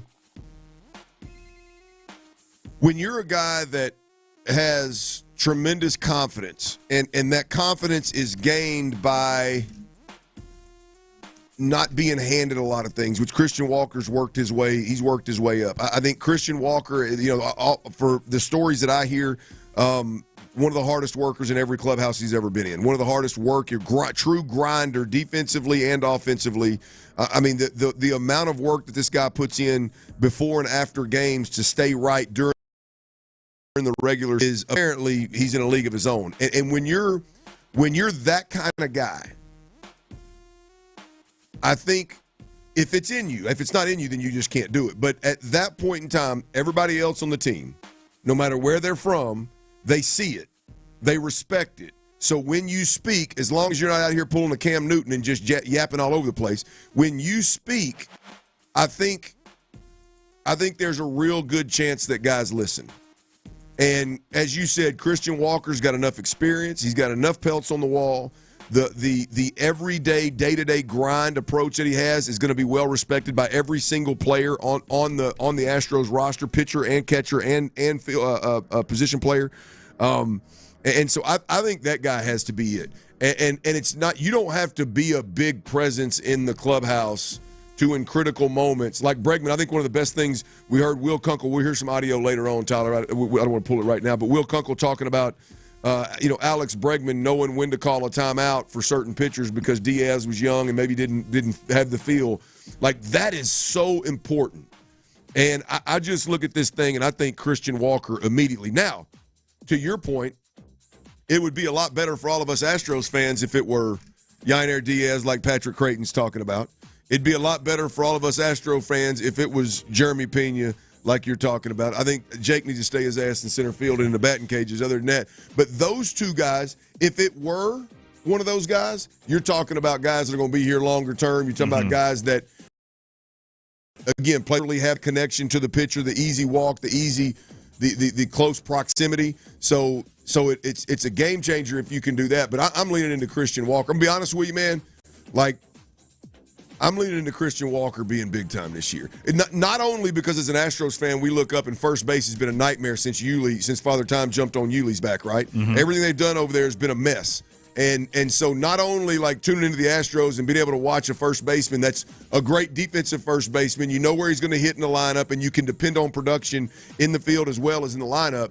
Like, I'm looking forward to that. But with all the alpha personalities that have left the building, I'm looking forward to seeing what Christian Walker can bring to this squad from a chemistry, leadership, like almost identity role as well. I really like the addition of him at first base. Props to PC. Him and I were working together on the air going way back at the start of the offseason, and he brought him up as an option at the time, and I remember having the conversation and saying, I would love for the Astros to bring him here, especially because it probably won't break the bank, and it didn't. I think he's an underrated first baseman. The things we've talked about, Gold Glover, good bat, has played in a World Series, is a hard worker, has gotten better throughout the course of his career, a bit of a late bloomer. So I really like that addition. I think he will have a good year, which then helps you to become a little bit of a leader. You have to actually contribute to be able to speak up in the clubhouse at times. And while it's tough for him to come into this clubhouse and try to be the leader, I think the big thing is just that experience and age. Altuve is the only guy coming back from last year's roster for position players that's in his 30s. So I think helps make it easier for Christian Walker, who's in his mid-30s, to come in, and even though it's his first year at the Astros, you just look at the difference in experience. You got a lot of young players here that could probably learn from a Christian Walker. And it's a lot of times where you see teams bring in the veteran really just for that veteran experience. That's not the case here. Walker's going to be a big-time contributor. But a lot of times you bring that guy in just because he is a veteran and he could teach some of the younger players. I think you could get that from a Christian Walker, let alone the production on the field. And then, to your point, Clint, hopefully over the next couple of years, that helps Pena develop into more of that leader. You can pass the baton since Walker's only going to be here, a couple of seasons, maybe just those 3 years he signed to. And over those 3 years, you help develop Diaz, Pena, whoever it is, these guys that could be here for the next decade that then take that role and run with it. Alex Bregman is gone. It's not just the production at the plate and the Gold Glove at third base. It is a leadership role that was vitally important over the last handful of years for the Astros. Hey, the Astros have had a lot of luck. Like I said, Springer leaves. You obviously, I don't know if they still hadn't found their center fielder, but Jake Myers is that guy. They didn't miss a beat. You look up, Carlos Correa left. I thought, well, what are you going to do from a leadership standpoint? Didn't miss a beat. Pena steps in. Hell, he's an MVP in a World Series, right? Now, Bregman's gone. We've seen Verlander bounce a couple of times and come back. At some point, we're in a spot where you're like, okay, where's it going to come from next? I think that time is right now. The Christian Walker signing may have not been able to come at a better time for more reasons than just the void at first base. It may be filling that void. Respect. It's been so vital to this organization's chemistry in the clubhouse, this organization's success. I'm one, Luke, that firmly believes that is. It's maybe it's coming to an end, but there was a 7-year stretch there with the Astros where I think you'd be hard pressed in all of sports to find a better clubhouse. Seven times. Maybe Golden State during their dynasty, you got it before Draymond Green started punching people in the face in practice and stuff like that. I think that when you look at how their identity on the floor was a team, it was a group effort, how tight they were, how much they won. There's just that damn chemistry in that clubhouse of the Astros is unbelievable, man. And so hopefully they can hold it together, and it'll continue to be an advantage for them instead of, you keep losing guys, and eventually you lose that advantage. We'll see. We'll see how all that goes. How do the Astros replace Alex Bregman across the board? All right, the NBA All-Star weekend, not just the game, it's a mess, y'all.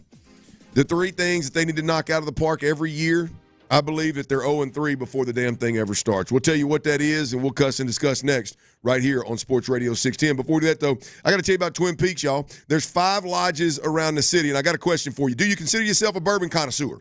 At Twin Peaks, they're proud to offer an exclusive and extensive collection of some incredibly rare bourbons, whiskeys, and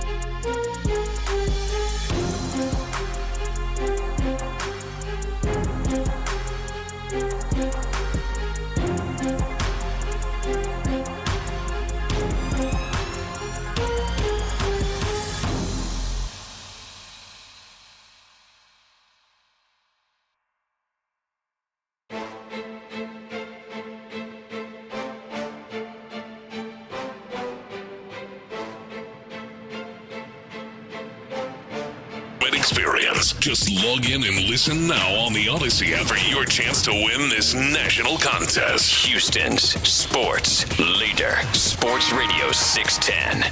Yeah, so I got in the face, Craig. Sports Radio 610 presents The Drive with Stoerner and Hughley. Ryan Hughley is out. Luke Morrow is in. Somebody got to you on that audio, huh? Got you to bleep it out. You can't play it no more. Yeah, no fun, man. By the way, no fun. Ryan Hollins is catching hell, isn't he? After that right there, he has to issue a statement. Did y'all see that Instagram done figured out who he is? They're making videos about his hairline now. They are wearing him out about some hairline he went on TV with. Oh, it was bad. He uses that same product that I use on my bald spot, but when you got mine's a round bald spot, it's easy to blend in. When you got to do a straight line on your forehead, See if he's okay. Yeah, you better have a pro to do it. You got to lay a piece of plastic up there and like you're painting the trim at the crib. But Ryan Hollins is on everybody's radar. They are wearing his ass out. I don't think he ever should have let the state ride. They wouldn't even know. They wouldn't even know what's going on. His hair wasn't quite as bad as Carlos Boozer back in the day. That just looked like straight shoe polish that he put on his head, but it was pretty rough. Yeah. I be honest with you, I didn't even notice it. I guess I didn't look that close. But boy, once I read the caption, I knew exactly what the hell they were talking about. All right, NBA All-Star Weekend is here, ladies and gentlemen. And look, I am be very transparent. I am an extremely casual fan. I tune in and complain when it just gets to a point where it's unwatchable, right? And you look at last year's game. What did I say that score ended up being, Luke? It was 211, 186. 186 to 211. It was just a joke. Anybody that had anything to do with the NBA, covering the NBA, was embarrassed ultimately. And I can't figure out why. Truth be told, the NBA, their all-star events are really, to me, the one that I would prefer watching over. Like, if you're just talking about the game, like all-star baseball, there's so much in and out. There's guy pitches one inning, then he's out, and that's really hard for me to dig into. Football, I understand where you don't want guys blowing knees out and getting concussions, and it's such a physical sport. I can understand where you would struggle continuing to put that product on the field. Basketball to me is I can't wrap my head around. This should be a weekend where all hands on deck. We should be watching the best guys contest. We should be watching a product that's bringing more fans to the game instead of the people that are paid highly to cover it saying things on TV that are pushing fans away from the game in these situations. I don't understand why it's so difficult for the NBA to get this thing right. And then here's what sparked me with this. I remember last year watching Curry and WNBA star Ionescu, right? Am I saying that right? Yeah. That's as entertained as I've been, with the exception of if you put two Hall of Famers in the finals of the three-point contest, two men, I could see where that would be. But that dynamic of leveling the playing field where a female can compete at that level with a man and having it unfold the way that it did, I think Curry won by 3. Mm-hmm. That was tremendous. You got me at that point. I'm in, right? I read an article on this year. Well, NBA just couldn't figure out a way to make that work again, to where they could grow it and take the next step and build off of what they did last year. So they're not going to do it, right? Then the Caitlin Clark situation, they couldn't get Caitlin Clark to participate, and I understand. Caitlin Clark said, "No, I'm going to do it at a WNBA All-Star game. We're going to bring eyes to the WNBA." Okay, cool, whatever. But the inability to get those things done. The All-Star game being what it was last year, and the response this year is put more people in the All-Star game, have more have more guys play when the ones you had last year weren't real interested in playing. The whole thing is just a buzzkill for me, because it is something that I could get real turned on by if it was done right. Yeah, it used to be my favorite. It was the best. The weekend growing up, my brothers and I, we couldn't wait for this weekend, and we'd be tuned in Friday night. Dunk contest was sick. Dunk contest on Saturday, 3-point contest even. I'm not a guy, Luke, that's ever been I don't know that I've ever been real starstruck, but one of the moments where I was like, man, this is cool meeting this dude was Spud Webb. Oh yeah, and it was solely. I got to know Spud really good, and when I was in Dallas, we were pretty good friends, and I mean, I knew Spud from that dunk contest. Mm-hmm. You know what I mean? By the way, one of the coolest cats in the game. I mean, cool cat, great dude.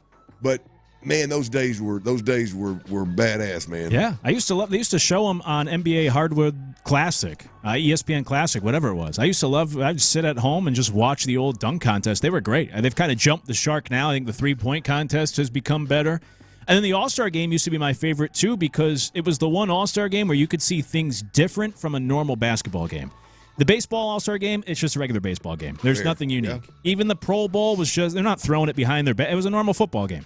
But in the NBA All-Star game, you used to get these crazy alley-oops and these, nice dribble moves and these crazy passes that you wouldn't normally see in a regular season NBA game. You could literally tell, right, Luke, that you had the best of the best on the floor. Like, there's no doubt about it. Like, these dudes they're all good, but these dudes in this All-Star game are freaks. Which is why I always appreciated it. But now, as we move forward, I mean, these guys don't even care about regular season game. Surprised if they don't care so much about this exhibition All-Star game. And they tried the Elam ending to add some interest in the fourth quarter. Then you mentioned the game last year still wasn't competitive. So now this is the new shakeup. But, the players themselves, even Kevin Durant came out when they made this announcement this year and said, this is stupid. Why are we having multiple teams in this tournament? So nobody seems to be happy. I don't know if anyone really has a great solution. It's just it is a shame of what has become of this All-Star weekend compared to where it was 10, 20 years ago. I don't know what to do differently. I got an idea. Let's hear it. I got an idea. Do whatever it takes to get Ionescu and Curry back on the damn floor in a 3-point contest. In fact, do whatever it takes to get Caitlin Clark and the other other WNBA stars and make it all women versus men and just and light it up. Yeah. That would be tremendous. And I tell you what, I heard Stephen A. talking about this morning. And Stephen A. had an idea. And my goodness. When he said it, I thought, it's a no-brainer. It's an absolute no-brainer whether you're trying to grow the league, whether you're trying to protect the current players, whether you're trying to just make the one weekend event just bigger than it already is. Stephen A. Smith suggested that you should go. They should go to all the cities around America, the big cities, and have tournament-style dunk contests around the country, and bring whatever the top.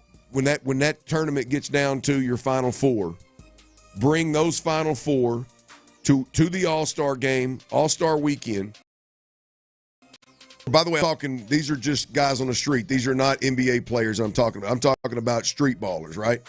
Bring those guys, have NBA players or teams sponsor those guys, probably tied to where they're from kind of deal, maybe their favorite team. They sponsor those guys, and you just build the hype around street ball and those dunkers. Get the players involved from a support sponsorship standpoint. Those guys can make a bunch of money, so they put a bunch of effort into it. And, I mean, I'm telling you, I would. That's appointment television for me. And that's saying a lot. If you're not the Rockets right now, I'm not. Maybe the Lakers on Luka's first night. Like, that's appointment television for me. Street dudes just, like, out there dunking. And put, like, what they've always dreamed of and felt like they could do is play in the NBA, and now they're winning dunk contests. Like, that would be absolutely tremendous for me. But instead, the dunk contest is a joke, right? Literally, and I like Mac McClung. I mean, like Mac McClung, the white man can't jump, the great white hype. Like, you hope that this guy, like, he won it, cool. It's 2 years in a row he won it. Okay, that's what the whites used to do. The all factor is like, okay, I'm over it. Like, let's move on. What's next? But he's literally the I mean, you got 3 other guys in there, and none of them are the best dunkers in basketball right now. And he's a 2-time defending champ. He's the draw. Yeah. In the dunk contest, a white guy that's not even on an NBA roster until a week before Star Week hits, so that he can go be in the like a legit NBA player and wear an Orlando Magic jersey. I don't know, man. I think they just not only have they missed, and I understand shooting and missing and the players not competing, but boy, it seems like they leave a lot to be desired in a lot of situations. Yeah, I think the NBA, or the dunk contest in particular, is facing a handful of issues. I mean, number one, we've seen really all the dunks by now, so it's kind of played out. But number two, I think three-pointers. A three-point contest has been more fun because the games move towards threes. Yep. Look, the dunks used to be outlawed if you go far enough back in basketball. So that was unique when the dunk contest started. Michael Jordan was soaring through the air, even Dr. J before that. You never saw that. Now, we've seen the dunks. These guys are more athletic than ever before. Now it's the three-pointers. Can you imagine that Steph Curry pulled up from half court, made that shot? That's the new thing. And so that's where the three-point contest comes into play. I also think another aspect of it is three-point contest, it's kind of like math, where there's a final answer. There's no debate over it. This guy made 23s, this guy made 15. Yeah, that's fair. In the dunk contest, it's kind of like you watch any of these talent shows and you think like, oh, I thought that singer was better, but the judges disagreed. Same idea, like, how do they give that dunk a 48? That wasn't very good, and we've had some sketchy judging in recent years. So I think there's and then the final part is what you mentioned, the stars. It used to be a rite of passage, the dunk contest. Jordan did it. Dr. J did it. Dominique did it. Kobe did it. Vince Carter did it. All the big names used to do it. Now, last 20 years, none of these guys. LeBron has never done it, obviously. None of these stars want to do the dunk contest, and that's a huge thing when you don't have the big names. That's Rondo Hughley today. I'm Clint Stoerner. You listen to Sports Radio 610. NBA All-Star Weekend. Who am I fooling? I'm going to watch it anyway. Three-point contest, the lineup in a three-point contest, even though it's not men versus women, it's pretty solid. That's going to be a good. And the celebrity game is always fun to watch because it's hard to believe that some of those dudes can hoop the way that they can hoop when they don't look like they have a lick of athletic ability in their body. So we shall see. I wish they'd get some of the that they would capitalize on a couple of these things and offer me a little bit more in terms of NBA All-Star Weekend. I'd appreciate that, man. All right, Lance McCullers. Lance McCullers, pitchers, catchers have reported Lance McCullers. He spoke, and we'll get an update on exactly how Lance McCullers is doing. Again, I told you we're not going to do this every single day, but we will do it out of the gate to get a gauge on where he is in 2025. But also, are you wondering where Lance McCullers is going to pitch? Is it going to be starter? Is it going to be out of the pen? Where's Lance McCullers is going to answer that question. We'll talk. I'll have that audio for you next, right here on Sports Radio 6.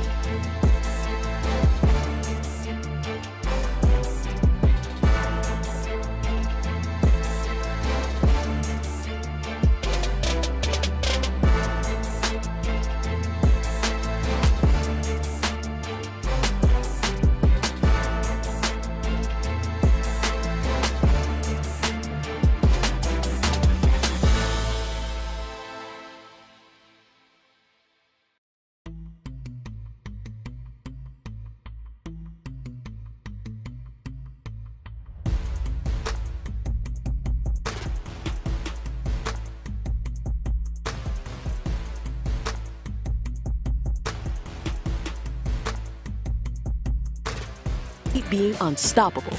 Come into your local store today.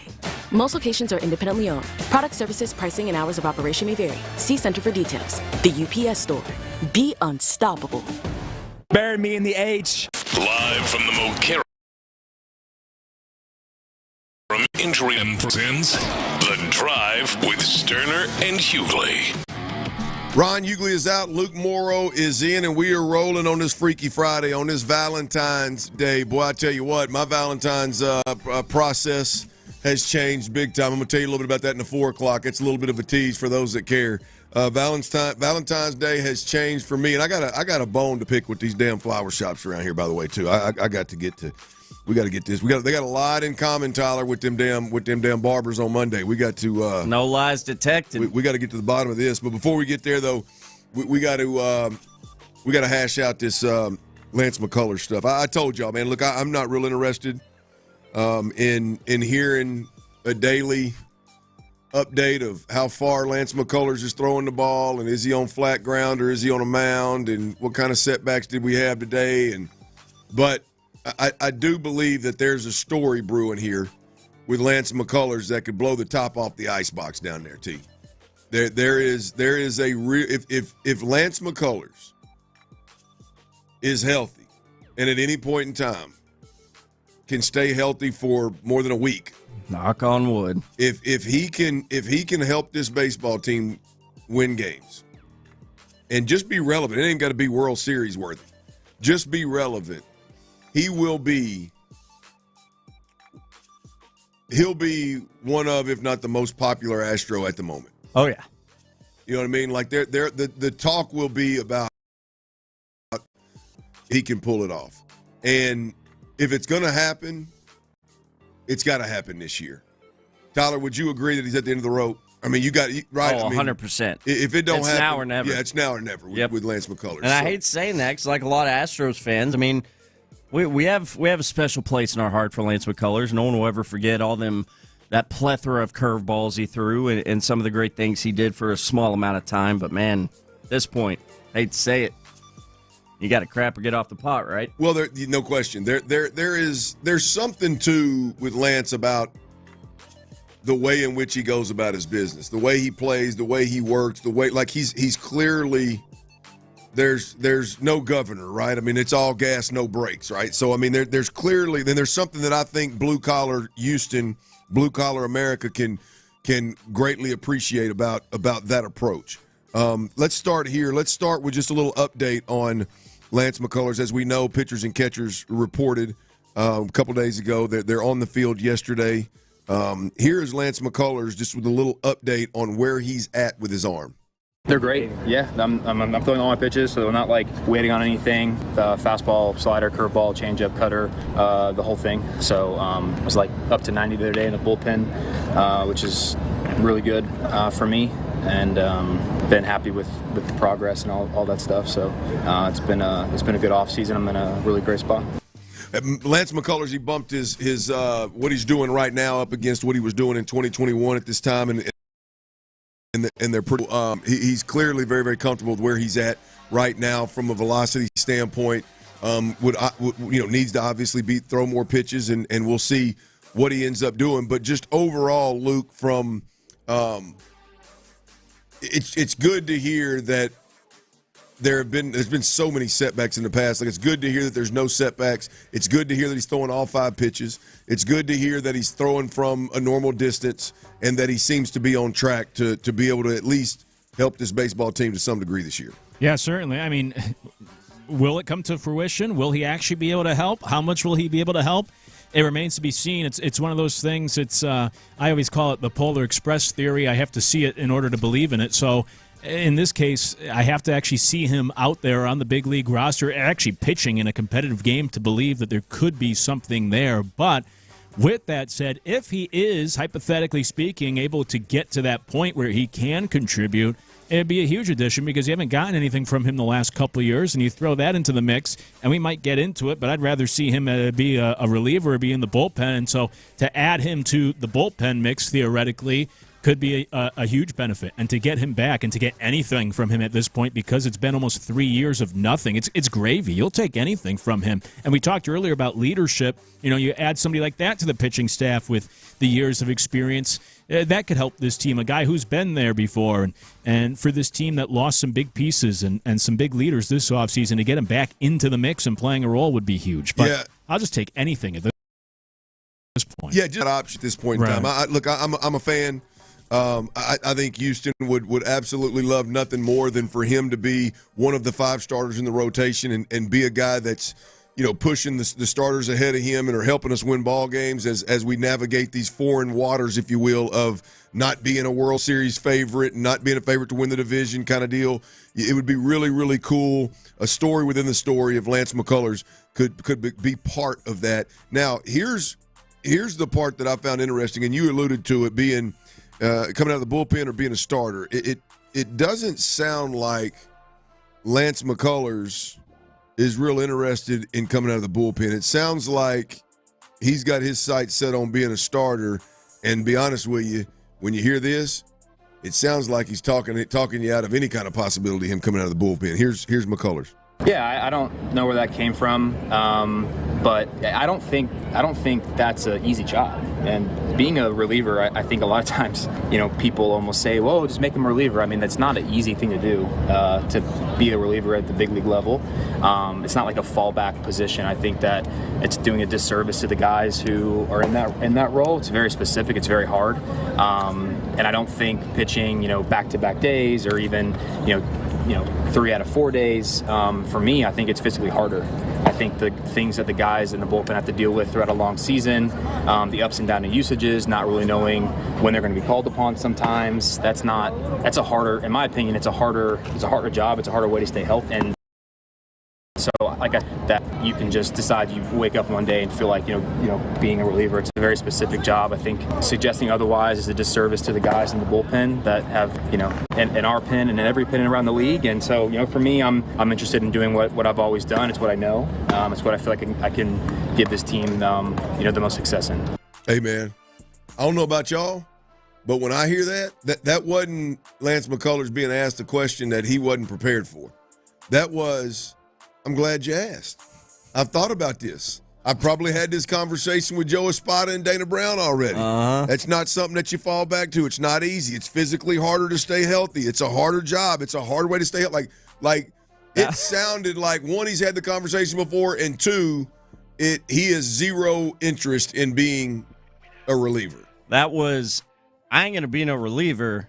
I'll go run my damn coffee shop before I become a reliever. That's what that was. I'll open more coffee. We'll become a chain. Straight up. I'll be the next Starbucks before you see me being a relief pitcher. Yeah, I don't know, Luke. I heard that. It doesn't seem like what you had mentioned of I agree with you from a standpoint of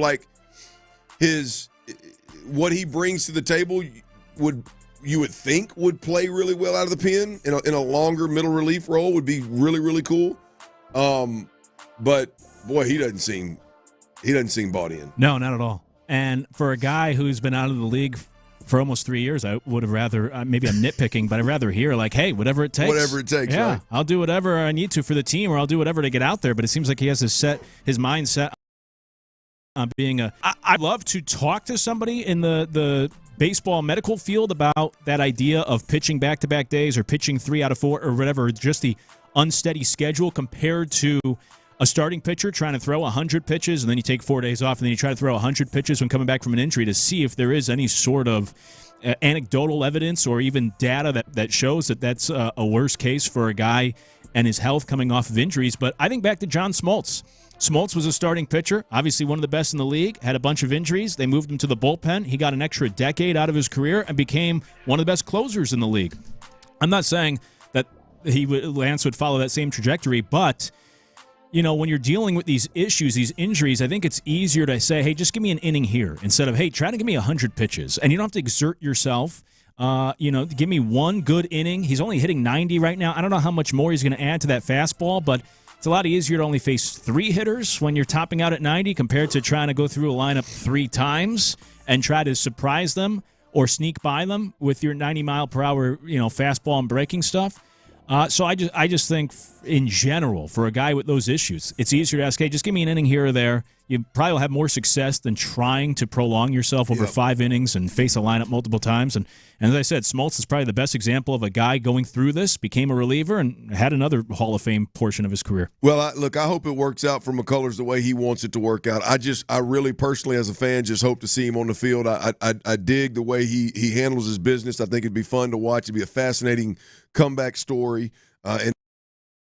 And the timing right now with the Astros where they're at. So it's something to keep an eye on. We'll keep you updated on. Real quick notes here in Sports Radio 610. I do want to remind everybody, the Big Orange Wagon podcast is back, y'all. Hey. That's right. T. Mill and Patrick Creighton. It returns tonight. The Big Orange Wagon podcast, 30-some-odd episodes in. They're back tonight. New episodes, all Astros talk, every Monday and Thursday with that Big Orange Wagon podcast. Make sure you stay plugged into that sucker right there. Those guys work hard. They do a good job with it, and they'll keep you up on them Stros. And it's that time of year. There's a lot going on. If you want to catch up real quick, make sure you tune in to the Big Orange Wagon podcast. Or you can just follow T-Mill, Real Deal T-Mill on social media. He'll keep you posted on that Big Orange Wagon as well. I got a bone to pick. I got a bone to pick with Valentine's Day. I got a bone to pick with the city of Houston. I'm going to do that next right here on Sports Radio 610. But guess what, y'all? I got to tell y'all about Underdog Fantasy. I mean, here's the deal.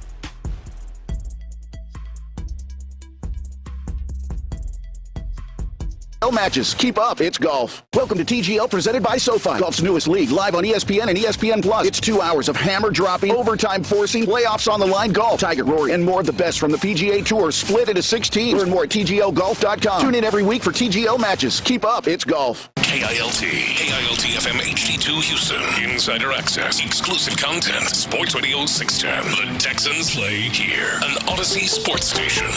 Daily. He's dirty. Radio 610 presents The Drive with Stoerner and Hughley. Dive into the mind of former NFL quarterback Clint Stoerner. I like a good time. I like to have a party. I know you do. It's Dirty's Daily. Yeah, it is, and it's one of them old Valentine's Day, one of them old Freaky Fridays. Y'all, happy Valentine's Day to everybody out there. If you don't have a significant other or a long-term, you better get out now. It's 4 o'clock, baby. You better get out and find you a Valentine, right? Buy you a rose, get some little candies, some little heart candies with the messages on it. Go sit at old watering hole somewhere, at old happy hour somewhere. And hey, some of the best hunting ever, Tyler. Valentine's Day. Let's throw on some camo. If she's well, you don't camo. It's not. It doesn't look like trees when you're doing the hunting. I'm hunting. You ain't lying though. Hey, look. If she's out tonight, and it's a Friday night too. Hey, fellas, if she's out tonight and she ain't on the hip of a man, she's available. Yeah. She's available. Game face, bro. Get it together, man. Get your outfit right. And again, you don't have to go out and spend a bunch of money. Just make sure you look in the mirror before you leave the house. Get you some of that go-getter on your neck, whatever kind of cologne you want to wear. And it may not hurt to have your little pack of them little heart candies in your pocket. Slide one across the bar when you see oh cutie, oh young tender. And I ain't talking about them Tylers, them Tyler's order at Twin Peaks either. I'm talking about one. Tonight's the night. If you don't have one, it's a Freaky Friday. It's Valentine's Day. I'm telling you. You boys a fan of Valentine's Day? No? Tyler, how about you? I'm kind of indifferent. I do think you got a heart on your shirt with somebody in the middle of it. Who is that? That's not Topanga. Megan, I'm assuming. Who is Topanga? Topanga Lawrence, man, she was one of my first crushes. Okay. Boy meets world. You wore that heart on Valentine's Day. That's very good. Yeah. I'm sorry. I didn't mean to interrupt you. No, you're good. I'm pretty much indifferent on it. I mean, I buy my wife, some gifts and show her some love and all that. But sure, I do. Deep pockets, maroon money. I'm sure you do. You buy your well. It's the way to happiness. That's cool. Get lost in them pockets. They're so deep. But I do think that this is a holiday, Valentine's Day, that is absolutely 100% it was created for financial gain out there. I 100% buy into that. Financial gain, like hey, with the if card we do companies this and chocolates and all that, and you got to go and do all this for your lady or your man. Like I 100% buy into that. Well, have you done any research? Have you done the due diligence? Probably at some point, but no, not recently. That would be a good. I mean, if you have some downtime, Cheryl. Yeah, for you, Cheryl. That's right. I know you don't, but if you had some downtime, where did Valentine's Day originate? Saint Valentine. He got his head chopped off. What the hell? That doesn't sound like what I'm interested in. Well, but there's a difference between like the holiday and then what it becomes. Yeah. And I think there's a lot of price gouging. Yeah, you try to go out to eat tonight and it's all these like fixed menus and you have to pay per head and it's like $100 a person to go eat at like TGI Fridays, whatever it is. It's like scams out there. Well, I mean, find you a spot for singles and get you one of them $100 plates and see if you can't score. I'm a fan, and here's why. Let me explain. I know y'all find it hard to believe, but I'm not very good the other 364 days out of the year. Like I've got poor tone. I don't communicate real well. Be honest with you, I get busy. My mind's racing all the time. Not an excuse, it's just a reason. My mind's racing all the time, so I'm not the best at like thinking about and actually executing like random I love you, thank you, you're the best, you're like I don't typically do that stuff well. So Valentine's Day gives me a reason, not a reason, but my memory, obviously, I know it's coming. Let me really express myself. Now I'm still not very good at it. But it gives me a time to really, really bear down and do something special. And, I like I do my Christmas shopping, I wait, so I end up spending more money, which is I'm willing to pay for that, right? I understand that Christmas and Valentine's Day is going to cost me $100 more every Christmas, every Valentine's Day for my wife because I wait till the last minute. Kind of like my travel plans, I wait till the last minute. I know it's going to cost me more. I'm willing to eat those expenses rather than worry about something a month in advance. I'm good with that. Yeah, I'm the same way. That happened to me today. All right. But I'm going to tell you, I've got a 1-year-old, Luke. And I've always been a guy that with my wife, it's in the evenings, right? Whether it's dinner or, whether one of us is cooking and there's some wine on the back patio and it's, hey, here's what I got you, baby. Here's a card. It's not a first thing in the morning. Mm-hmm. My 3-year-old woke me up this morning with, Daddy, will you be my Valentine? Aww. Sweeter than can be, but I got nothing.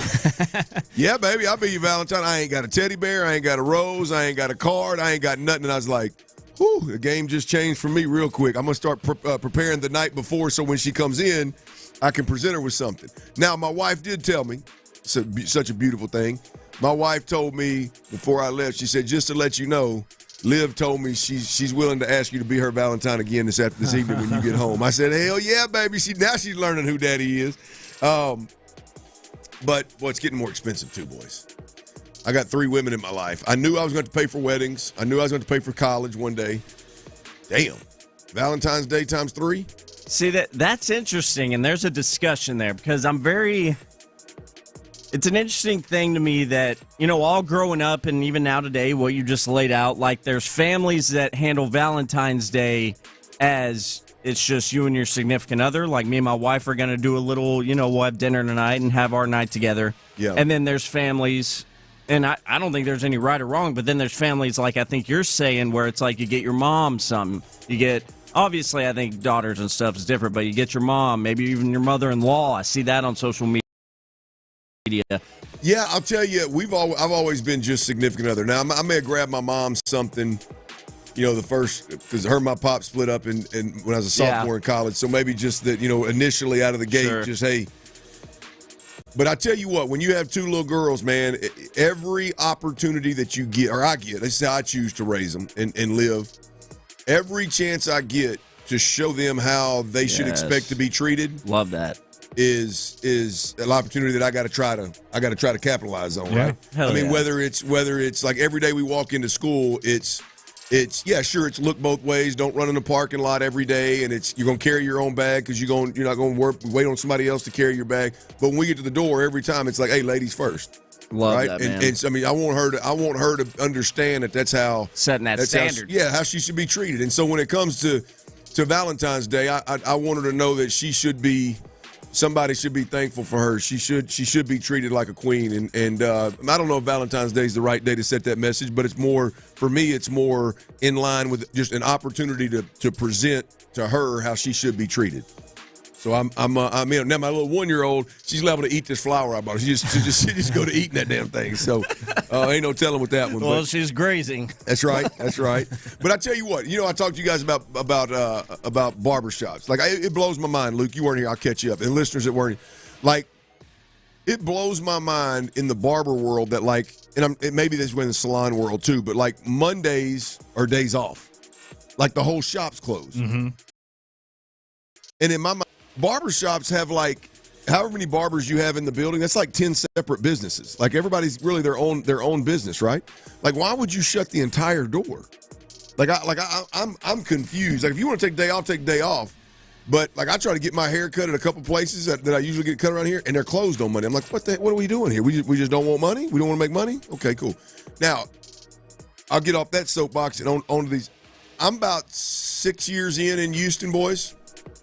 On Valentine's Day with my bride. I don't think I've ever bought a rose in the city of Houston for anybody other than my bride. I don't think. But I'm shocked at how many places you can go in on Valentine's Day and they're fresh out. Got nothing for you. Like, wait a minute, you have nothing? Like, you can't, like, I understand your little specialty over here that was $44. It's got, like, a rose, and it's got this heart thing out of leaves and whatever. Like, I understand I can't get that. But you mean to tell me I can't get half a dozen roses? Like nothing? You're just fresh out.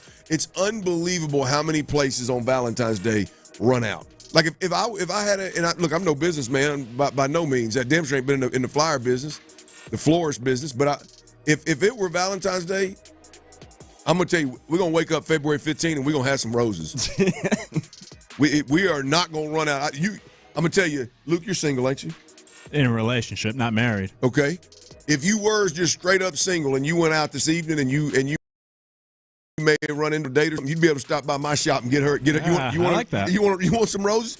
10 o'clock, I got you, baby. Slide on by. That's right. I am like literally, and I bet I've hit 10 different ones, like literally on Valentine's Day, and I mean just fresh out. It blows my mind how many aren't. I mean it's just. And I understand roses don't stay fresh forever, but damn, park a truck out back, refrigerator truck out back, and load them things up on Valentine's Day and promote that you ain't running out. I cannot run out. Show up and get these roses, boys. I'd be lined up. Sounds like you could be in the floral business. I'd be man. lined That's a damn up. good idea. I'd be lined up. Well, I could be in the business. You want me to get on my soapbox and want to call the owner today? I walked in. I said, hey, Pod. I said, I got a wife and 2 little girls, man. I need some options here. My man looked me dead in the eye and said, if you want it today, man, we ain't got it. Quite frankly, it's bullshit. He's literally talking over 3 dozen roses on the counter. And I didn't say anything. I said, okay. So I go to the door and I'm halfway out the door and something caught my eye. So I look back in and I said, hey, Part, I said, you don't have like a dozen roses or half dozen roses or something like in the back? Like you don't have any roses, none? I love it when you get pissed with these. I wasn't mad. I was just shocked at this point, right? No, yeah. And he literally looks at the one in front of him on the deal and he goes, well, the last 2 we have is this dozen roses right here, and then there's another dozen over there on that table to your side. And I was like, boom, I take it. Like he was going to let me walk out. What are we doing? I get in the car. I'm like, yep, see, I should call the boss and be like, hey, man, I don't know what's going on here, but I mean, mess around, buy your roses in the city if you want to. Ooh, they're proud of these things now. Oh, yeah. T, take a wild guess, dozen roses. Now, dressed up in a vase, everything not real nice. Take a guess. I'm going to go $164. Oh, no, that's been more than me. 120. Whew. I was going high because I knew it would be high. I mean, I'm used to the 75, 80, 85 range. Yeah. Sub 100, and I can get it done. Them CVS prices. My man said 120. He made me think about it, and I thought, do I want to go to another spot? Nah, I need to get on to the station. Let's get this thing. Yeah. By the way, I need them two and that right there, too. Let's make it happen. So that's the trick right there. Forget these fancy places. Go to CVS, HEB, right? Go get your flowers there. Their flowers, they're all going to last 5 days anyways. It doesn't matter. That's a great point, Luke, because I'm over here buying roses that they're charging me out the wazoo for a 1-year-old. Like I said, is going to eat it. Yeah. She's going to put it in her back. No, baby, you can't eat that. Yeah. Oh, that's good. Hey, Valentine's Day. I'm a fan, man. Did y'all see what our building's doing down in the lobby? They got I hope they're not giving away roses. No. No. I would have let you know sooner, and I would have laughed hard. But no, they got a table set up in our building down in the lobby, and it's just got like a full table, like probably, 30, 40 Valentine's Day cards that you can snag if you'd forgotten to get one before today. That's clutch. Yeah, I thought it was a very nice move. I probably need to run down there in the break because that's the only thing I ain't got yet. Now, I will tell you, they are fairly generic. Me and Creighton were taking a peek at them last night, and they're pretty generic, but hey, they're there. I tell you what, I am a generic, which everybody can remember. But no, I am, like, I would prefer it be blank. Yeah. I would prefer it be blank so I can write my own. Yeah. The one I got from my wife's blank on the inside, but on the front, it's a piece of pizza in the shape of a heart, and it says, I want a pizza that ass. Now, if you find one with that in there, there's no reason to write, right? I mean, that's yeah. There's a lot of times, like, I just can't. She knows I'm a last-second shopper, but when it comes down to, like, the card, if she can tell on the message, like, it's looks like it was from 1960 on the card, and the message is kind of like not real accurate relative to our relationship or her, like, I can't stoop that low, man. Mm. I can be very open about my last-minute habits, but I can't just be, like, careless and get a card that suited better for her grandma than her. Like, I can't. I draw the line there. So anyway, Valentine's Day, man. I like Valentine's Day. I appreciate Valentine's Day.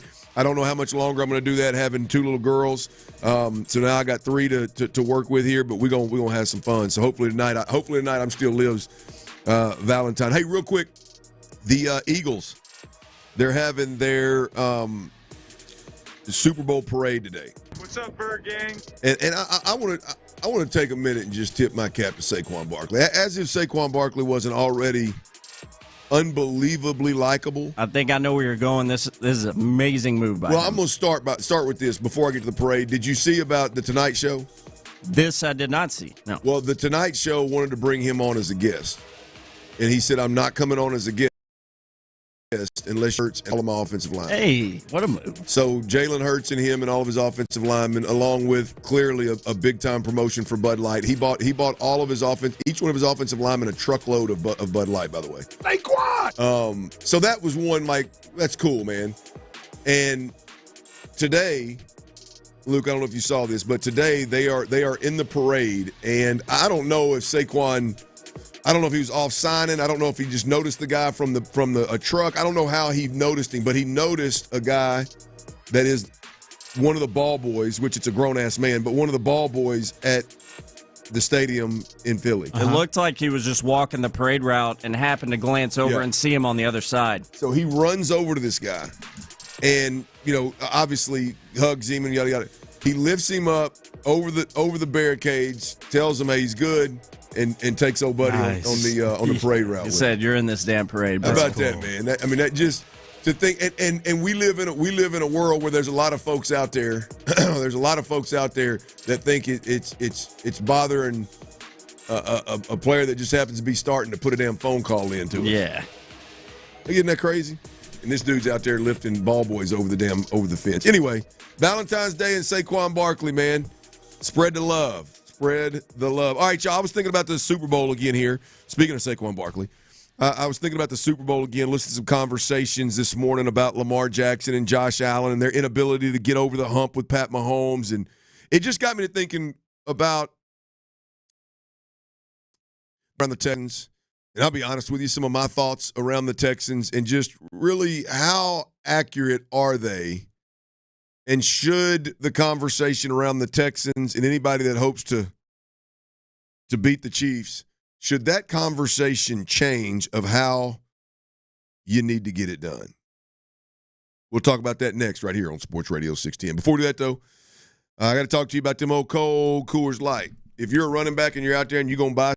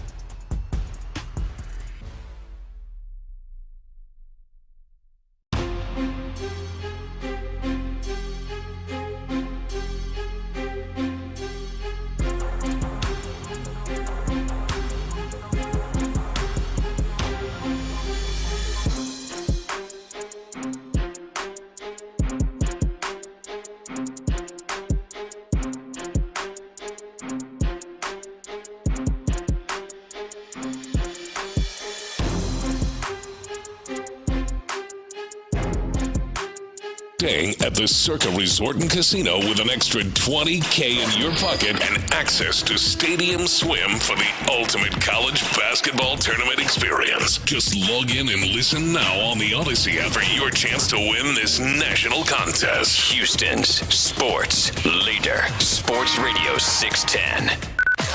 Sports Radio 610 presents The Drive with Stoerner and Hughley. Ron's out, show's out. Luke Morrow is, by the way. Tyler, it's happened again.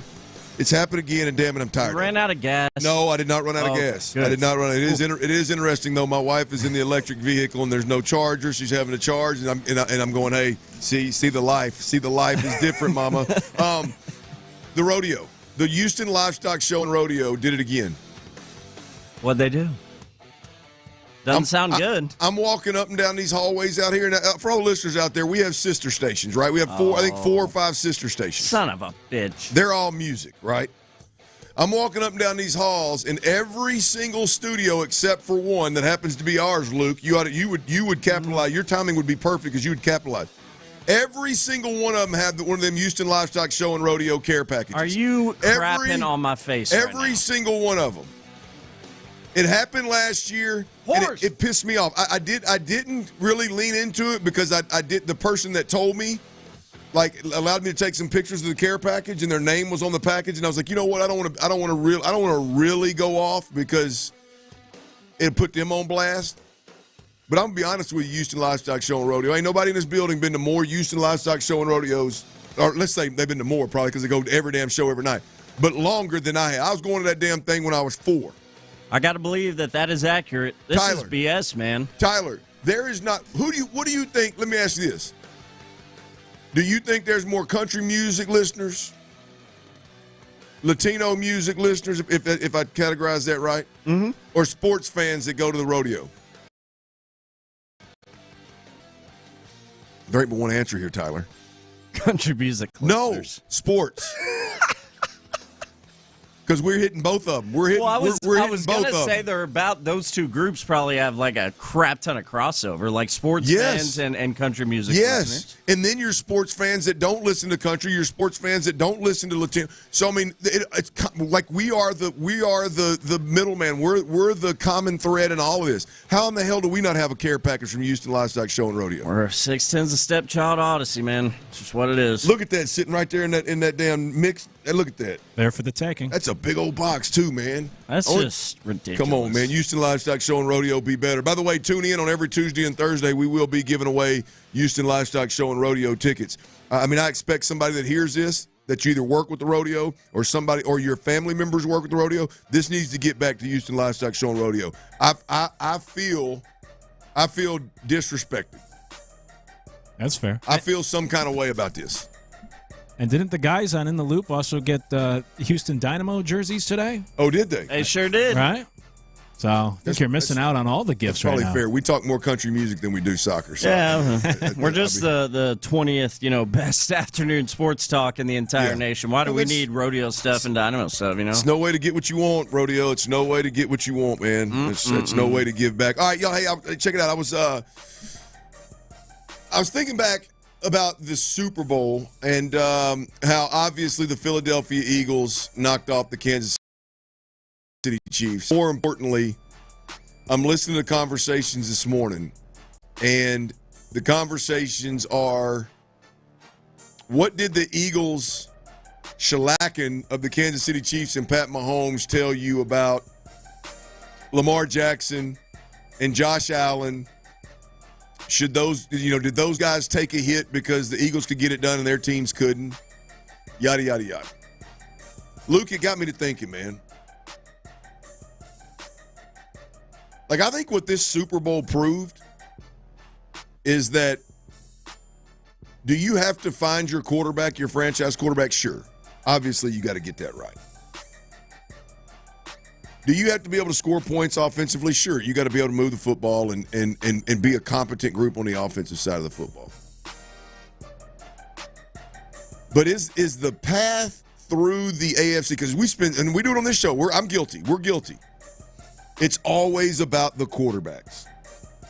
It's always about Burrow and and Josh and Lamar and Pat, and boy, can those guys get over the hump. And it's always about, like, the opponent across the field from Pat. They get out of their play. They get out of their away from their game plan, out of their identity immediately because they're scared of how quickly the Eagles can score and how dangerous they are and how good they are. Did this Super Bowl teach us something? And if it did, by the way, this is a huge plus for the Texans. Did this Super Bowl tell us that it's pretty, I don't know if it's easy, but the way to get to Andy Reid and the way to get to Pat Mahomes and the way to not just squeak by, but like give yourself a chance to skull drag them? Is it less about the quarterback and being this super explosive offense that can keep up with the Chiefs? Is it less about that and more about a defense, particularly a front four, that can just wreak havoc on Andy and Pat?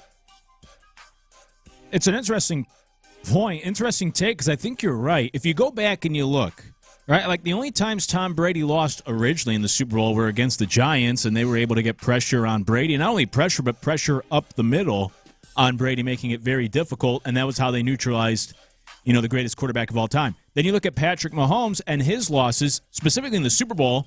In that COVID Super Bowl, the Buccaneers were all over him. Just saw it with the Eagles in this year's Super Bowl. And in Mahomes' 4 playoff losses in his career, he's been sacked at least 3 times in all 4 of those. So I think you make a really interesting point that nowadays in the NFL, it's become so offensive heavy, so quarterback focused, that's where we always look, and especially with these Texans and C.J. Stroud. But I've always said I still think defense wins Super Bowls, and I still think you have to build from the inside out, that the trenches are most of the best offensive line in the league, and they might have had, based off of the playoffs, maybe the best defensive line in the league. They didn't have a stud. Jalen Hurts is a good quarterback, no doubt. He's not, I wouldn't put him on the Patrick Mahomes level, but the neutralizer was the battle in the trenches in those 2 lines. And when you look back at solving Brady, solving Mahomes, it always comes back to being able to pressure the quarterback, being able to sack the quarterback, and doing so specifically with the defensive line instead of trying to blitz the quarterback. So I think it's something we certainly lose focus of, but I think it's a really interesting point you bring up that, that probably is the most important thing to try to beat the top quarterbacks. Well, Luke, I think for me, like, we all obviously have known that defenses are important, right? I mean, obviously. And it's good to have a good 4 instead of just edge guys. But I don't know that in my mind I've ever let it click, especially here in Houston. It's always been about, man, and in our conversations, my opinions are all like, you're not, with CJ, if you can't protect CJ Stroud, then you're never going to compete with the Pat Mahomes, Josh Allen, Lamar Jacksons of the world if you can't protect it. And look, that's true. But when I say that, I'm saying it as if it's all on the offense. I don't know that if the Texans are able to make that kind of run, Luke, I don't know that it's not going to look more like the Philly run than the Joe Burrow run of beating Pat Mahomes. Like, I spend so much time thinking, and I'm not knocking C.J. Stroud, by the way. I'm not saying that C.J. Stroud isn't as good or can't be as good as Jalen Hurts. They're 2 total different quarterbacks. But what I'm saying is I don't know that we're not one closer. But coach, they know is an advantage in a play calling perspective. I really think they are. Now, they got to retain some guys that were in the D tackle position. I think they're one, whether it's a draft pick this year, is deep in like game changing defensive tackles, like at least prospects. So whether he's drafted or it's a free agent or it's a trade, I think this defense is one monster D lineman away from having a rotation that's as good as any out there as a defensive line. I don't know that that's not the journey to a Super Bowl for the Texans. We spend so much time talking about CJ can take us there. This guy, this offense, this explosive weapons. I don't know that we don't need them to just stay the hell out of the way. Right, that's what I was going to say. I think you just need a composed quarterback and then a good pass rush. Like Jalen Hurts, if you go back and look in his victories in the playoffs, he only averages about 200 passing yards. But what he does well, I know he had the interception in the Super Bowl, he usually does a great job of taking care of the football. And this year, teams in the playoffs that won the turnover margin won every time except once. It was actually when the Bills lost to the Chiefs, and we could talk about how questionable of victory that was for Kansas City to begin with, but that's the only time a team lost the turnover margin and win. So I think you need a quarterback who takes care of the football, and you need a defense that can get after the court. You don't need a quarterback to be the hero like a Burrow or even like Mahomes a couple years ago. Just a composed quarterback who can handle the moment, take care of the football. Because if you go back and look at the Chiefs, for Patrick Mahomes in his career, his defense has forced 22 turnovers in his 20 playoff games.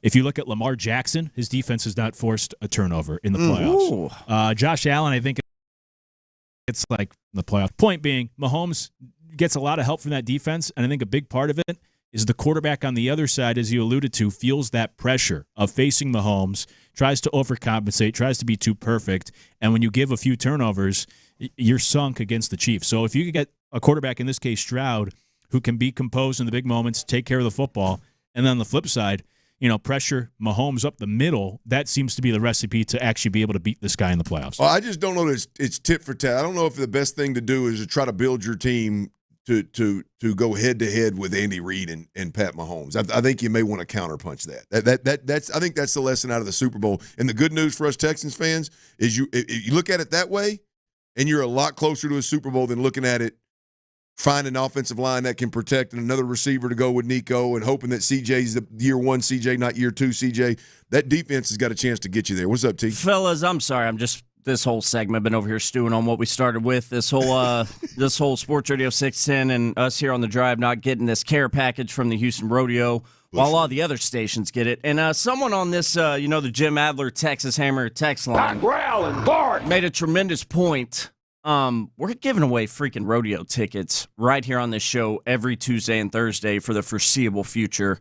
How the hell do we not get a care package? That's a great question. We're doing freaking Houston Rodeo ticket Tuesdays and Thursdays. Come on, man. That is a great question. I expect more. You got to be better. Houston Livestock Show and Rodeo, you got to be better, man. That's your mutton. Sports Radio 610. 24 grand. Come on. We appreciate it. In fact, you can just copy the address you put on them other stations. It'd be nice. It's all right. Hey, look, I'm gonna tell you what. Micah Parsons. Usually I try to stay in my lane, but Micah Parsons just needs to shut the hell up, man.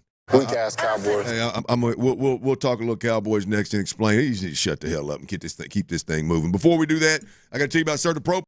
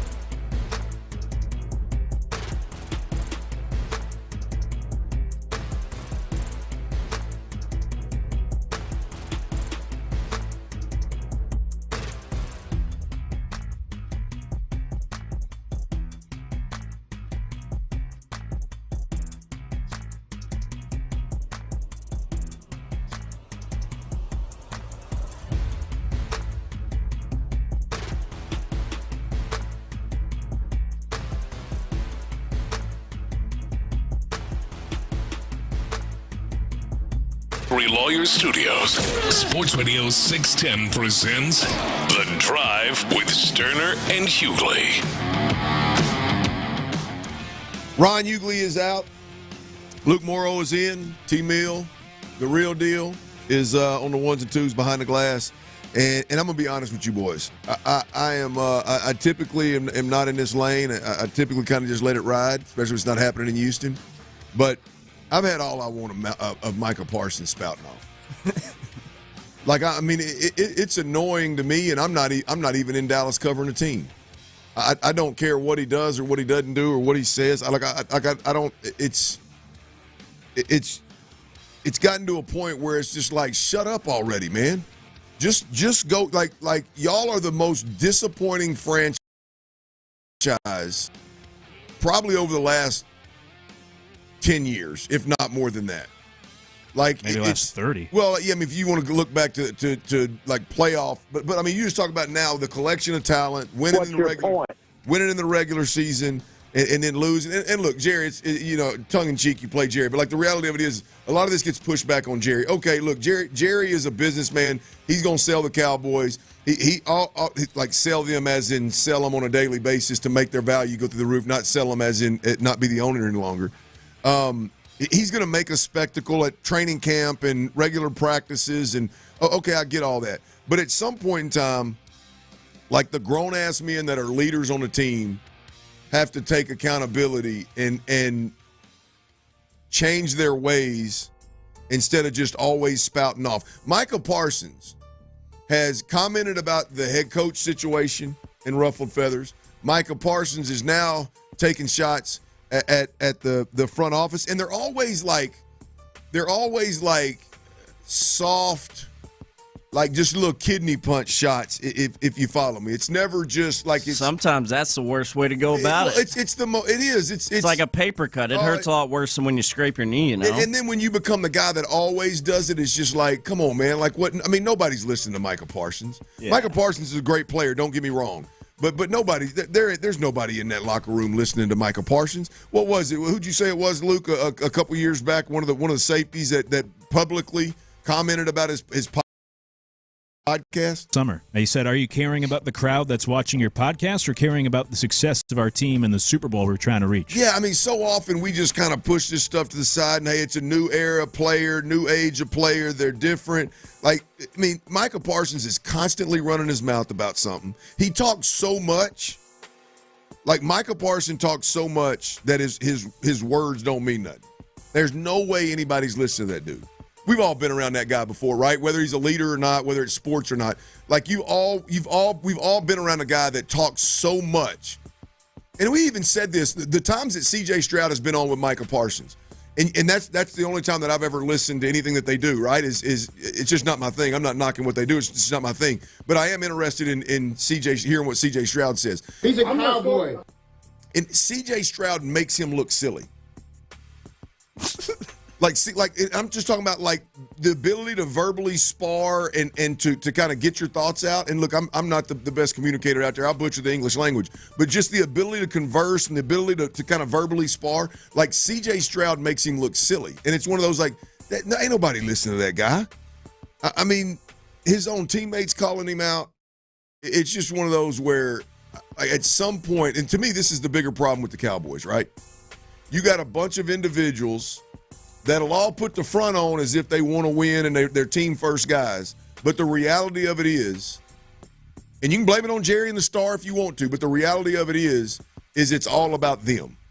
It's all about them and look at me factor instead of doing what it takes to win ball games, doing what it takes to rebound from a rough season. It's now he's shooting at the front office talking about, wanting them to be aggressive. And look, I think all of football would rather Jerry be aggressive and the Cowboys be a decent football team so that we can all enjoy watching. I mean, maybe they don't. Maybe Tyler doesn't wish that the Cowboys would be Hell nah. But, like at the end of the day, I understand, I guess, why a player would be pissed off at the front office for not making a bigger push, not chasing Derrick Henry, not doing more in free agency. But at some point, man, these guys just got to quit running their mouth and just get it and just put their nose down and grind and let Jerry do his thing, whatever Jerry wants to do, good, bad, or indifferent. Glory hole. That guy right there. Let him do whatever.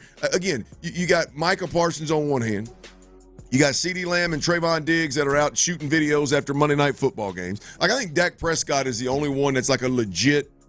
Like, I think Dak Prescott's a legit leader. But I think he's overran by so many other look-at-me selfish players that are allowed to just continue doing their thing that just, again, spout off at any point in time about anybody in the organization, no matter whose toes they step on, that I don't think Dak has a chance, to be honest with you, Luke.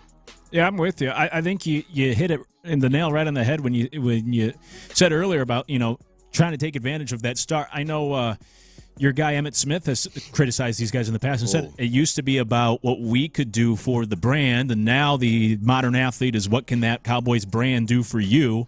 And for Micah Parsons, not only does he have this podcast, head of content for, I think it's Bleacher Report or something, he has like a whole other job in quote-unquote media. And Bill Parcells would always say, like, if you have a plan B, you don't have a plan A. And Parsons is a great player, no doubt, but when you are separating your focus in all these other areas, what sort of message does that send to the locker room or the fan base, especially for a team, as you said, that's been underachieving? If this was LeBron James or Michael Jordan winning championships, it's like, okay, we can't really say much. But when you're the Cowboys underwhelming year after year and you're spending more time, jib-jabbing on a podcast or in meetings with Bleacher Report, whatever he's doing, than just simply focusing on the field, it wears thin. Luke, it's just not good. Where's your damn head at, dude? Right? I mean, it's like I'm going to do a podcast just to do a podcast, and you're. I mean, when you're a player of that caliber, you're gonna get eyes and ears. There's no question about it. But like it's just not a good look, especially when you're underachieving. Not you personally, but when the team that you play for again is underachieving. You should be losing sleep about the struggles that the Cowboys have had. And if you want to lose sleep about them not being aggressive in free agency, cool. You shouldn't be spouting off in public about what the organization is doing. Let's keep this thing under wraps as much as we can and focus on winning. I'm just and again, I don't have any skin in the game. I don't care one way or another what the Cowboys do. I don't care one way or another what Micah Parsons does. It's just he's talked so much that he's on my radar from an annoyance standpoint. Absolutely. Well, that's the problem, right? I mean, valor is the better part of discretion, and nowadays oversaturation is such the Kelsey.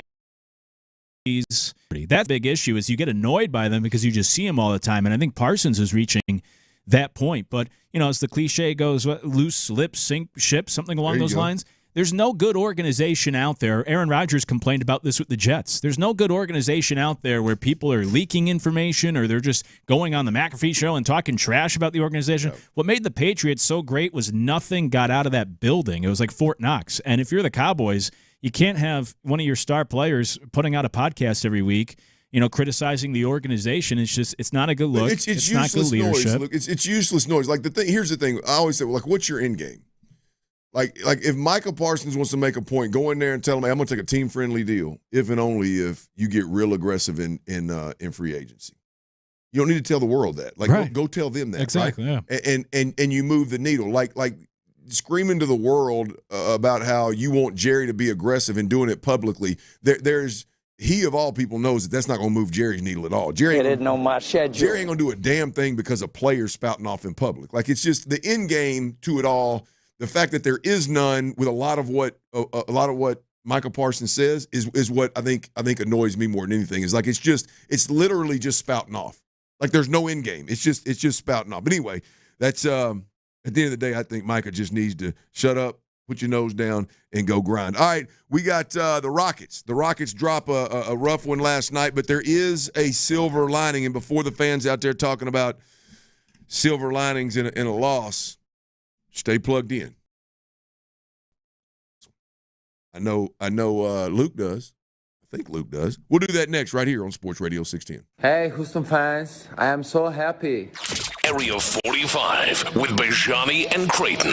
Guy that I think could fill that role, Yainer Diaz. Of being a vocal leader? Yes. Oh, I think he's another one in waiting, too. Yainer Diaz is a guy who could fill the role as vocal leader. If Yainer learned anything from Maldi, it was the preparation, the communication, and the leadership definitely from Martin Maldonado.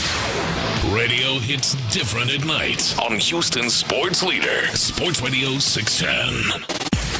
From the Attorney Steve Lee Traffic Center, 713, call Lee. Your report.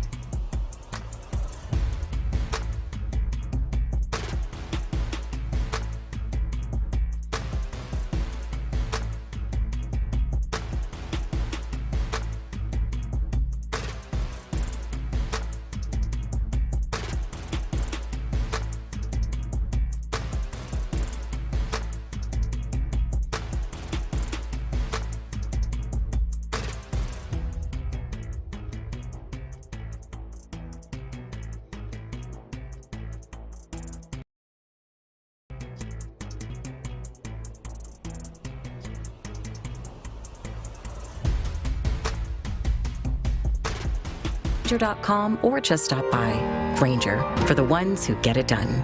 KILT FM HD2 Houston. Insider access, exclusive content. Sports Radio 610. The Texans play here. An Odyssey sports station. What's up, Clint? How y'all doing, man? We have a liftoff. Sports Radio 610 presents The Drive with Stoerner and Hughley. It's the 5 o'clock fire. The Rockets were down big, had a very poor showing in the first half. Ime called upon his bench. Those guys delivered. And the Rockets, again, were within 2 a couple of times, but that's as close as they will get. 105-98, your final score. Yeah, the Rockets took one on the chin, man. 2 nights in a row, back-to-back, right here in Houston. They dug a hole in both games. They were able to dig out against the Suns and get a W. And last night, they were not able to dig out against the Golden State Warriors and get it done. You heard the man. They lose 105-98. They head into the All-Star break here at 34-21. Before we talk about kind of the state of the program, the state of the organization heading into the All-Star break, let's talk a little bit, Luke, about the game last night. Look, the Rockets obviously lost, and there were a lot of teams. I think the Astros, the Texans, like moral victories don't mean a whole hell of a lot, but I do believe that the Rockets are still in a spot right now where moral victories are still allowed, if you will. Let's put it to you that. At least in my opinion, they're still allowed. And the silver lining here is that, again, they got down not just double digits. This time it was 24 points early in the third quarter. They were down 24 points, and they were able to dig all the way out and make it a 2-point game in the fourth quarter. And it was done predominantly by the Rockets bench. Like literally the Rockets bench. No Jalen Green, very little Amon Thompson. No, during this comeback, I don't remember seeing Alperen Şengün on the floor at all. Tari Eason wasn't playing because he doesn't play back-to-backs. I don't remember seeing Dylan Brooks on the floor at all. They were literally down 24. The bench was able to bring them back and get within 2. And it was so impressive that Ime Udoka said, fellas, y'all got us here. I'm going to ride with y'all and see if y'all can get it done. Now, the only problem is Steve Kerr turned around and said, all right, I'm going to get Curry. I'm going to get Draymond Green. I'm going to get Jimmy Butler. We're going to get them all on the floor at the same time, and we're going to stop this bleeding, and we're going to go get us a dub. And that's exactly what happened. But the silver line for me that, again, they were able to dig themselves out of a bigger hole than the first time. But, again, it was the same way they did it 2 nights ago against Phoenix. It started on the defensive end of the floor. And it's just to me, it's one of those where their identity is grind, be physical, never quit, and get it done when it's not the easiest. And once again, that identity shines through. Although it was the bench this time, the identity shines through. And the way in which they get it back, it started on the defensive end, the momentum carried over on the offensive end, and they were able to get some buckets and get back in this thing. But the depth and the way that they got back in this thing is the silver lining for me with the Rockets. Yeah, you know, in the micro, they lost last night's game. In the macro, it was you sacrificed last night's game a little bit for the future of this team and the rest of the season, where I know a lot of Rockets fans were calling Ime stubborn. But I thought it was the right move to keep rolling with those bench guys, even through a 2-for-15 drought in that fourth quarter, and unable to get over the hump and eventually losing that game by, a few scores. But I don't think he was being stubborn. I think it's sending a message, and sometimes you sacrifice a game. Hey, if you pull out a victory, great. If not, that's okay. And you send a message to your guys with that message to the starting lineup last night of just needing more, needing a better effort. And a college basketball coach used to always say to me, team becomes a lot more coachable after a loss. So this team right now is going through a bit of a slide. You have this break with the All-Star break, and when you regroup next week, hopefully you get a little more motivation. Udoka is going to be lighting into them. Can do that, especially to those starters. Like, we need a better effort out of you guys. You kind of mailed it in this last game before the All-Star break. And the depth pieces gave you some good minutes last night, which, as you get healthier, that's going to help this roster be even deeper moving forward and help those guys grow even more. But last night's kind of the Rockets in a summary. They play good defense. They play hard. But when it comes to a 2-point game with about 4 minutes left, who's that go-to guy? Warriors have a few options. Yeah. Rockets don't. That's where the separation increased at that end of the game. And, the Rockets lost a tough one at home. Yeah, I think that's interesting you say that. I think that game was indicative of the overall Rockets team right now is like they were able to stay in the game or get back in the game and make it a game with the hustle and the grind and the grit and all that. But when it came down to it, they had zero chance when Golden State put their studs out there. And so when you look at the Rockets, they're significantly better. They've built the foundation. They've got an identity. But when it boils down to it and it's time, the last 5 minutes of the fourth quarter, they don't have that guy or the guys that are going to go get buckets for you. Like last night, they did a lot of the damage with Curry on the floor.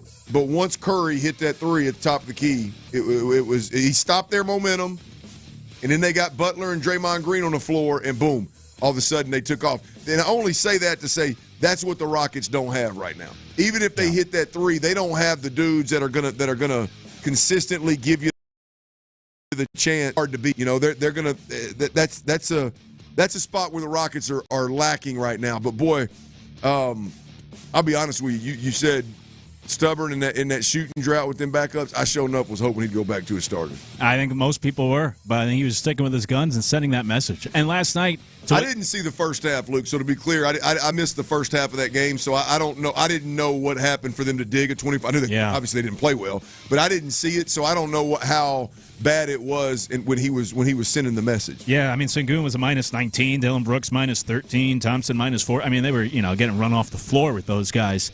And that was one of those last night that I always call a driveway game, where I'm the youngest of three boys. Maybe I feel good playing against my buddies in the driveway, feeling like hot stuff, and then my older brothers put me in my place. And that was kind of last night, where Aaron Holiday is going for 20 points, playing well, but then, when push came to shove at the end of the game, the Rockets went 2 of 15, and Steph Curry pulled out a win. Hey, big shout out to Jock Landale. He did have him an evening. Fun to watch him. Nate Williams arrived and had him a big game, but it wasn't enough for the Rockets. They lose 105-98 in game 2 of a back-to-back here at home. The All-Star break is here, and Luke, they are 34-21 going into this All-Star break, as you've mentioned a couple of times here.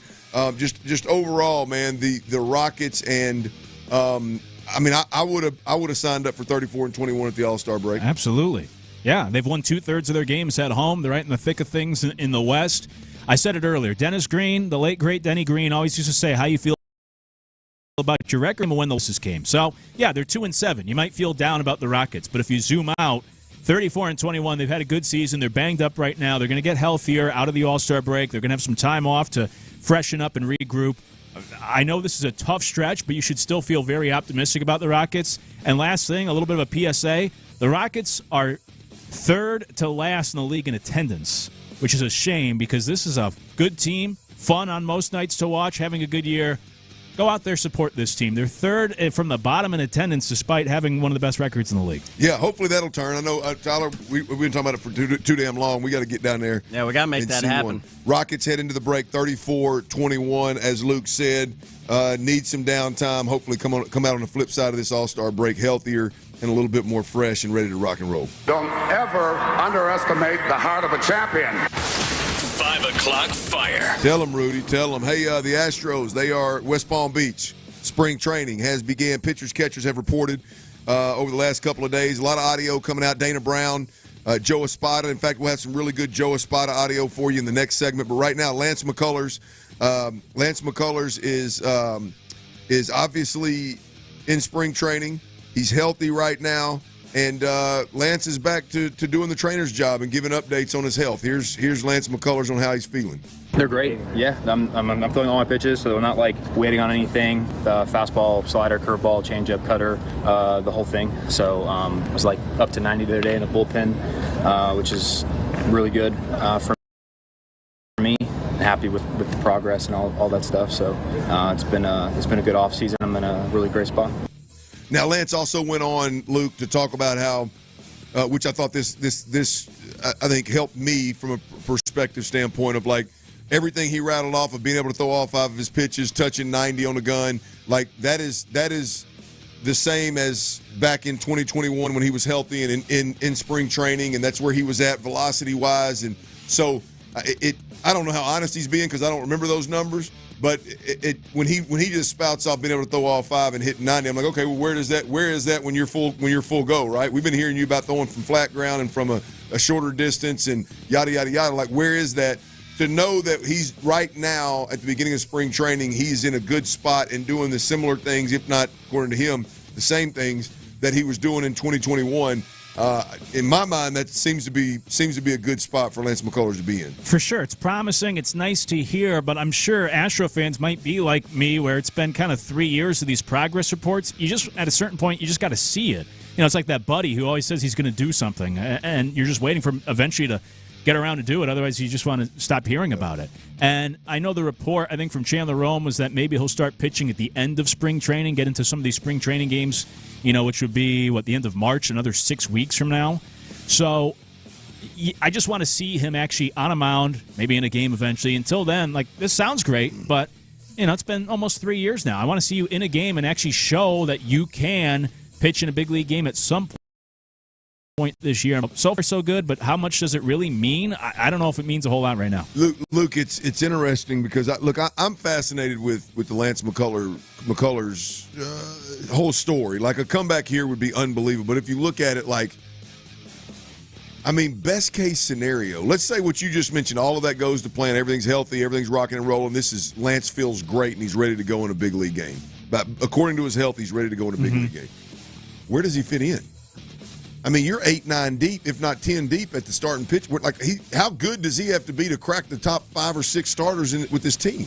Yeah, that's why I said earlier, I put him in the bullpen. I think there's more opportunity in the bullpen. You have 4 starting pitchers, and knock on wood, it's not always going to be like this, but you have 4 starting pitchers who made 28 or more starts last year. You not only do you have a lot of options, but you have guys that, again, knock on wood, got you through the season last year. Hopefully that's the case again this year, but you can never have enough pitching, but when you look at this staff right now, I think there's more opportunities, more need in the bullpen, especially over the course of a long year, than in that starting rotation, and I think that's easier to return from an injury as well in the bullpen. So that's where, me personally, I'd like to see him if he makes it back to the big leagues this year. Well, Luke, it's interesting you say that because McCullers actually spoke to the thought of him potentially being in the bullpen versus being a starter in the rotation. Here's what he had to say.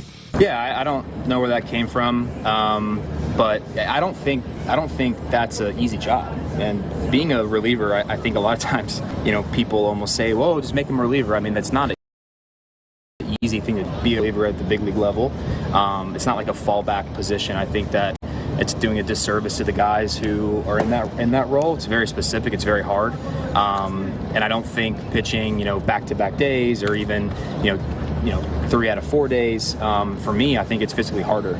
I think the things that the guys in the bullpen have to deal with throughout a long season, the ups and downs of usages, not really knowing when they're going to be called upon sometimes, that's a harder, in my opinion, it's a harder job. It's a harder way to stay healthy. And so, like I said, it's not just something that you can just decide you wake up one day and feel like, you know, being a reliever. It's a very specific job. I think suggesting otherwise is a disservice to the guys in the bullpen that have, you know, in our pen and in every pen around the league. And so, you know, for me, I'm interested in doing what I've always done. It's what I know. It's what I feel like I can give this team, you know, the most success in.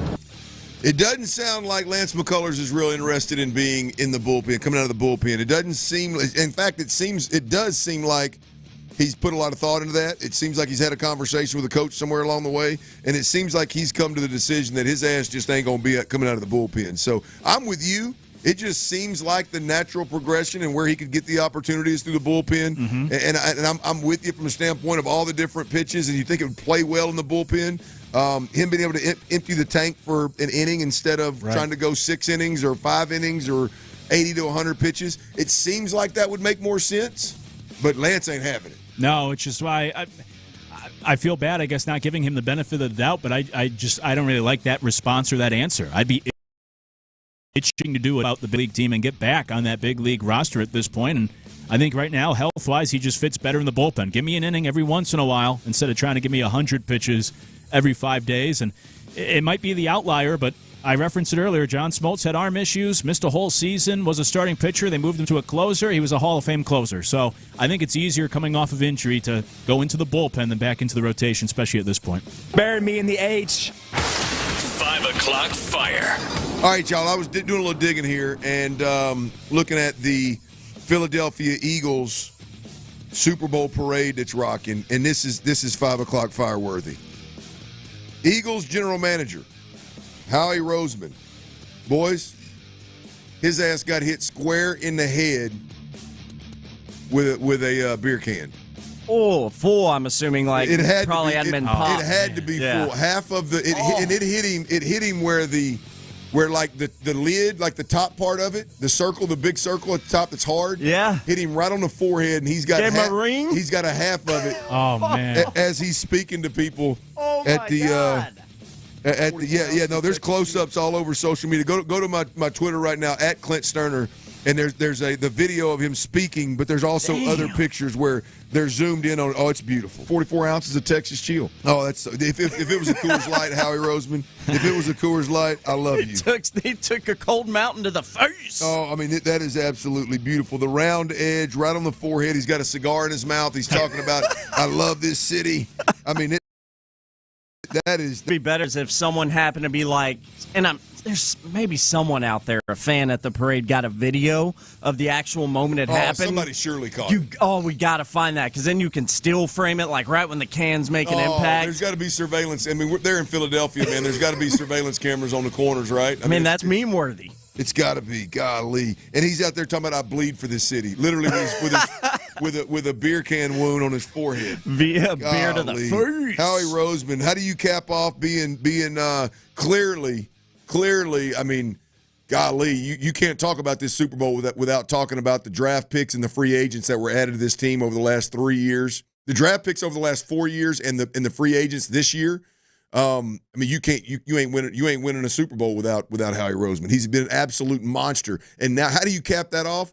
Get hit in the forehead and bleed for the city of Philadelphia. Hey, same fan base that threw batteries at Santa, whatever else. I mean, no surprise. Right. And that was the thing about this team. This was like the first Eagles team, the roster that was actually kind of likable. And I hate saying that, but the fans, I guess they'll never change. Sorry, man, there ain't nothing about Eagles fans that's likable at all. Now, I'm sure somebody was throwing him a beer to chug, and he just missed it. I mean, maybe the one thing he can't do is catch. He can do everything else from a general manager standpoint. That's absolutely beautiful. All right, the Astros manager Joe Espada. We just heard from Lance McCullers. Joe Espada spoke as well from West Palm Beach. He mentioned something that'll be changing with the Astros bats this season, right?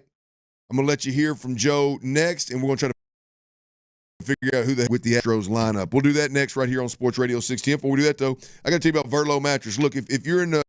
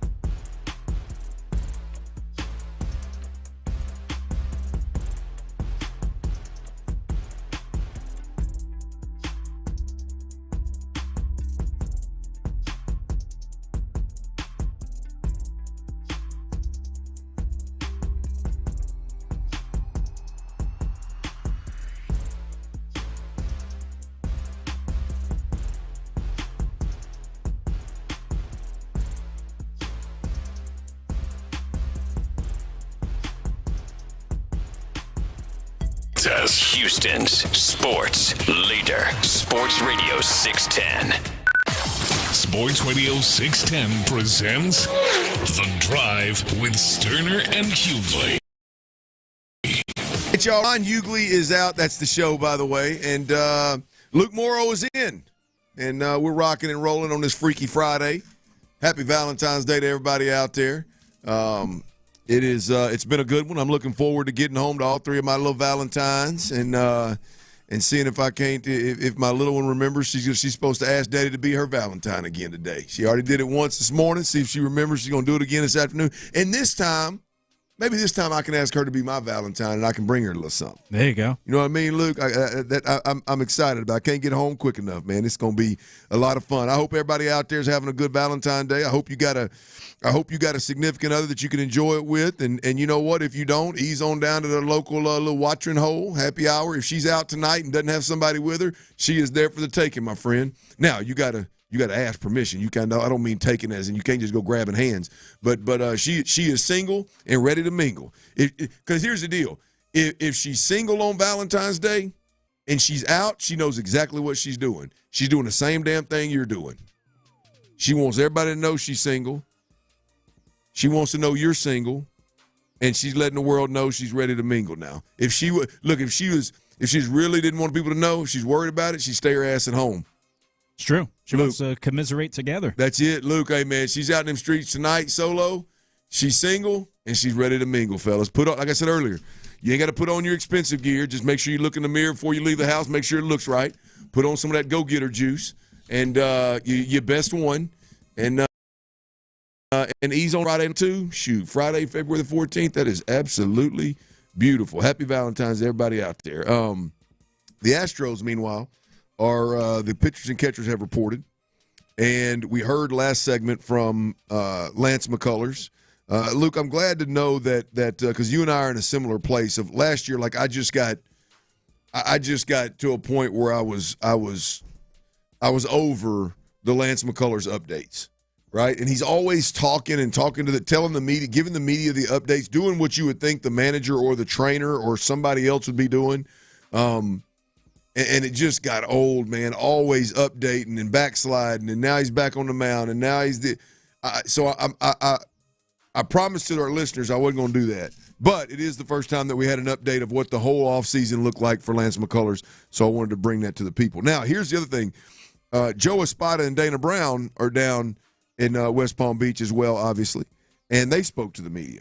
And Espada had a lot to say, but there was one particular comment that got me to thinking here, Luke. There's one comment that got me to thinking that kind of, I think, probably took most folks by surprise. Maybe not surprise, but just got you to thinking. It was good food for thought. Here's Joe Espada, the manager of the Astros, talking about the offensive approach being different this year for the Astros than it was last year. It's going to be a more complete in areas that I think last year we kind of got away from our approach. I think we have talked to our players. I think they're aware of that, and we're going to make sure that we emphasize what makes us able to see a ton of pitches, and we can make our opponents work a little bit more. All right, now Tyler Milner is obviously beside himself with Altuve's base running. That's his pet peeve. I'm in a spot where my pet peeve with Altuve is off-speed outside pitch. He's coming out of his cleats trying to pull it over into the Crawford box, right? Like there's just it just happens too often. Hard to make that point. He's a Hall of Famer, best Astro of all time, so it's hard to be real disappointed in him. But I cringe when I see it, Luke. I really cringe when I see it. Now, I'm going to go out on a limb and say that Joe Espada is not talking about Jose Altuve, because at this point in time, trying to change Jose Altuve would be silly, even coming from a guy that my skin crawls when I see him do exactly what Joe's talking about. There are guys in this roster, in this lineup, that are going to have to be better, significantly better. They were good last year. They're going to have to be significantly better. And I got a good feeling that Joe's speaking directly to those guys. For sure. I think overall, in general, the whole lineup needs to be better. I think you could speak in general terms and say, hey, we got to change our approach. By the way, I did not know, Luke, I did not know, you mentioned some stats earlier, I did not know that the lineup was that bad in terms of how few pitches that they were seeing last year. Yeah, they were last in the league. in pitches seen at the plate last year. And by the way, the top three in their lineup last year in terms of drawing walks were Kyle Tucker, Yordan Alvarez, Alex Bregman. Well, two of those guys are gone, and the other one, Alvarez, it's probably more of kind of pitching around him more so than even he does have a good eye, but it's pitches being fearful at times as well. So not only were they an offense that saw the fewest pitches in the league last year, but now you're losing two of your best hitters when it comes to having that patient approach at the plate. So good luck this year. Now, in regards to Altuve, you can't teach an old dog new tricks. I think Espada is gearing it more towards the younger guys. You know, Diaz and Pena are at the top of the list. And then if you look down statistically, just who's the worst at working counts and drawing walks, then you get to even Jake Myers and Dubon, all these younger players. It's not going to be Christian Walker. It's not going to be Altuve. They are who they are. But these younger guys need to develop a better approach at the big league level as they get more experience. And I'm of the school of thought that I think you should be a patient hitting team instead of that aggressive team going after the first pitch so often. And I know somebody on the Jim Adler Texas Hammer text line earlier said, forget that, be aggressive, go after the first pitch, jump all over the pitcher like the Rangers did to us a couple years ago. But I'll also say this, because I am a big stats guy. While the Astros are at the bottom of the league in pitches per plate appearance, the two teams in the World Series last year were top four. So, and if you go back and you look year after year, the teams that have those more patient approaches usually are the ones that have more success. So I think that's important for the Astros this year to be more patient at the plate, work the count, work these starting pitchers, and put together some better and maybe lengthier at-bats for the offense. When I hear him, Luke, I think about two guys, and you mentioned them in that there, Pena and Diaz. We look at Joe is I think those two guys right there and I say pressure, but it's not pressure necessarily, but those two guys I think are going to be the two guys that if the Astros are able to overcome losing Bregman and Kyle Tucker, and I think they can overcome it in multiple ways, right? The pitching staff can be that good. You can overcome it in multiple ways, but I'm talking about if the bats are going to be as lethal as they were with those guys, with Kyle Tucker and Alex Bregman, it's gonna take, obviously, it's gonna take Christian Walker being really good. But I'm talking about Pena and Diaz are gonna have to be special. Like, they're going to have to take the next step. I think both of them, in my opinion, both of them were better last year. Like, you could see it noticeably. They went from being two guys that chase any and everything and are wild as hell at the plate to Pena. Pena seemed to be better, was still a little bit of a chaser, but seemed to be better. And Diaz he was willing to sacrifice power and hit the ball where it was pitched. And I think his numbers showed that, right? So they've showed the ability to tweak their game to a level where as fans we watch it, we can see it. But when the manager's talking about seeing more pitches, being more disciplined at the plate, I think the top two guys he's talking about is Yainer Diaz and Jeremy Pena. We'll see if those two guys, if we as fans can see any level of adjustment out of those two guys. But that to me made me sit back and think, damn, Joe changed some things up there. Yeah, he sure is. And this is the time to do it when you're having some changes in this lineup and some guys taking on even bigger roles. Like yeah, exactly, absolutely. With that turnover. So, and by the way, Paredes coming in, he's another guy that he does do a good job drawing walks, working counts. So that will help too with that lineup. Good. That's a. Then it sounds like he'll fit right in on Joe Espada, what Joe Espada wants to see. All right, y'all. We heard from a new offensive coordinator for the Houston Texans yesterday. We heard some good, we heard some bad. Look, I'll be honest with you, it was all right with me. But there is one major issue that after watching and hearing and seeing and letting it rest for the evening, there's one major issue that still looms, and I believe it's on D'Amico Ryans to get it right. We'll tell you what that is and discuss next. Before we do that, though, I got to tell you about Orchard. Look.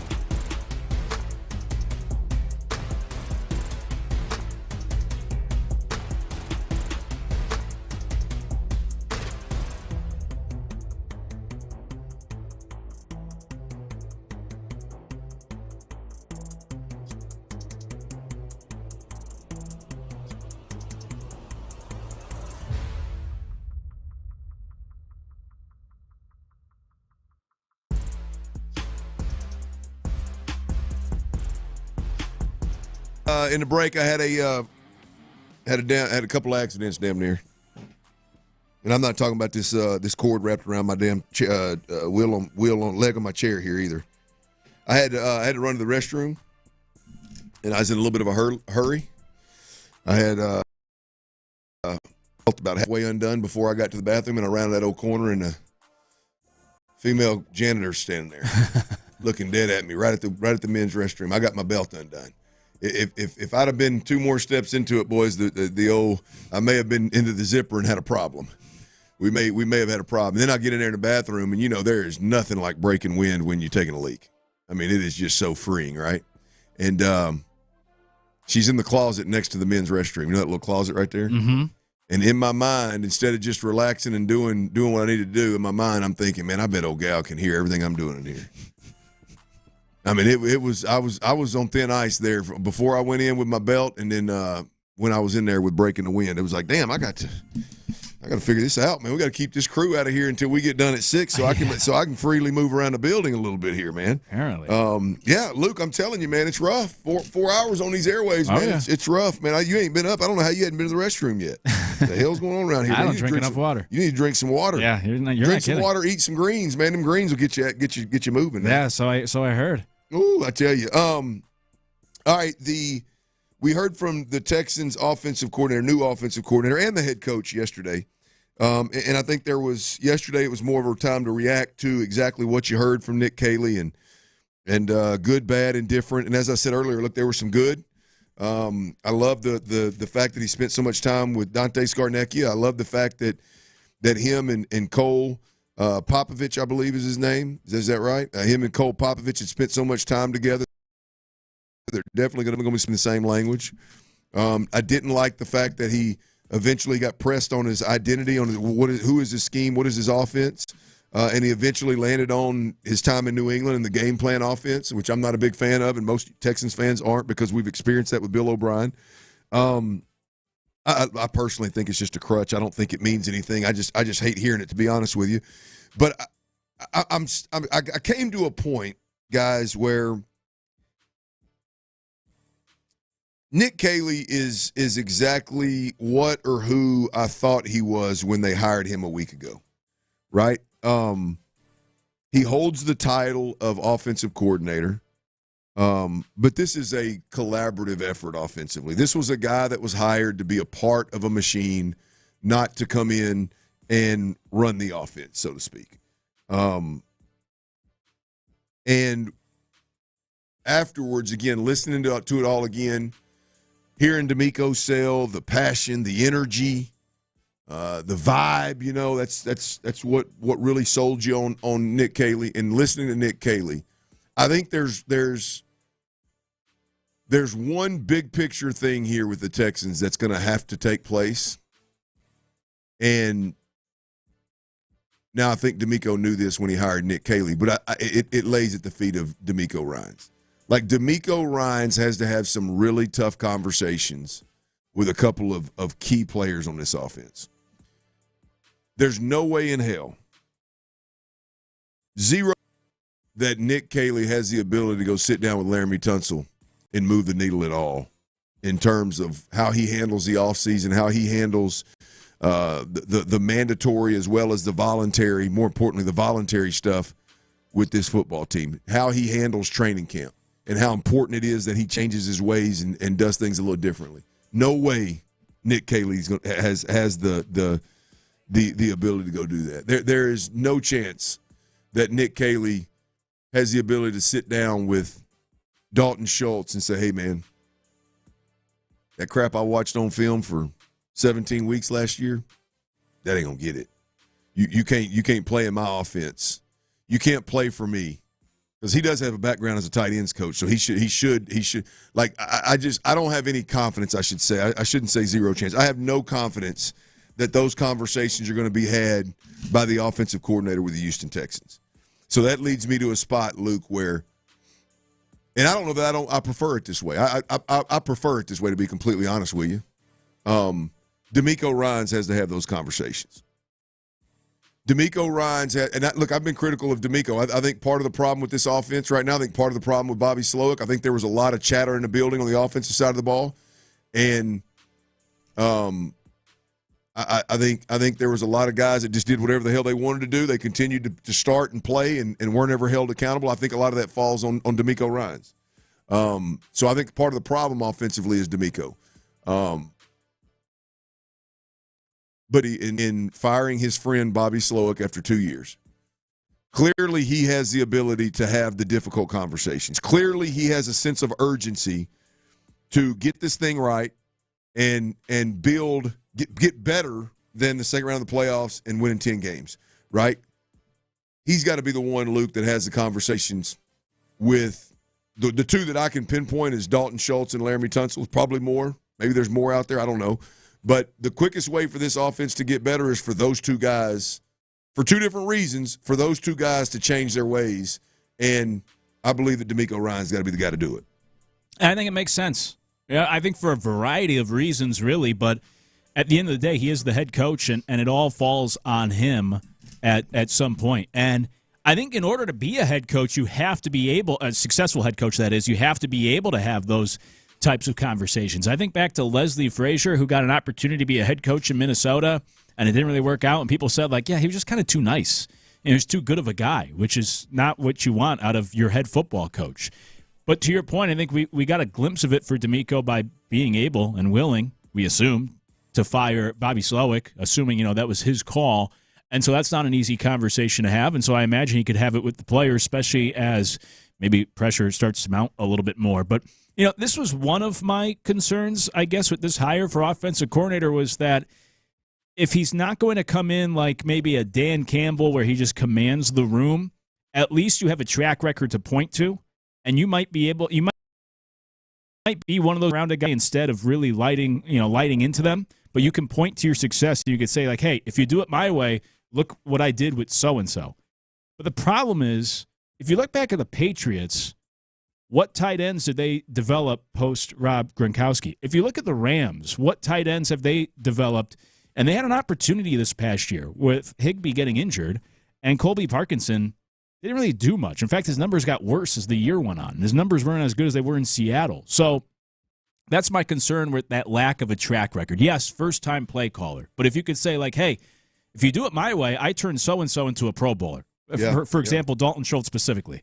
Like, hey, if you listen to me, instead of coming in there yelling at him, whatever, put your arm around him and say, if you listen to my way, I'll turn you into so-and-so like I did with the Rams or the Patriots. But there's not really that track record to point to either, which is another concern for me. So I'm with you in the idea of, at the end of the day, it's probably going to have to come down more so from DeMeco Ryans, but he's the head coach. He has the experience, and these are things he should be able to do. And now I guess he's going to have to make sure to do it. Yeah, look, I don't doubt the ability to do it. I think DeMeco. I think if you put you gave DeMeco some truth serum, I think DeMeco would tell you that he probably offensively he cuddled up on C.J. Stroud and told Bobby Slowick, hey man, you know what I mean? Do your thing. My hands are off. You got the offense. Go do your thing, and that backfired on him. Right? I mean, for whatever reason, Bobby Slowick is the fall guy, and rightfully so. I said, I understand where you can justify, but the reality of it is the dynamic that he built on the offensive side of the football created one where guys weren't held accountable, right? Guys weren't held accountable for their lack of physicality and lack of interest in playing hard and doing those things with Dalton Schultz. Guys weren't held accountable for just showing up and being part of the mandatory stuff and being part of training camp, and guys weren't made uncomfortable at all. And again, Bobby Slowick took the fall there. You look around offensively, and it seems like there was a lot of voices in the room. When I hear there's a lot of voices in the room, that means they don't respect the guy that should have the voice in the room, right? They're going around his back and talking about this and talking that and saying this and saying that. And now that may be because Bobby Slowick didn't have the ability to command. He wasn't a leader.